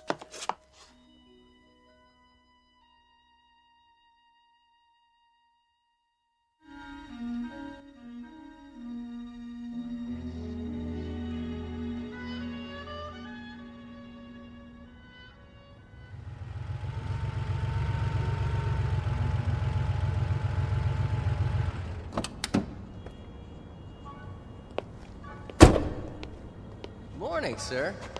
Morning, Willard. Been a while. Yes, it has. Well, welcome back. I know, park it in a safe place. Don't worry it. I wanted to thank you. For what? Taking care of my car. When? That day, last month, when I took a cab home, I left it here for how long, a week? Oh, don't worry about it. Mr. McCloskey said you were sick. I was, but I'm all right now. The key's in the ignition. Got it. Say, what's the long package? Oh, I almost forgot. Something from my office. Hand it to me, will you? Sure thing. Thanks. Oh, and Willard? Yeah? You wouldn't know where I could borrow a hammer, would you?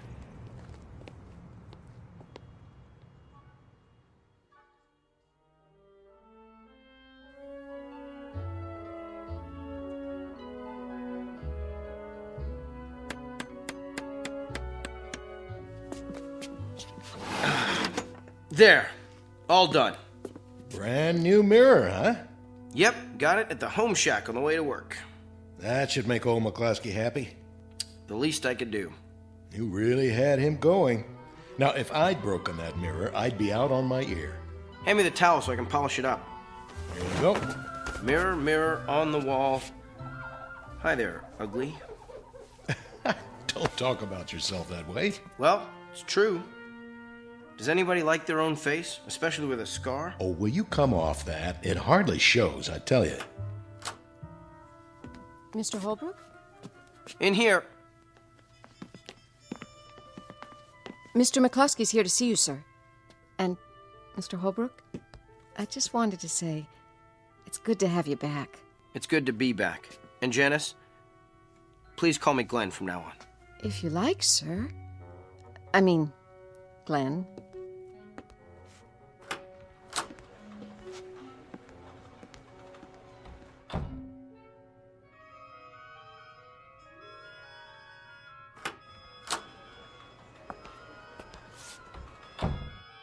Good morning, sir. Morning, Shannon.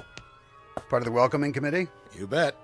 What have you done in there, Holbrook? A new medicine chest? You didn't have to do that. On the contrary, Mr. McCloskey, I'd like to make amends, and this is a start.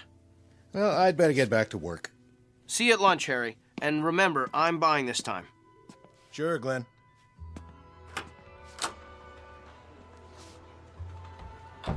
You're doing well. Blackwood thinks so, too. Well, thank you, sir. I owe you an apology. Water under the bridge. A man has a right to let go once in a while. I've done some funny things in my time, too. Really, Mr. McCloskey? Tell you about them someday. I just wanted to stop in and say hello. We'll go on as if nothing happened. Okay, by you? More than okay. Onward and upward. That's the spirit, my boy. If you need advice about anything, you let me know. My door's always open. Thank you, sir. Call me JJ.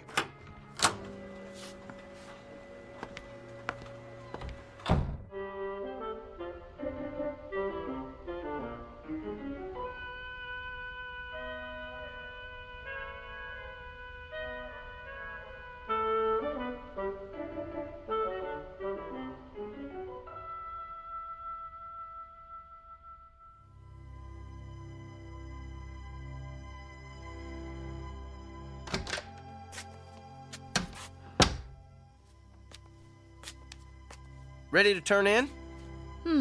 Soon as I finish with my hair. Everything's locked up. I'll set the clock. Am I forgetting anything?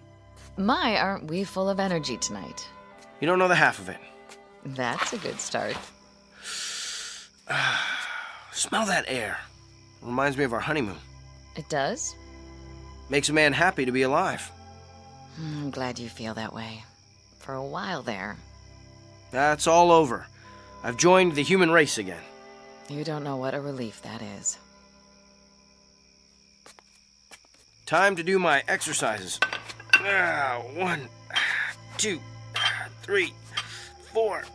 But tell me honestly, Glenn. You don't still think like... I don't think anything.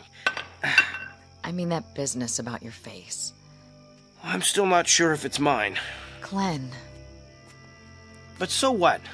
There are more important things in heaven and earth. I've still got you and a job. I guess I'll just have to live with it. Is that what the psychiatrist said? Yeah, and it took. And looking at Blackwood, I thought, oh, it could have been worse. What if I woke up with his face or JJ's? How would you like that? I like you the way you are. Even if McCloskey thinks you've hit the glass ceiling. What do you mean? He's about to give me a promotion. Oh, what if he does? You're not going anywhere with that agency. The handwriting's on the wall. They're on the way down. Well, all I can say is they better not be. Kind of late for me to change horses. It's never too late. Well, if I go somewhere else, I'd have to start from scratch. Oh, I don't know. There's always room for a fresh young face. What kind of face? Take a look in the mirror. I'm looking. I'm a lot of things, Claire, but young isn't one of them. You know, when I first saw this new mug, I thought it was ugly. But that's because it was so different. Now, I've decided it's not such a bad old face after all. That's what I thought. I mean, I've always thought that. I think I'll keep it. The scar gives me a certain air of distinction, wouldn't you say? Sexy is the word I was thinking of. Not strange? Not to me. Good. How's it feel? I'd say that's a very good start. Come to bed. Be right there. I just have something to do first.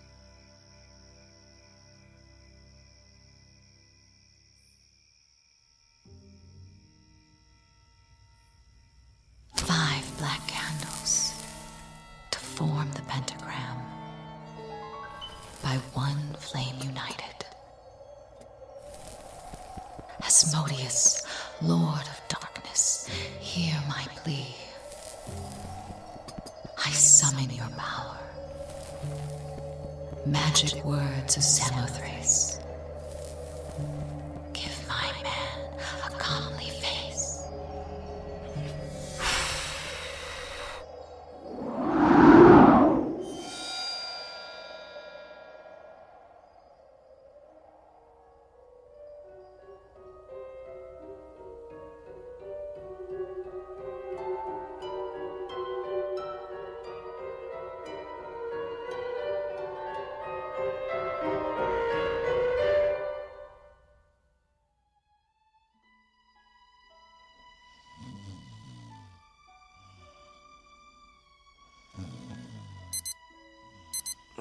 All right. Go get him, Tiger. Yeah, I hear that. You awake already? I had some cleaning up to do. You should sleep in. Did that. Better get a move on. Right.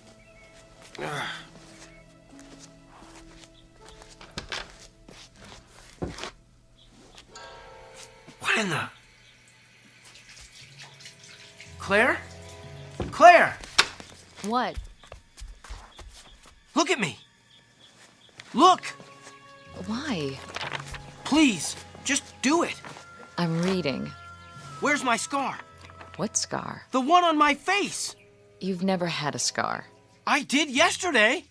Did you have a bad night again? A bad night? What are you talking about, Claire? Look! This isn't me! Of course it is. And quite handsome, I must say. Just like one of the male models in this magazine. Where? What is going on? Relax, Glenn. Go with the flow. You'll see. We'll both feel better after you have your morning coffee.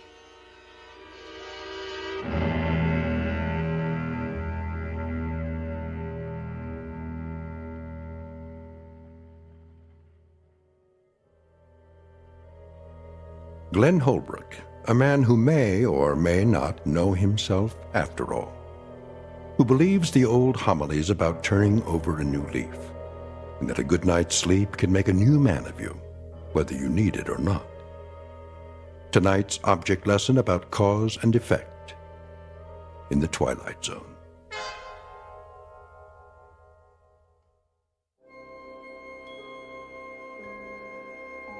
Hi, this is Carl Amari, producer of the Twilight Zone radio dramas. I'd like to take a moment to tell you about our official website at twilightzoneradio.com, where you'll get the latest news and information on these Twilight Zone radio dramas. Plus, at twilightzoneradio.com, you can digitally download 3 free episodes or any of our episodes for only $1.95 each. In this age of ever-changing technology, we've decided to make these episodes instantly available to you by making the Twilight Zone radio dramas a digital download-only series. This means that this series will no longer be offered on CD. The CD collections at our website are now being offered, while supplies last, at buy one, get one free. So be sure to get your favorites before they're sold out. Be sure to visit us often, and I'll see you in the zone.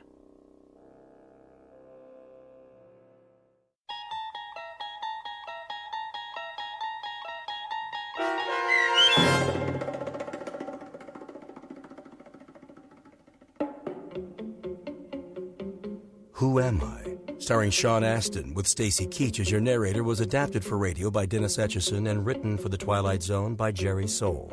Heard in the cast were Alyssa Fraden, Nick Sandys, Norm Waddell, Rick Peoples, Fernette Lebo, Kurt Nabig, Meg Thalken, Heidi Klefstad, and Sarah Court. The producers of The Twilight Zone wish to thank CBS Enterprises and the Rod Serling Estate for making this series possible. This copyrighted radio series is produced and directed by Carl Amari for Falcon Picture Group. Custom Foley effects, sound design, and mixing are done in the Cerny American Sound to Picture Theater by Cerny American creatives Bob Benson, Todd Beyer, Craig Lee, and Tim Cerny. To learn more about the Twilight Zone radio dramas and to contact us, visit our official website at twilightzoneradio.com. Doug James speaking.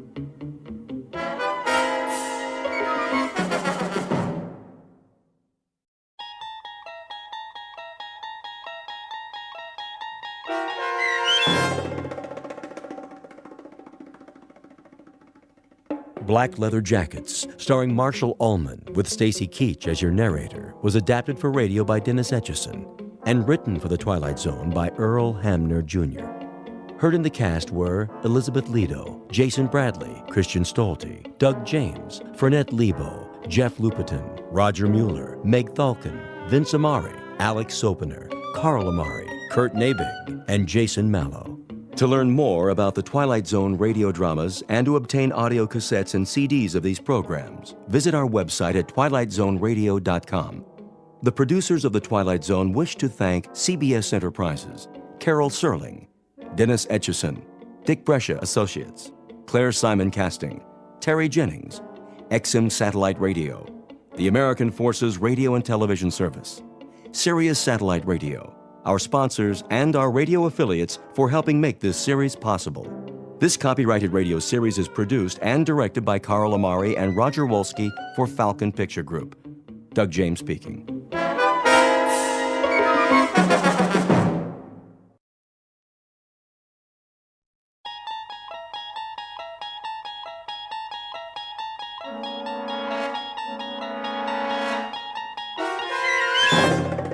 You unlock this door with the key of imagination.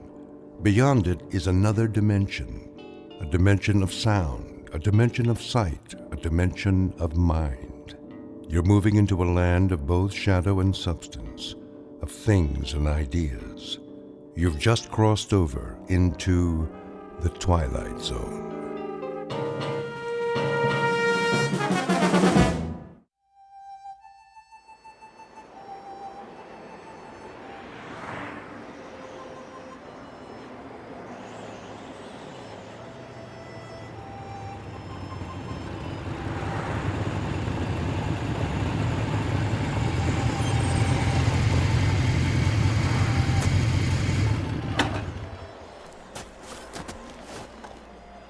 Why here? Looks like a good place. For what? Information. They won't know anything. Maybe they will. Hey, Steve's right. Look at all the trucks parked out front. I say we wait till we come to a town. The last sign said 35 miles. Let's go in. This is Nowheresville. That's what we want, Freddy, isn't it? We need to fit in, disappear. If we draw attention... I checked the map. It's mostly small towns. You think they won't notice us? They'll know we're not from... I said, let's go.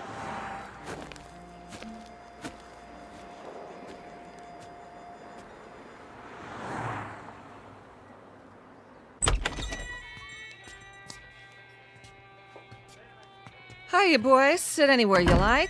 Got some seats at the counter. Thanks. 3 cold ones? Sure. Fine by me. How's your water? That all you want, Blue Eyes? I just wondered how your water supply is. Pure as can be. Down the mountain and over the dam. 1 double shot of H2O coming up. And, 2 long necks. Make it 3. That's more like it, honey. Any, towns around here? You bet. Stay on the highway and you'll hit Fairview. Lots of bikers stop at the motel just inside the city limits. Fairview. Nice place, is it? Oh, it's okay. Kind of quiet. Shops, schools, not much to do. Sounds just right. Yeah? You boys looking to settle down? We might. No kidding. Well, what do you know? Saw your choppers out there. Figured you were just passing through. Hey, they have houses to rent in Fairview? He means pads. Cribs. Some place to crash. Well, I couldn't say, but you could ask. Where? There's an office on Main, R.C. Jones Real Estate. Park your choppers down the street, though. Don't want to give them a heart attack. We'll remember that. Here's from a bill, Franny. Sure thing. Coffee, burger, and a Coke. How you keep the change? Your tip. Why, thank you kindly, George. You come back and see me on your next run now. You know it, doll. You boys need menus? I got a burger basket special with fries. No thanks. Sure? Strong young fellas like you. We don't eat. He means we already ate. What? That's it. We scarfed. This morning, we really chowed down. You dig? Oh, I dig you loud and clear, Daddy-O. Say, where are you from, anyway? Not around here. Come on, let's go. Right. You got it, Steve. I mean, Big Daddy. Hey, you didn't touch your beers. That's okay. We're not thirsty. Here you are.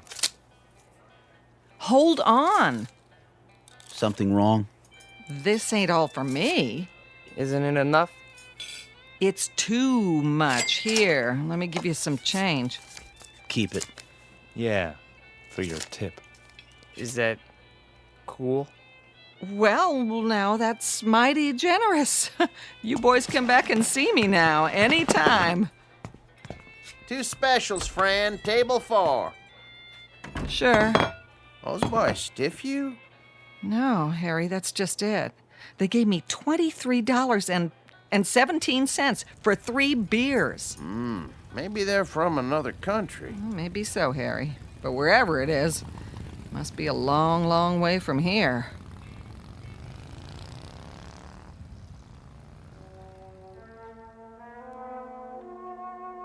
Three strangers on motorcycles dressed in black. We call them Steve and Scott and Fred, though their names aren't important. They look a bit dangerous, but in truth, they're just passing through, at least for now. They're on their way to a small town with tree-lined streets and white picket fences. A quiet town in the Midwest. But take a look in the eyes of these young men, and you'll see something deeply mysterious. Because they are most definitely not from around here. The truth is, they have arrived to lead us all into the Twilight Zone.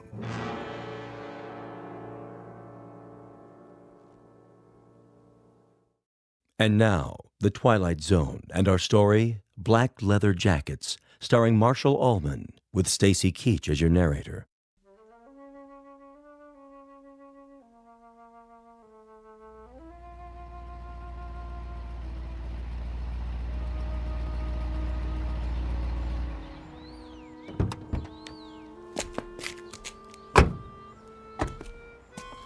Well, this must be the place. Amanda Drive. That's what Jones said. The old Anderson's house. Knock on the door and tell them we're here. I'll open the truck. Don't look like anyone lives here. The for rent sign's still up. That's because they're just moving in. Probably gonna meet us. What if they don't show? Well, we wait an hour, put it in storage, cost them extra. Go on, knock. Okay.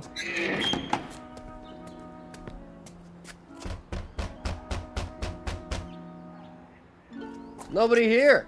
Give it another try. Locked up tight as a drum.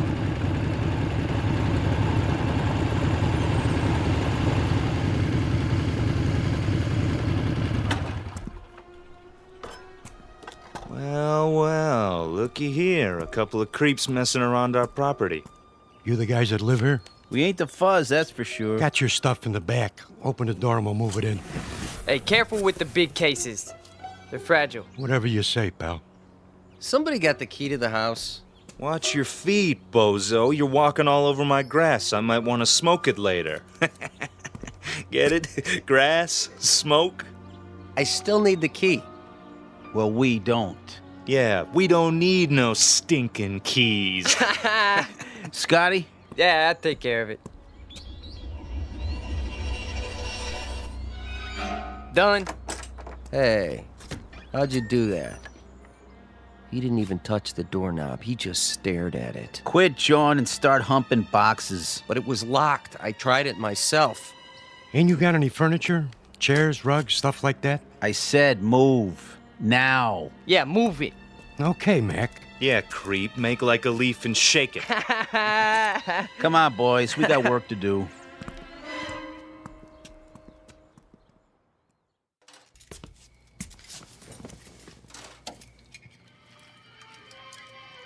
Martha, Yes, dear. here's that movie you wanted to see. Be right there.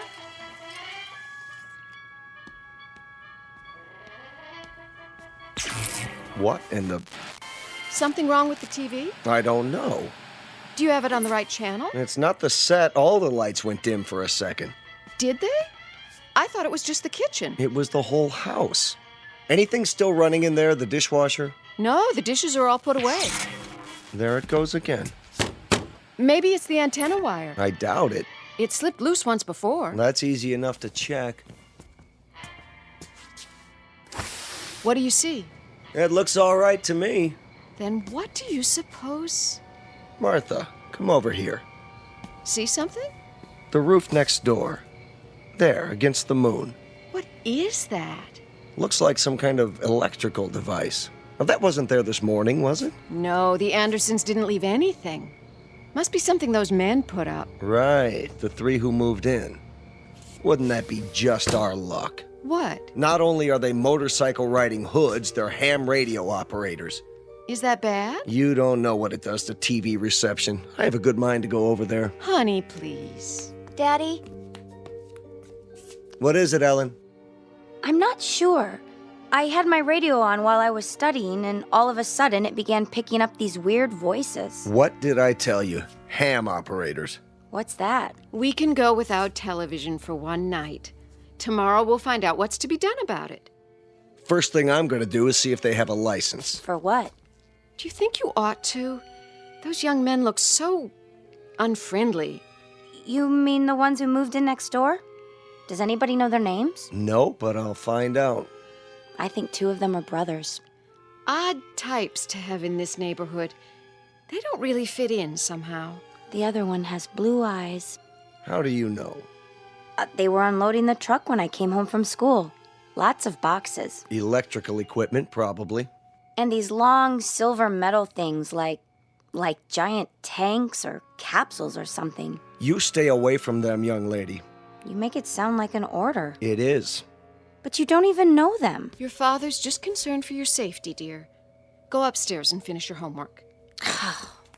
I'm not going to wait till morning. I'm going over there right now. Stu.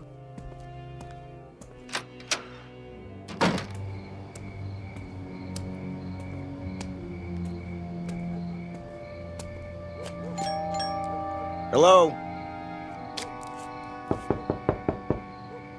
Anybody here? Yeah? What's it to you? Hello there. I'm Stu Tillman from next door. No kidding. Been having a little trouble with my electricity, flickering off and on. You boys wouldn't be ham radio operators by any chance, would you? What's so funny? Big Daddy here wants to know what's so funny. Yeah, ain't that a crack up? Who are you boys, anyway? We're monsters, Daddy-o. What's that supposed to mean? Yeah, we got a lease on the place. That okay with you? Where did you come from? From outer space. Woo! Take us to your leader. All right. Now listen. I don't have to stand here and listen. Hey, watch your step, Daddy-o. It's pretty dark in here. Hey. Yeah, you might trip and fall. Yeah, you might trip and fall What and are you hit your doing? head. What are you doing? Hey, you better keep it cool, mister. He'll disintegrate you with his ray gun. Take your hands off of me. Ah, look at him go. Stop it. Hey, this cat can really A dance. real cool Hey. cat. Yeah, move it. I said let go of me. Go, Daddy, go. Not to worry. Spaceman won't hurt Earth creature. Earth creature. Crazy man. Real crazy. All right. I'm calling the police. Then I'm calling my lawyer. No, you're not. That would be uncool. Definitely. Just you watch. You're some kind of hoodlums. Cool it. The police probably have warrants for your arrest. They'll be very interested to know where you are. I told you to cool it. Stay away from me. Look in my eyes. You're gonna be plenty sorry for this. Just wait till I... Forget it. What? Forget everything. There. Feel better now? Yes. Better.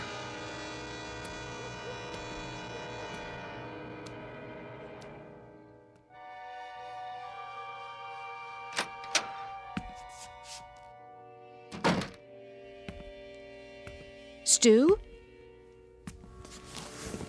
Stu, I was worried. Did something happen? Martha? What happened over there? Nothing. Nothing at all. Those men next door, did they do something to you? No. But you were going to talk to them about the television interference. Oh, that. Well, did you find out anything? It's not them. They're nice boys. 3 very nice boys. Definitely.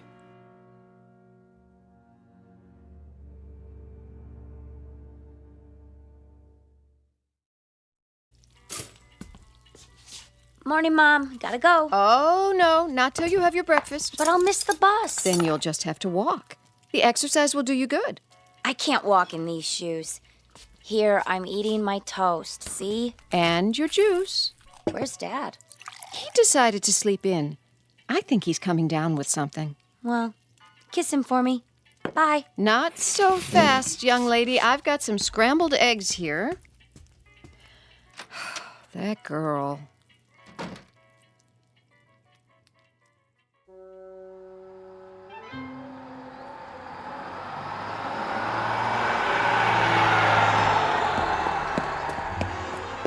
Hey, wait for me! Oh, darn you anyway. Hey, trouble? You see that bus? Yes. I mean, yeah. I checked it out. What gives? Drove off right in front of me. It's a game with them. They just love to make people suffer. Why would they do that? Beats me. Definitely, uncool. Just thank your lucky stars you don't have to depend on buses to get around. Stars are lucky? It's just an expression. I understand a great deal about constellations. That is, the nature of galactic structure. But as to... Huh? I mean, I dig stars the most. They're really cool. So, they're lucky? That's a gas. So are you. What do you mean? One minute you talk like a professor, and the next minute you sound like a... What did they call them? Beatnik or something. Thanks. You're a real cool chick. There you go again. Well, why do you try to talk that way? Sounds like you've been watching too many old movies. I have? I mean, I have. Before I came here, I made a study of popular culture. Music, motion pictures, satellite television. You're a trip, you know that? Trip, meaning to travel to another destination. Yeah, I believe I understand. You need a ride? Well, you aren't going past the school by any chance, are you? I could. With me on the back of your motorcycle? Why not? It can carry 2 passengers. That would definitely be cool. Well, there's a first time for everything. Come on, little lady. Hold tight. Tightly, I mean. Uptight. Out of sight. Here we go. Just look at that. What is it? She's on the back of his motorcycle, our daughter. Come away from the window. I told her to keep away from them. She missed her bus and he offered her a ride, Stu. I'm sure that's all there is to it. I could have given her a ride. But you're not a handsome young man in a leather jacket, dear.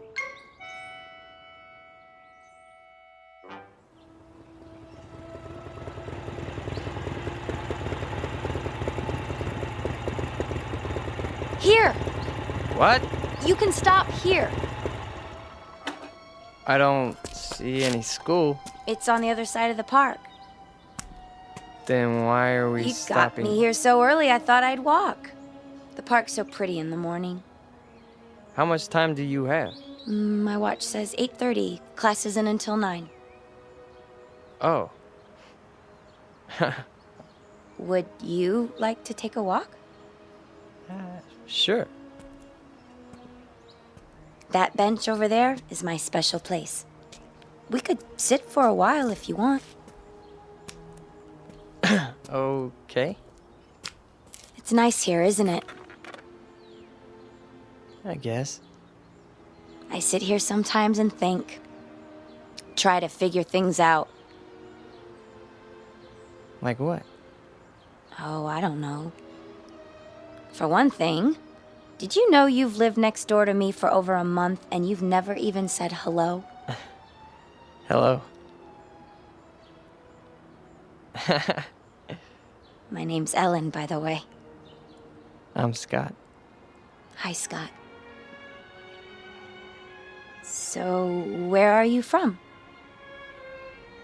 Why do you ask? I just mean, where did you live before? It's hard to describe. A long way from here. What city? I doubt that you've ever heard of it. Could be. Geography is one of my worst subjects.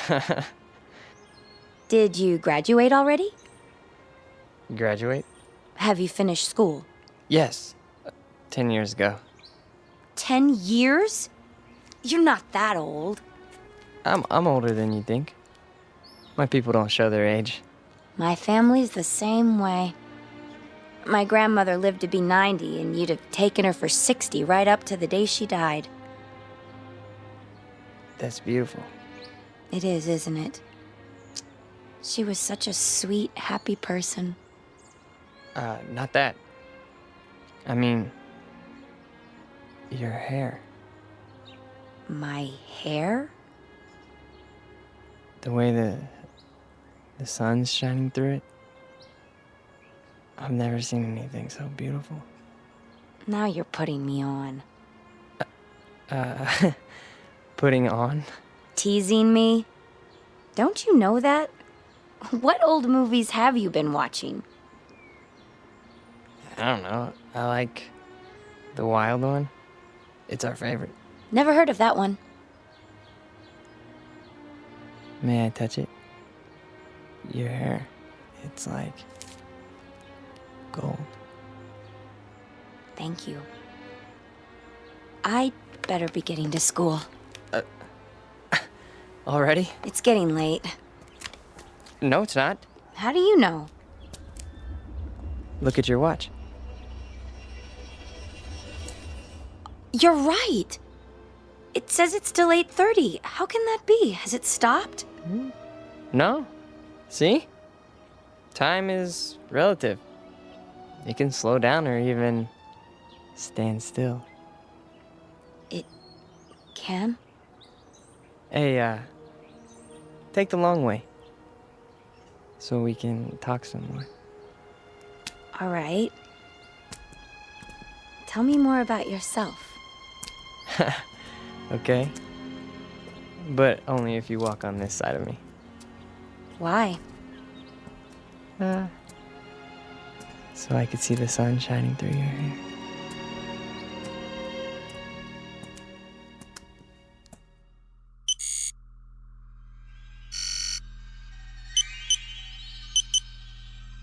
It's time. I know that. Where is he? He got delayed. He'll be here. I'm not interested in excuses. Neither is the controller. We could try to pick up his image with the eye. Don't try. Do it. There he is, on the screen. Looks like he's walking in a park with a human female. Has he no sense of time? What do we do? Proceed without him. We can't. The controller told us. It's my responsibility. I'll make the decision. Sir. Reporting in, sir. Be at ease. Where's your brother? We can no longer trust him. What has he done? He's formed an attachment for one of the beings here. What sort of attachment? I'm not sure yet. A kind of alliance. He's with a young human in spite of our orders. Continue without him. I'm sure he's on his way now. I said continue. We have been in touch with all units. Good. The second wave has landed successfully and are now concealed as planned.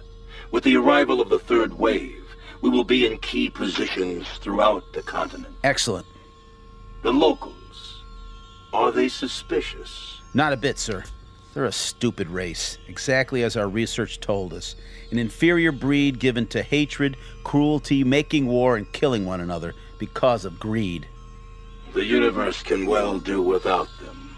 You will receive your instructions for the final move in a few Earth days. Very well, sir. I'll tell brother as soon as he gets here. No time for that. We have to bring him in, now.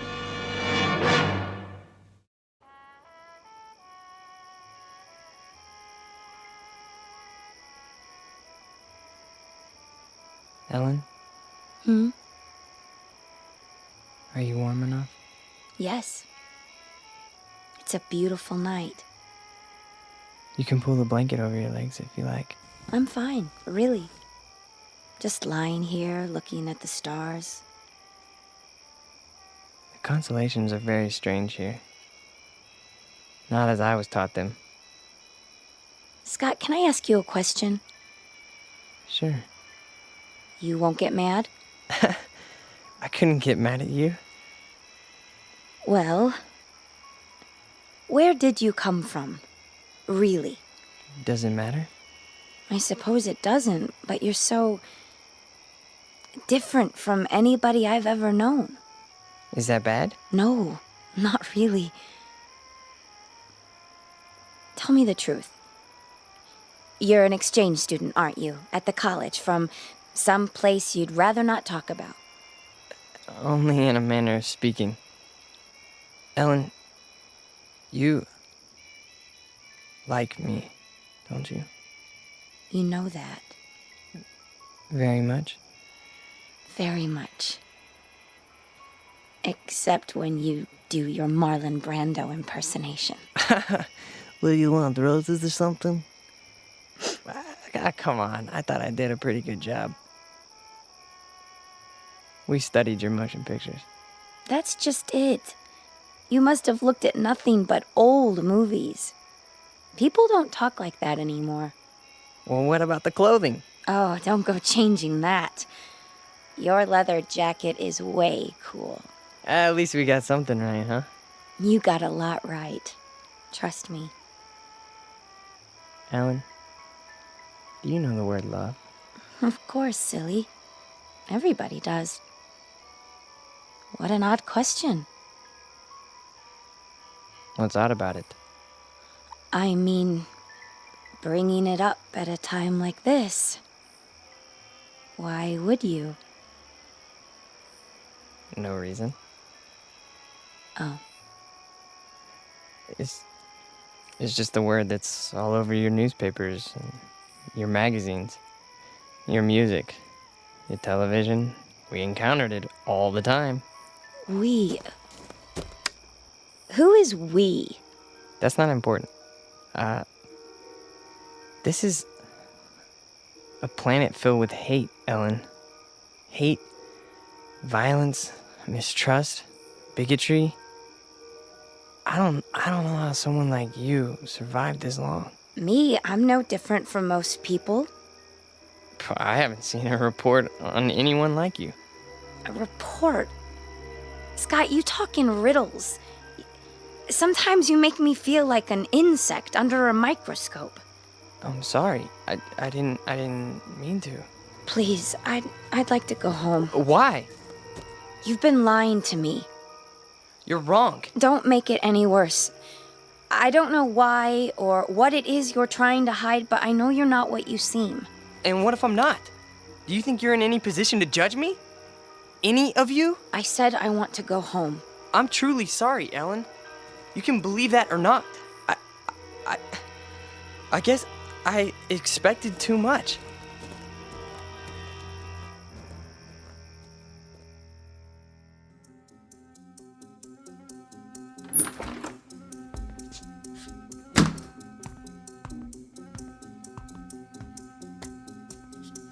Where have you been?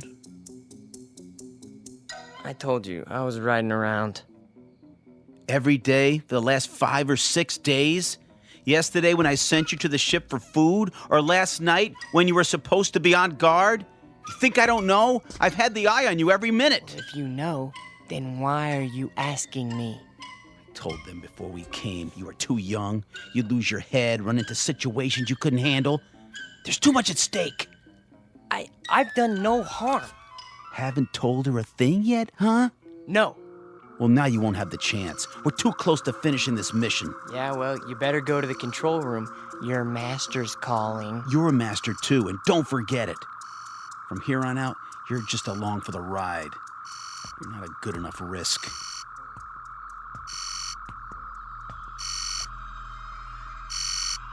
The controller. I heard.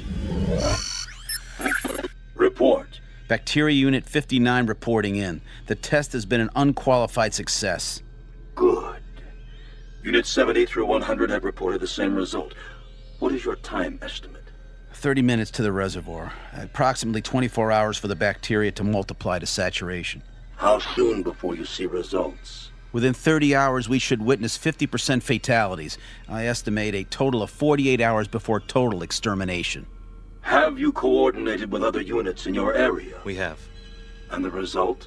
There are 29 bacteria units near the water supplies in this state. We should reach complete contamination of the population within 2 days. Very well. Begin Operation Invasion, Phase 2, at once.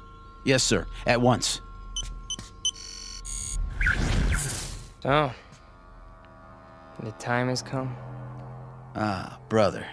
You've decided to do your duty. It's not what I was told would happen. Of course it is. Not this way. A portion of the population was to be saved. For study, if nothing else. The controller's word is final. Yeah, well, not if I can help it. Where are you going? We've got to stop him. Doesn't matter now. He's too late to stop it.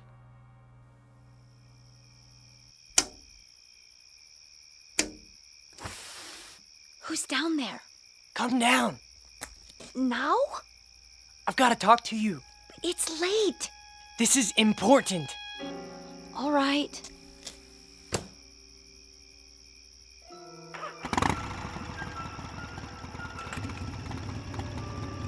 Brother! You're there in the bushes! I can see you! Back to the house and wait, Scott. You're making a mistake. These people aren't worth it. Scott, what's going on? Ellen, you've got to get away from here. What is it?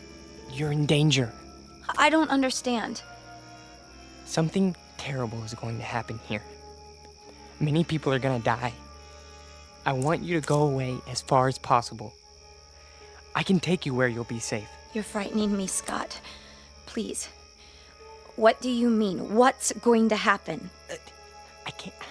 I can't tell you that. And it wouldn't matter if I did. Look, we've got to leave right now. Are you trying to scare me into running away with you? Ellen, listen to me. In 24 hours, every man, woman, child, cat, dog, anything else alive is going to be dead. Don't, please. No, not just in this town. All over your country. All over your world. My world?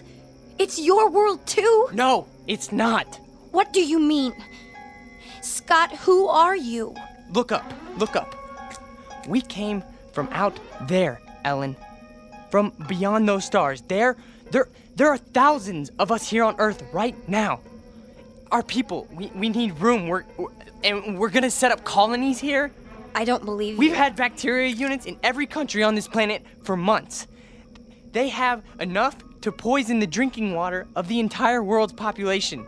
Scott, I'm going to walk with you over to your house. No, it's too late. Even if it is, I think we'd better wake your friends and let them get you to a doctor. No, you don't understand. You haven't seen, okay? The leader, the controller speaks to us from a giant television screen. All we ever see is his head. A metallic mask with slits for eyes, a nose, a mouth, but no lips. And his voice, that's... Scott, I love you, but you're not well. You're... Oh, Scott. Ellen!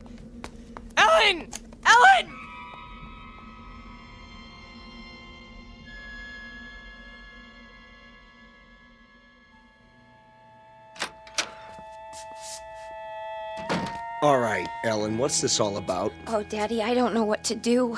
You can start by telling me what went on out there. He woke me, throwing stones at my window. He said he had to see me.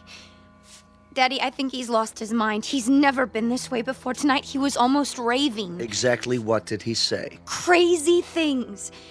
That he's some kind of spaceman and they're taking over the Earth and we're all going to die. Poor boy. We'd better get him help. Ellen? Why aren't you in bed? Stu? Hold it. I'll explain everything. Sheriff's Station? Deputy Harper? Let me speak to the sheriff, please. Sheriff Farley's on vacation. Sir, can I help you? My name is Stuart Tillman. I live at 11575 Amanda Drive. Yes, Mr. Tillman.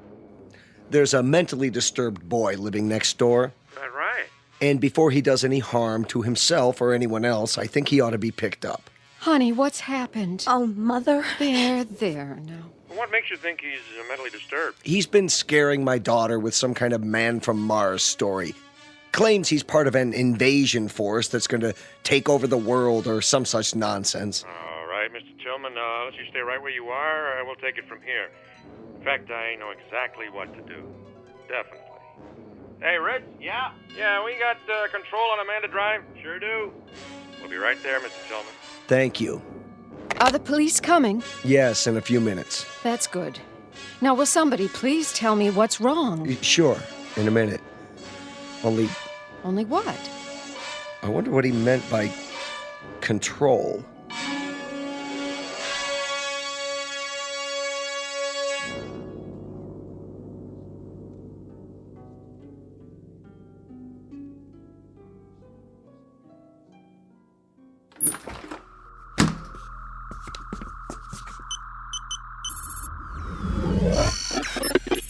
Yes. Please, sir. This is an unauthorized transmission. No, sir, I beg you to listen to me. You may speak. What we're doing is wrong. You question my judgment? No, we should save these creatures, not exterminate them. It's true. They murder and hurt one another and are subject to unreasonable hate and prejudice, but the murderers, the cruel ones, are the brutes found in any race. These people have capacity for love. I know it. Our research disproves that. They are a world of angry, frightened people. No, I tell you. I've lived among them. They learn love from their God, and they teach it to their children. There is more of love than hate here. There's no need to kill them. It's too late. Not if you order the plan to stop. For you, a defector, a traitor to your own kind. No, I'm not. You are a traitor. This transmission is ended.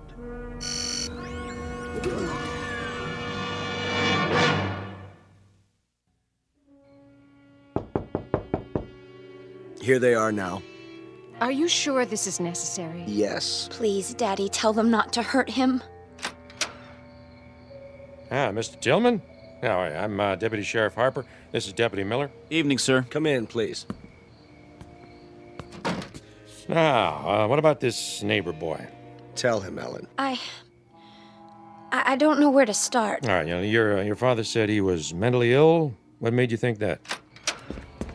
Ellen, please listen to me. There's no more time. Scott, I'm sorry. I didn't know what else to do. No. Come on in, son. Just tell me all about it. Don't listen to him. He's one of us.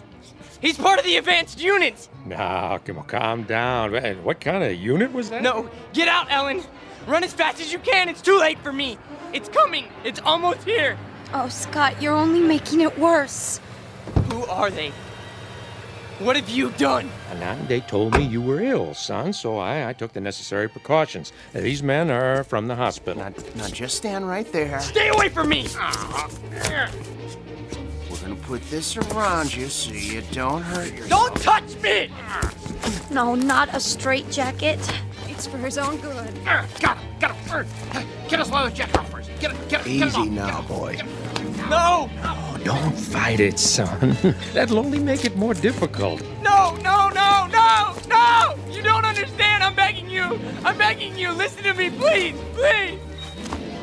No, please, no. No. You'll see that he gets help. Don't worry, folks. We'll take good care of him. And someday, I'm sure he'll thank you.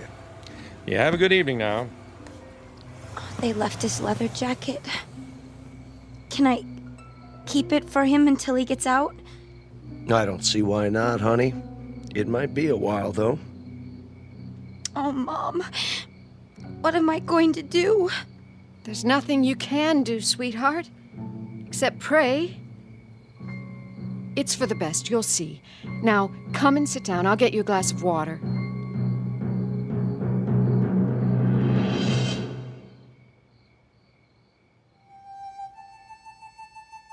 Portrait of an American family on the eve of an invasion from outer space. Of course, we know it's only fiction. And yet, you might think twice when you drink your next glass of water. Be sure it's 100% pure and not imported directly from the Twilight Zone. We'll return to the Twilight Zone in just a moment. You are about to enter another dimension. A dimension not only of sight and sound, but of mind. A journey into a wondrous land of imagination. Next stop, the Twilight Zone. Hi, this is Stacy Keach. I'd like to take a moment to tell you about our Twilight Zone website at twilightzoneradio.com. At twilightzoneradio.com, you'll find the latest information on these Twilight Zone radio dramas, including behind-the-scenes photographs, plus the newest product releases, trivia contests, ways to contact us, other Twilight Zone-related info and merchandise, plus links to other fascinating websites. So make your next stop twilightzoneradio.com. Visit twilightzoneradio.com to purchase these Twilight Zone radio dramas on cassette and CD, or call toll-free 1-866-989-ZONE. That's 1-866-989-9663.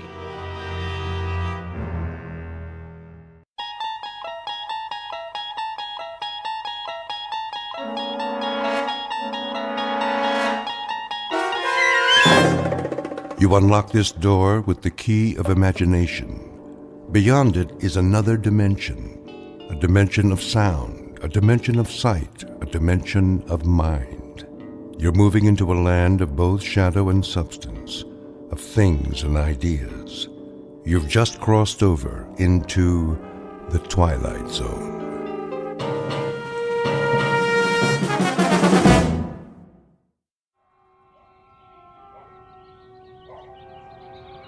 Letitia?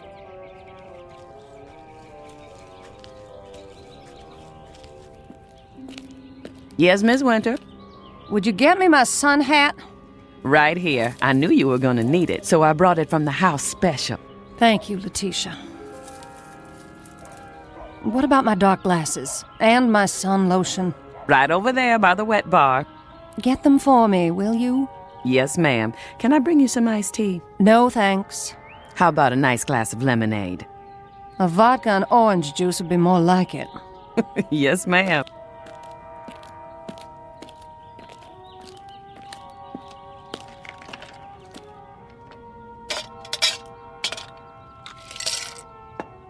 Where are the children? Still in their rooms? Well, now they were. Just changing into their swimsuits after school. They should be down in a minute. That's nice. Is my book over there? Sure is, right where you left it this morning. Bring it to me. Coming right up.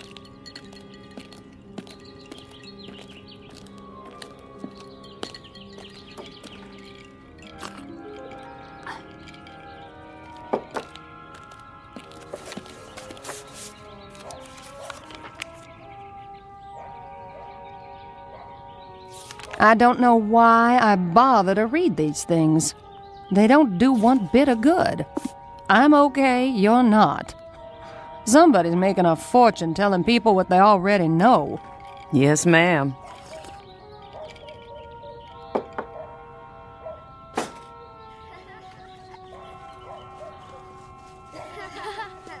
No running now.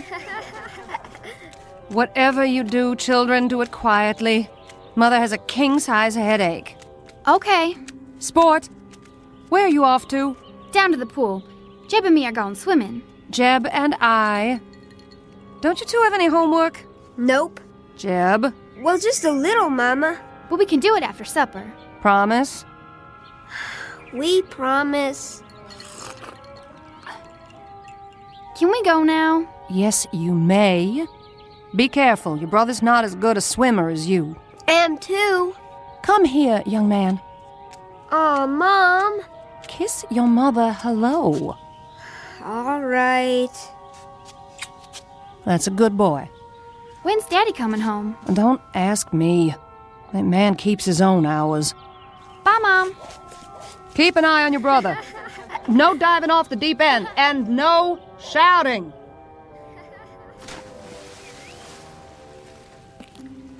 Will there be anything else, Miss Winter? Just one. Yes? Make me another drink. Yes, ma'am.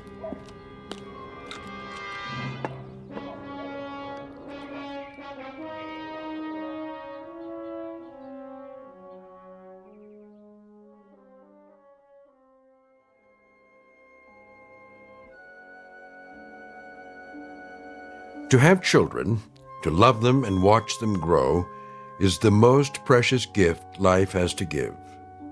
But to have children and not love them is a sad mistake, one that's not easily remedied. Because when left to their own devices, children may have no choice but to seek a world of their own. Meet Sport, barely 11, and Jeb, her younger brother.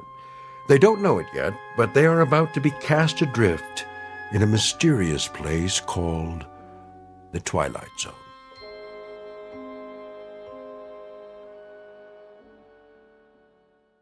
And now, The Twilight Zone and our story, Bewitchin' Pool, starring Karen Black with Stacy Keach as your narrator.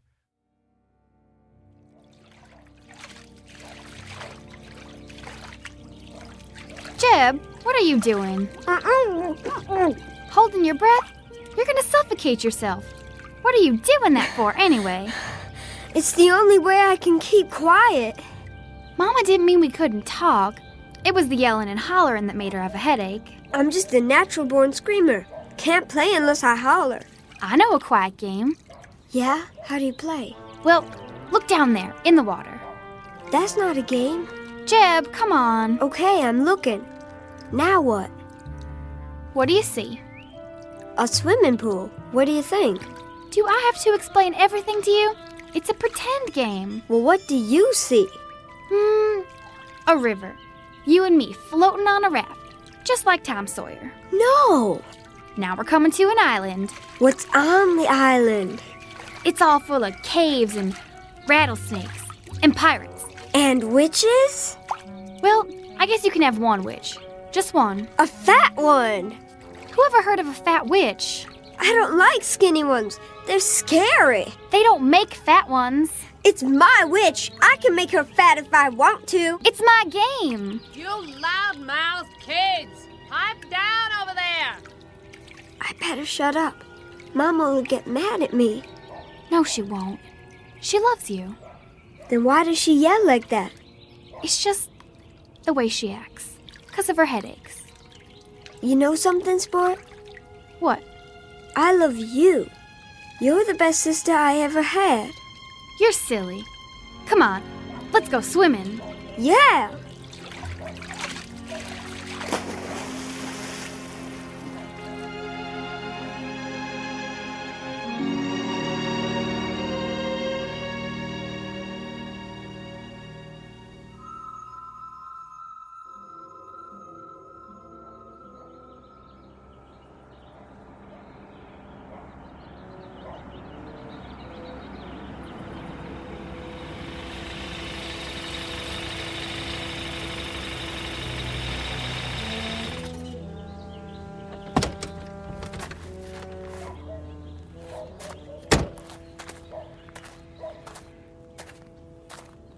You're home early.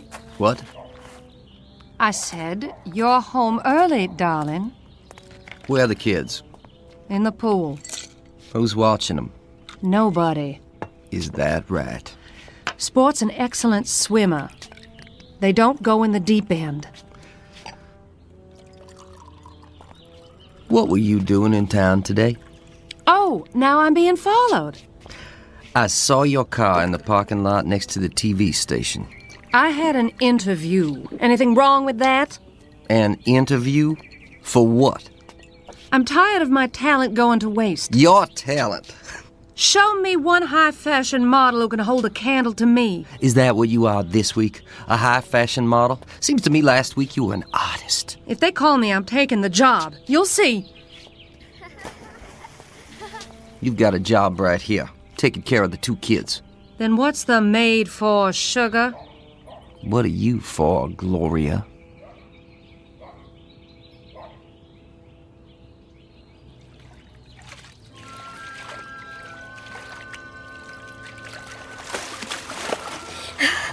I can see it. Can you? Yeah. In the yard is a big old swing made out of a tire. You're good. Then what happens? Well, the little boy gets tired of swinging and goes in the kitchen. It smells like chocolate cake. There's a lady there. She picks up the little boy and hugs him. The little boy feels happy. The lady gives him a piece of cake and... You might as well know here and now I'm fed up with the whole mess. What mess are you referring to? I'm referring to the fact that I'm tired of footing a bill for your every little whim. Art school, modeling, dance lessons, guitar lessons, acting lessons. You've got time for anything and everything except being a mother. There's old Tom Sawyer again. He's in the cave trying to rescue Becky Thatcher from Injun Joe. See, Jeb? I think so. I got a business to look after. I know what kind of business you're looking after. Now Tom's leading Becky along the cliff. Must be about a 1,000,000-mile drop, but Tom isn't scared. Jeb, are you listening? If that's what you think, why don't you come on down to the office? Come down to the office. That's what you said when I married you. Well, I came down to that stinking factory of yours, and all I could see was pretty little secretaries flirting with everyone in sight. Are they yelling because we've been bad? Heck no. Maybe I was bad and I didn't know it. Don't worry. They'll stop in a while. I don't know why I bother even talking to you. Then don't. Hey! What's that? Hey, yourself. Who are you? Want to have some fun? Where'd you come from? Yeah, how'd you get in our pool? Never mind that. Just dive down. Come on.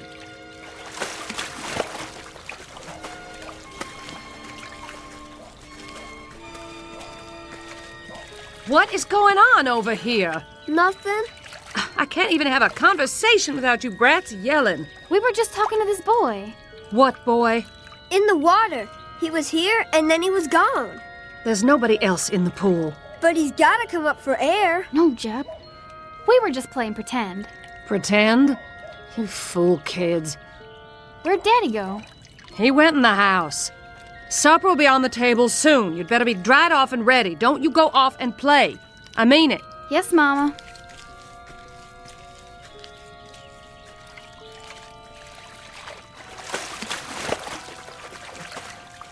What's the matter with you guys? You coming or not? Where? A secret place. Secret? Where's that? Who are you, little boy? Where'd you come from? You'll find out. Let's go.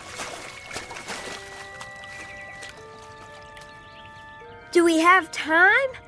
Well... I'll have my supper now. You think I'd cook for you after the way you talk to me? You can drink your supper. Oh, like you?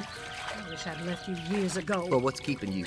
Come on, Jeb. Let's go with that boy. She said not to leave. When I think of the career I gave up for you, it makes me sick. Career?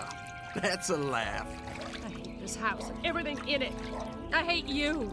They don't care what we do. What if they hurt each other? I'm older than you, and you have to do what I say. Now follow me.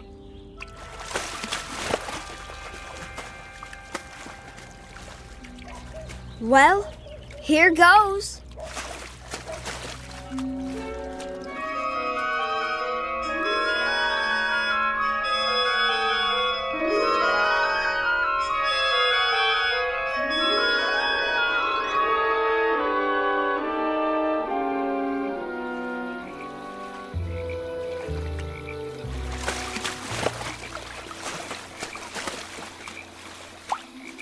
There he is, sitting on a rock. What's he doing? Fishing? Don't you know anything? Hey, you guys. Come on out. He looks just like Tom Sawyer. He does, kind of. Hey, where are we? Come on, Jeb. Let's find out.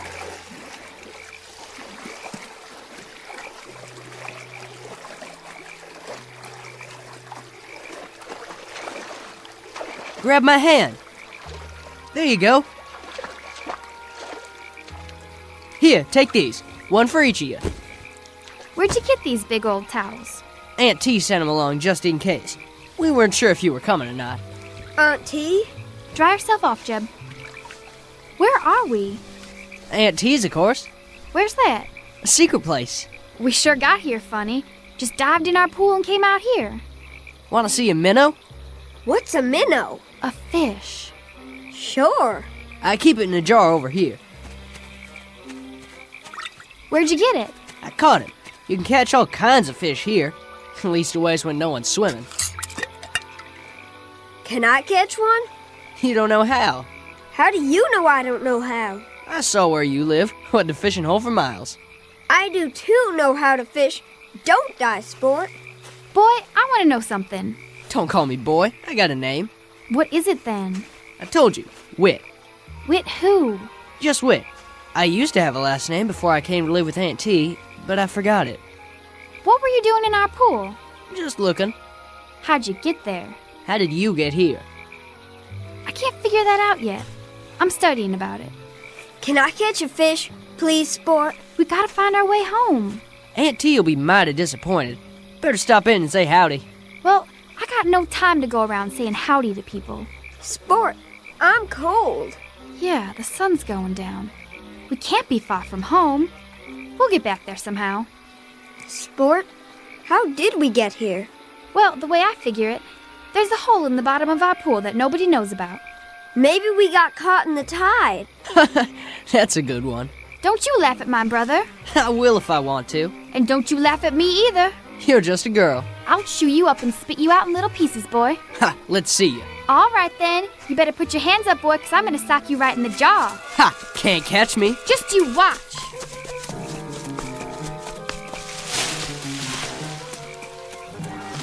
Sport, look! I'm looking. Where did all these kids come from? I don't know, Jeb, but I think this must be Aunt T's place.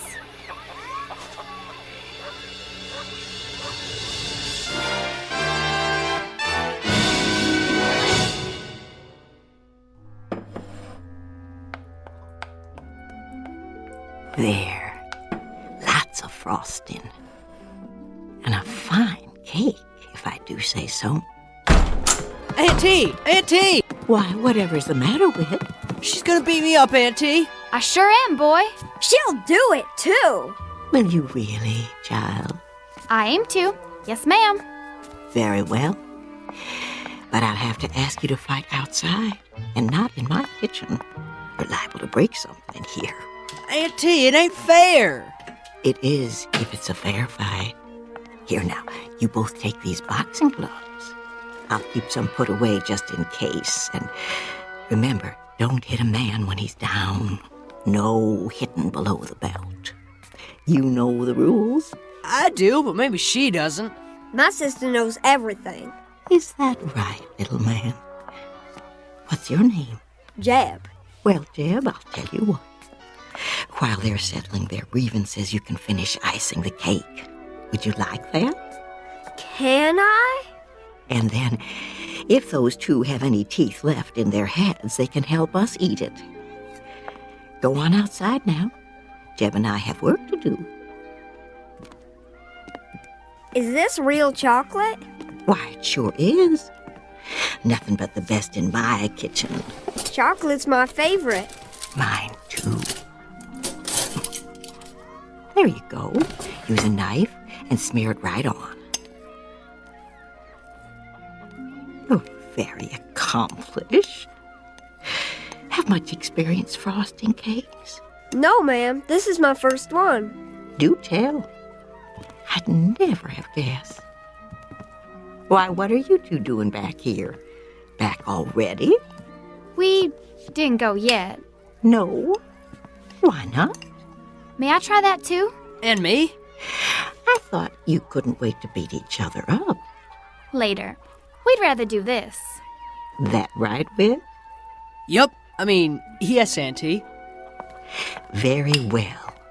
Here's a knife for each of you. Take your time, Jeb. Do it right. I am. My, you are such solemn children.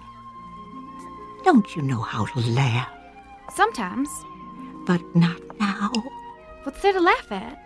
Oh, you have eyes. Take a look around.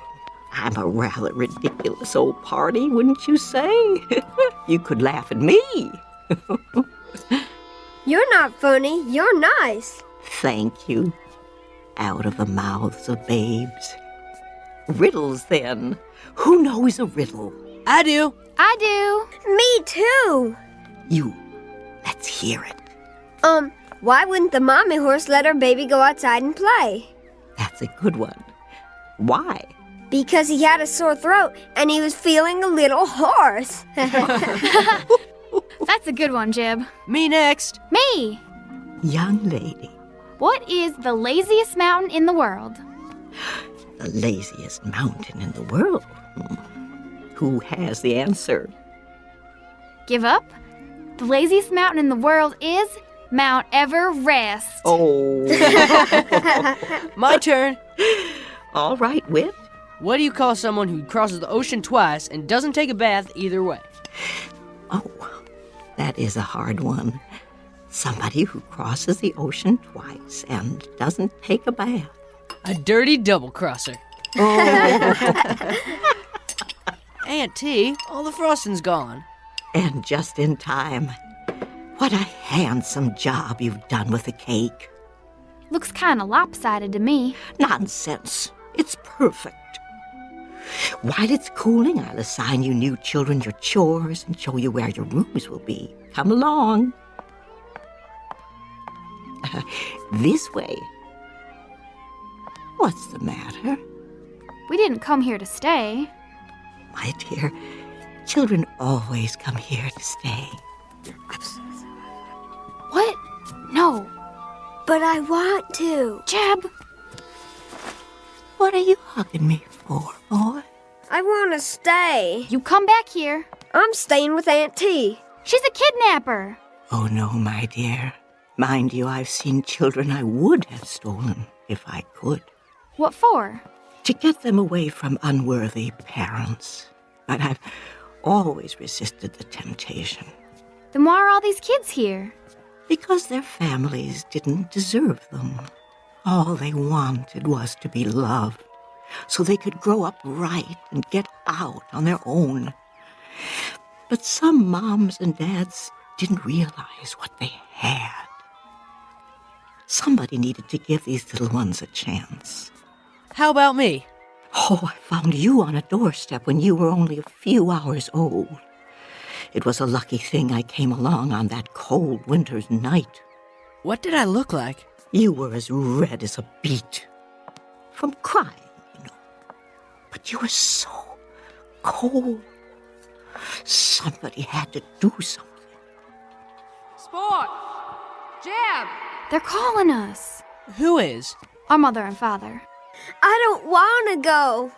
You darn kids, where are you? It's that way for a lot of kids. We better go home now. These voices you hear calling. At first they seem quite strong, but they get fainter and fainter, and after a while they fade out. And one day you simply cannot hear them anymore. Sport! I'm calling you, young lady. Don't pretend you can't hear me. We've got to go home. Can you tell me why? I've got everything you need right here. Why, there's the swimming hole down by the creek. The days are long, with all manner of things to do and see. And then there's always a hot meal and lots of children to play with. Blind Man's Bluff, Ringalivio and the Red Rover, all kinds of games. Some I bet you never heard of. See that little girl out there with the pigtails? When she came here, she never had smiled. Not once. All that changed pretty quick, let me tell you. Now all she does is laugh all the livelong day. Makes my heart glad to see them so happy. That's why I bake a big cake every day, just the way they like it. We've just got to. Because that's where we belong. We're their children, and they love us. And, well, we love them. In that case, you must go back. No. You too, little man. Your sister's reasons are good ones. I cannot argue with. Can you tell us one thing? What's that? How do we get home? Oh, the same way you got here. But I don't know how we got here. I think you do. Try to remember. It isn't far. Come on, Jeb. We'll come see you again real soon, won't we, Sport? No, my darlings, I expect this is our goodbye.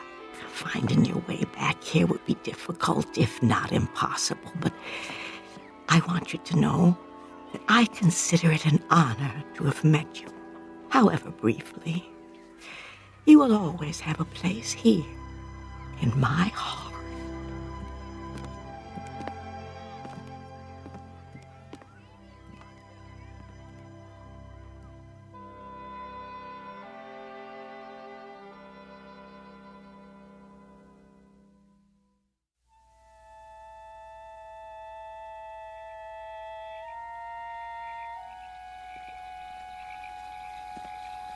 Here's where he came out of the water. It's a good place to dive. Just stand out there on that rock, take a deep breath, and jump. You'll see. It's easy. Stand next to me, Jeb. Do we have to? I'm your big sister. You have to do what I say. Bye, Whit. Bye, little Jeb. You mind your sister now. Whit? Yeah? I just wanted to tell you, I wasn't really gonna beat you up. I was just talking. Me too. Well, bye now.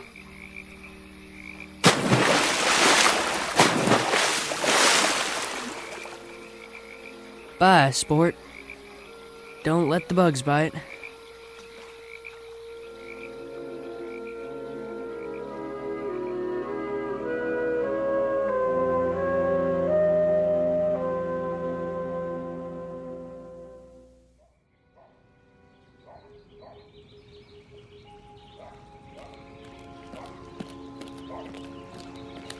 Have you found them? Not a sign. I told them not to leave the yard. I told them. Well, that's just it. They have no respect for you. You aren't firm enough with them. What about you? You're never here. Try putting up with their whining and screaming 24 hours a day. Gloria, look! Mama? Sport, where's your brother? Here.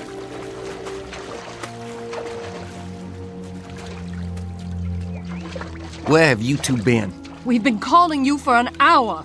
In the pool. You're lying. I looked in the pool. We really were, Daddy. And we came up on the other side, and we helped make a cake with Aunt T. What's he talking about? And Whit caught a fish. He's not making things up, Daddy, honest. He's lying to cover up whatever devilment the two of you have been into. Jeb, come here. But it's true, Daddy. Come here, I said. Look at me. I want the truth out of you. No more lies. You understand? It wasn't a lie. It wasn't. Now you listen to me. Get in your room and stand in the corner till you can tell me where you've really been all this time. Do I make myself clear? Yes, Daddy. He understands now. It was a game, Daddy, that's all. Just a game. We were pretending. There isn't any Aunt T. I should hope not, but I want to hear it from him. Do as your father says. Go to your room. And forget about any dinner tonight. You've missed it. Both of you.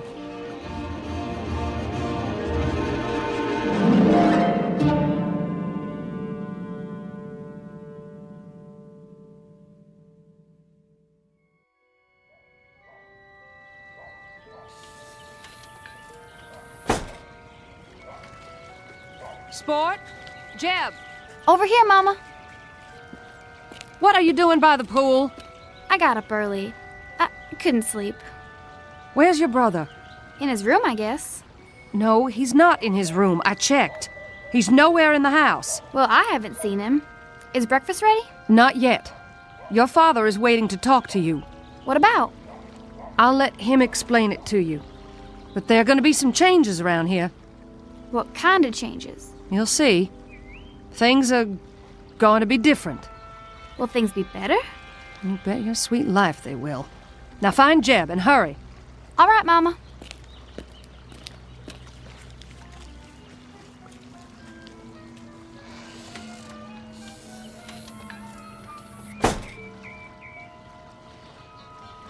Here goes.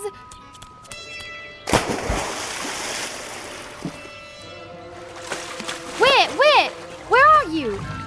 Auntie, help me get back. I don't know how.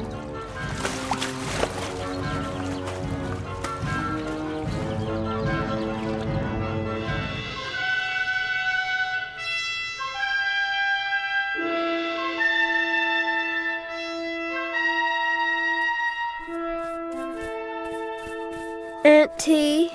Yes, Jeb? What are you making that quilt for? Because we need quilts. Lots and lots of them. To keep the children warm and snug at night. Don't you know anything? Sure I do. I know lots of things. When you finish cleaning the shoes, your next chore will be to help Whit bring in the wood for the stove. Auntie? Hmm? Why do they have to be chores? Every child must have chores to do. It teaches the value of work, the self-respect of doing a job well. Makes big muscles, too, like mine. Let's see. Roll up your sleeves. I told you. Big, ain't they? Wow. Keep working, boys. You have more shoes to clean. What are all the shoes for anyway? They're for the children, too, of course. Think of it, you and your sister didn't have any shoes at all when you came here yesterday. They all got holes in their swimming pools too, Auntie? Oh, dear me, no. Some of them don't have swimming pools. Some come down the chimney or you open the door and there they are. Sometimes you find them on street corners or on a doorstep like Whit here. What's that? Oh, why, someone's outside at the window. It's my sister. Sport, dear. Come in. Oh, come in. I can't. I'm dripping wet. Wait a minute. I'll get a towel from the cupboard.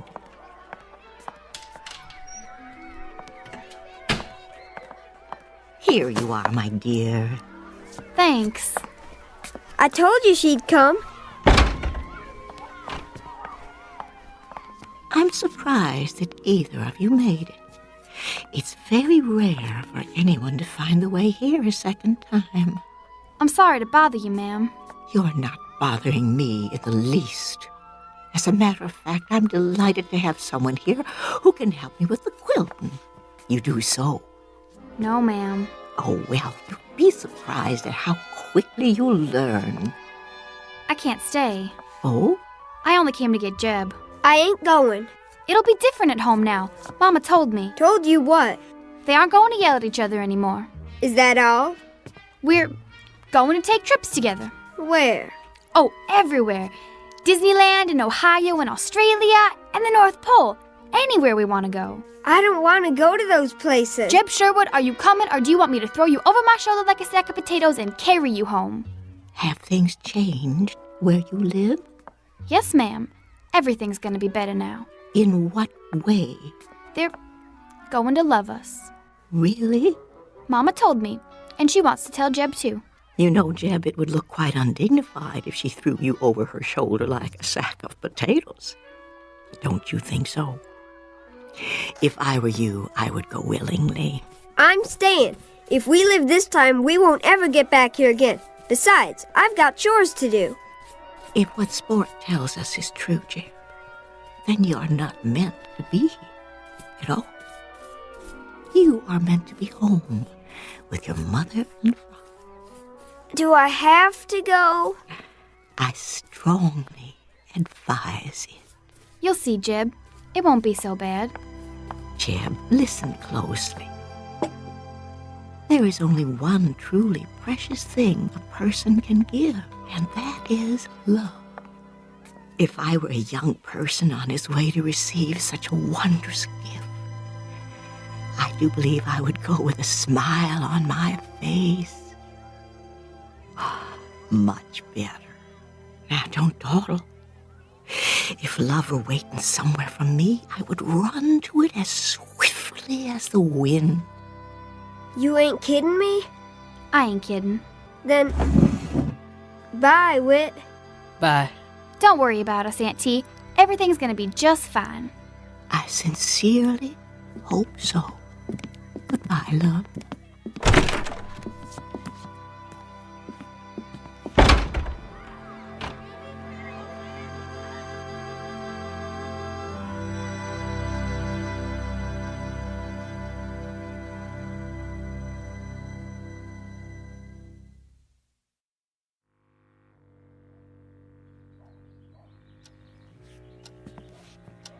Maybe we should wait till tonight. No. You said you'd talk to them. Let's get it over with. I've got a half-dozen people waiting for me at the office. For once. Just once. Would you mind putting your family ahead of your work? I'm not the one, it's you. Lower your voice. Here they are now.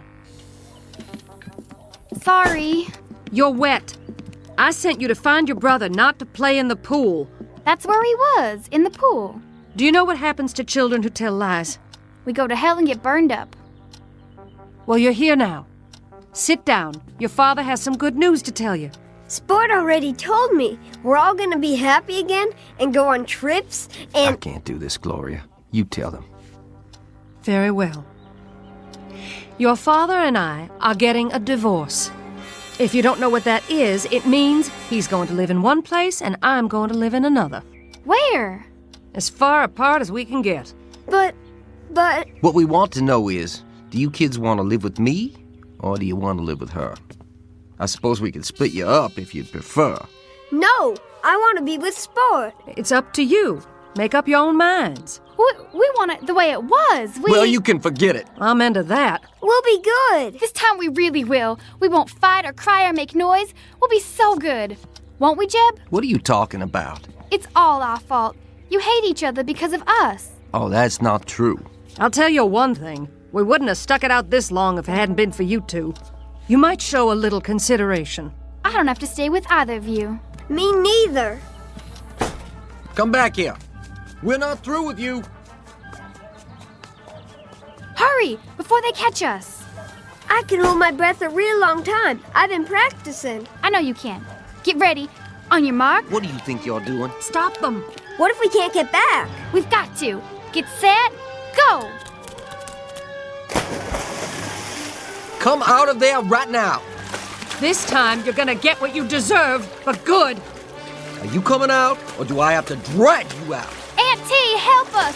Help us, please. Auntie, I need you. Take us now. Get out of that pool. I am not going to tell you again. Do you hear what Daddy said? He means it. Aunt T.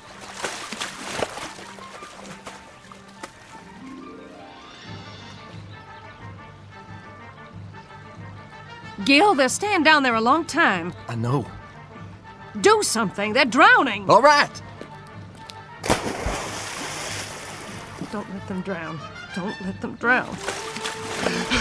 They're not down there. But they've got to be. It's broad daylight. They can't just disappear. Where could they go?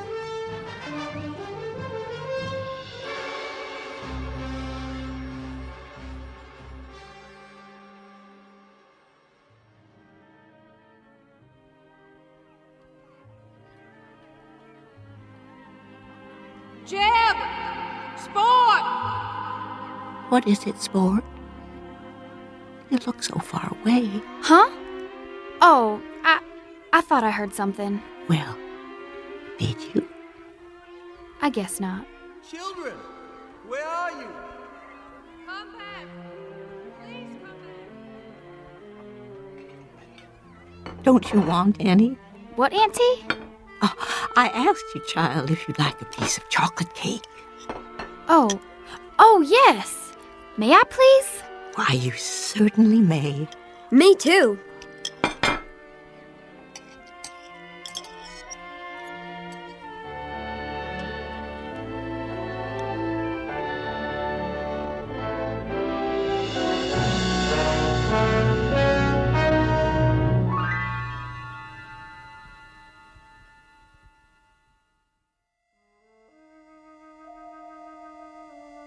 The end of an odyssey for two children who were cast adrift for a time. They took a chance searching for love and finally found it in the Twilight Zone.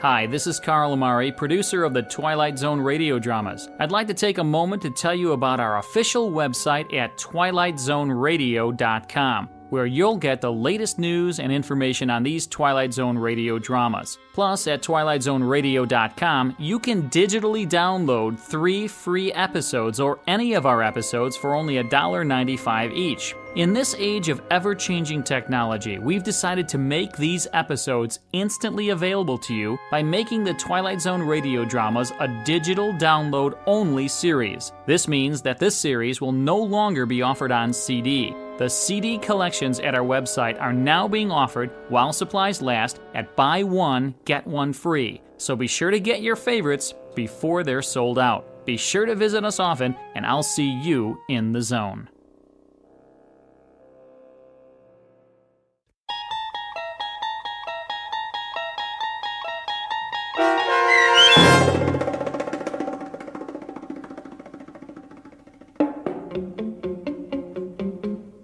Bewitchin' Pool, starring Karen Black with Stacy Keach as your narrator, was adapted for radio by Dennis Etchison and written for The Twilight Zone by Earl Hamner Jr.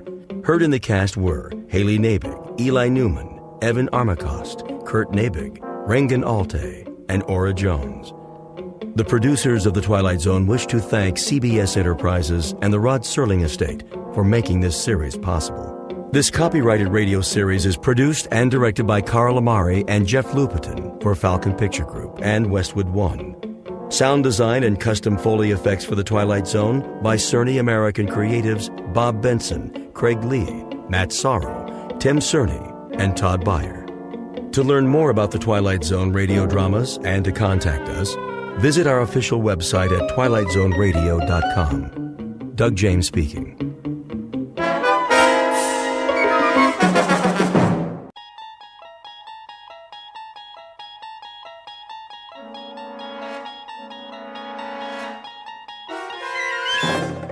You're entering another dimension, beyond any limits known to man. This is the universe of imagination, a wondrous land of brave new stories from the far reaches of space and time. So fasten your seatbelt. There's the signpost up ahead. Your next stop, the Twilight Zone.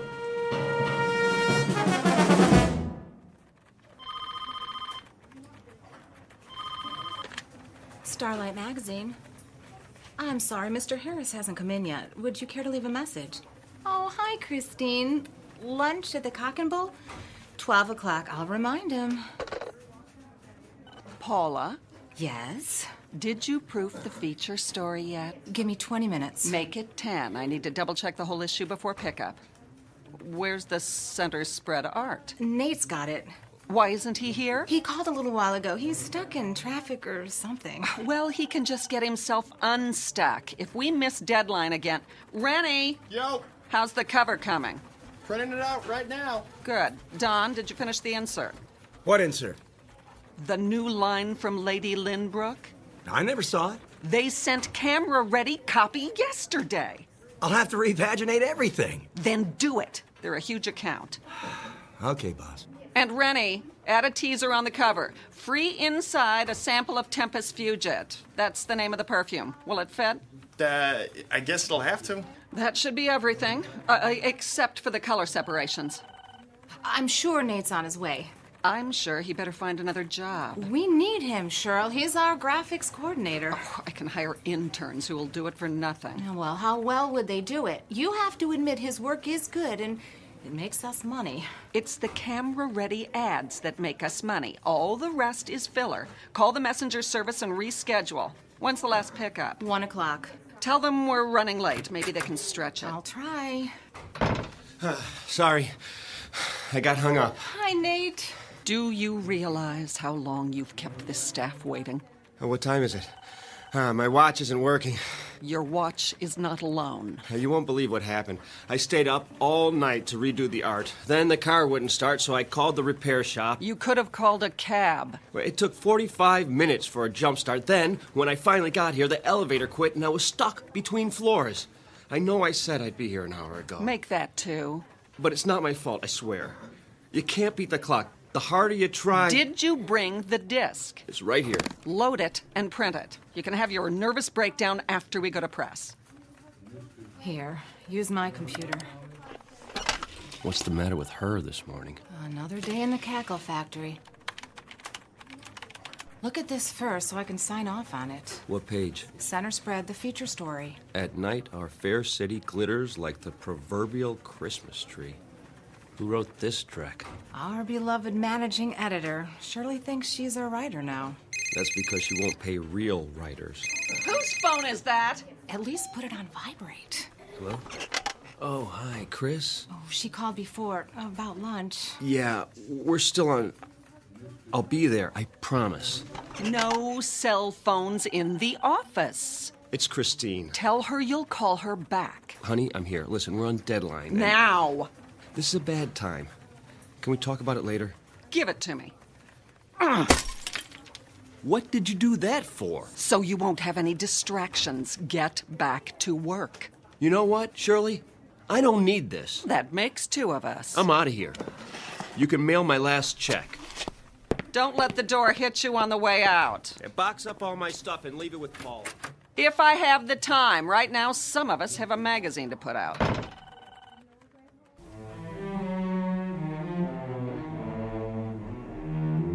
Introducing Mr. Nathaniel Harris, former fine arts major, engaged to Miss Christine Crosley, and lately employed at a small publishing company. Very lately. Because this is a man whose hourglass has finally run out. He just learned one very important lesson, that he can't be in 2 places at once. But consider, how different might his life be were there but world enough and time. Every question deserves a response, and this one is about to be answered in the Twilight Zone. And now, The Twilight Zone, and our story, The 25th Hour, starring Mike Nussbaum with Stacy Keach as your narrator. Any dessert today? Just coffee and the check. Very good. What time is it? Mr. Harris, nice to see you. I have a reservation for noon. That clock, it can't be right. 1 p.m. exactly. Oh, no. Is she... Table 4. Chris, you're still here. Where else would I be? Lunch takes an hour, plus or minus a few minutes. I've done my duty. I am so sorry. Did you order yet? If I wanted lunch for 1, I'd have stayed home. Honey, it was a deadline day. Not only that... It's always something, isn't it? You shouldn't make dates you can't keep. It won't happen again. You're right. It won't. 2 glasses of rosé, compliments of the house. Thanks, Frederick. Chris, the editor's been impossible to deal with. Today, she actually smashed my cell phone. Can you believe it? So I told her... Care to see a menu? Sure. I stood up and I said... Need a few more minutes? Please. Very good. Anyway, I told her what she could do with her job. Ask Paula. She was there. We should drink a toast. Great idea. To... Old acquaintance. What? It's about time, Nate. You never have any left over for me. What are you talking about? Don't worry, I'm not bitter. Chris. We need a break. From each other. Who knows? Maybe it's true what they say on greeting cards. If you love something, let it go. If it comes back, it's yours to keep. Chris, listen. Goodbye, Nate. I'm trying to tell you... It's all right. Think of how much more time you'll have now. To tell you that I won't ever have to go back to that miserable job again. For you, sir. I didn't order it. From the gentleman. He thought you might like something stronger. Which gentleman?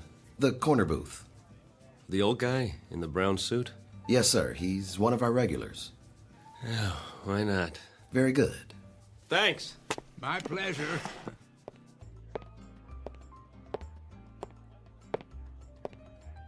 Can I buy you one? Oh, dear me, no. Not necessary in the slightest. Have we met? Not that I recall. Then why the drink? I thought you looked a bit under the weather. Nothing fixes that like a Moscow mule. Is that what it's called? Oh, ginger beer and vodka in a copper cup.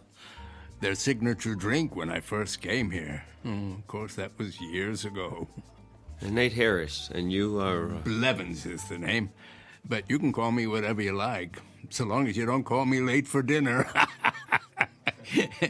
Please, sit down. I think I've seen you here before. Oh, most unlikely.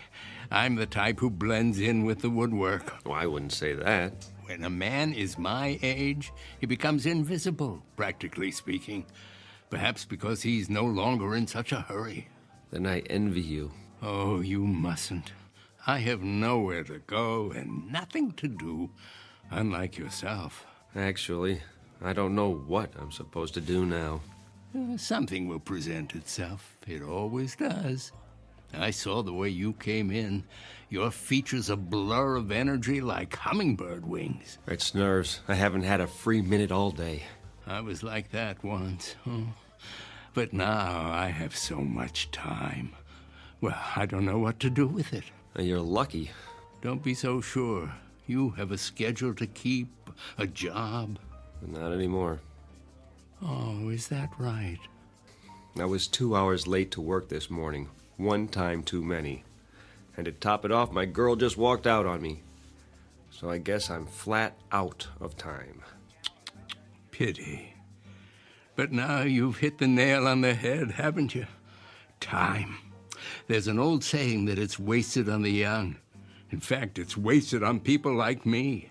I have all the time in the world, more than I can possibly use. Excess, you might say. Well, if you figure a way to bottle it, let me know. Do you mean that? Are you kidding? I'd pay anything to have a little extra. Anything. Oh, no need for such a sacrifice. That's easy for you to say. If I could have what you have, I'd hock everything I own. I assure you that won't be necessary. No? Let me tell you about myself. As I say, I've reached the point where I have too much time on my hands. That means the opportunity to read, to study, to speculate, and to tinker. What's unimportant falls away, and all that remains is what truly matters. What are you getting at? Simply this, Mr. Harris. I'm about to share something that may sound incredible, but it's really quite straightforward, at least in principle. You see, nothing is created or destroyed in the universe. It merely changes form, moves to where it's needed, so to speak.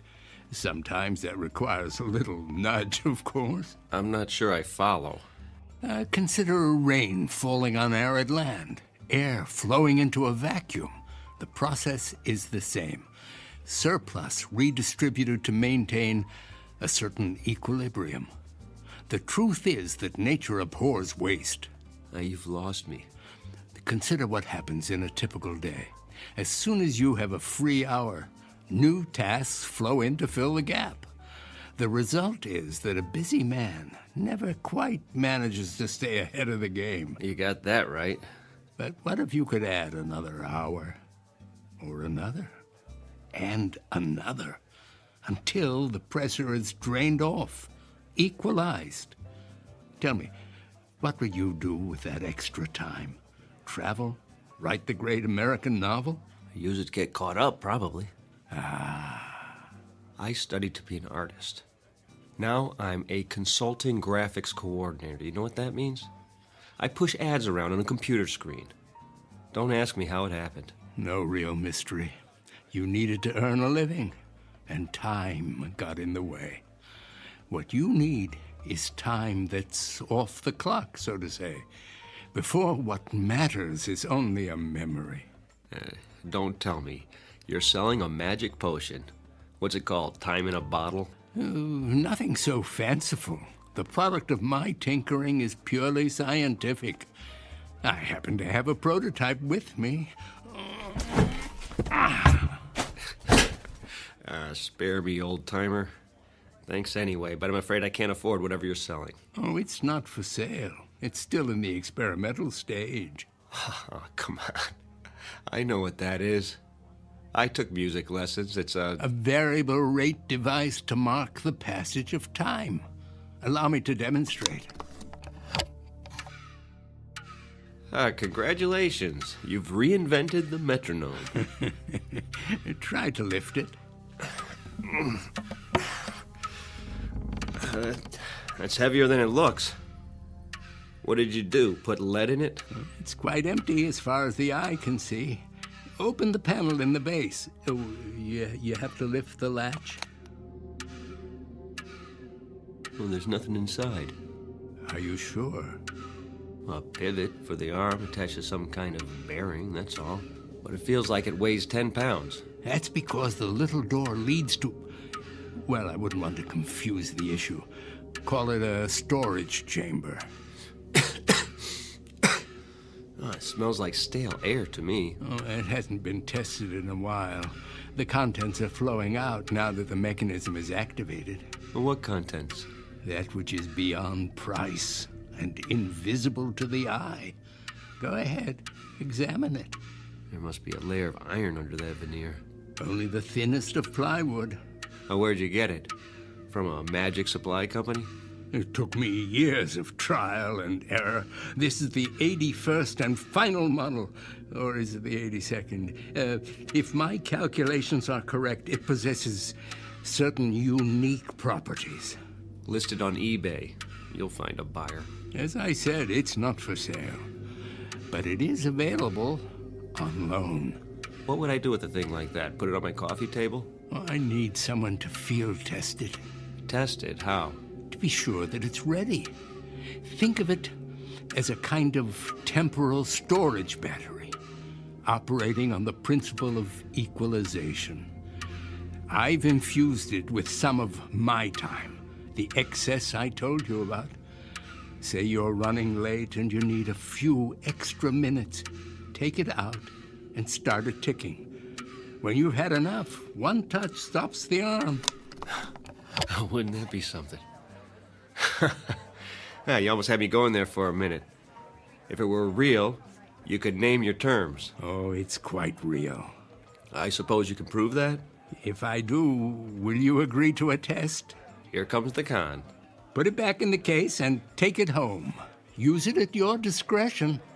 All I ask is that you return 1 week from today and report your experience in detail. And what sort of experience might that be? Why, the natural principle of equalization. It's already begun to work. You asked for proof, hmm? What does the clock on the wall say? Oh, I can't see from here. Then feel free to stand up. Check it carefully. I don't have to. It was 1 on the dot when I got here, so it'll be around a quarter past now, maybe 1:20. My, how time flies. What's the matter? Don't you have a watch? Oh, that might be part of the trick. Go on, walk over to the clock. Take a good look. And what will I see? The principle of equalization at work. Temporal redistribution on demand. Proof positive that my time is now your time. You're on.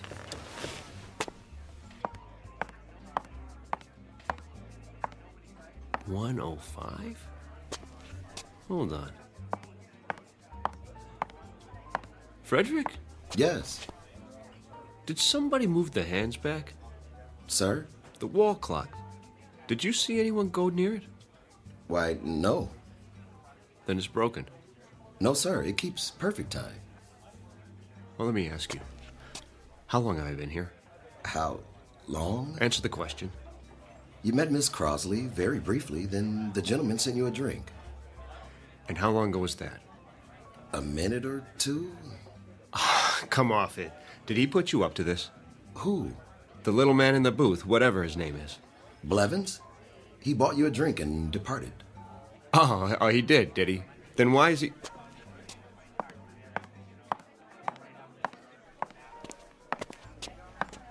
Why is he what, sir? Where'd he go? He was here. We had a conversation about time and his theories of... Did he leave that for you, Mr. Harris? Leave what? The leather case. Perhaps he intended you to have it. What in the...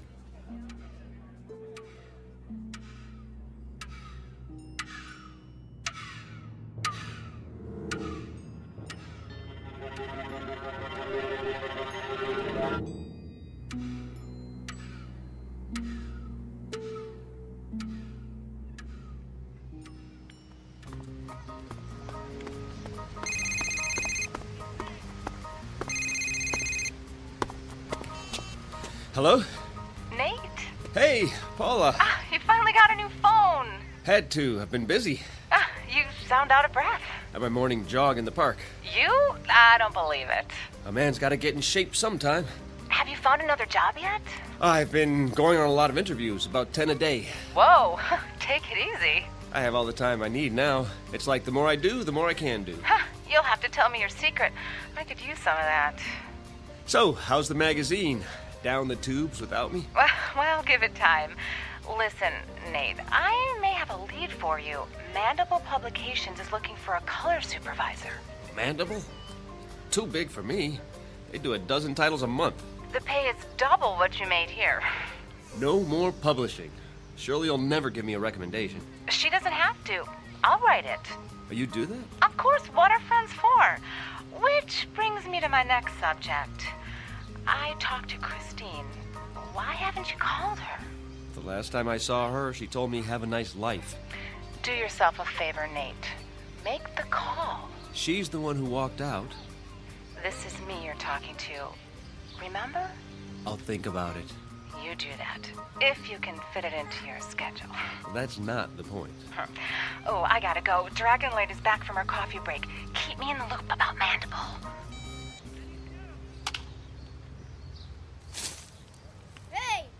Hey, mister! Can we have our ball back? Oh, where is it? It's over there in the dirt. Sure. Here you go. Thanks. Oh, wait. Yeah? Can I see that bat for a minute? Okay. A nice one. A Louisville Slugger. My dad got it for me. Did he show you how to use it? Nah, he's too busy. Now look, when you hold it, be sure the trademark is pointing up. See the circle where it says Louisville? Otherwise, when you hit the ball, the wood might break. Gee, mister, you know a lot of stuff. And my dad taught me when I was your age. I wish you could show us. You kids play here every day? You don't have time. You're always running. Well, let me tell you something. Time is, well, it's, Yeah? I don't know what time is exactly, but I've learned one thing. We can all do a lot more with it than we do. It's a question of priorities. Okay, I guess, only... Yes? What are priorities?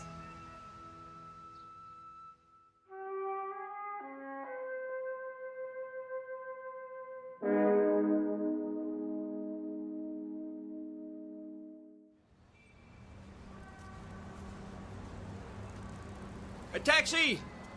Over here! Where you headed? Uptown, the Mandible Building, and step on it. Sure thing.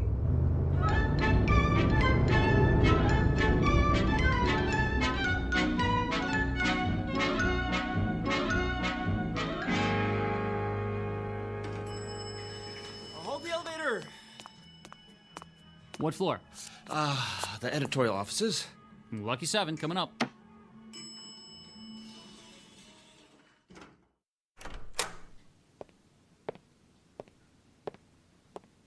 I'm here to see the publisher, please. Do you have an appointment? Nathaniel Harris, 11:30. I'll tell him you're here.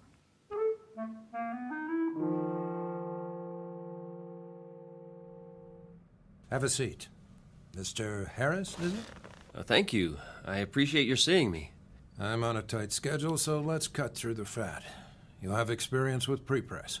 3 years with Starlight over at Maxilla. Before that, I was production coordinator for Carcosa Press. Impressive. Paula told you about the position? Color supervisor. What exactly would that entail? Crunch. Pardon? That's what it's all about. I want our colors to pop off the page. Good enough to eat. The question is, How hungry are you, boy?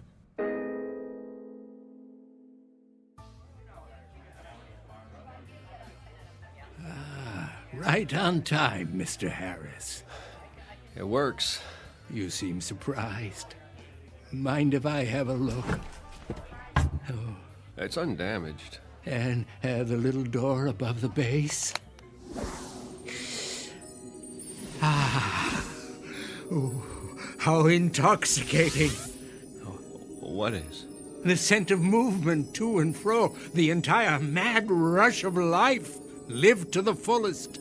Vitality, passion, and even, the great outdoors, if I'm not mistaken. Well, you can tell all that. The aura of youth is unmistakable. Oh, you've used it a great deal, haven't you? The storage chamber is almost full. Why, I only did what you said. Started it ticking when I needed more time. And the result? Well, I got everything done, and then some. Over the last 7 days, I've been across town more times. I've gone on more interviews. Oh, have a drink of water. I could use one of those Moscow mules. Not a good idea. It might provide too much of a kick in your present condition. The device is extremely potent. You appear to have overdone it. Several times over. Oh, I'm a little run down is all. With a young man, desire knows no bounds. A kind of greed takes over for life itself. Well, what does it do, exactly? The device. Call it a doorway into the fourth dimension. Within it is stored unused time, which you have been permitted to tap. You're satisfied, I take it? Yes. Excellent. But there's something you haven't told me. What do you get out of it? Oh, I suppose a certain poetic justice, quid pro quo and all that. From each according to his ability, to each according to his needs. Nature's method of redistribution in its purest form, with a little help from the equalizer. Glad to have been of service. Oh, wait. Don't take it yet.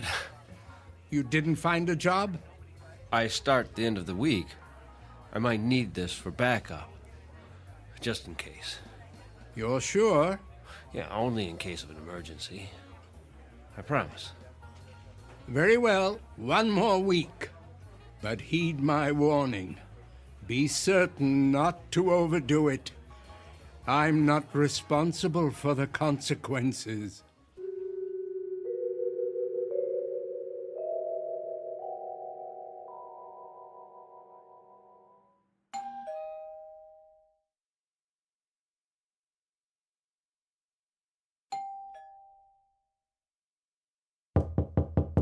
Nate, are you in there?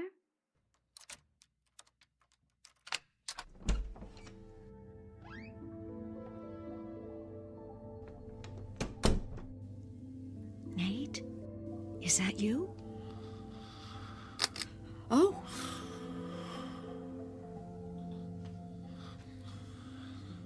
Go on, sleep. You must need it. Look at you on the couch like that. I just stopped by to drop off my key. Your key. I didn't think you'd be home tonight. Oh, Nate. What happened to us? I guess it wasn't all your fault. I could have been more patient. That job was killing your soul, wasn't it? The things they made you do, Paula told me. You couldn't help it that there wasn't any time for us. And now you're starting a new job.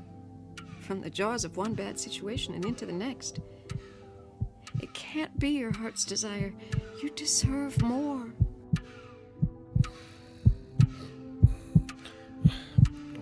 Shh, now.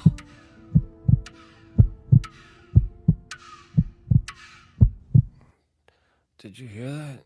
Hear what? Christine? Is that you? I must have dozed off. Why are you here? I thought you might want the key. You don't have to do that. I'll leave it on the table. Go back to sleep. Oh, please stay. I can't. Don't. I'll be back. Now sleep. You need your rest. Maybe I'll see you at lunch tomorrow. Our old place. Do you still go there? I'll keep up with you somehow.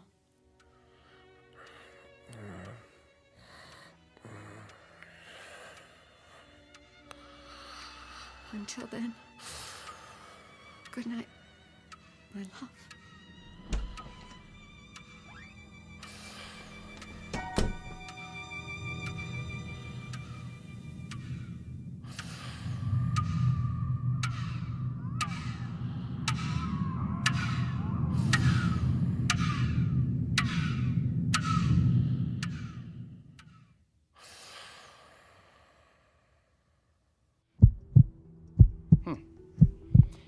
Any chest pains? No. Your pulse is a little fast. How about headaches? I wouldn't call it that. What would you call it? I just ache all over. I've never been so tired in my life. Look straight ahead. Try not to move your head. Follow my finger with your eyes. I'll do my best. Okay, I'm going to switch off the overhead light and shine this directly into your eyes. Now, first one, then the other. You'll see a flash of red. Now, don't worry. It's perfectly normal. Ready? Okay. Okay, I'm turning off the lights. There you go. Now. All right. Wow. What do you see, Doctor? Some new broken blood vessels on the retina. Any trouble focusing lately? Blurred vision? In the last few days. Floating blind spots? Shadows at the edges of your vision? That too. So what's wrong with me? You want it straight, or you want it with sugar on it? I can take the truth. There's evidence of accelerated macular degeneration. The sort of thing I'd expect to see in a much older man. All since your last checkup. What does it mean? Well, it's hard to say by itself, but it's part of a cluster of symptoms. Slowed reflexes, general weakness. Have you noticed a ringing in your ears? Well, not a ringing, but I do hear something. Not voices, I hope. More of a throbbing. It feels like a pounding in my head. Your blood pressure could be a lot better. So, tell me, what's been happening in your life? I mean, stress on the job? Well, I had a job. But not anymore. I found a new one. I start this week. A big life change, no matter how old we are. Getting enough sleep? As much as I can. That's a no. You don't leave the window open at night, do you? What? Pale skin, circles under your eyes. Could be a vampire. Like Dracula. You know, sucking the life force out of you. That was a joke. I know. Well, something's going on. You're dehydrated. And I don't like the sound of your heart. I'll schedule an EKG and a complete blood panel. When? Right away. This morning. Is that necessary? I'd say so. I thought you could give me a B12 shot or something. I could, but it won't address the problem. That was all the running around. There was so much I could do with the extra time, but that's going to change from now on. Extra time? Where do you get that? In a vending machine? Don't ask. You wouldn't believe me anyway. Ready for my speech? Go ahead. You've been making the most of every day, and that's admirable, but you've stretched it too far. Burn the candle at both ends and you burn yourself out. You know the old saying, live fast, die young. Is that what you want? I'll try to slow down. Try? Not good enough. You're exhausted, Nathaniel. After the tests, I want you to go home, take your vitamins, and pull the covers over your head. 8 glasses of water minimum in the next few hours. Now, I'm going to call you when I get the results. Is there someone who can come by and cook you a healthy meal? I'm not sure. Well, let me know if you feel any worse. And cancel your appointments. Don't even think of going anywhere for the rest of the week. Well, that's not possible. You don't have a choice. The new job. You'll end up in the emergency ward. I told you. I'll take it slow. Famous last words. That'll have to do. Then I'm gonna check you into a hospital room right now. No. I have something to do first. You're not listening. Do you want a myocardial infarction? How about a stroke? Not common at your age, but it can happen. Life or death, Nathaniel. It's up to you.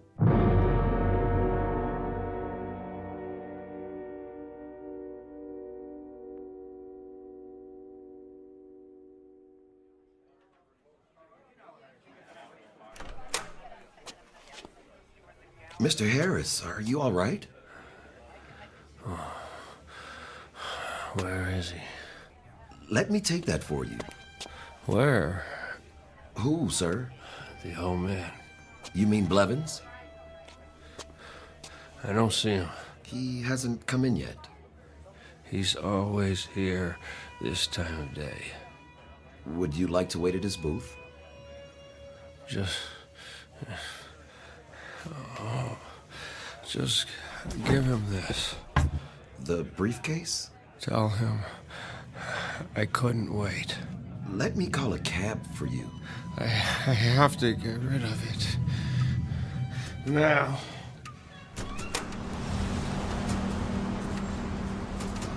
Hey, buddy, watch where you're going. I think there's something wrong with him. I'm sorry. Look, Mommy, that man. I have to get away. Shh, looks like he's crazy. Far away.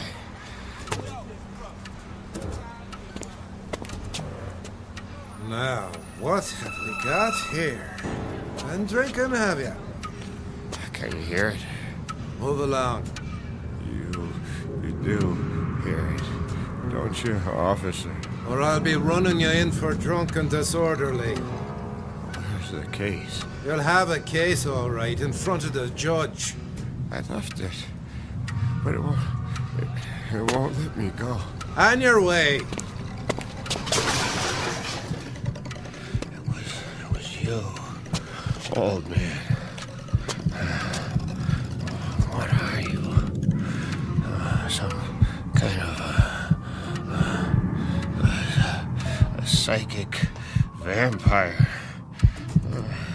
That's it, isn't it? Sucking me dry. Well, I won't let you. I'll Well, look at Mr. Businessman. Is it happy hour already? Where is he?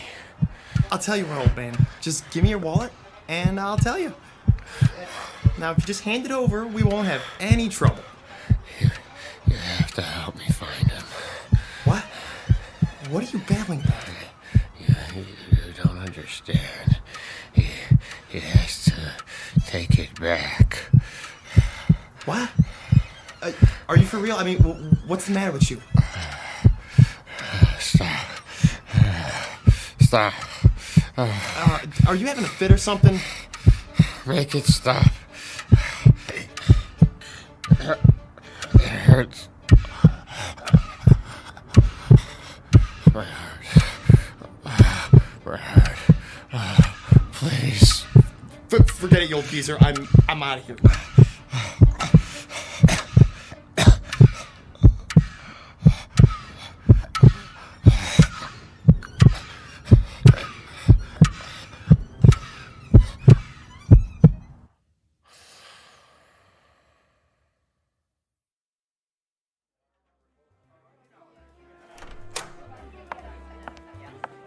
Why, hello, Miss Crossley. Hi, Frederick.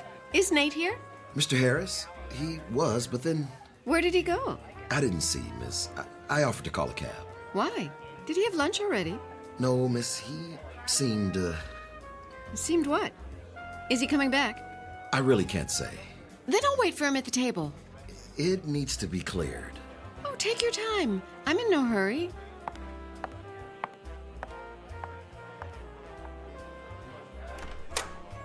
Oh, hiya, Blevins. Freddie, my boy. Didn't mean to be late. So much to do. Oh, do you like my new sport coat? It's the latest style. They call it hot plaid. I held your booth. Oh, and this is for you. He didn't wait. No, sir.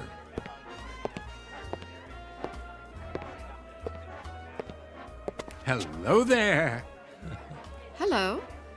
I do believe I recognize you. From where? This very table. You're a friend of Nathaniel's. What a coincidence. So am I. You know Nate? Please, join me. I'm fine here. Until they clear your table. I insist. Well, I'm sure he'll be along. Besides, I want to show you something. You'll find it quite interesting. Nathaniel did. just for a minute. Follow me, the corner booth.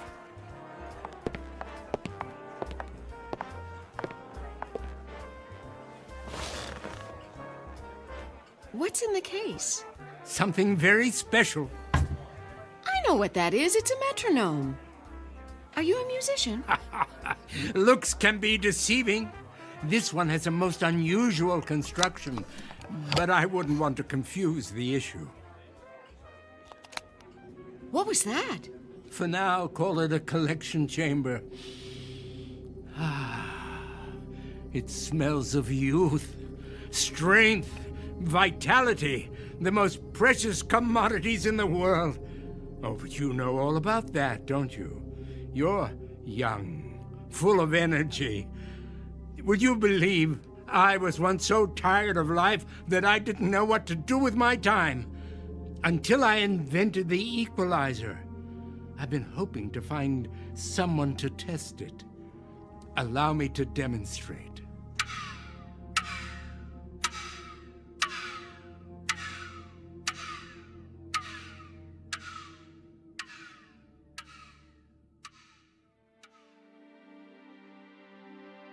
A story about a man named Nathaniel, a victim of the adage that it's better to burn out than to rust. Unfortunately, everything has a price, and Mr. Harris learned too late just how steep that price may be. A man whose hourglass ran out to the last grain of sand. But consider, how different might his life have been had he lived it somewhere other than the Twilight Zone.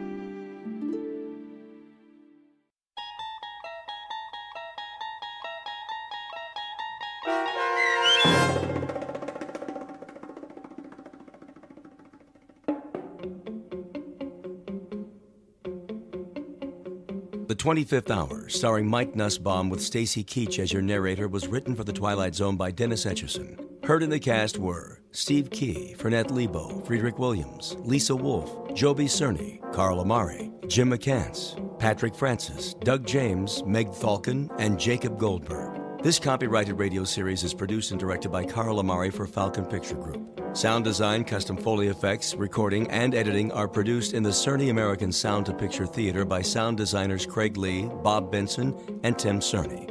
Music for The Twilight Zone is provided by CBS and American Music Company Incorporated, New York. To learn more about the Twilight Zone radio dramas and to download episodes, including 6 free episodes on our homepage, visit our official website at twilightzoneradio.com.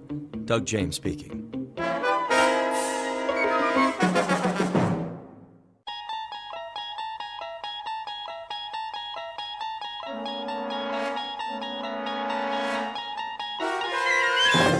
There is a fifth dimension beyond that which is known to man. It is a dimension as vast as space and as timeless as infinity. It is the middle ground between light and shadow, and it lies between the pit of man's fears and the summit of his knowledge. This is the dimension of imagination. It is an area which we call the Twilight Zone.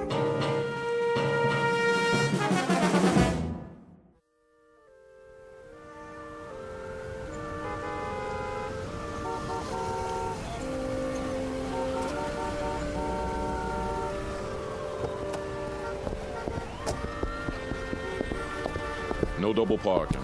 Move it, son. Yes, I heard you. I said move it. Oh, but you see, I'm not double parked, not at all. Then what are you doing? That's a yellow zone, ain't it? So it is. But I won't be a moment. I just have to use the payphone. That one right there on the corner. All right, officer? Loading and unloading only. One call. That's it. I've been driving up and down for blocks, 10 blocks to be exact, in search of a phone. And there's phone booths all over the place. Yeah, and they're all out of order. Hard to believe. I know. In a city like this. Ain't my problem. No, but it's mine. I have a call to make, a very important call. Why don't you go home? You got a phone, don't you? Of course I do, but it can't wait. Layla might go out for the evening, and I gotta catch her first and tell her, ask her if it would be all right to. I'll give you 10 minutes. That's it. Or you get towed. You don't want that to happen, do you? Oh, no, not at all. $87 plus the ticket. Take my advice. Find a parking space. I tried that, but there aren't any.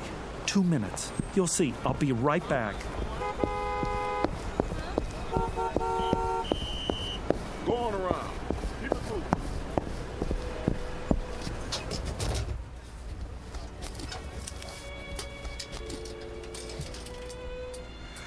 Oh, there. Come on. I'm sorry, but all circuits are temporarily busy. Please try again later. I'm sorry, but all circuits are temporarily... What is going on? Layla. Oh, baby, I'm trying to get through. Don't you know that? Can't you tell, darling? It's Roger. Roger, I need you tonight. Oh, Layla.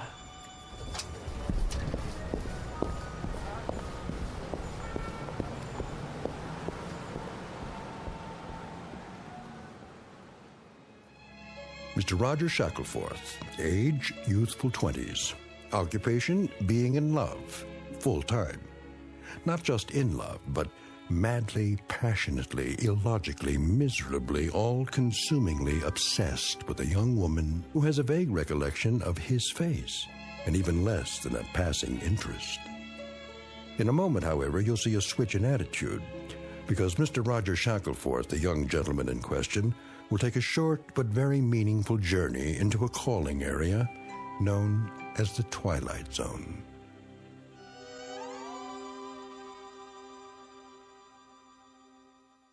And now, The Twilight Zone and our story, The Chaser, starring Stephen Tobolowsky with Stacy Keach as your narrator.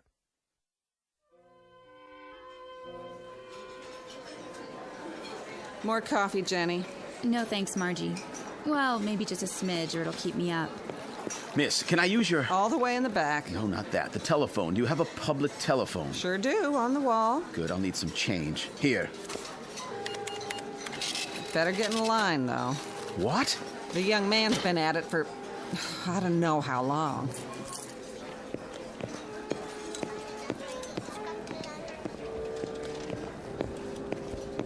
Man, are my dogs killing me. Tell me about it.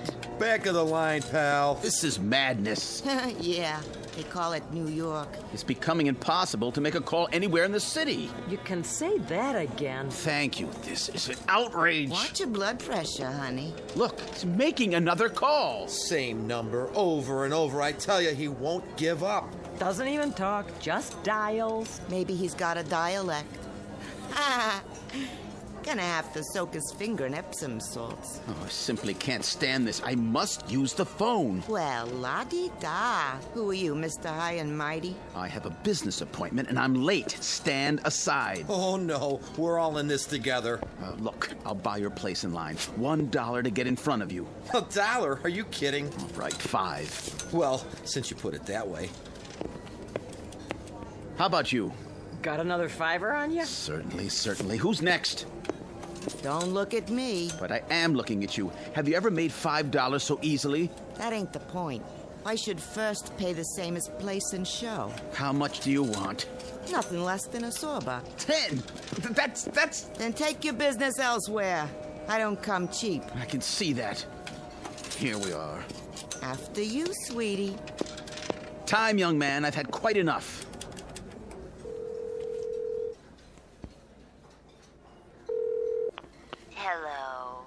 Hello? Layla? Darling? Who's this? It's Roger. Oh. Hello, Roger. What is it? I was just wondering... Uh-huh. I happen to be in the neighborhood. May I come to see you? No, I can't. But, darling... It's out of the question. Why? I couldn't bear to see anybody tonight. I'm such a mess. Oh, Layla, you can never be a mess. Listen, darling, I have to see you. Roger, it's impossible. But I must see you. Fiercely must. I love you. I can't hear you. We must have had a bad connection. I'll have to hang up. But, Layla... Roger, you've got to stop this. You're acting like a baby. I can't see you now, and that's that. Well, then, talk to me. What do we have to talk about? I don't know. Say something. Say anything. Just let me keep hearing the sound of your voice. All right, Roger. I'll say something. Why don't you take a fly and jump at the moon? Layla! Now then, you finished, have you? No. She hung up on me. It's a misunderstanding. Or she's sore. I better call back and make sure everything's okay. No, please. I have an emergency. So have I. It won't do any good to call. Take my word for it. How do you know? I understand. I heard it all. You can't do it over the telephone. Will you stop pushing me? If he won't, I will. Yeah. Me too. Time. But... Here, take this card. It'll solve your problem.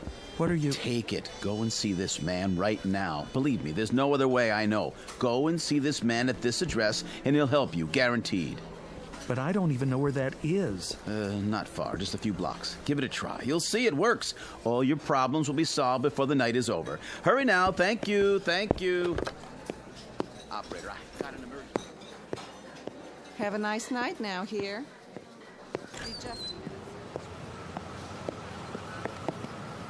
Hey!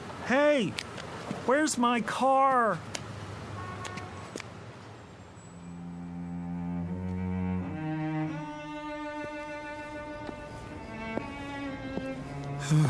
Number 1822. This must be it. Pretty dark. Can't see a doorbell.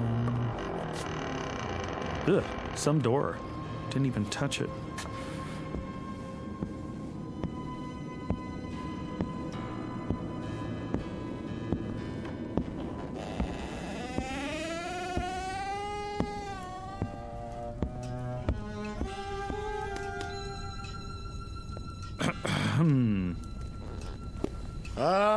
All right, I see you there. Stop skulking around.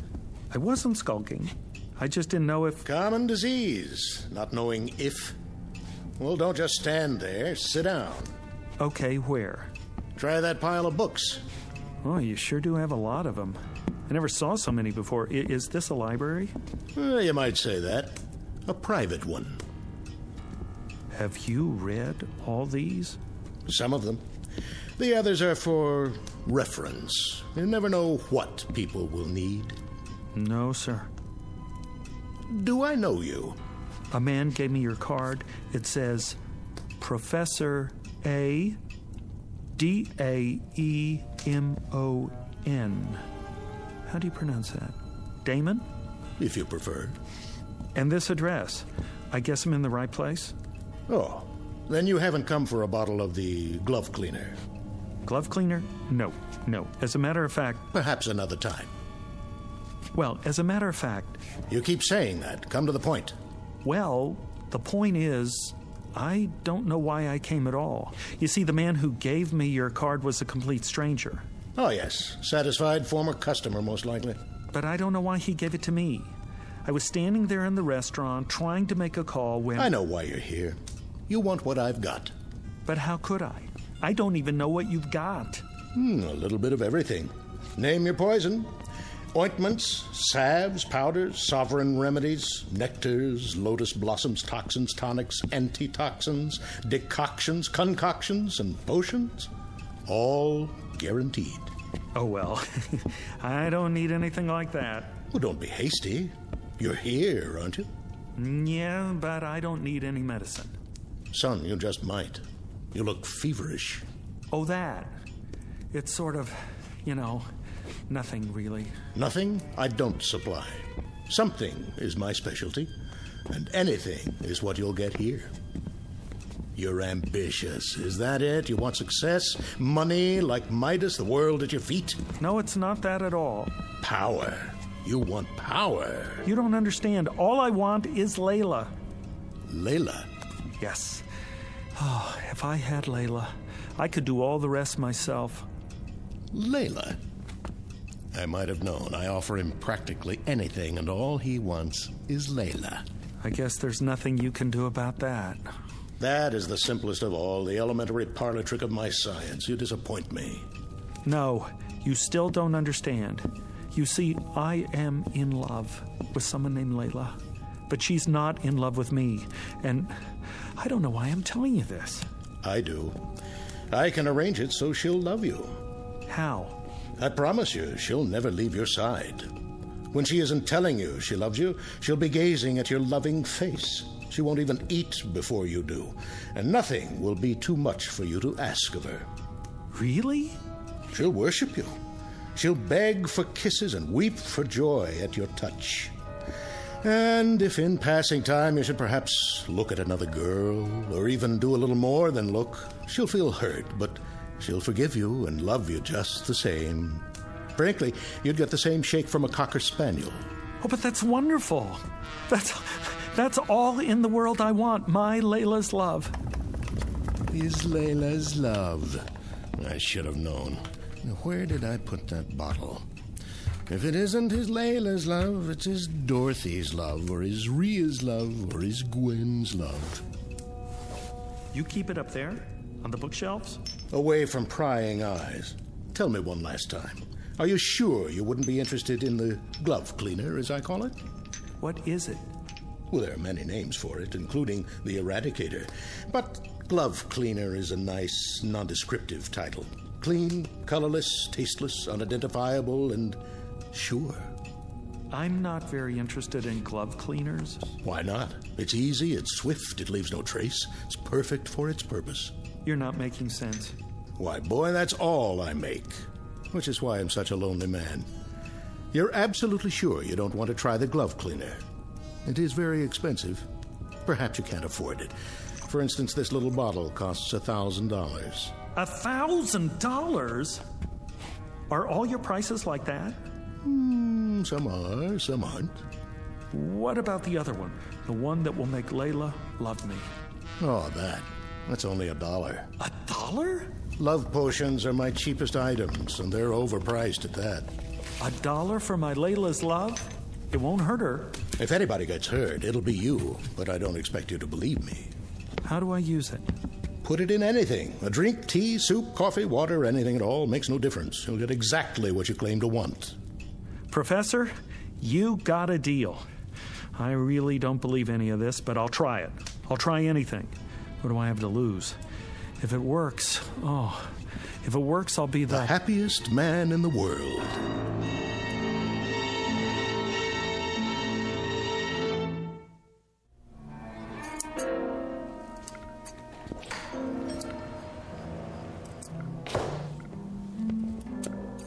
Yes? You're open. So it would appear. Lucky to find a flower shop open this late. May I help you? I certainly hope so. And the occasion? What? What is the event, sir? A prom, perhaps, or something along more somber lines? Somber? An injury, a lingering illness, leading to a departure. Dare I say, an interment? Oh, no. Nothing like that. Alas. A celebration! Ah. And what, may I ask, are we celebrating this evening? You may ask, and I'll tell you. We are celebrating fulfillment, contentment, consummation. Ah, the reading of a will. No. It's much more than that. A life sentence in the arms of my love without the possibility of parole. My condolences. We have some lovely wreaths. Don't you understand? I'm talking about true love. The kind you want to shout from the rooftops. Sparks, fireworks. A boutonniere. No, something more. A wrist corsage, then, or a tasteful nosegay? What is the biggest thing you have? In what respect? I know. A rose, by any other name. Color. How about blue? Yellow. Green? Pink. Red? White. Sold. For purity. An excellent choice, I'm sure. 1 dozen long-stemmed white roses. Will there be anything else? No. Yes. Champagne. And 2 glasses. Long stems on those, too. I'm afraid you'll have to visit your local vintner for those accessories. My sympathies to the blushing bride.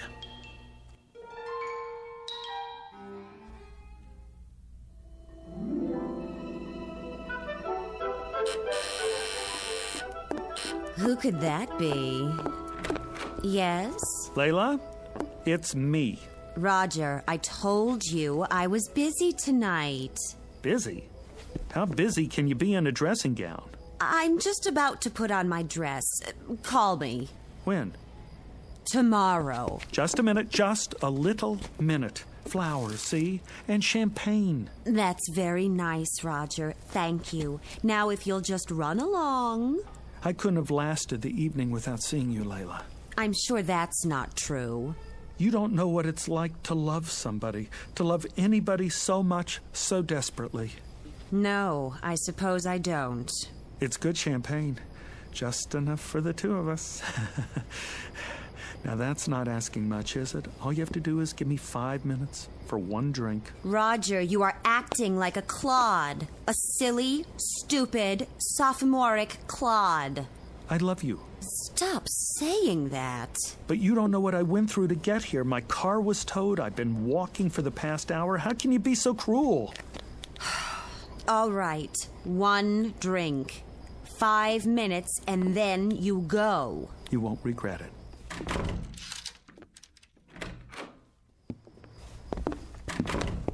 Layla? Not so fast. I've got to put on my dress. Why? You look like an angel. I know, but wait here. Ha-ha! It's like a new millennium.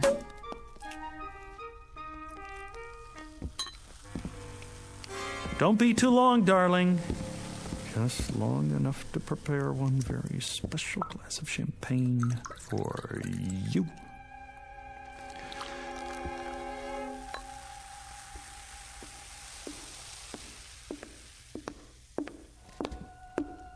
Well, let's get this over with. Wait, this one's yours. What's the difference? There's a little more in this one. If you say so.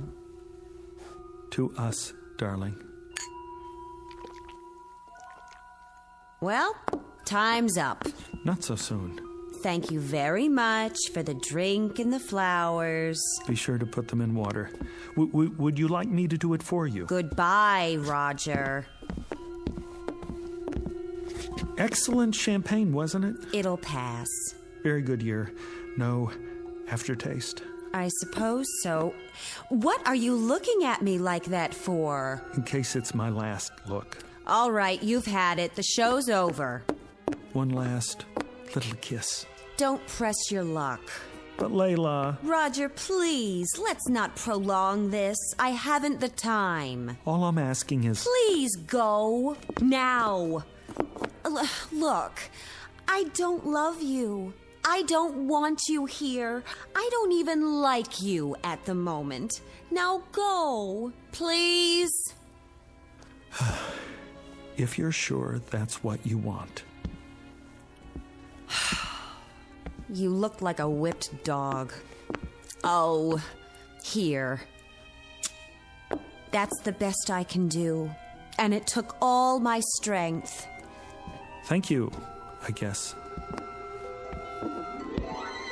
Oh. What is it? I don't know. All of a sudden, I'm feeling a bit peculiar. You are? Roger, wait a minute. Perhaps I am being cruel. I don't mean to be. I understand. Do you? I'm sure I can do better than that. Let me make it a little nicer. If that's what you want.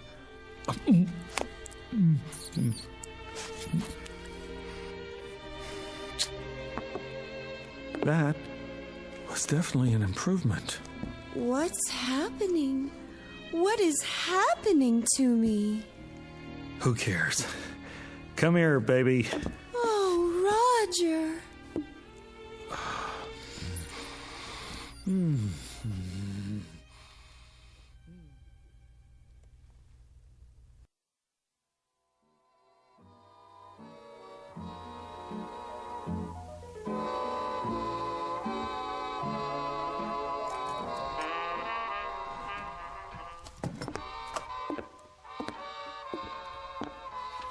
Can I get you anything, darling?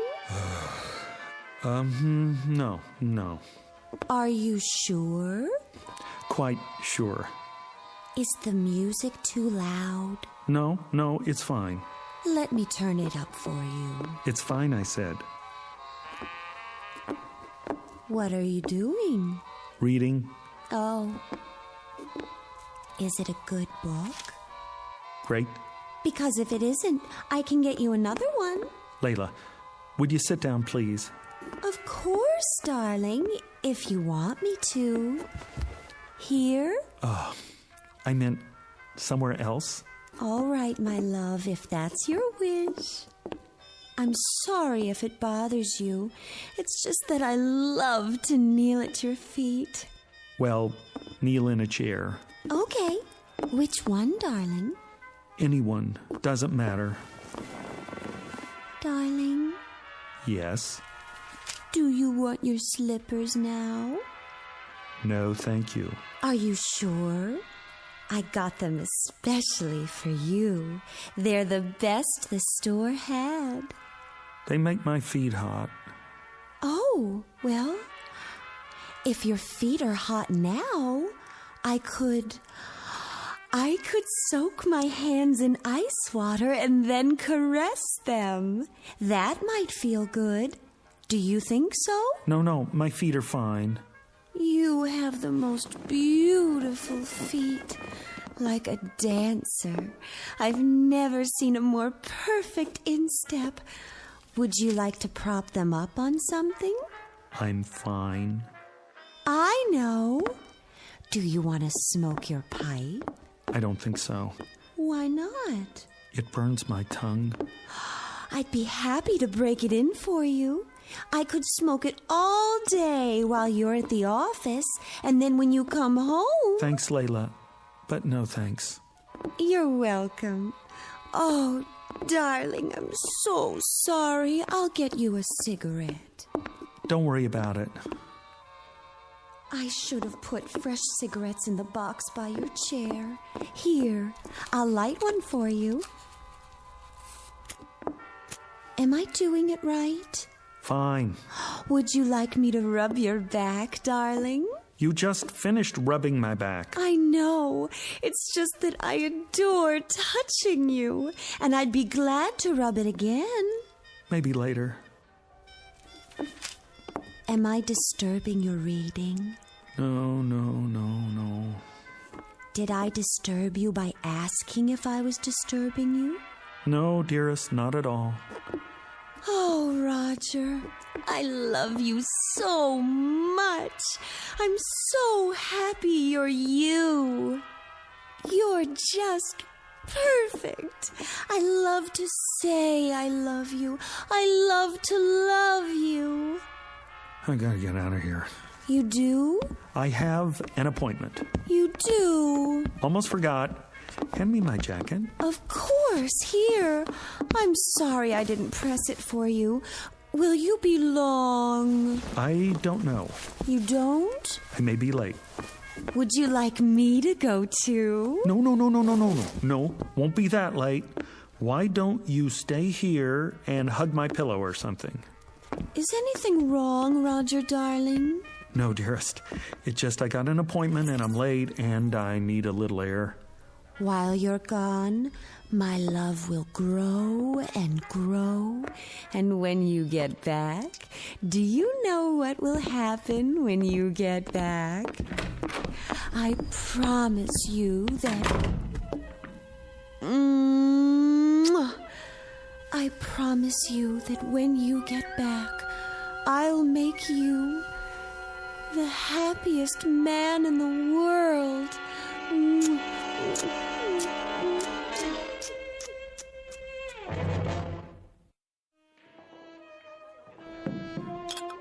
Here you go, buddy. Thanks. It's too bad it's not happy hour. You're running up quite a tab. Happy hour. Haven't had one of those in 6 months. Let me guess. Your old lady? That's just it. She's not old. She's young and beautiful. Perfect face, perfect figure. What's to complain about? I don't have any complaints, except that she's too perfect. Huh? Waits on me hand and foot, sees to my every need, ready to drain off my tension at a moment's notice. Nice work if you can get it. Hey, take my advice. What's that? Sit back and enjoy it. Ain't everybody's got what you got. Guys would kill for that. Luck had nothing to do with it. How do you mean? What, you make a deal with the devil or something? Sometimes I wonder. That's it. Maybe I did. Maybe I did after all. Where is this guy so I can make a deal myself? Here's a piece of advice for you. If anybody says he's got the solution to your problem, tell him to get lost. Keep the change. Thanks, buddy. See you next time. I doubt it. With any luck, there won't be a next time.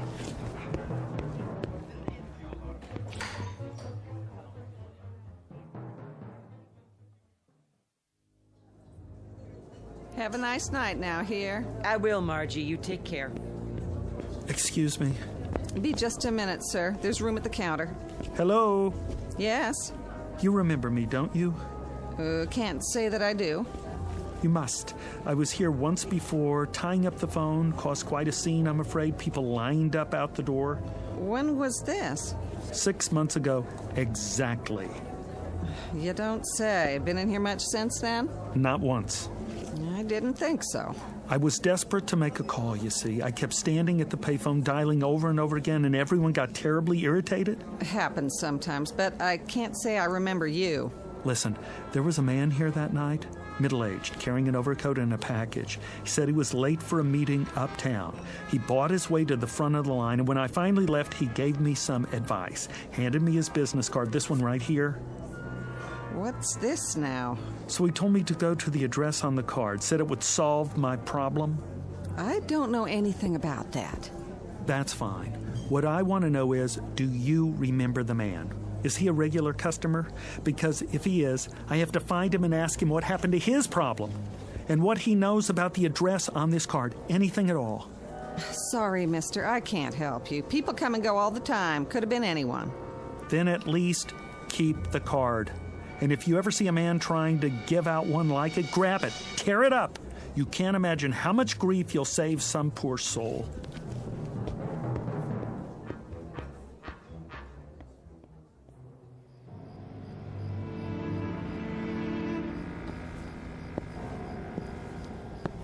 Here, number 22.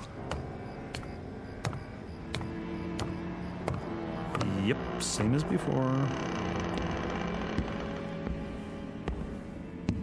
Now the second set of doors. Here we go.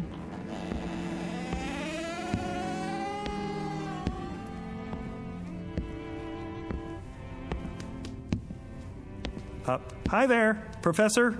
Yes, I've been expecting you. You have? Yes. If not later, then sooner. So you remember me? I never forget a face. I rather thought you'd like to hear how things turned out. Oh, I know how things turned out. That potion really works. Why am I not surprised? Well, how are things with you? Things haven't changed with me in years. Pretty ugly situation we got. What situation is that? In the world, I mean, with China, You don't look so good either. Me? Oh, I'm just as you would expect. That's what I thought. I just dropped by to tell you. I'm glad to hear it. Is this what you're looking for? That's the bottle of the glove cleaner? Mm-hmm. You sell much of that stuff? Now and again. What's in it? See for yourself. No color, no odor, nothing that leaves a trace, no way to detect its presence. And it's sure. Guaranteed. It's what you came for, isn't it? Me? No. Not at all. How much did you say? $1,000. And it's painless. Of course, it's perfect for its purpose. The only thing of its kind in the world. Interesting. She loves you as I said she would, doesn't she? A constant love, and nothing you can do to her will change it. You took the words right out of my mouth. She worships and adores you and hangs on your every syllable. To put it bluntly, yes. The price is non-negotiable, I'm afraid. Professor, I don't know what else to do. I'm going out of my ever-loving mind. I'm sure you are. I can't stand it anymore. It's only natural. I never imagined there was such a thing as being loved too much. Well, you wouldn't. Isn't there an alternative? Some way we could just quiet it down a little. If there were, I'd be out of business. You must have a potion that will transfer a little of her love to someone else, like a nice little teacup chihuahua, for instance, a Labrador retriever, St. Bernard. Not a chance. She's all yours. But she's so nice to me. So very good, night and day. The glove cleaner is the only way. I'll put it back. I can't do that. There must be another way. This is the only way. You don't know what it's like. All the time. Love, love, love. It's enough to give you diabetes. I do know. How do you think I came to invent the glove cleaner? But $1,000, that's all my savings. It's always that way. No trace. Absolutely undetectable. I take checks and credit cards. All right. Made out to... cash.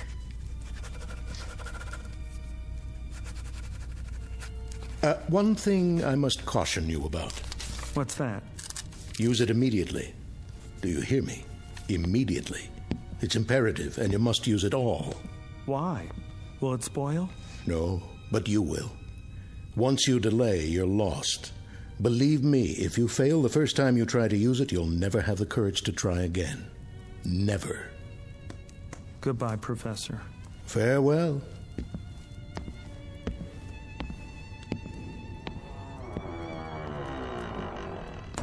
It never changes. First the stimulant, then the chaser.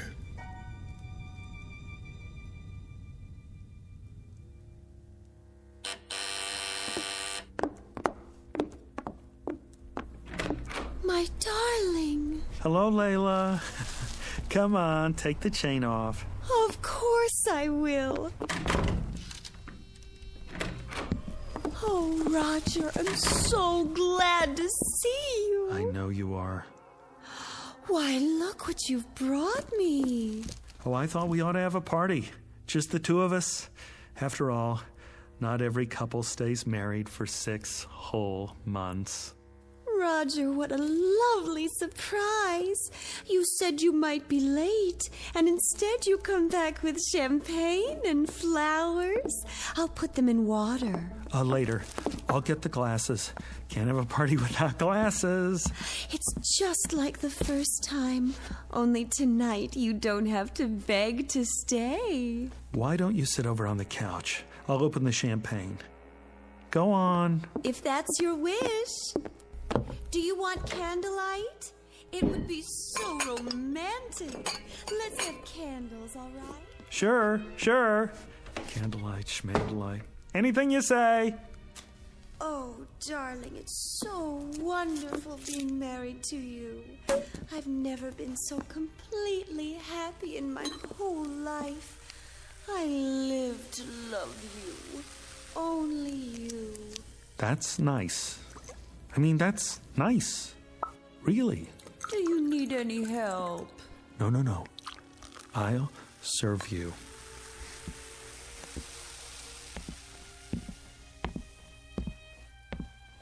sweetest.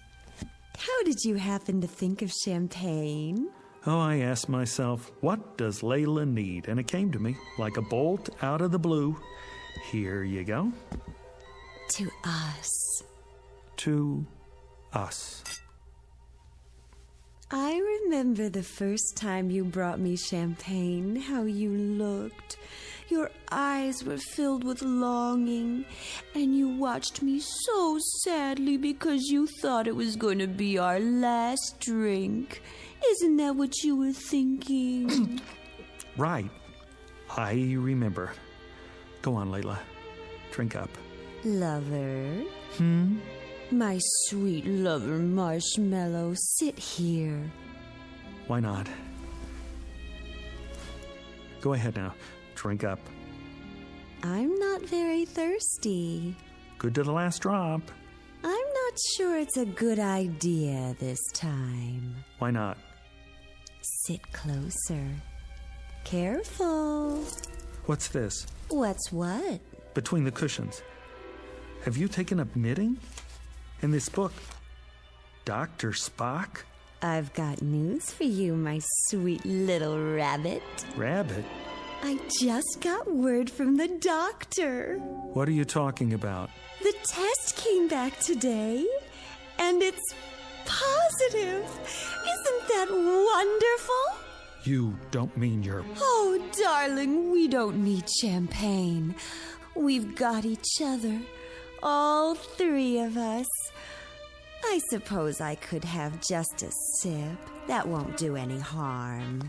No, I mean, don't. Maybe just a little toast to celebrate. Not now. Give me your glass. I'll pour it out. Are you sure? I'm sure.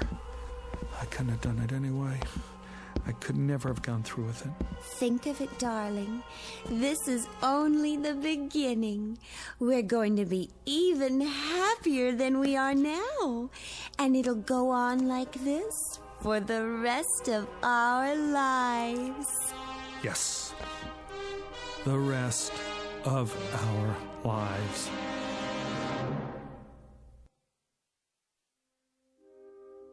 Mr. Roger Shackleforth, who has discovered at this late date that love can be as sticky as a vat of molasses, as unpalatable as a hunk of spoiled yeast, and as all-consuming as a six-alarm fire in a canvas tent. Case history of a would-be lover boy who should never have ventured into the Twilight Zone. We'll return to the Twilight Zone in just a moment. You are about to enter another dimension. A dimension not only of sight and sound, but of mind. A journey into a wondrous land of imagination. Next stop, the Twilight Zone. Hi, this is Stacy Keach. I'd like to take a moment to tell you about our Twilight Zone website at twilightzoneradio.com. At twilightzoneradio.com, you'll find the latest information on these Twilight Zone radio dramas, including behind-the-scenes photographs, plus the newest product releases, trivia contests, ways to contact us, other Twilight Zone-related info and merchandise, plus links to other fascinating websites. So make your next stop twilightzoneradio.com.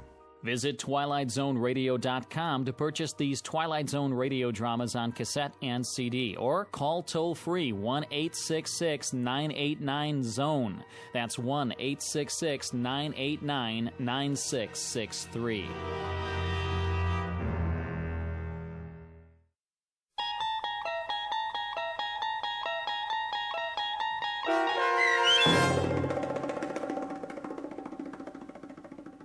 The Chaser, starring Stephen Tobolowsky, with Stacy Keach as your narrator, was adapted for radio by Dennis Etchison and written for The Twilight Zone by Robert Presnell Jr., based on a short story by John Collier.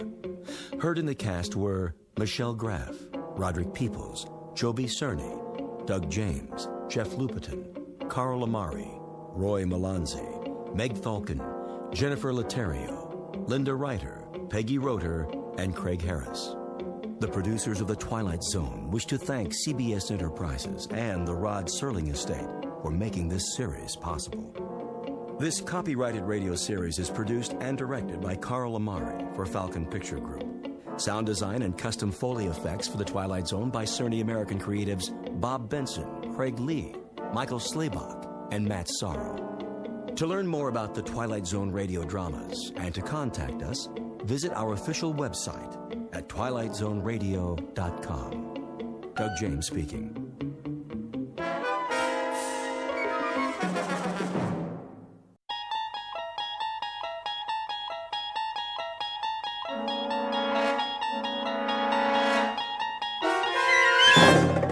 You unlock this door with the key of imagination.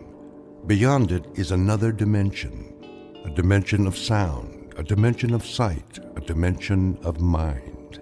You're moving into a land of both shadow and substance, of things and ideas. You've just crossed over into the Twilight Zone.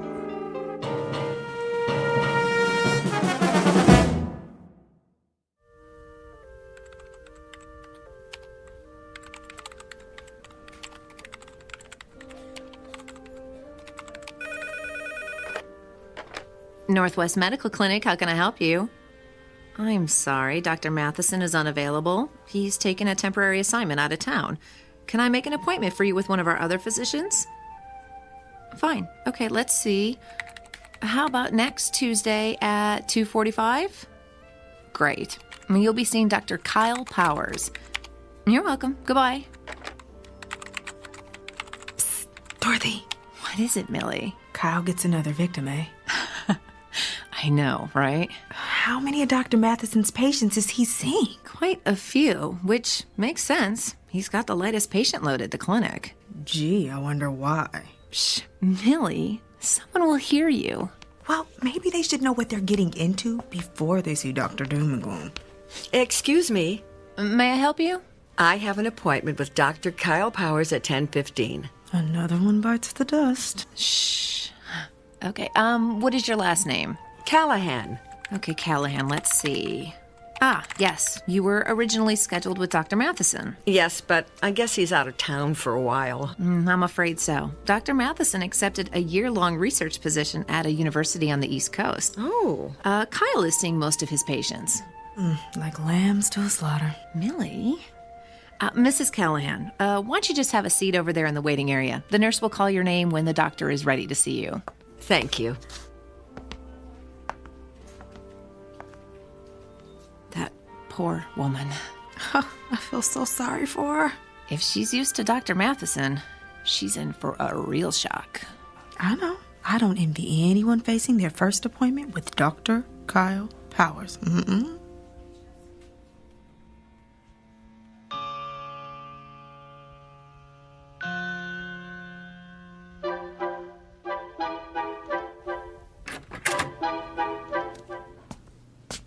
Mrs. Callahan? Yes? I'm Dr. Kyle Powers. It's nice to meet you. And why are you here today? Well, I'm concerned about this mole on my leg. May I see it? Of course. It's right here, see? On the calf. Dr. Matheson said I should keep an eye on it in case it changes. I think it looks a little bigger. What do you think it could be? A mole that changes like that is usually melanoma. Oh, melanoma? That's cancer, isn't it? Yes, it is. I'm going to need to ask you some questions. Oh, well, go ahead. When did you first notice the mole had changed? About a week ago. How much bigger is it? I'm not sure. 50%? No. 40%? 30? 10% maybe. Do you spend a lot of time in the sun? No. Has anyone in your family ever had melanoma? No, I don't think so. Did you ever have a severe sunburn as a child? No, not severe, no. Do you have a lot of freckles? No. Are you taking any medication that would weaken your immune system? Oh, I don't think so. What would weaken my immune system? Well, any number of meds. Azathioprine, benzotophine, chlorothianate. I don't even know what those are. Doctor, please just tell me if I do have melanoma, what treatment is available? Well, that depends on what stage it's in. Surgery is typically the first treatment for all stages of melanoma. Surgery? And of course, if it spreads to the lymph nodes, those have to be removed. Late-stage melanoma also has to be treated with chemotherapy. Chemotherapy? If it spreads to the organs like the lungs or liver, there's not much that can be done. Nothing. Well, in that case, the focus is on relieving the symptoms and keeping the patient as comfortable as possible. Until what? Well, until the patient expires. Oh!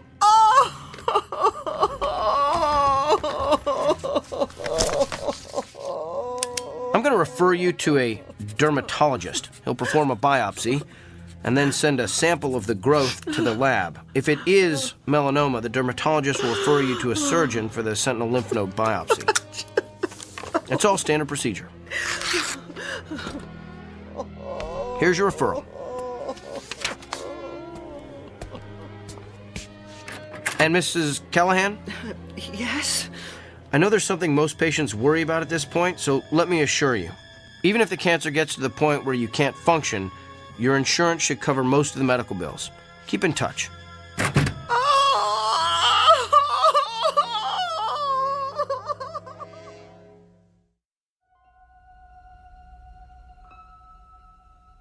Meet Dr. Kyle Powers, a physician well-versed in and fascinated by the mechanics of the human body. Alas, he is also a man with an unmistakable disconnect between his intellect and his heart.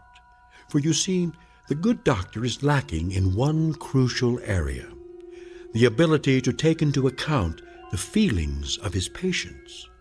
But his next appointment is no ordinary customer with a stuffy nose or gouty foot. Awaiting him in exam room number 6 is a messenger who is prepared to give Dr. Kyle Powers a dose of his own medicine, a prescription that can only be filled in the Twilight Zone.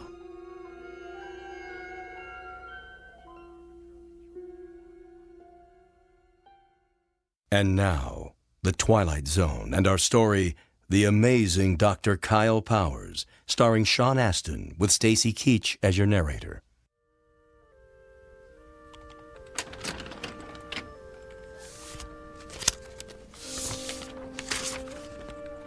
Kyle?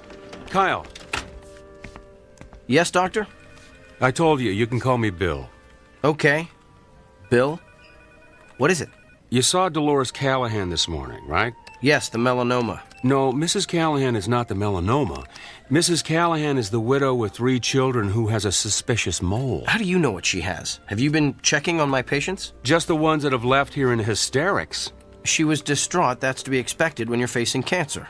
Who's to say it's cancer? Why assume the worst and communicate those fears to the patient? Come on, Kyle. You've worked here a few months now. You should know that's not how we roll. I just provided her with all the facts. My guess is she's home right now making an informed, thoughtful decision about how best to address her illness. Really? Because after your interrogation, my guess is she's home right now making out her will. Look, we have a responsibility to make certain our patients leave here with a hopeful outlook. Our responsibility is to diagnose them correctly. What if we treat a patient for something trivial that's really something life-threatening? The golfer who collapses on the 17th hole from the heat, but who really had a stroke. The woman with the annoying little cough that turns out to be emphysema. The list is endless. Thyroid disorders masquerading as psychiatric problems. Lyme disease posing as arthritis. That's why I ask so many questions. The more facts I can get from the patient, the more accurate diagnosis I can make. So you're going to continue cross-examining our patients like it's the Spanish Inquisition? Look, doctor, I realize my technique differs from yours. It may not consist of the sycophantic mollycoddling you prefer, but I think you'll find overall that it gets me closer to the most accurate diagnosis possible. That may not mean anything to you, but it's the reason I get up in the morning. It's how I roll. Now, if you'll excuse me, I have a lot of patients to see. May God help every one of them.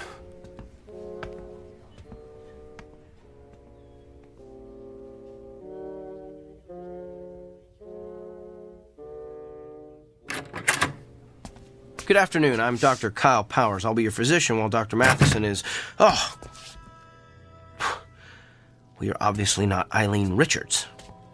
Obviously. The name's Beaumont. I seem to be in the wrong room, Mr. Beaumont. Let me just... You're in the right room, Kyle. You know me? Yes.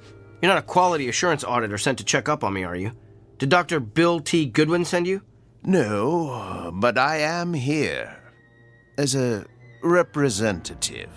For who? Whom? I can read you the list if you like. Mrs. Barbara Kennedy, Mr. Emilio Rodriguez, Miss Dolores Delmonico, Mr. and Mrs. Samuel Stone. Those are all patients I've seen. Mr. and Mrs. Emile Saperstein, the very Reverend Arthur Buchanan. Some of them are patients I treated when I first started practicing. Mr. William Tanner, Mrs. Glynis Peabody. But how would you know I've seen all those people? The Sullivan twins, Katie and Kylie, Rabbi David Weisinger, the Honorable Judge Harrison J. Evans. Okay, I get it. You know every patient I've ever treated, so who are you, the ghost of Christmas past? Hardly. I am here to communicate a message on behalf of your patients. They are fed up with your lack of concern for their feelings. You keep them waiting long past their appointment times. You do not call them back with test results.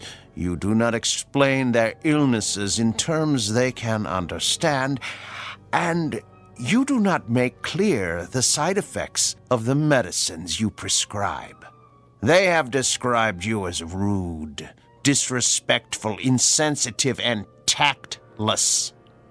As one patient so eloquently summarized, Dr. Kyle Powers has the people skills of Attila the Hun. I get it now. You're an attorney.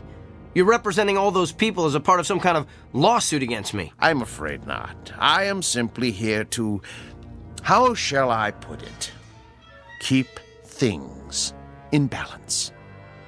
Look, I don't care if you're here as an attorney, an auditor, or my fairy godfather. All I know is I've effectively diagnosed and treated hundreds of patients. That's how I gauge my success, not by the number of friends I've made along the way. In short, I'm not broke, so I don't need fixing. In that case, I'm going to need you to sign this. What is it? It's a standard affidavit, stating that you are willing to pay the consequences of your actions. I recommend you read the whole brief before signing. I'm not reading or signing anything. Well, you're going to be one of the difficult ones, aren't you? We'll have to settle for a non-written agreement then. A simple handshake has sufficed in the past. I'm not shaking your hand either. Come now. It's just a handshake. The sooner you shake my hand, the sooner you'll be rid of me. All right, if it'll get you out of here faster, here's my hand. Thank you. Ow! What did you just do? Good luck, Kyle. Wait! What did you do to me?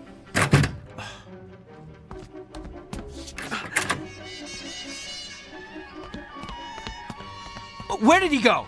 Can I help you, Doctor? The man who just left this room, which way did he go? You're the only one who's left that room in the last 10 minutes. Well, that can't be. I was just talking to him. I can page him if he's still in the building. Who was he? Nobody. Just some prankster with a joy buzzer. Who's my next patient? Mr. Gianelli. He's in room 7.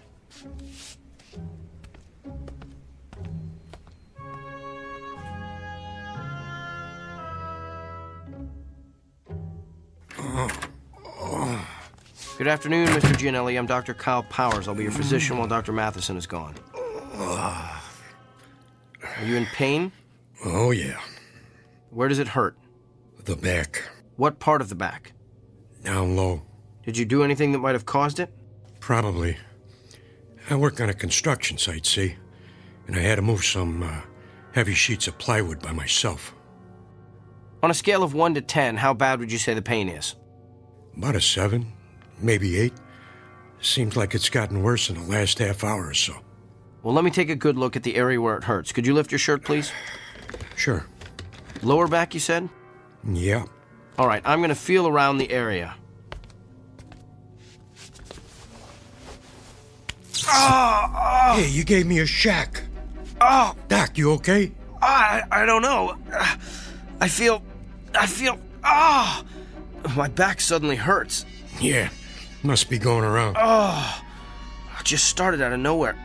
Maybe it's some kind of a kink. Let me see if moving around helps it. No, it still hurts. Excuse me, Mr. Gianelli. I'm gonna have to sit down over there. Hey. The pain stopped. Lucky you. That's odd. It stopped when I let go of you. Mr. Gianelli, I'm gonna touch you again. You're the doctor. Ow, Doc. You need to get a humidifier in here. Fascinating.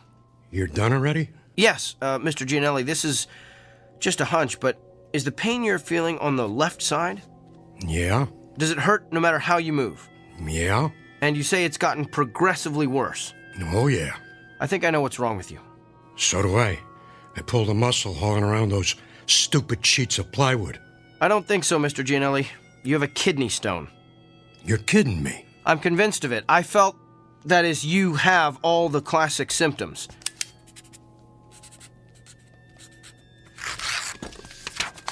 Here, this is an order for you to go up to radiology for an x-ray. That'll tell us exactly where the stone is, and we can figure out what to do about it from there. Hey, Doc, can I ask you something? What? How could you tell all that just by touching my back? Mr. Gianelli, I wish I knew.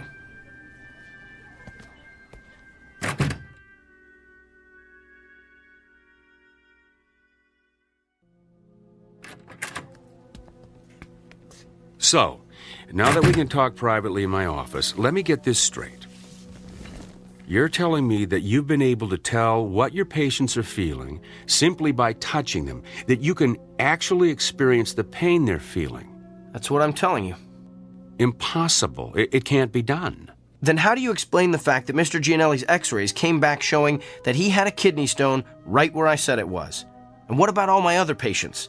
Everything I diagnosed this morning was confirmed by x-rays or ultrasounds or MRIs. You simply diagnosed them correctly.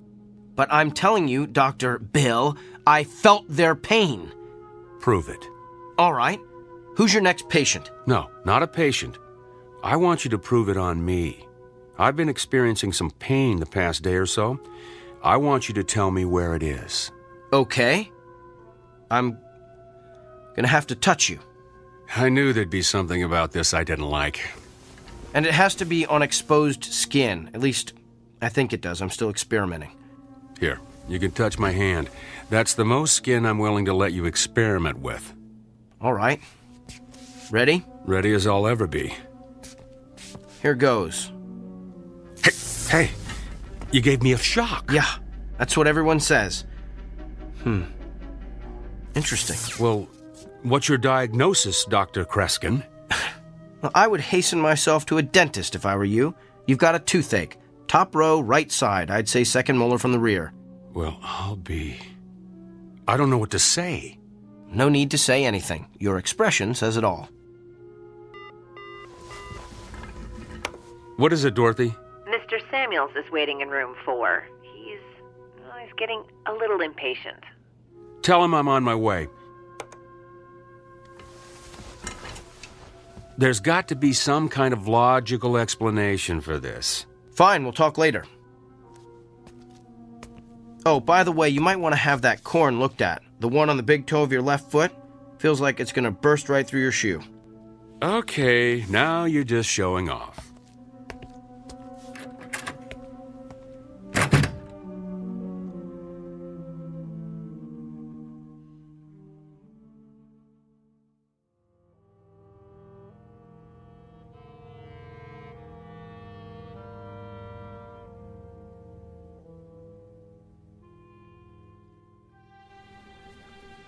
Okay, thank you. Northwest Medical Clinic, may I help you? I'm sorry, he isn't in yet. Can I take a message? I'll let him know. Thank you. Hey, Dorothy. Another reporter for Kyle? Yeah, that's like 25 now. Ever since word got out about his gift, he's become the most popular doctor at the clinic. I know. I can't believe he's going to be on that talk show tomorrow. Yeah, I am dying to see what Dr. Charisma is like on TV. Oh.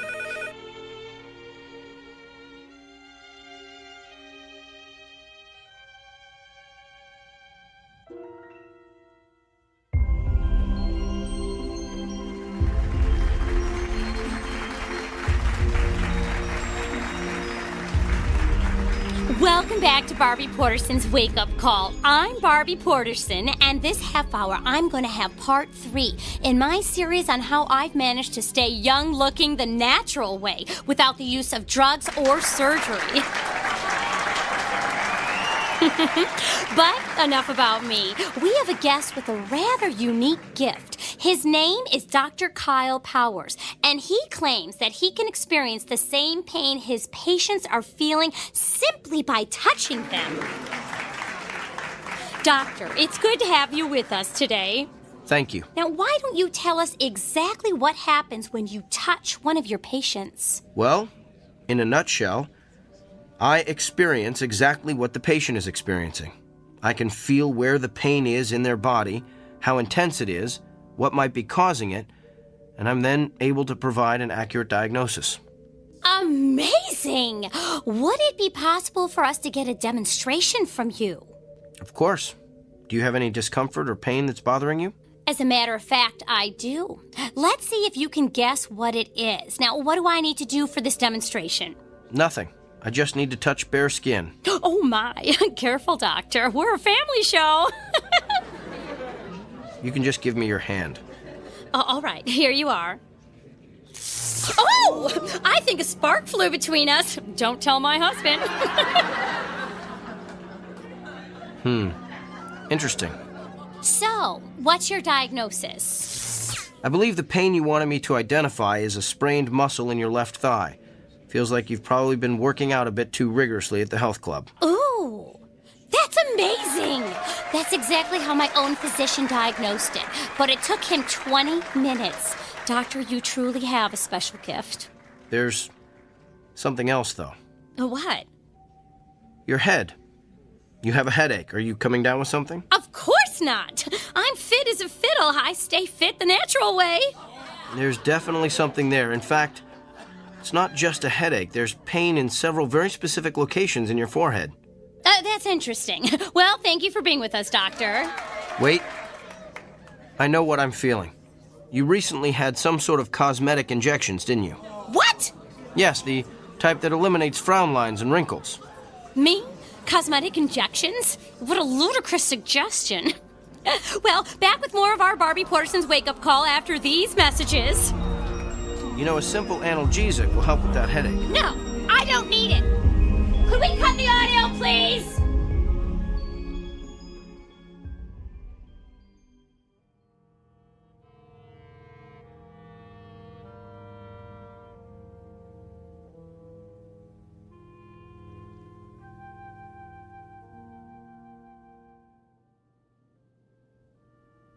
Yes, I think that would be quite agreeable. Well, to be honest, I wouldn't mind having a couple of days to think it over. Could you hold on for a moment? Come in. Kyle.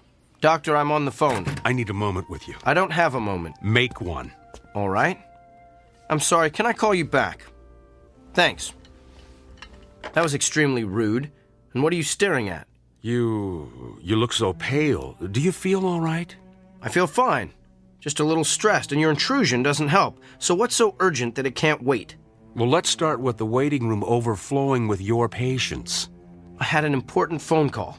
With who? Not that it's any of your business, but I was talking to Nigel Fairwick. Nigel Fairwick? He's the TV producer who creates all those vapid reality shows. Why would you want to talk to him? He wants to produce a television show starring yours truly. You're kidding me. Didn't he see that debacle of a TV interview you did the other morning? Yes, in fact, that's why he wanted to talk to me. Apparently the show's ratings skyrocketed after I outed Barbie Porterson. The interview is all over the internet. And this TV show of yours will allow you to perform additional acts of benevolence for the public good? Sometimes. But mostly will consist of me diagnosing the illnesses of actors, political figures, and even world leaders. Doesn't it bother you to exploit your gift like this? Exploit? You just don't get it, do you? I'm not seeking these people out. Nigel Fairwick, the newspaper's looking for interviews, those patients in the waiting room, they're all coming to me. I'm the solution to their problems. I'm the answer to their prayers. Spoken like a man with a true messiah complex. There's just something about your gift I've been trying to figure out. If you can feel your patient's pain, then you must be able to feel other things as well. Like what? Like their emotions. You must be able to feel their fear, their anxiety, their despair. Do you feel those things, Kyle? I feel them. Then why don't you ever talk about them? In all the interviews you've given, I've never heard you once mention the patient's emotions. Because it's irrelevant. It's the pain that helps me diagnose the illness. Besides, those feelings only last as long as I touch the patient. So you shove those emotions aside. The way you've done with your own emotions all your life, I guess. Don't you see what you're missing? You could be relating to your patients in a way that no other physician could ever hope to achieve. You could treat your patients on every conceivable level, not just the physical, but the emotional, the spiritual. Kyle, you're the winner of some sort of cosmic lottery. Don't squander it on a mindless television freak show. I'm sharing my gift with my patients. If I go on TV, I can share it with the world. How is that squandering my gift? Because you're doing it to stroke your ego. How do you know why I'm doing this? Can you read my mind? Is that your gift? Oh, wait, I forgot. You don't have one. Hello? Nigel? No, it's all right. I'm glad you called back. I've decided I don't need more time to think. I want to get started on this TV show as soon as possible. This afternoon? Well, that sounds great. I'll see you then. Thanks. You're really going to do this? I have a meeting with Nigel in an hour to sign the contracts. And what about your patients? Tell them to come back tomorrow. What if they don't want to? What if they can't? Oh, they'll be back. That's the part you don't seem to understand, Doctor. Everyone wants to see the amazing Dr. Kyle Powers.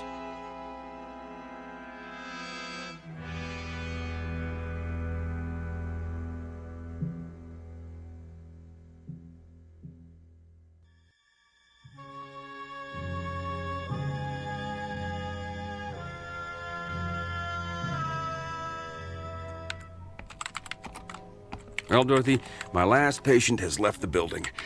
Let's start closing up shop. Way ahead of you, Doctor. Hey, I put the TV on in the waiting area. Kyle's TV show is about to start. Oh, I don't want to miss this. Oh, yes. We shouldn't miss the circus when it comes to town. Come on, Doctor, it started. I'm coming.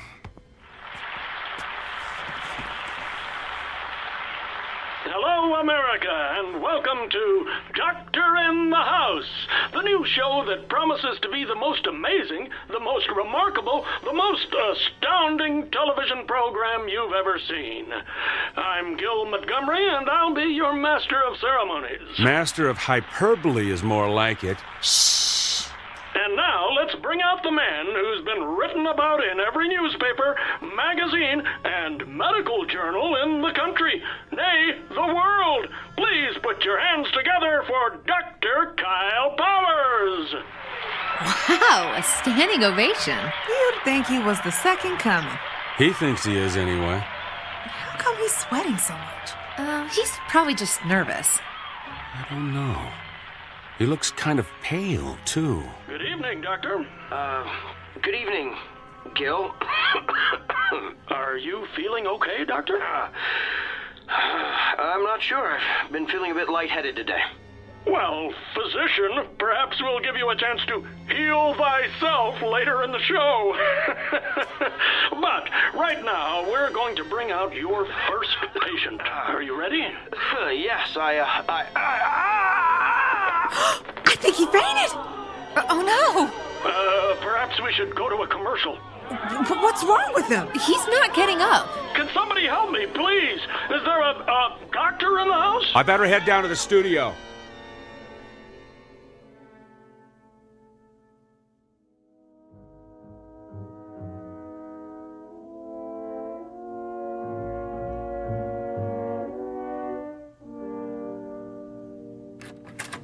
Kyle, I've got the results of your tests. They're pretty extensive. Tell me. Well, simply put, your autoimmune system has completely broken down. Can you tell why? No, I can't find anything that would cause it. There was something about your results, though, that looked familiar. I'd seen this pattern before, but I couldn't remember where. You've seen this pattern. You've seen this pattern in another person? Not one person. Many people. I went back through your files of all your patients. Kyle, what you're experiencing is the affliction of every person you've treated in the past 3 weeks. Think about it. You've got emphysema like Mrs. Crandall. You've got stomach cancer like Mr. Drummond. Even have a kidney stone like Mr. Gianelli. Yeah, you get the idea. Every illness you've treated in the past 3 weeks is coursing through your body. It was 3 weeks ago that... You received your gift. I know.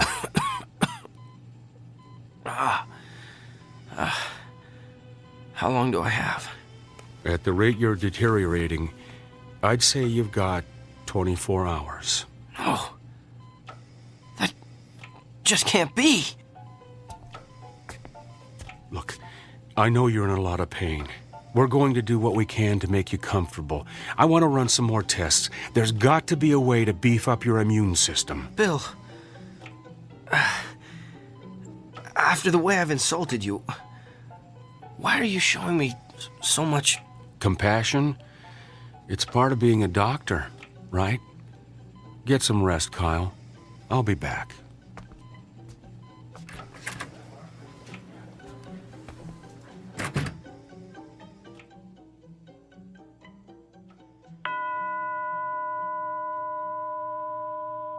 The time is now 9 p.m.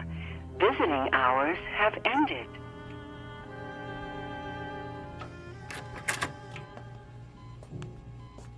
Bill? I'm afraid not. You? What are you doing here? I wanted to see how you're feeling. By the looks of you, I'd say you're knocking at death's door. You did this to me, didn't you? No. You did this to yourself. Remember our agreement? The one we shook hands on. The one you refused to read. You violated, let's see, Section 3, Paragraph 9, which states, the party in question will refrain from using his gift to advance, hasten, or otherwise promote his own personal agenda. You were given a gift intended to help you better understand your patient's feelings. But you managed to use it for your own gain. Quite an extraordinary display of abuse, really. In short, your discomfort is your own fault. And you are uncomfortable, aren't you? I sense that you're feeling more than pain. Yes. You feel the agony of every patient you ever intimidated or demoralized or humiliated. You feel their despair. Tell me about them, Doctor. Tell me about Mrs. Fitzsimmons. I believe you told her last week she has a spot on her lung. Can you tell me what she's feeling right now? She's afraid she'll die without seeing her grandchildren. And what about Katie Morgan, that college student who's been having dizzy spells?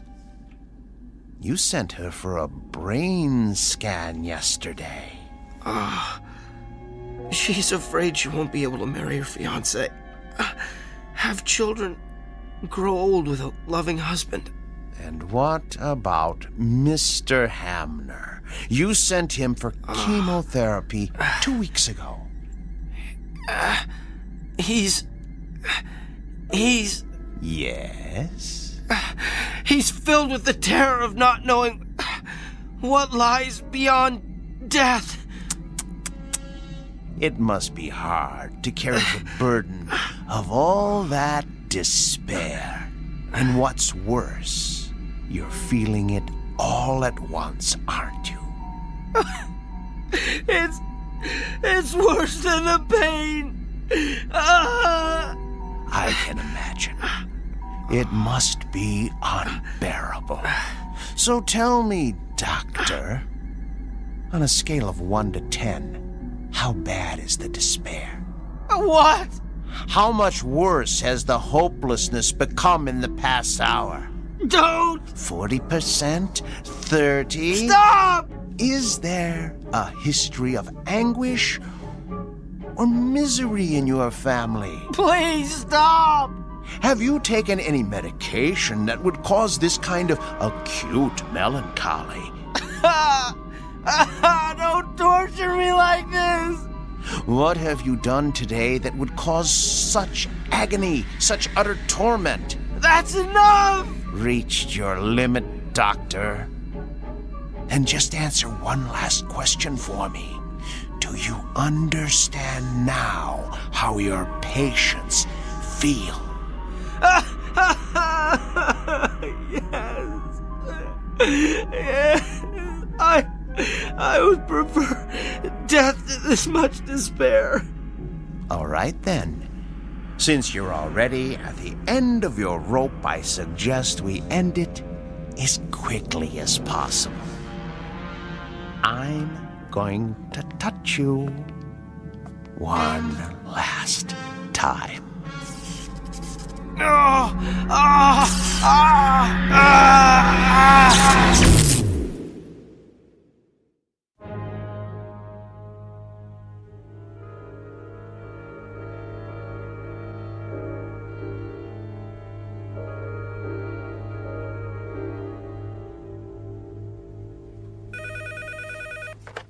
Northwest Medical Clinic, may I help you? Sure, let me transfer you. Hey, Dorothy. What is it, Millie? It's a shame about Kyle, isn't it? Yeah, a pity it had to end the way it did. I mean, for a little while, he had it all, and now, well, you know. How have his patients been taking it? Not well. Of course, I have to tell them what happened when they called to make an appointment. That's a shame. But, you know, at least Kyle is at peace now. Yeah. Well, he seemed very peaceful when I gave him his messages this morning. I guess a full recovery will do that to you. That and a near-death experience. Yeah, but it is too bad he lost his, well, you know, his gift. Yeah. I wonder what it's gonna be like for him now.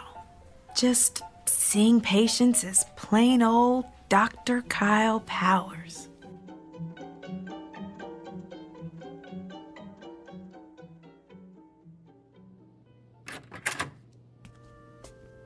Good morning, Mr. Franklin. Hi, Doctor. I've got your test results here. I know. I have a feeling you don't have good news for me. I'm going to be completely candid with you. And before I tell you anything else, let me say this. What you've got is treatable. And we're going to exhaust every option available to get you well. So why don't we get out of this sterile examination room, go down to my office and have a cup of coffee, and work out the details. Sounds like a plan. You know, I keep thinking about how everything could change. I'm retiring in a couple of months.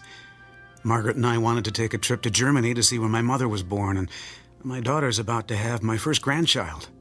I'm just afraid I'm not going to be around to see all that.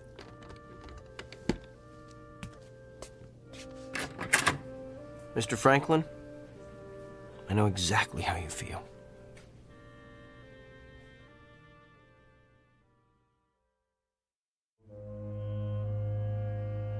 Meet Dr. Kyle Powers.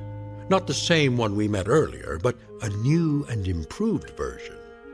A person who has perhaps quite literally been to hell and back, and learned along the way that redemption requires no small amount of effort on the part of the recipient. It's a fundamental lesson that's customarily taught in Sunday school or at the feet of a beloved grandparent. But a select few insist on learning it the hard way, while traversing the antiseptic, shadowy corridors of the Twilight Zone.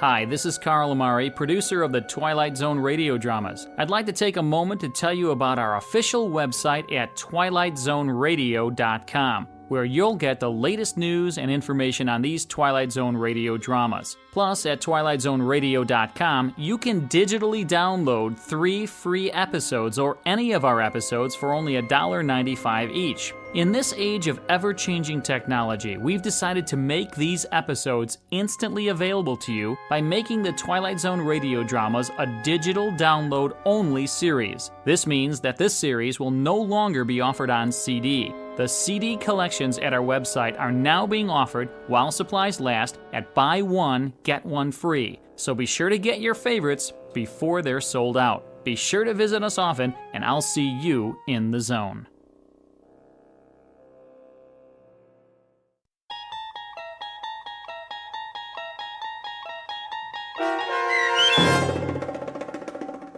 The Amazing Dr. Kyle Powers, starring Sean Astin with Stacy Keach as your narrator, was especially written for The Twilight Zone by Barry Rickert. Heard in the cast were Pat Fraley, Joby Cerny, Robin Moeller, Ty Davis, Ellie Weingart, Alex Sopener, Emmy Bloom Regali, Rob Riley, and William Dick. The producers of The Twilight Zone wish to thank CBS Enterprises and the Rod Serling estate for making this series possible. This copyrighted radio series is produced and directed by Carl Amari and Joby Cerny for Falcon Picture Group and Westwood One.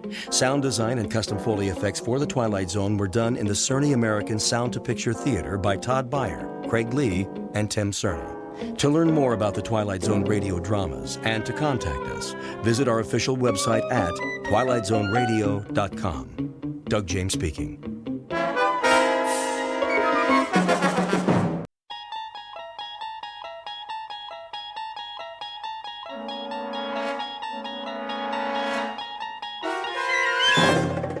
You unlock this door with the key of imagination.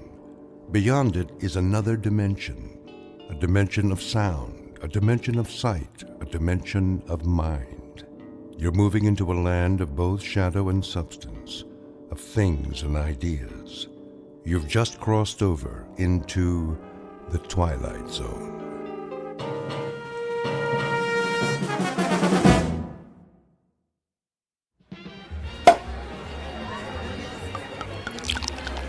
Here's to Michael Franklin, in honor of the most stunning, ruthless stewardship of a corporate takeover I've ever seen.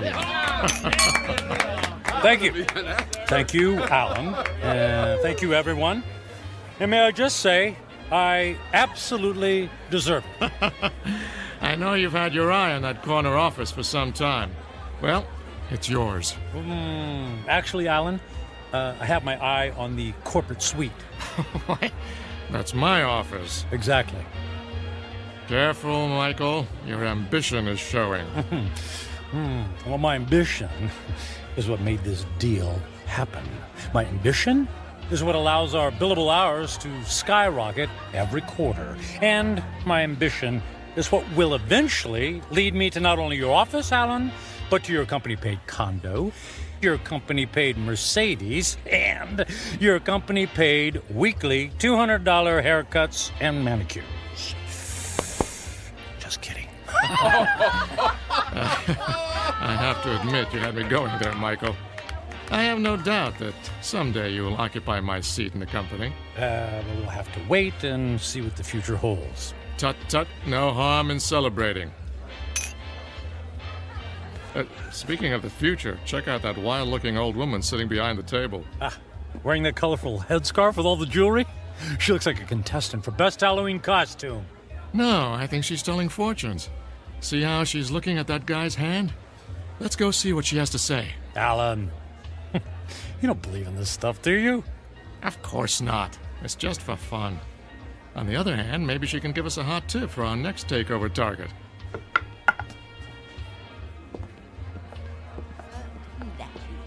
The warnings of the tea leaves, for they are never wrong. I see there are 2 more supplicants who wish to learn about their futures. Make that 1 supplicant. I'm not playing. Oh, go ahead, Michael. What can it hurt? I put my faith in real things, Alan, like profits and a well-written prospectus and a robust return on an investment dollar. And people? People are the least reliable things on the planet. Well, anyway, I'll spring for your reading. How much is it, please? For this most rare and deep connection to the mystic masters of the cosmos, the charge is $5. $5? Ooh. It's highway robbery. All in good fun and worth $5 to find out what's next for the amazing Michael Franklin. There you are, my good woman. The mystic masters thank you. Yeah, I bet they do. Please be seated and give me your right hand. What's wrong with my left hand? The right hand crosses the body's meridian, connecting directly to the humors of the heart through the intercession of the soul. Oh, I'll say this for you. You've got the sales pitch down pat. Please close your eyes and focus your thoughts on your inner golden light. I would have guessed that green is your color. Michael, quiet. All right, I'm quiet. I'm focused. Watch as the golden light moves toward you. Slowly, it surrounds your consciousness. Surrender to its mystery. I never surrender. The mystic masters perceive you as a man who values work above all else.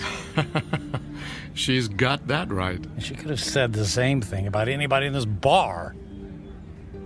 There are people in your past who have suffered a disconnection with you. Spirits are left unsatisfied. Well, it can't be old girlfriends. He doesn't take time to go on dates. Your soul is troubled. My soul is just fine. Thank you very much. There's something strange. I am attempting to discern your future, but I cannot. I could have told you that. No offense. What's the matter? The reading is over. What? Hey, we paid you to tell us fortune. Here is your money back. I cannot complete the reading. Now look, lady, I don't believe in all this hocus pocus, but a deal's a deal. Just tell me I'm going to be the richest man in the world, and you can keep the $5. I do not take lightly the readings of the soul. I'm going to go complain to the manager. Alan, hold on, Alan. Look, we don't want to cause you any trouble, lady, all right? Just say what's on your mind, and we'll leave. Very well. I will tell you what the mystic masters have divined. May the Lord have mercy on your soul. What is it? Alan's gonna fire me? I'm gonna lose my hair? Your future is very clear, and it is this. In 10 days, you will be dead. What? I don't think that's very funny. The signs are serious, and the reading is true. What kind of scam is this? Come on, Michael. Don't let it ruin your night. You know, lady, we were humoring you by coming over here. The least you could do is play along and not be such a downer. I did not wish to reveal your fate. You insisted that I do. When the clock strikes midnight on the 10th day to come, you will be dead. And now what? Wait. And no. Don't tell me. Let me guess. I pay you another $5, and you tell me how I can avoid this terrible fate. That is impossible. Your fate is sealed. Let's go get a beer. Come on, Michael. Fine. See, it's been a real pleasure spending time with you, ma'am. Alan, I'm heading home. I got some paperwork to finish anyway. Are you sure? Oh, yeah. Yeah. Suddenly, I don't know, I've just lost my desire for celebration. Okay, buddy. See you tomorrow. Yeah, see you tomorrow.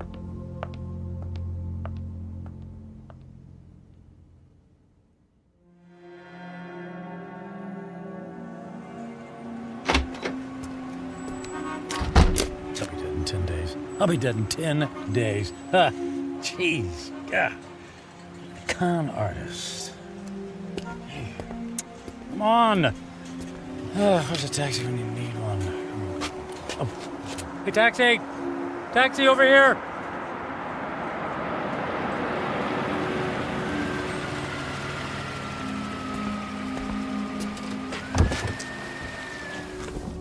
Hey, where to, buddy? Take me to... Hey, pal, you okay? Feel dizzy. You don't look so good. I need... Hey, buddy. Oh my gosh, he passed out. Gotta get him to the hospital.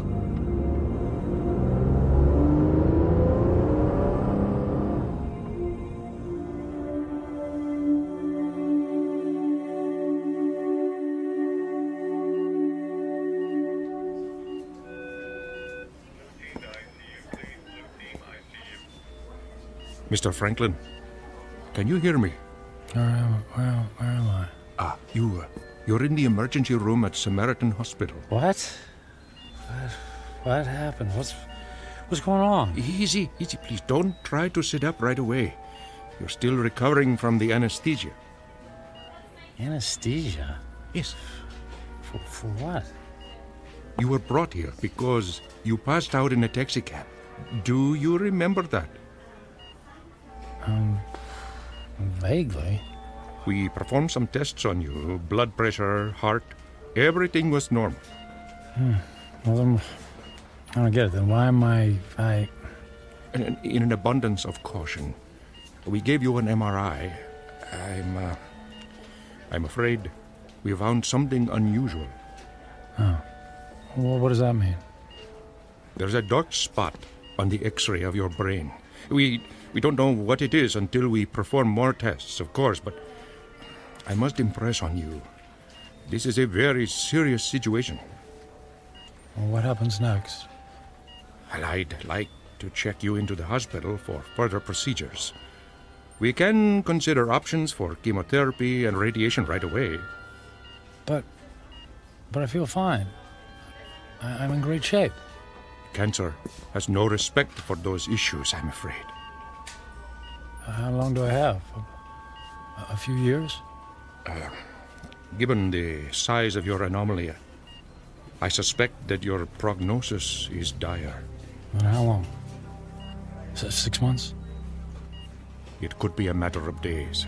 I'm very sorry, Mr. Franklin. I will send the nurse in to take your information, all right? Days, wait. The old woman in the bar, she was right.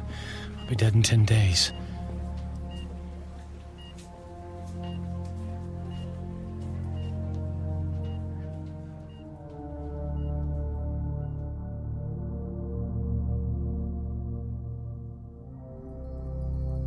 portrait of a man frozen in the amber of fear. Michael Franklin, workaholic captain of industry, ruthless to his enemies and dismissive of routine human interaction. Given a prognosis that would send a chill of terror down the spine of the most stalwart of men, he is faced with the rising specter of his own mortality. But even worse, he stares into the rear-view mirror of a life only half-lived. Devoid of true friendship, with only a string of consummated business deals to mark his measure, Michael Franklin is about to embark on a frightful journey of self-examination that can only be experienced in the land between regret and insistent memory, a land we like to call the Twilight Zone.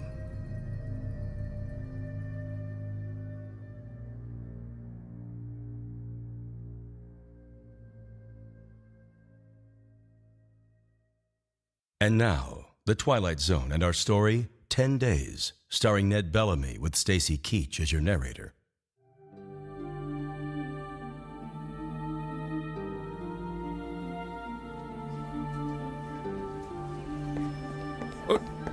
Nurse, what happened to the patient who is in this bed, Mr. Franklin? I just saw him a moment ago, Doctor. I have no information about his condition. I certainly hope he isn't about to do something foolish.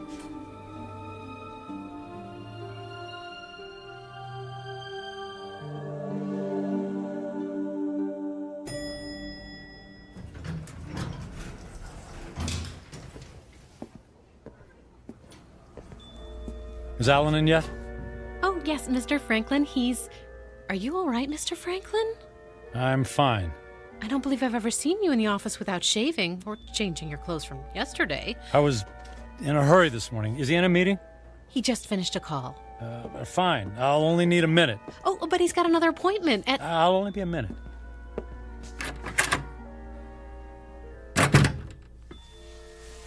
Michael, you look like you haven't been to sleep all night. Isn't that the suit you wore yesterday? Don't tell me you went out to celebrate without me. Alan, I quit.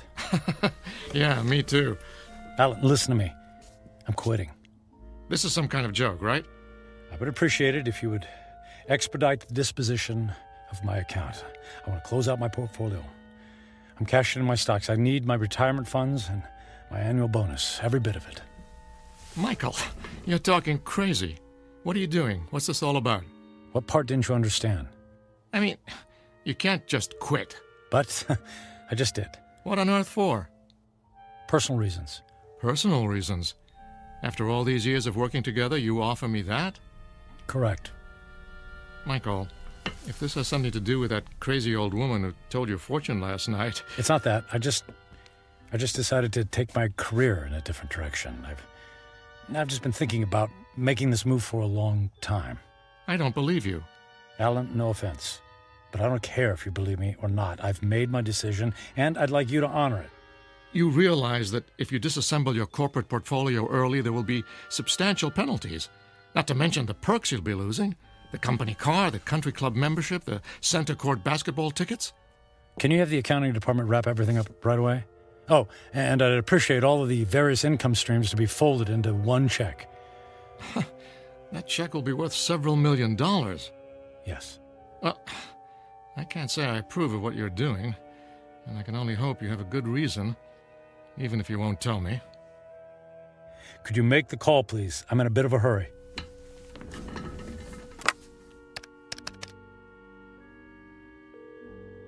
After 12 years, I don't see why there's such a... yes, this is Alan Fisher in corporate. I have it's an unusual request. Michael Franklin has decided to leave the firm, and he wants all of his outstanding monies gathered into one check for immediate pickup. Yes, I understand the amount is substantial. Very good. He'll be right there. All right, Michael. The check is being... Michael? Michael? Where did he go?